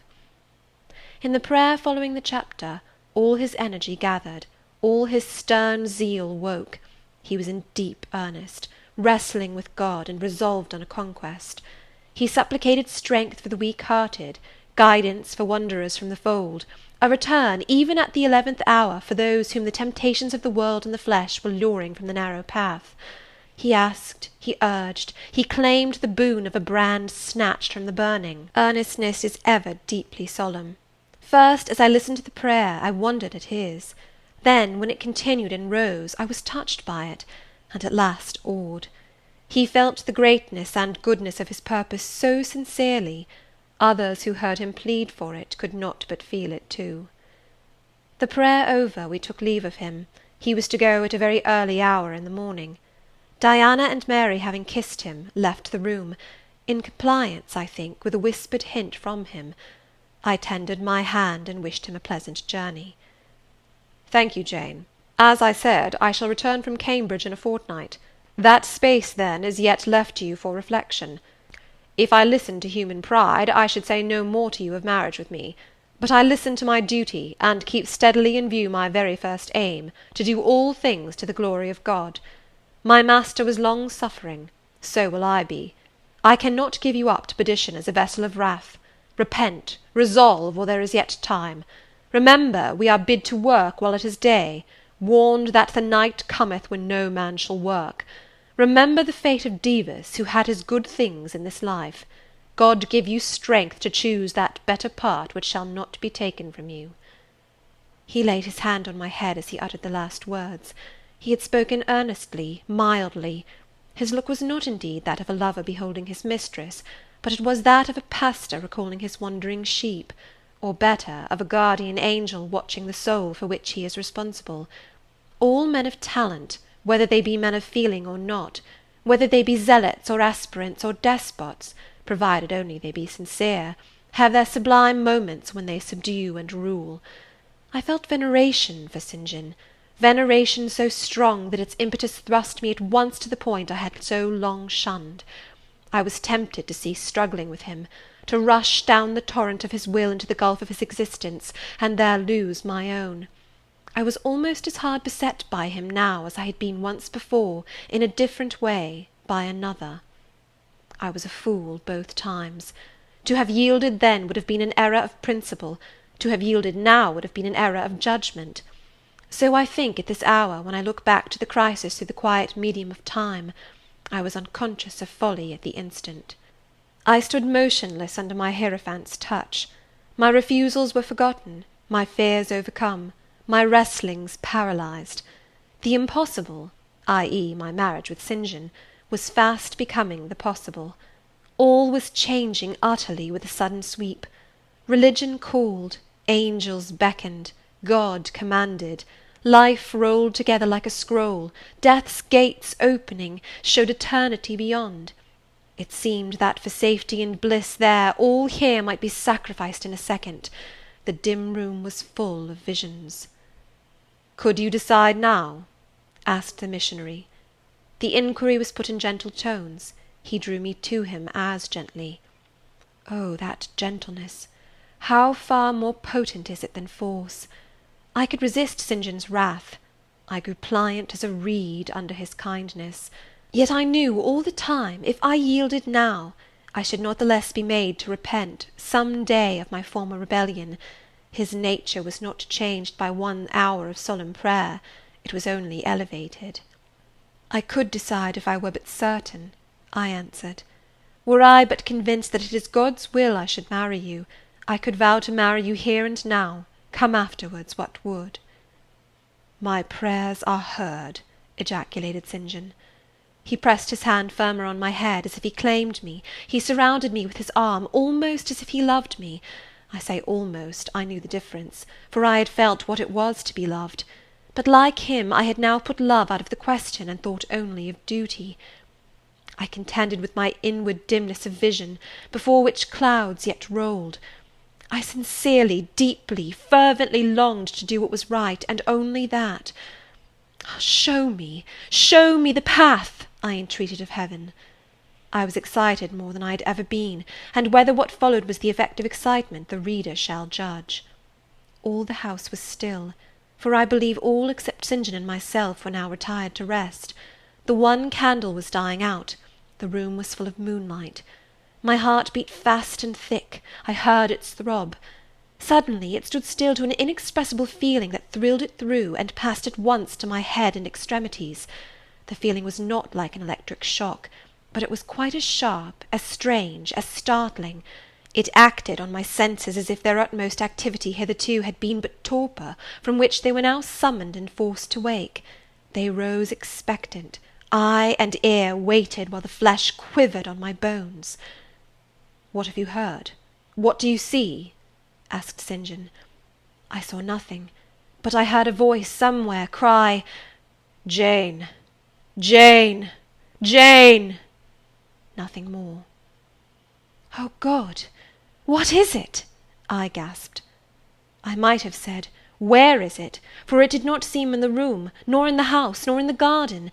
It did not come out of the air, nor from under the earth, nor from overhead. I had heard it. Where or whence, forever impossible to know. And it was the voice of a human being, a known, loved, well-remembered voice, that of Edward Fairfax Rochester, and it spoke in pain and woe, wildly, eerily, urgently. "I am coming!" I cried. "Wait for me! Oh, I will come!" I flew to the door and looked into the passage. It was dark. I ran out into the garden. It was void. "Where are you?" I exclaimed. The hills beyond Marsh Glen sent the answer faintly back. "Where are you?" I listened. The wind sighed low in the firs. All was moorland loneliness and midnight hush. "Down, superstition!" I commented, as that spectre rose up black by the black yew at the gate. "This is not thy deception, nor thy witchcraft. It is the work of nature. She was roused and did no miracle, but her best." I broke from St. John, who had followed and would have detained me. It was my time to assume ascendancy. My powers were in play and in force. I told him to forbear question or remark. I desired him to leave me. I must and would be alone. He obeyed at once. Where there is energy to command well enough, obedience never fails. I mounted to my chamber, locked myself in, fell on my knees, and prayed in my way, a different way to St. John's, but effective in its own fashion. I seemed to penetrate very near a mighty spirit, and my soul rushed out in gratitude at his feet. I rose from the thanksgiving, took a resolve, and lay down, unscared, enlightened, eager but for the daylight. End of chapter 35. Chapter 36 of Jane Eyre. The daylight came. I rose at dawn. I busied myself for an hour or two with arranging my things in my chamber, drawers, and wardrobe, in the order wherein I should wish to leave them during a brief absence. Meantime I heard St. John quit his room. He stopped at my door. I feared he would knock. No, but a slip of paper was passed under the door. I took it up. It bore these words: "You left me too suddenly last night. Had you stayed but a little longer, you would have laid your hand on the Christian's cross and the angel's crown. I shall expect your clear decision when I return this day fortnight. Meantime, watch and pray that you enter not into temptation. The spirit, I trust, is willing, but the flesh, I see, is weak. I shall pray for you hourly. Yours, St. John. My spirit, I answered mentally, is willing to do what is right, and my flesh, I hope, is strong enough to accomplish the will of Heaven, when once that will is distinctly known to me. At any rate, it shall be strong enough to search, inquire, to grope an outlet from this cloud of doubt, and find the open day of certainty. It was the 1st of June, yet the morning was overcast and chilly. Rain beat fast on my casement. I heard the front door open and St. John pass out. Looking through the window, I saw him traverse the garden. He took the way over the misty moors in the direction of Whitcross. There he would meet the coach. In a few more hours I shall succeed you in that track, cousin, thought I. I too have a coach to meet at Whitcross.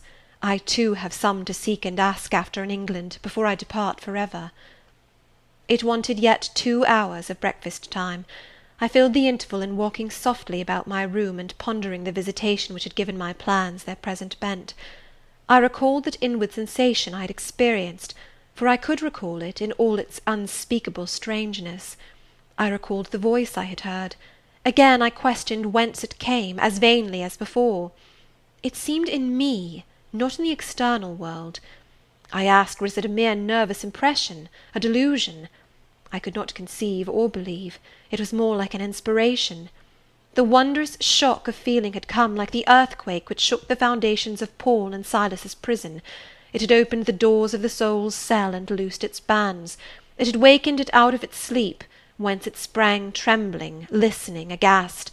Then vibrated thrice a cry on my startled ear, and in my quaking heart, and through my spirit, which neither feared nor shook, but exulted as if in joy over the success of one effort it had been privileged to make, independent of the cumbrous body.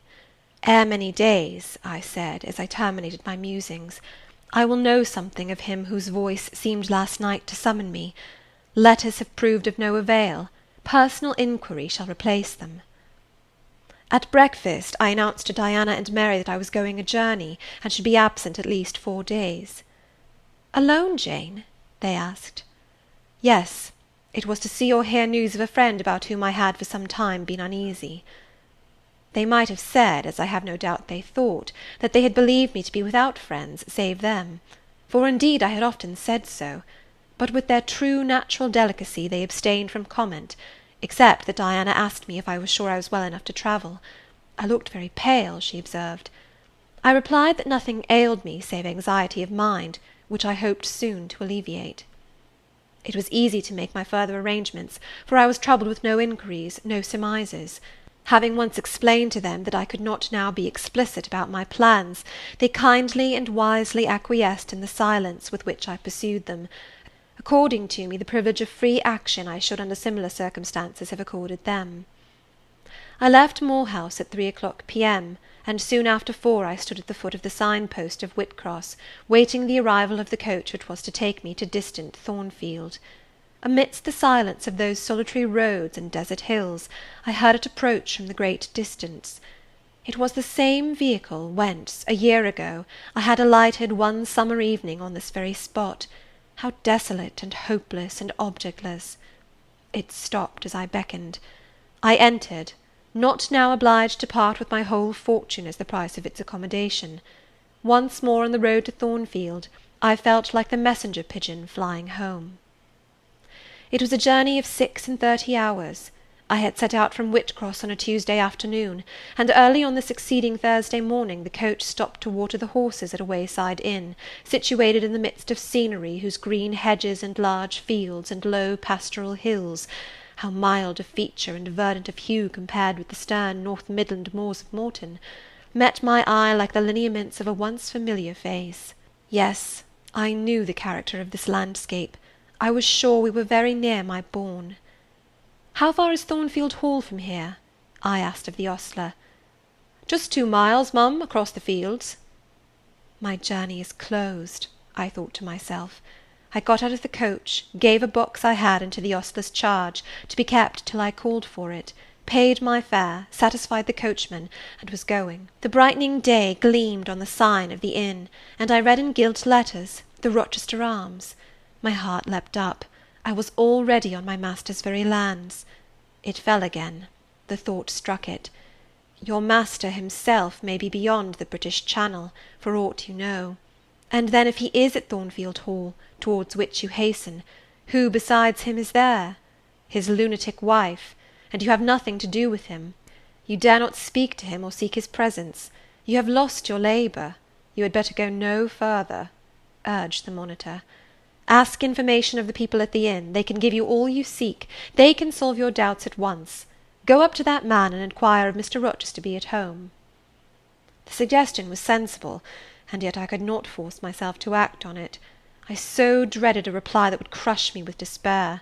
To prolong doubt was to prolong hope. I might yet once more see the Hall under the ray of her star. There was the stile before me, the very fields through which I had hurried, blind, deaf, distracted with revengeful fury, tracking and scourging me on the morning I fled from Thornfield. Ere I well knew what course I had resolved to take, I was in the midst of them. How fast I walked! How I ran sometimes! How I looked forward to catch the first view of the well-known woods! With what feelings I welcomed single trees I knew, and familiar glimpses of meadow and hill between them! At last the woods rose, the rookery clustered dark, a loud cawing broke the morning stillness. Strange delight inspired me, on I hastened. Another field crossed, a lane threaded, and there were the courtyard walls, the back offices, the house itself, the rookery still hid. My first view of it shall be in front, I determined, where its bold battlements will strike the eye nobly at once, and where I can single out my master's very window. Perhaps he will be standing at it. He rises early. Perhaps he is now walking in the orchard, or on the pavement in front. Could I but see him! But a moment! Surely in that case I should not be so mad as to run to him. I cannot tell. I am not certain. And if I did, what then? God bless him, what then? Who would be hurt by my once more tasting the life his glance can give me? I rave. Perhaps at this moment he is watching the sunrise over the Pyrenees, or on the tideless sea of the south. I had coasted along the lower wall of the orchard, turned its angle. There was a gate just there, opening into the meadow between two stone pillars crowned by stone balls. From behind one pillar I could peep round quietly at the full front of the mansion. I advanced my head with precaution, desirous to ascertain if any bedroom window blinds were yet drawn up. Battlements, windows, long front, all from this sheltered station were at my command. The crows sailing overhead perhaps watched me while I took this survey. I wonder what they thought. They must have considered I was very careful and timid at first, and that gradually I grew very bold and reckless. A peep, and then a long stare, and then a departure from my niche and a straying out into the meadow, and a sudden stop full in front of the great mansion, and a protracted hardy gaze towards it. What affectation of diffidence was this at first? They might have demanded. What stupid regardlessness now? Here an illustration, reader.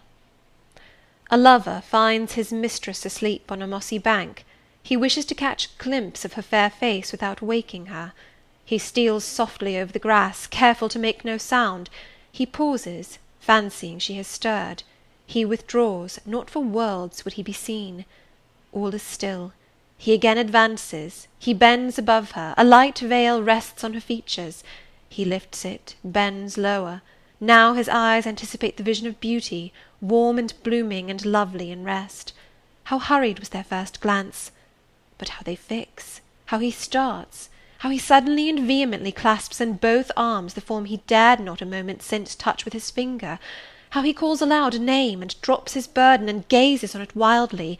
He thus grasps and cries and gazes because he no longer fears to waken by any sound he can utter, by any movement he can make. He thought his love slept sweetly. He finds she is stone dead. I looked with timorous joy towards a stately house. I saw a blackened ruin. No need to cower behind a gate-post, indeed, to peep up at chamber lattices, fearing life was astir behind them. No need to listen for doors opening, to fancy steps on the pavement or the gravel walk. The lawn, the gardens were trodden and waste, the portal yawned void. The front was, as I had once seen it in a dream, but a well-like wall, very high and very fragile-looking, perforated with paneless windows. No roof, no battlements, no chimneys, all had crashed in.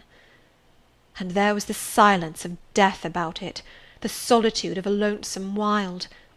No wonder that letters addressed to people here had never received an answer, as well dispatch epistles to a vault in a church aisle.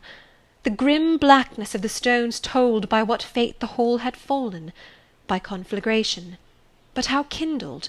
What story belonged to this disaster? What loss besides mortar and marble and woodwork had followed upon it? Had life been wrecked as well as property? If so, whose? Dreadful question! There was no one here to answer it, not even dumb sign, mute token. In wandering round the shattered walls and through the devastated interior, I gathered evidence that the calamity was not of late occurrence. Winter snows, I thought, had drifted through that void arch, winter rains beaten in at those hollow casements, for amidst the drenched piles of rubbish, spring had cherished vegetation. Grass and weed grew here and there between the stones and fallen rafters. And oh, where, meantime, was the hapless owner of this wreck? In what land? Under what auspices? My eye involuntarily wandered to the grey church tower near the gates, and I asked, is he with Dame Eyre de Rochester sharing the shelter of his narrow marble house? Some answer must be had to these questions. I could find it nowhere but at the inn, and thither ere long I returned. The host himself brought my breakfast into the parlour. I requested him to shut the door and to sit down. I had some questions to ask him. But when he complied, I scarcely knew how to begin, such horror had I of the possible answers. And yet the spectacle of desolation I had just left prepared me in a measure for a tale of misery. The host was a respectable-looking, middle-aged man. "You know Thornfield Hall, of course?" I managed to say at last. "Yes, ma'am, I lived there once." "Did you? Not in my time, I thought. You are a stranger to me." "I was the late Mr. Rochester's butler," he added. The late? I seemed to have received with full force the blow I had been trying to evade. "The late!" I gasped. "Is he dead?" "I mean the present gentleman, Mr. Edward's father," he explained.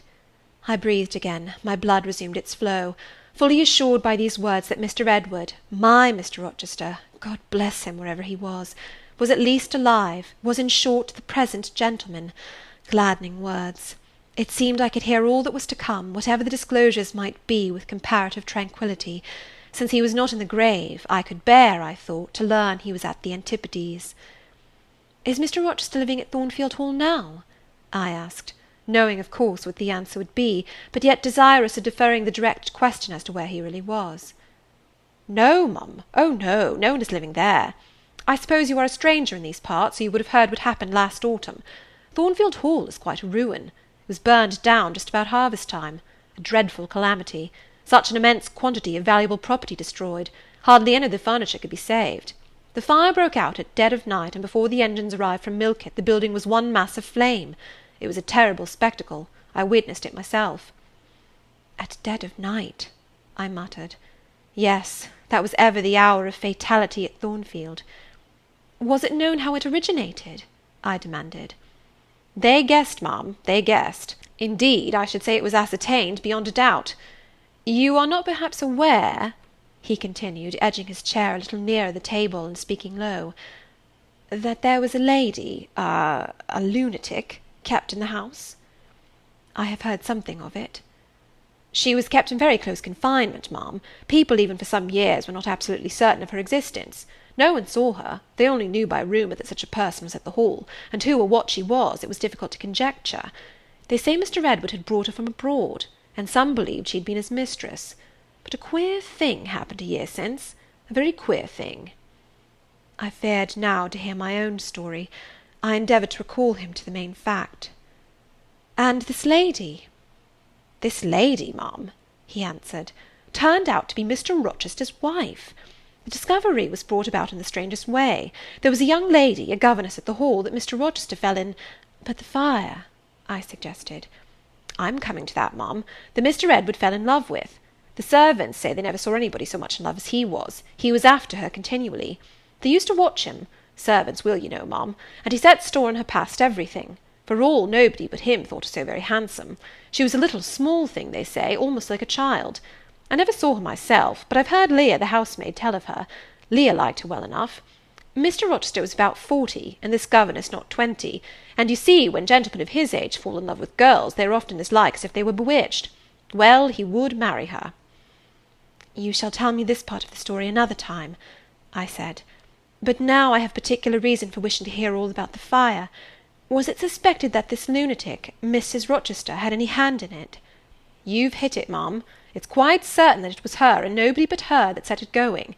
She had a woman to take care of her called Mrs. Poole, an able woman in her line, and very trustworthy, but for one fault, a fault common to a deal of them nurses and matrons. She kept a private bottle of gin by her, and now and then took a drop overmuch. It is excusable, for she had a hard life of it, but still it was dangerous, for when Mrs. Poole was fast asleep after the gin and water, the mad lady, who was as cunning as a witch, would take the keys out of her pocket and let herself out of her chamber, and go roaming about the house, doing any wild mischief that came into her head. They say she had nearly burnt her husband in his bed once, but I don't know about that.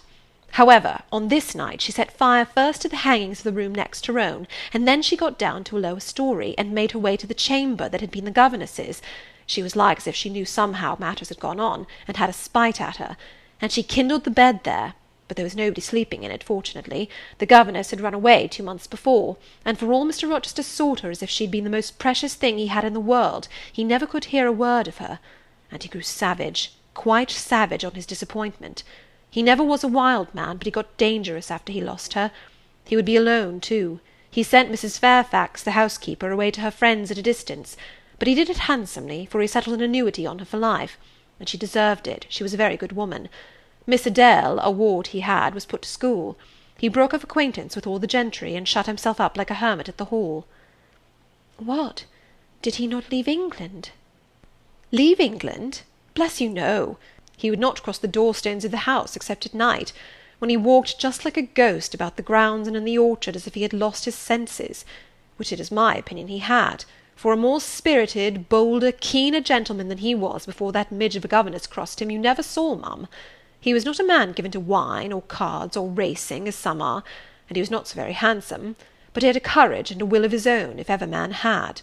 I knew him from a boy, you see, and for my part I have often wished that Miss Eyre had been sunk in the sea before she came to Thornfield Hall. Then Mr. Rochester was at home when the fire broke out? Yes, indeed was he, and he went up to the attics when all was burning above and below, and got the servants out of their beds, and helped them down himself, and went back to get his mad wife out of her cell.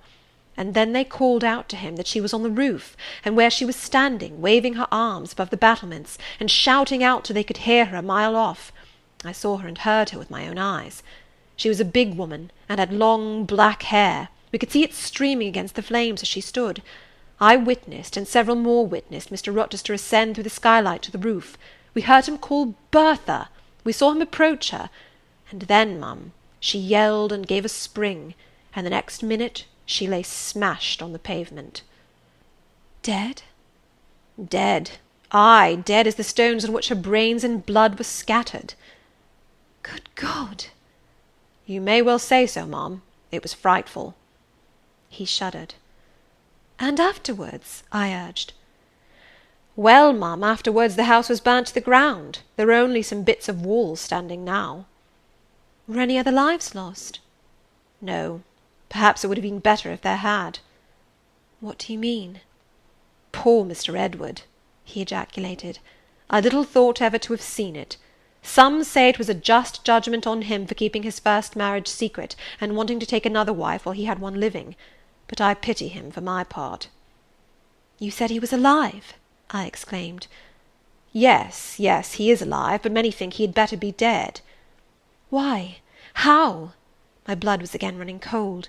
Where is he? I demanded. Is he in England? Ay, ay, he's in England. He can't get out of England, I fancy. He's a fixture now.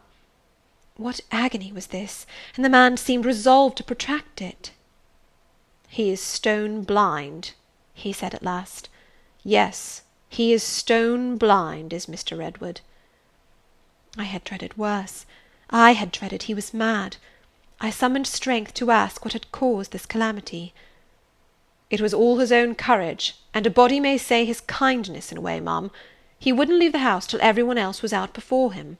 As he came down the great staircase at last, after Mrs. Rochester had flung herself from the battlements, there was a great crash, all fell. He was taken out from under the ruins, alive, but sadly hurt. A beam had fallen in such a way as to protect him partly, but one eye was knocked out, and one hand so crushed that Mr. Carter the surgeon had to amputate it directly. The other eye inflamed, he lost the sight of that also.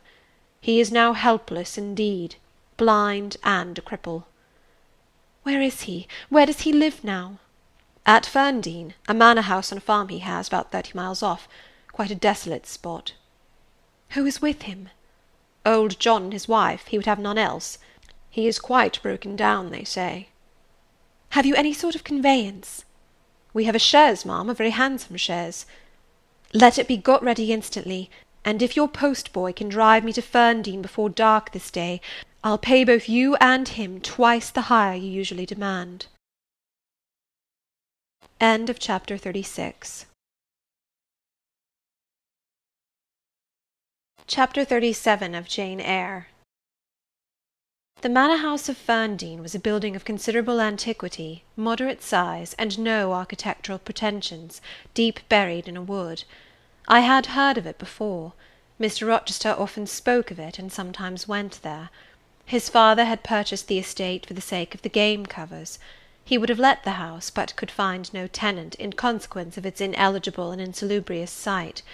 Ferndean then remained uninhabited and unfurnished, with the exception of some 2 or 3 rooms fitted up for the accommodation of the squire when he went there in the season to shoot. To this house I came just ere dark, on an evening marked by the characteristics of sad sky, cold gale, and continued small penetrating rain. The last mile I performed on foot, having dismissed the chaise and driver with the double remuneration I had promised. Even when within a very short distance of the manor house, you could see nothing of it, so thick and dark grew the timber of the gloomy wood about it. Iron gates between granite pillars showed me where to enter, and passing through them, I found myself at once in the twilight of close-ranked trees. There was a grass-grown track descending the forest aisle between hoar and knotty shafts and under-branched arches. I followed it, expecting soon to reach the dwelling, but it stretched on and on, it would far and farther, no sign of habitation or grounds was visible.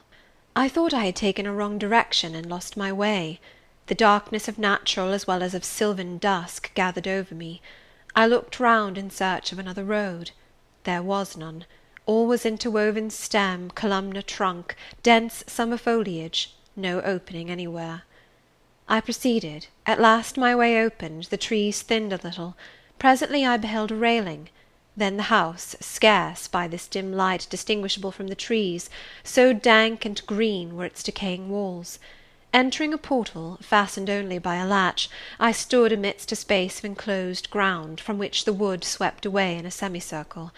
There were no flowers, no garden beds, only a broad gravel walk girdling a grass plat, and this set in the heavy frame of the forest. The house presented 2 pointed gables in its front. The windows were latticed and narrow. The front door was narrow too, 1 step led up to it. The whole looked, as the host of the Rochester Arms had said, quite a desolate spot. It was as still as a church on a week-day. The pattering rain on the forest leaves was the only sound audible in its vicinage. "Can there be life here?" I asked. Yes, life of some kind there was, for I heard a movement. That narrow front door was unclosing, and some shape was about to issue from the grange. It opened slowly. A figure came out into the twilight and stood on the step, a man without a hat. He stretched forth his hand as if to feel whether it rained. Dusk as it was, I had recognized him.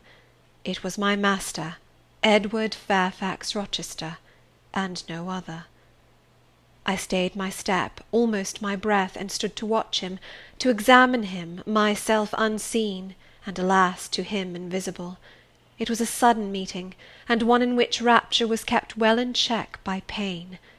I had no difficulty in restraining my voice from exclamation, my step from hasty advance. His form was of the same strong and stalwart contour as ever, his port was still erect, his hair was still raven black, nor were his features altered or sunk.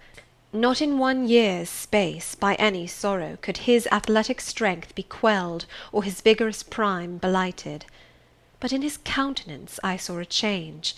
That looked desperate and brooding, that reminded me of some wronged and fettered wild beast or bird, dangerous to approach in his sullen woe. The caged eagle, whose gold-ringed eyes cruelty has extinguished, might look as looked that sightless Samson. And, reader, do you think I feared him in his blind ferocity? If you do, you little know me. A soft hope blessed with my sorrow that soon I should dare to drop a kiss on that brow of rock, and on those lips so sternly sealed beneath it. But not yet. I would not accost him yet. He descended the 1 step, and advanced slowly and gropingly towards the grass-plat. Where was his daring stride now? Then he paused, as if he knew not which way to turn. He lifted his hand and opened his eyelids, gazed blank and with a straining effort on the sky, and toward the amphitheatre of trees. One saw that all to him was void darkness. He stretched his right hand. The left arm, the mutilated one, he kept hidden in his bosom. He seemed to wish by touch to gain an idea of what lay around him. He met but vacancy still, for the trees were some yards off from where he stood. He relinquished the endeavour, folded his arms, and stood quiet and mute in the rain, now falling fast on his uncovered head. At this moment John approached him from some quarter. "Will you take my arm, sir?" he said. "There is a heavy shower coming on. Had you not better go in?" "Let me alone," was the answer. John withdrew without having observed me. Mr. Rochester now tried to walk about. Vainly. All was too uncertain. He groped his way back to the house, and re-entering it, closed the door. I now drew near and knocked. John's wife opened for me. "Mary," I said, "how are you?" She started as if she had seen a ghost. I calmed her. To her hurried, "Is it really you, miss, come at this late hour to this lonely place?" I answered by taking her hand, and then I followed her into the kitchen, where John now sat by a good fire. I explained to them in few words that I had heard all which had happened since I left Thornfield, and that I was come to see Mr. Rochester.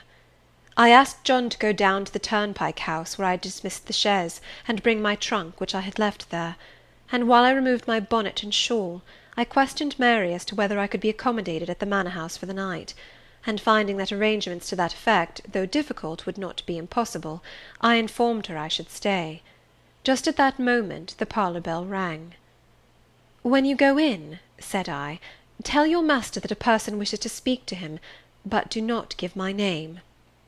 "I don't think he will see you," she answered. "He refuses everybody." When she returned, I inquired what he had said. "You are to send in your name and your business," she replied. She then proceeded to fill a glass with water and place it on a tray, together with candles. "Is that what he rang for?" I asked. "Yes. He always has candles brought in at dark, though he is blind." "Give the tray to me. I will carry it in." I took it from her hand. She pointed me out to the parlour door. The tray shook as I held it. The water spilled from the glass.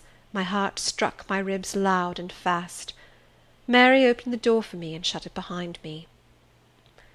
This parlour looked gloomy.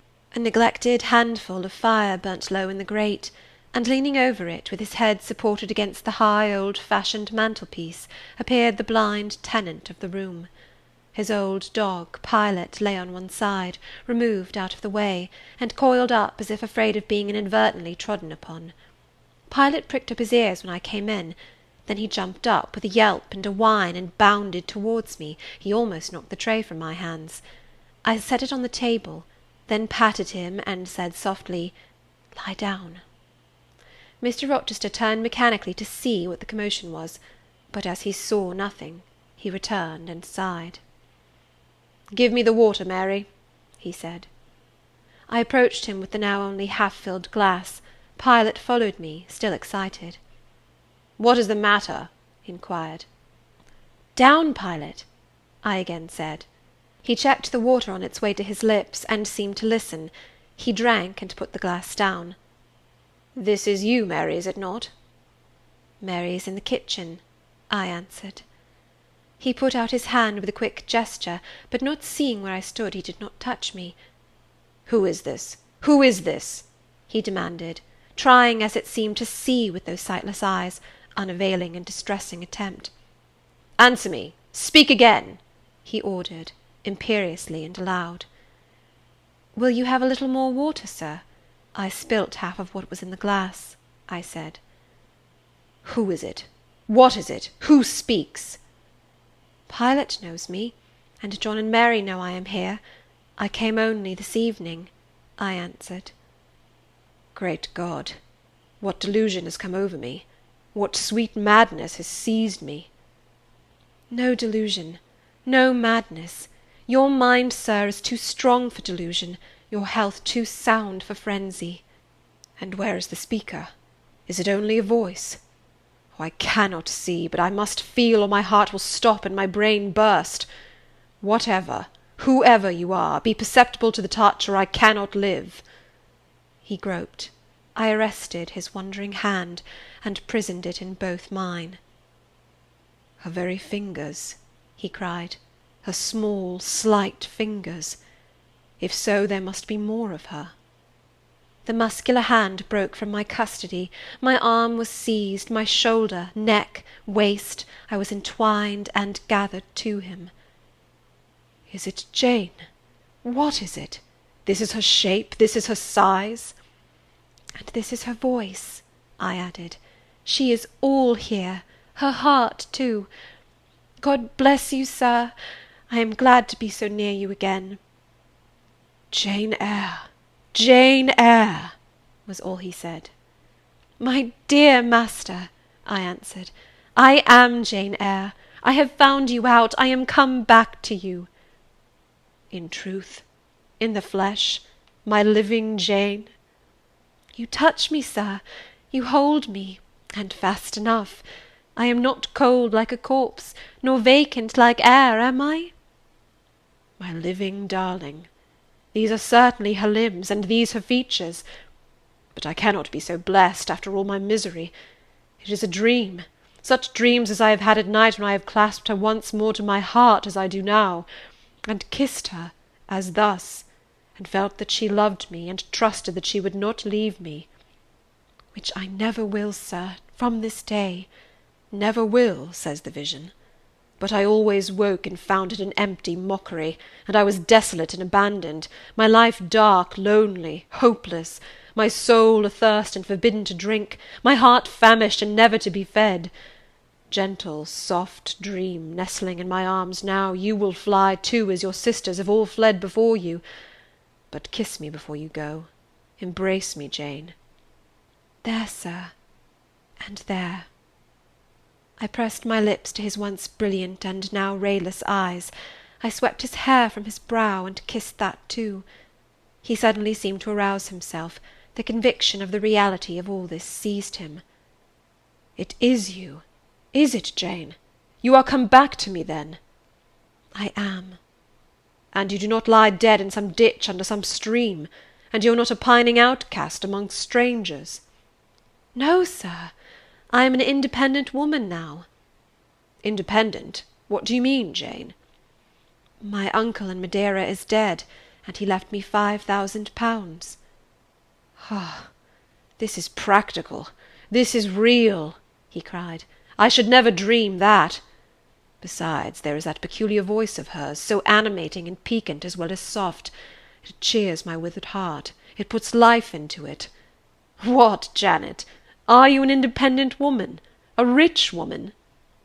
"If you won't let me live with you, I can build a house of my own, close up to your door, and you may come and sit in my parlour when you want company of an evening."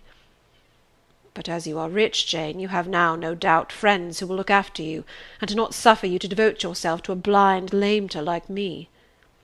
"I told you I am independent, sir, as well as rich. I am my own mistress." "And you will stay with me?" "Certainly, unless you object. I will be your neighbour, your nurse, your housekeeper. I find you lonely. I will be your companion, to read to you, to walk with you, to sit with you, to wait on you, to be eyes and hands to you. Cease to look so melancholy, my dear master. You shall not be left desolate so long as I live." He replied not. He seemed serious, abstracted. He sighed. He half opened his lips as if to speak. He closed them again. I felt a little embarrassed. Perhaps I had too rashly overleaped conventionalities, and he, like St. John, saw impropriety in my inconsiderateness. I had indeed made my proposal from the idea that he wished and would ask me to be his wife. An expectation, not the less certain because unexpressed, had buoyed me up, that he would claim me at once as his own. But no hint to that effect escaping him, and his countenance becoming more overcast, I suddenly remembered that I might have been all wrong, and was perhaps playing the fool unwittingly, and I began gently to withdraw myself from his arms, but he eagerly snatched me closer. "No, no, Jane, you must not go. No, I have touched you, heard you, felt the comfort of your presence, the sweetness of your consolation. I cannot give up those joys. I have little left in myself. I must have you. The world may laugh, may call me absurd, selfish, but it does not signify. My very soul demands you. It will be satisfied, or it will take deadly vengeance on its frame." "Well, sir, I will stay with you. I have said so." "Yes, but you understand one thing by staying with me, and I understand another. You, perhaps, could make up your mind to be about my hand and chair, to wait on me as a kind little nurse, for you have an affectionate heart and a generous spirit which prompt you to make sacrifices for those you pity, and that ought to suffice for me, no doubt. I suppose I should now entertain none but fatherly feelings for you. Do you think so? Come, tell me." "I will think what you like, sir. I am content to be only your nurse, if you think it better." "But you cannot always be my nurse, Janet. You are young. You must marry one day." "I don't care about being married." "You should care, Janet. If I were what I once was, I would try to make you care. But a sightless block." He relapsed again into gloom. I, on the contrary, became more cheerful, and took fresh courage. These last words gave me an insight as to where the difficulty lay, and as it was no difficulty with me, I felt quite relieved from my previous embarrassment. I resumed a livelier vein of conversation. "It is time some one undertook to rehumanize you," said I, parting his thick and long uncut locks, "for I see you are being metamorphosed into a lion, or something of that sort. You have a faux air of Nebuchadnezzar in the fields about you, that is certain. Your hair reminds me of eagle's feathers. Whether your nails are grown in like bird's claws or not, I have not yet noticed." "On this arm I have neither hand nor nails," he said, drawing the mutilated limb from his breast and showing it to me. "It is a mere stump, a ghastly sight. Don't you think so, Jane?" "It is a pity to see it, and a pity to see your eyes, and the scar of fire on your forehead. And the worst of it is, one is in danger of loving you too well for all this, and making too much of you." "I thought you would be revolted, Jane, when you saw my arm and my cicatriced visage." "Did you? Don't tell me so, lest I should say something disparaging to your judgment. Now let me leave you an instant to make a better fire and have the hearth swept up. Can you tell when there is a good fire?" "Yes. With the right eye I see a glow, a ruddy haze." "And you see the candles?" "Very dimly. Each is a luminous cloud." "Can you see me?" "No, my fairy, but I am only too thankful to hear and feel you." "When do you take supper?" "I never take supper." "But you shall have some to-night. I am hungry. So are you, I dare say, only you forget." Summoning Mary, I soon had the room in a more cheerful order. I prepared him likewise a comfortable repast. My spirits were excited, and with pleasure and ease I talked to him during supper, and for a long time after. There was no harassing restraint, no repressing of glee and vivacity with him, for with him I was perfectly at ease, because I knew I suited him. All I said or did seemed either to console or revive him. Delightful consciousness! It brought to life and light my whole nature. In his presence I thoroughly lived, and he in mine. Blind as he was, smiles played over his face, Joy dawned on his forehead, his lineaments softened and warmed. After supper he began to ask me many questions, of where I had been, what I had been doing, how I had found him out. But I gave him only partial replies.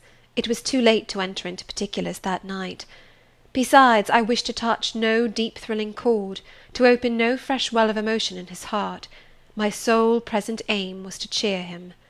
Cheered, as I have said, he was, and yet but by fits. If a moment's silence broke the conversation, he would turn restless, touch me, then say, "Jane, you are altogether a human being, Jane. You are certain of that?" "I conscientiously believe so, Mr. Rochester." "Yet how on this dark and doleful evening could you so suddenly rise on my lone hearth? I stretched my hand to take a glass of water from a hireling, and it was given me by you. I asked a question, expecting John's wife to answer me, and your voice spoke at my ear." "Because I had come in Mary's stead with the tray." "And there is enchantment in the very hour I am now spending with you. Who can tell what a dark, dreary, hopeless life I have dragged on for months past, doing nothing, expecting nothing, merging night in day, feeling but the sensation of cold when I let the fire go out, of hunger when I forgot to eat, and then a ceaseless sorrow, and at times a very delirium of desire to behold my Jane again. Yes, for her restoration I long, far more than for that of my lost sight. How can it be that Jane is with me and says she loves me? Will she not depart as suddenly as she came? To-morrow I fear I shall find her no more." A commonplace, practical reply, out of the train of his own disturbed ideas, was, I was sure, the best and most reassuring for him in his frame of mind. I passed my finger over his eyebrows, and remarked that they were scorched, and that I would apply something which would make them grow as broad and black as ever. "Where is the use of doing me any good in any way, beneficent spirit, when at some fatal moment you will again desert me, passing like a shadow, whither and how to me unknown, and for me remaining afterwards undiscoverable?" "Have you a pocket-comb about you, sir?" "What for, Jane?" "Just to comb out this shaggy black mane. I find you rather alarming, when I examine you close at hand. You talk of me being like a fairy, but I am sure you are more like a brownie." "Am I hideous, Jane?" "Very, sir. You always were, you know." "Humph! The wickedness has not been taken out of you, wherever you have sojourned."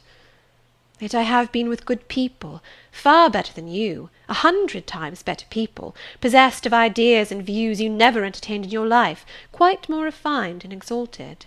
"Who the deuce have you been with?" "If you twist in that way, you will make me pull the hair out of your head, and then I think you will cease to entertain doubts of my substantiality." "Who have you been with, Jane?" "You shall not get it out of me to-night, sir. You must wait till to-morrow. To leave my tale half told will, you know, be a sort of security that I shall appear at your breakfast-table to finish it. By the by, I must not mind to rise on your hearth with only a glass of water then. I must bring an egg at the least, to say nothing of fried ham." "You mocking changeling, fairy born and human bred, you make me feel as I have not these 12 months. If Saul could have had you for his David, the evil spirit would have been exorcised without the aid of the harp." "There, sir, you are redd up and made decent. Now I'll leave you. I have been travelling these last 3 days, and I believe I am tired. Good night." "Just one word, Jane. Were there only ladies in the house where you have been?" I laughed and made my escape, still laughing as I ran upstairs. A good idea, I thought with glee. I see I have the means of fretting him out of his melancholy for some time to come. Very early the next morning I heard him up in a stir, wandering from one room to another. As soon as Mary came down, I heard the question, "Is Miss Eyre here?" Then, "Which room did you put her into? Was it dry? Is she up? Go and ask if she wants anything, and when she will come down." I came down as soon as I thought there was a prospect of breakfast. Entering the room very softly, I had a view of him before he discovered my presence. It was mournful indeed to witness the subjugation of that vigorous spirit to a corporeal infirmity. He sat in his chair, still, but not at rest, expectant evidently, the lines of now habitual sadness marking his strong features. His countenance reminded one of a lamp quenched, waiting to be relit, and alas! it was not himself that could now kindle the lustre of animated expression, he was dependent on another for that office. I had meant to be gay and careless, but the powerlessness of the strong man touched my heart to the quick. Still I accosted him with what vivacity I could. "It is a bright sunny morning, sir," I said. "The rain is over and gone, and there is a tender shining after it. You shall have a walk soon." I had wakened the glow. His features beamed. "Oh, you are indeed there, my skylark. Come to me. You are not gone, not vanished. I heard one of your kind an hour ago singing high over the wood, but its song had no music for me, any more than the rising sun had rays. All the melody on earth is concentrated in my Jane's tongue to my ear. I am glad it is not naturally a silent one. All the sunshine I can feel is in her presence." The water stood in my eyes to hear this avowal of his dependence, just as if a royal eagle, chained to a perch, should be forced to entreat a sparrow to become its purveyor. But I would not be lachrymose. I dashed off the salt drops, and busied myself with preparing breakfast. Most of the morning was spent in the open air. I led him out of the wet and wild wood into some cheerful fields. I described to him how brilliantly green they were, how the flowers and hedges looked refreshed, how sparklingly blue was the sky. I sought a seat for him in a hidden and lovely spot, a dry stump of a tree. Nor did I refuse to let him, when seated, place me on his knee. Why should I, when both he and I were happier near than apart? Pilot lay beside us. All was quiet. He broke out suddenly while clasping me in his arms. "Cruel, cruel deserter! Oh, Jane, what did I feel when I discovered you had fled from Thornfield, and when I could nowhere find you, and after examining your apartment, ascertained that you had taken no money, nor anything which could serve as an equivalent. A pearl necklace I had given you lay untouched in its little casket. Your trunks were left corded and locked as they had been prepared for the bridal tour. What could my darling do, I asked, left destitute and penniless? And what did she do? Let me hear now." Thus urged, I began the narrative of my experience for the last year. I softened considerably what related to the 3 days of wandering and starvation, because to have told him all would have been to inflict unnecessary pain. The little I did say lacerated his faithful heart deeper than I wished. I should not have left him thus, he said, without any means of making my way. I should have told him my intention. I should have confided in him. He would never have forced me to be his mistress. Violent as he had seemed in his despair, he in truth loved me far too well and too tenderly to constitute himself my tyrant.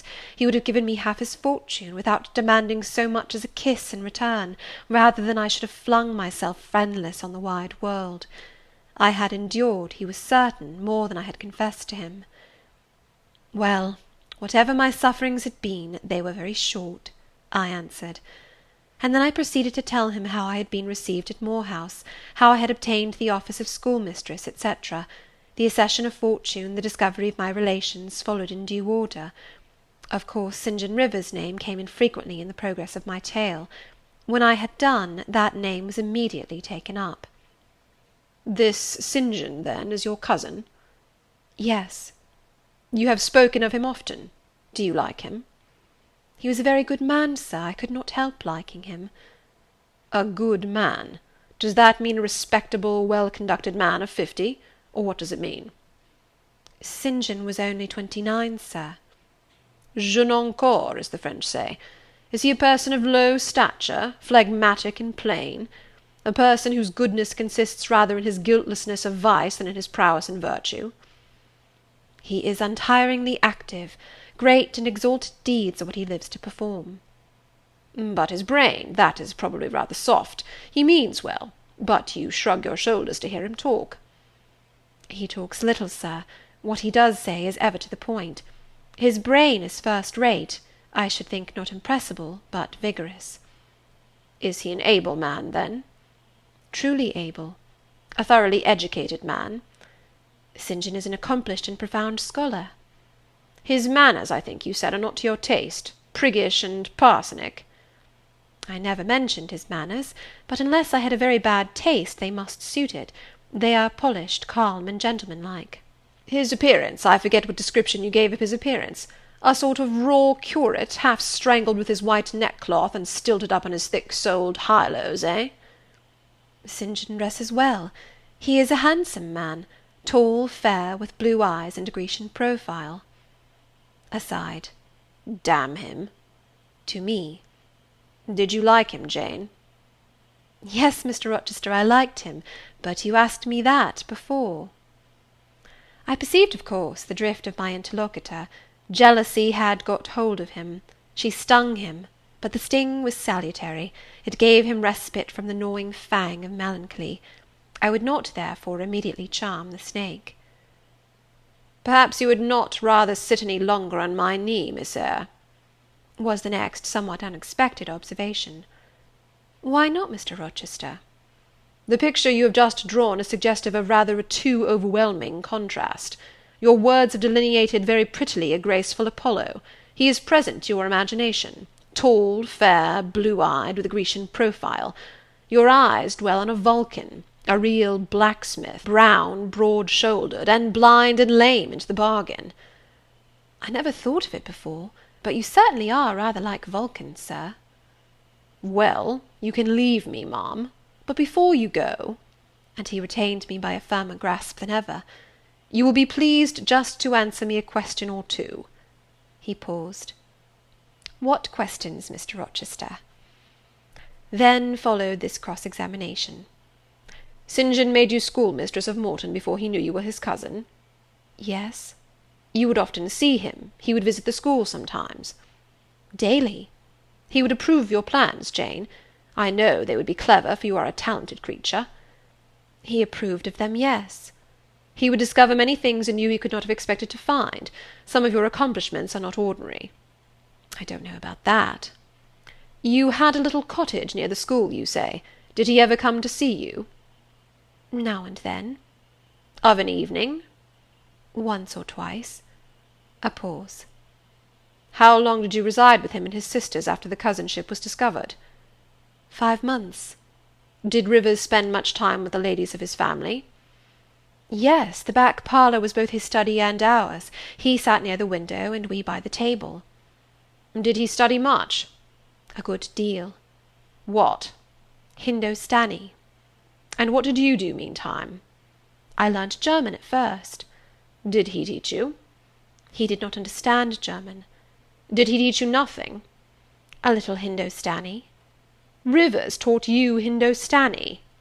Yes, sir. And his sisters also? No.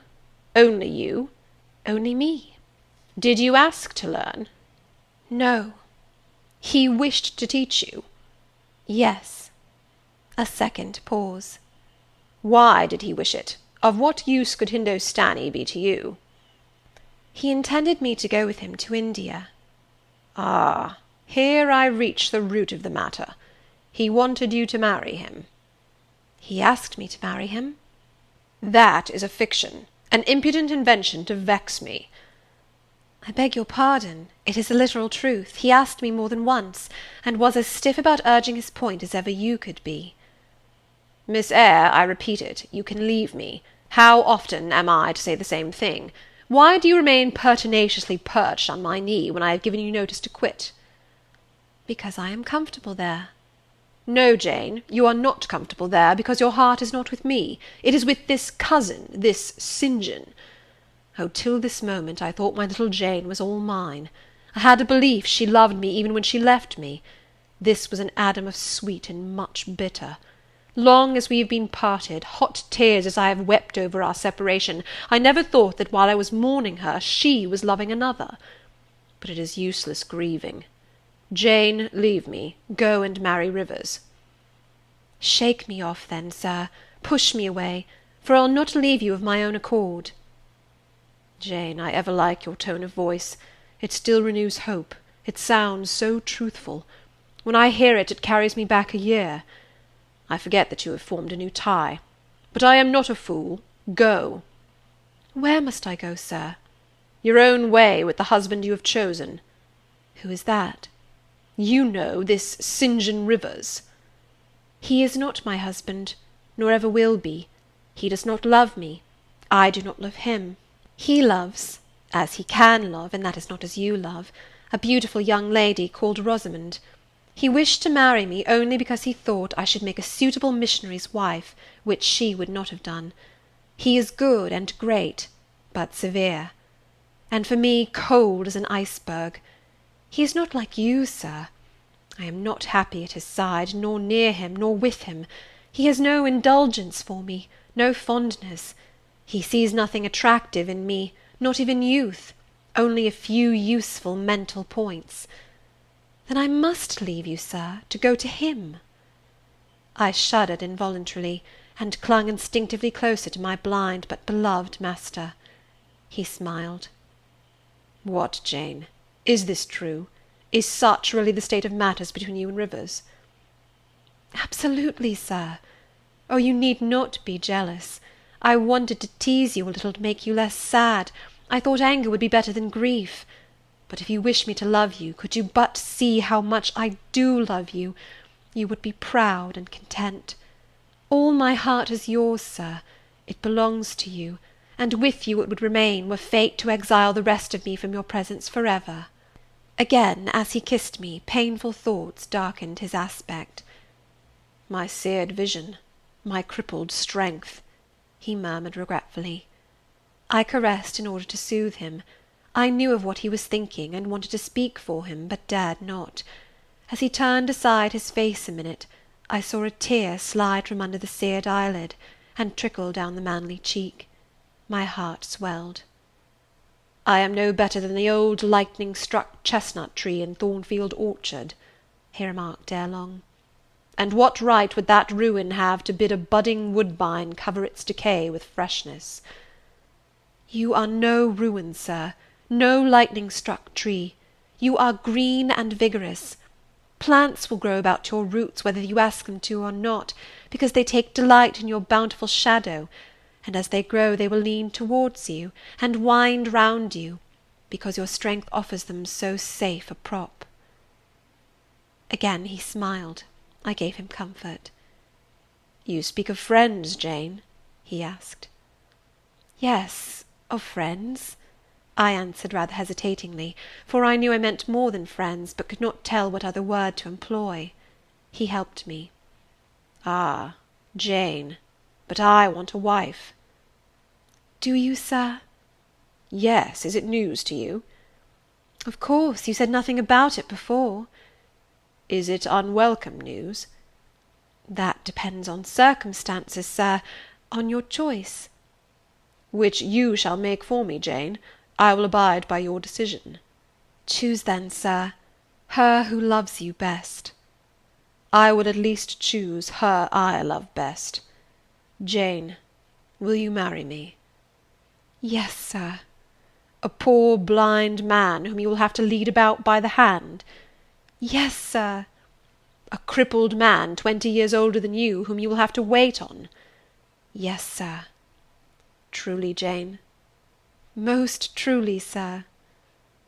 Oh, my darling, God bless you and reward you. Mr. Rochester, if ever I did a good deed in my life, if ever I thought a good thought, if ever I prayed a sincere and blameless prayer, if ever I wished a righteous wish, I am rewarded now. To be your wife is for me to be as happy as I can be on earth. Because you delight in sacrifice. Sacrifice? What do I sacrifice? Famine for food, expectation for content, to be privileged to put my arms round what I value, to press my lips to what I love, to repose on what I trust. Is that to make a sacrifice? If so, then certainly I delight in sacrifice. And to bear with my infirmities, Jane, to overlook my deficiencies. Which are none, sir, to me. I love you better now, when I can really be useful to you, than I did in your state of proud independence, when you disdained every part but that of the giver and protector. Hitherto I have hated to be helped, to be led. Henceforth I feel I shall hate it no more. I did not like to put my hand into a hireling's, but it is pleasant to feel it circled by Jane's little fingers. I preferred utter loneliness to the constant attendance of servants, but Jane's soft ministry will be a perpetual joy. Jane suits me. Do I suit her?" "To the finest fibre of my nature, sir." "The case being so, we have nothing in the world to wait for. We must be married instantly."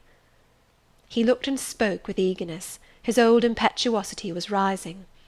"We must become one flesh without any delay, Jane. There is but the licence to get. Then we marry." "Mr. Rochester, I have just discovered the sun is far declined from its meridian, and Pilot has actually gone home to his dinner. Let me look at your watch." "Fasten it into your girdle, Janet, and keep it henceforward. I have no use for it." "It is nearly 4 o'clock in the afternoon, sir. Don't you feel hungry?" "The 3rd day from this must be our wedding day, Jane. Never mind fine clothes and jewels now, all that is not worth a fillip." "The sun has dried up all the raindrops, sir. The breeze is still. It is quite hot." "Do you know, Jane, I have your little pearl necklace at this moment fastened round my bronze scrag under my cravat. I have worn it since the day I lost my only treasure, as a memento of her." "We will go home through the wood. That will be the shadiest way." He pursued his own thoughts without heeding me. "Jane, you think me, I dare say, an irreligious dog, but my heart swells with gratitude to the beneficent God of this earth just now. He sees not as man sees, but far clearer, judges not as man judges, but far more wisely. I did wrong. I would have sullied my innocent flower, breathed guilt on its purity. The Omnipotent snatched it from me. I, in my stiff-necked rebellion, almost cursed the dispensation. Instead of bending to the decree, I defied it. Divine justice pursued its course. Disasters came thick on me. I was forced to pass through the valley of the shadow of death. His chastisements are mighty, and one smote me which has humbled me forever. You know I was proud of my strength. But what is it now, when I must give it over to foreign guidance as a child does its weakness? Of late, Jane, only of late, I began to see and acknowledge the hand of God in my doom. I began to experience remorse, repentance, the wish for reconcilement to my Maker. I began sometimes to pray. Very brief prayers they were, but very sincere.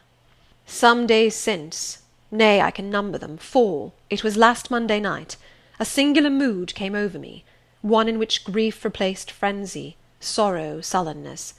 I had long had the impression that since I could nowhere find you, you must be dead.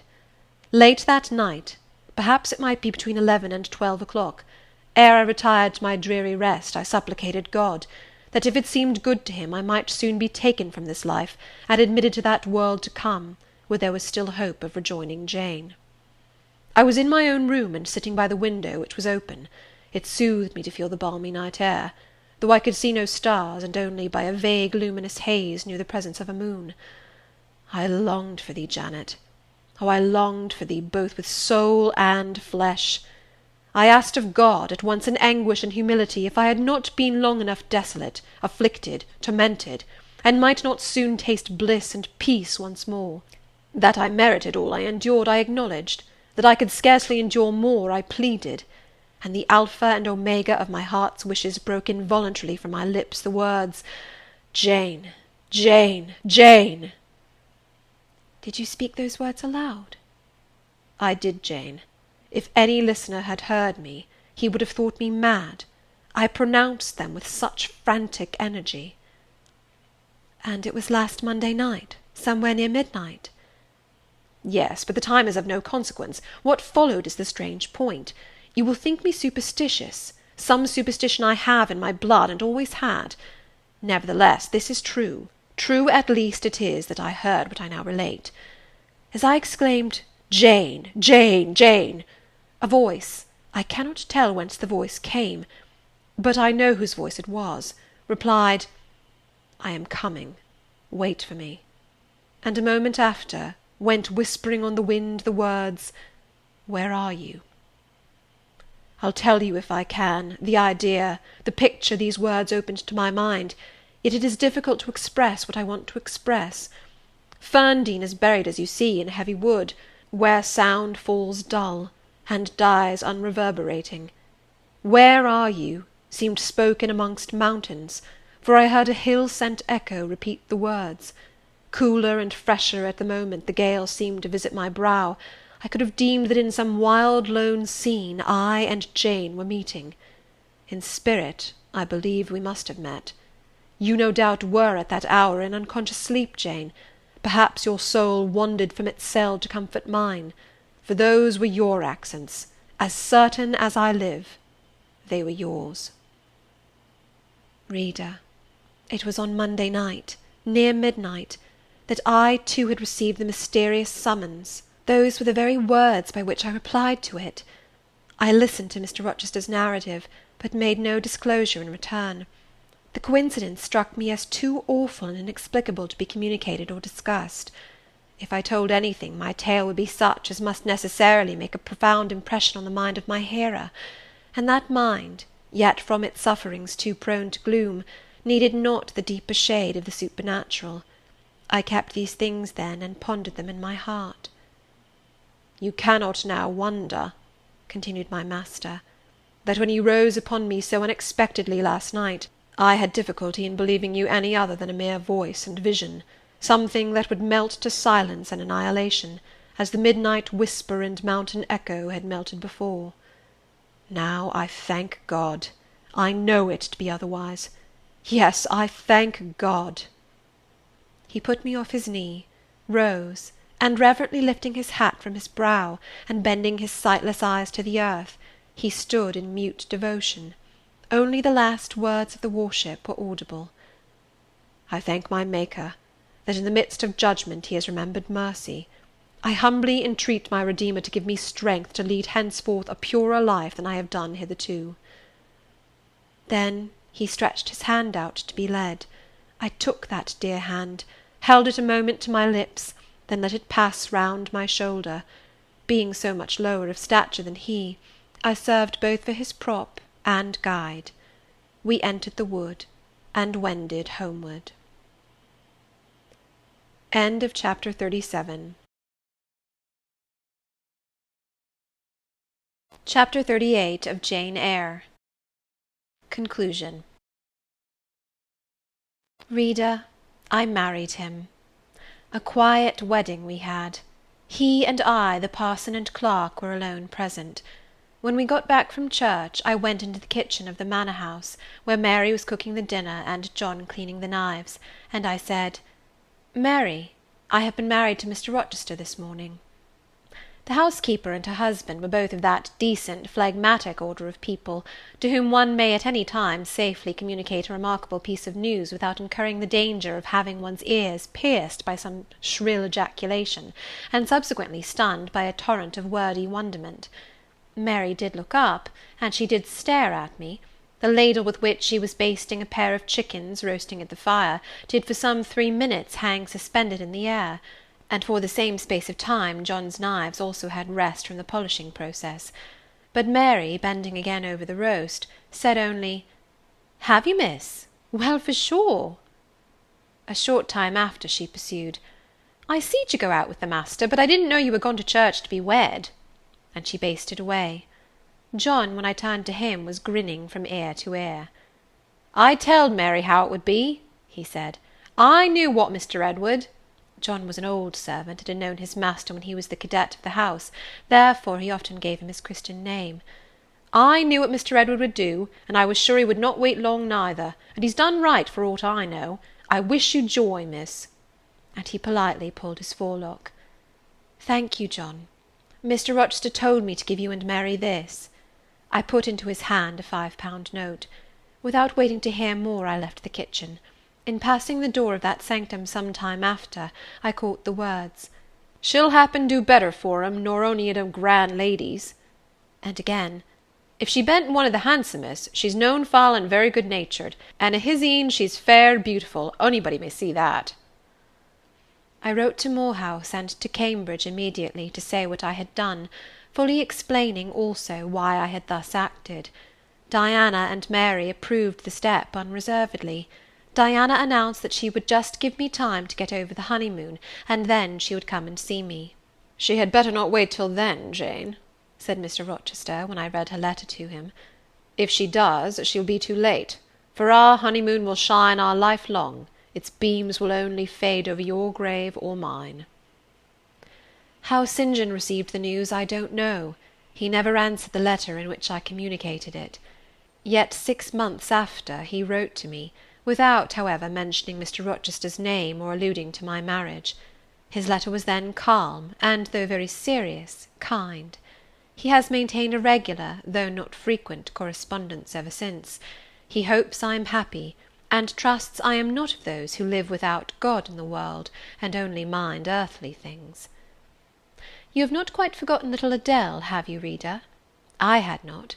I soon asked and obtained leave of Mr. Rochester to go and see her at the school where he had placed her. Her frantic joy at beholding me again moved me much. She looked pale and thin. She said she was not happy. I found the rules of the establishment were too strict, its course of study too severe for a child of her age. I took her home with me.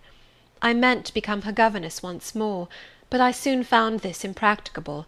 My time and cares were now required by another. My husband needed them all. So I sought out a school conducted on a more indulgent system, and near enough to permit of my visiting her often, and bringing her home sometimes. I took care she should never want for anything that could contribute to her comfort. She soon settled in her new abode, became very happy there, and made fair progress in her studies. As she grew up, a sound English education corrected in great measure her French defects, and when she left school, I found in her a pleasing and obliging companion, docile, good-tempered, and well-principled. By her grateful attention to me and mine, she has long since well repaid any little kindness I ever had it in my power to offer her. My tale draws to its close. One word respecting my experience of married life, and one brief glance at the fortunes of those whose names have most frequently recurred in this narrative, and I have done. I have now been married 10 years. I know what it is to live entirely for and with what I love best on earth. I hold myself supremely blessed, blessed beyond what language can express, because I am my husband's life as fully as he is mine. No woman was ever nearer to her mate than I am, ever more absolutely bone of his bone and flesh of his flesh. I know no weariness of my Edward's society. He knows none of mine, any more than we do of the pulsation of the heart that beats in our separate bosoms. Consequently, we are ever together. To be together is for us to be at once as free as in solitude, as gay as in company. We talk, I believe, all day long. To talk to each other is but a more animated and an audible thinking. All my confidence is bestowed on him, and all his confidence is devoted to me. We are precisely suited in character. Perfect concord is the result. Mr. Rochester continued blind the first 2 years of our union. Perhaps it was that circumstance that drew us so very near, that knit us so very close, for I was then his vision, as I am still his right hand. Literally, I was, what he often called me, the apple of his eye. He saw nature, he saw books through me, and never did I weary of gazing for his behalf, and of putting into words the effect of field, town, tree, river, cloud, sunbeam, of the landscape before us, of the weather round us, and impressing by sound on his ear what light could no longer stamp on his eye. Never did I weary of reading to him, never did I weary of conducting him where he wished to go, of doing for him what he wished to be done. And there was a pleasure in my services, most full, most exquisite, even though sad, because he claimed these services without painful shame or damping humiliation. He loved me so truly, that he knew no reluctance in profiting by my attendance. He felt I loved him so fondly, that to yield that attendance was to indulge my sweetest wishes. One morning at the end of the 2 years, as I was writing a letter to his dictation, he came and bent over me, and said, "Jane, have you a glittering ornament round your neck?" I had a gold watch chain. I answered, "Yes." "And have you a pale blue dress on?" I had.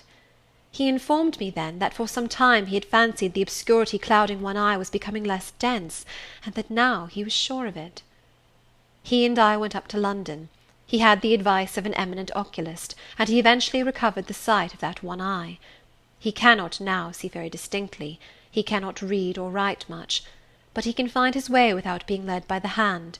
The sky is no longer a blank to him, the earth no longer a void. When his first-born was put into his arms, he could see that the boy had inherited his own eyes as they once were, large, brilliant, and black. On that occasion, he again, with a full heart, acknowledged that God had tempered judgment with mercy. My Edward and I, then, are happy, and the more so, because those we most love are happy likewise. Diana and Mary Rivers are both married. Alternately, once every year, they come to see us, and we go to see them. Diana's husband is a captain in the navy, a gallant officer and a good man. Mary's is a clergyman, a college friend of her brother's, and from his attainments and principles, worthy of the connection. Both Captain Fitzjames and Mr. Wharton love their wives, and are loved by them. As to St. John Rivers, he left England, he went to India.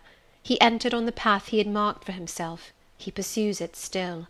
A more resolute, indefatigable pioneer never wrought amidst rocks and dangers. Firm, faithful, and devoted, full of energy and zeal and truth, he labours for his race, he clears their painful way to improvement, he hews down, like a giant, the prejudices of creed and caste that encumber it. He may be stern, he may be exacting, he may be ambitious yet, but his is the sternness of the warrior Greatheart, who guards his pilgrim convoy from the onslaught of Apollyon. His is the exaction of the apostle, who speaks but for Christ, when he says, "Whosoever will come after me, let him deny himself, and take up his cross, and follow me." His is the ambition of the high master spirit, which aims to fill a place in the first rank of those who are redeemed from the earth, who stand without fault before the throne of God, who share the last mighty victories of the Lamb, who are called, and chosen, and faithful. St. John is unmarried. He never will marry now. Himself has hitherto sufficed to the toil, and the toil draws near its close, his glorious sun hastens to its setting. The last letter I received from him drew from my eyes human tears, and yet filled my heart with divine joy. He anticipated his sure reward, his incorruptible crown. I know that a stranger's hand will write to me next, to say that the good and faithful servant has been called at length into the joy of his Lord. And why weep for this? No fear of death will darken St. John's last hour. His mind will be unclouded, his heart will be undaunted, his hope will be sure, his faith steadfast. His own words are a pledge of this. "My master," he says, "has forewarned me. Daily he announces more distinctly, 'Surely I come quickly,' and hourly I more eagerly respond, 'Amen, even so come, Lord Jesus.'" End of Jane Eyre, by Charlotte Bronte.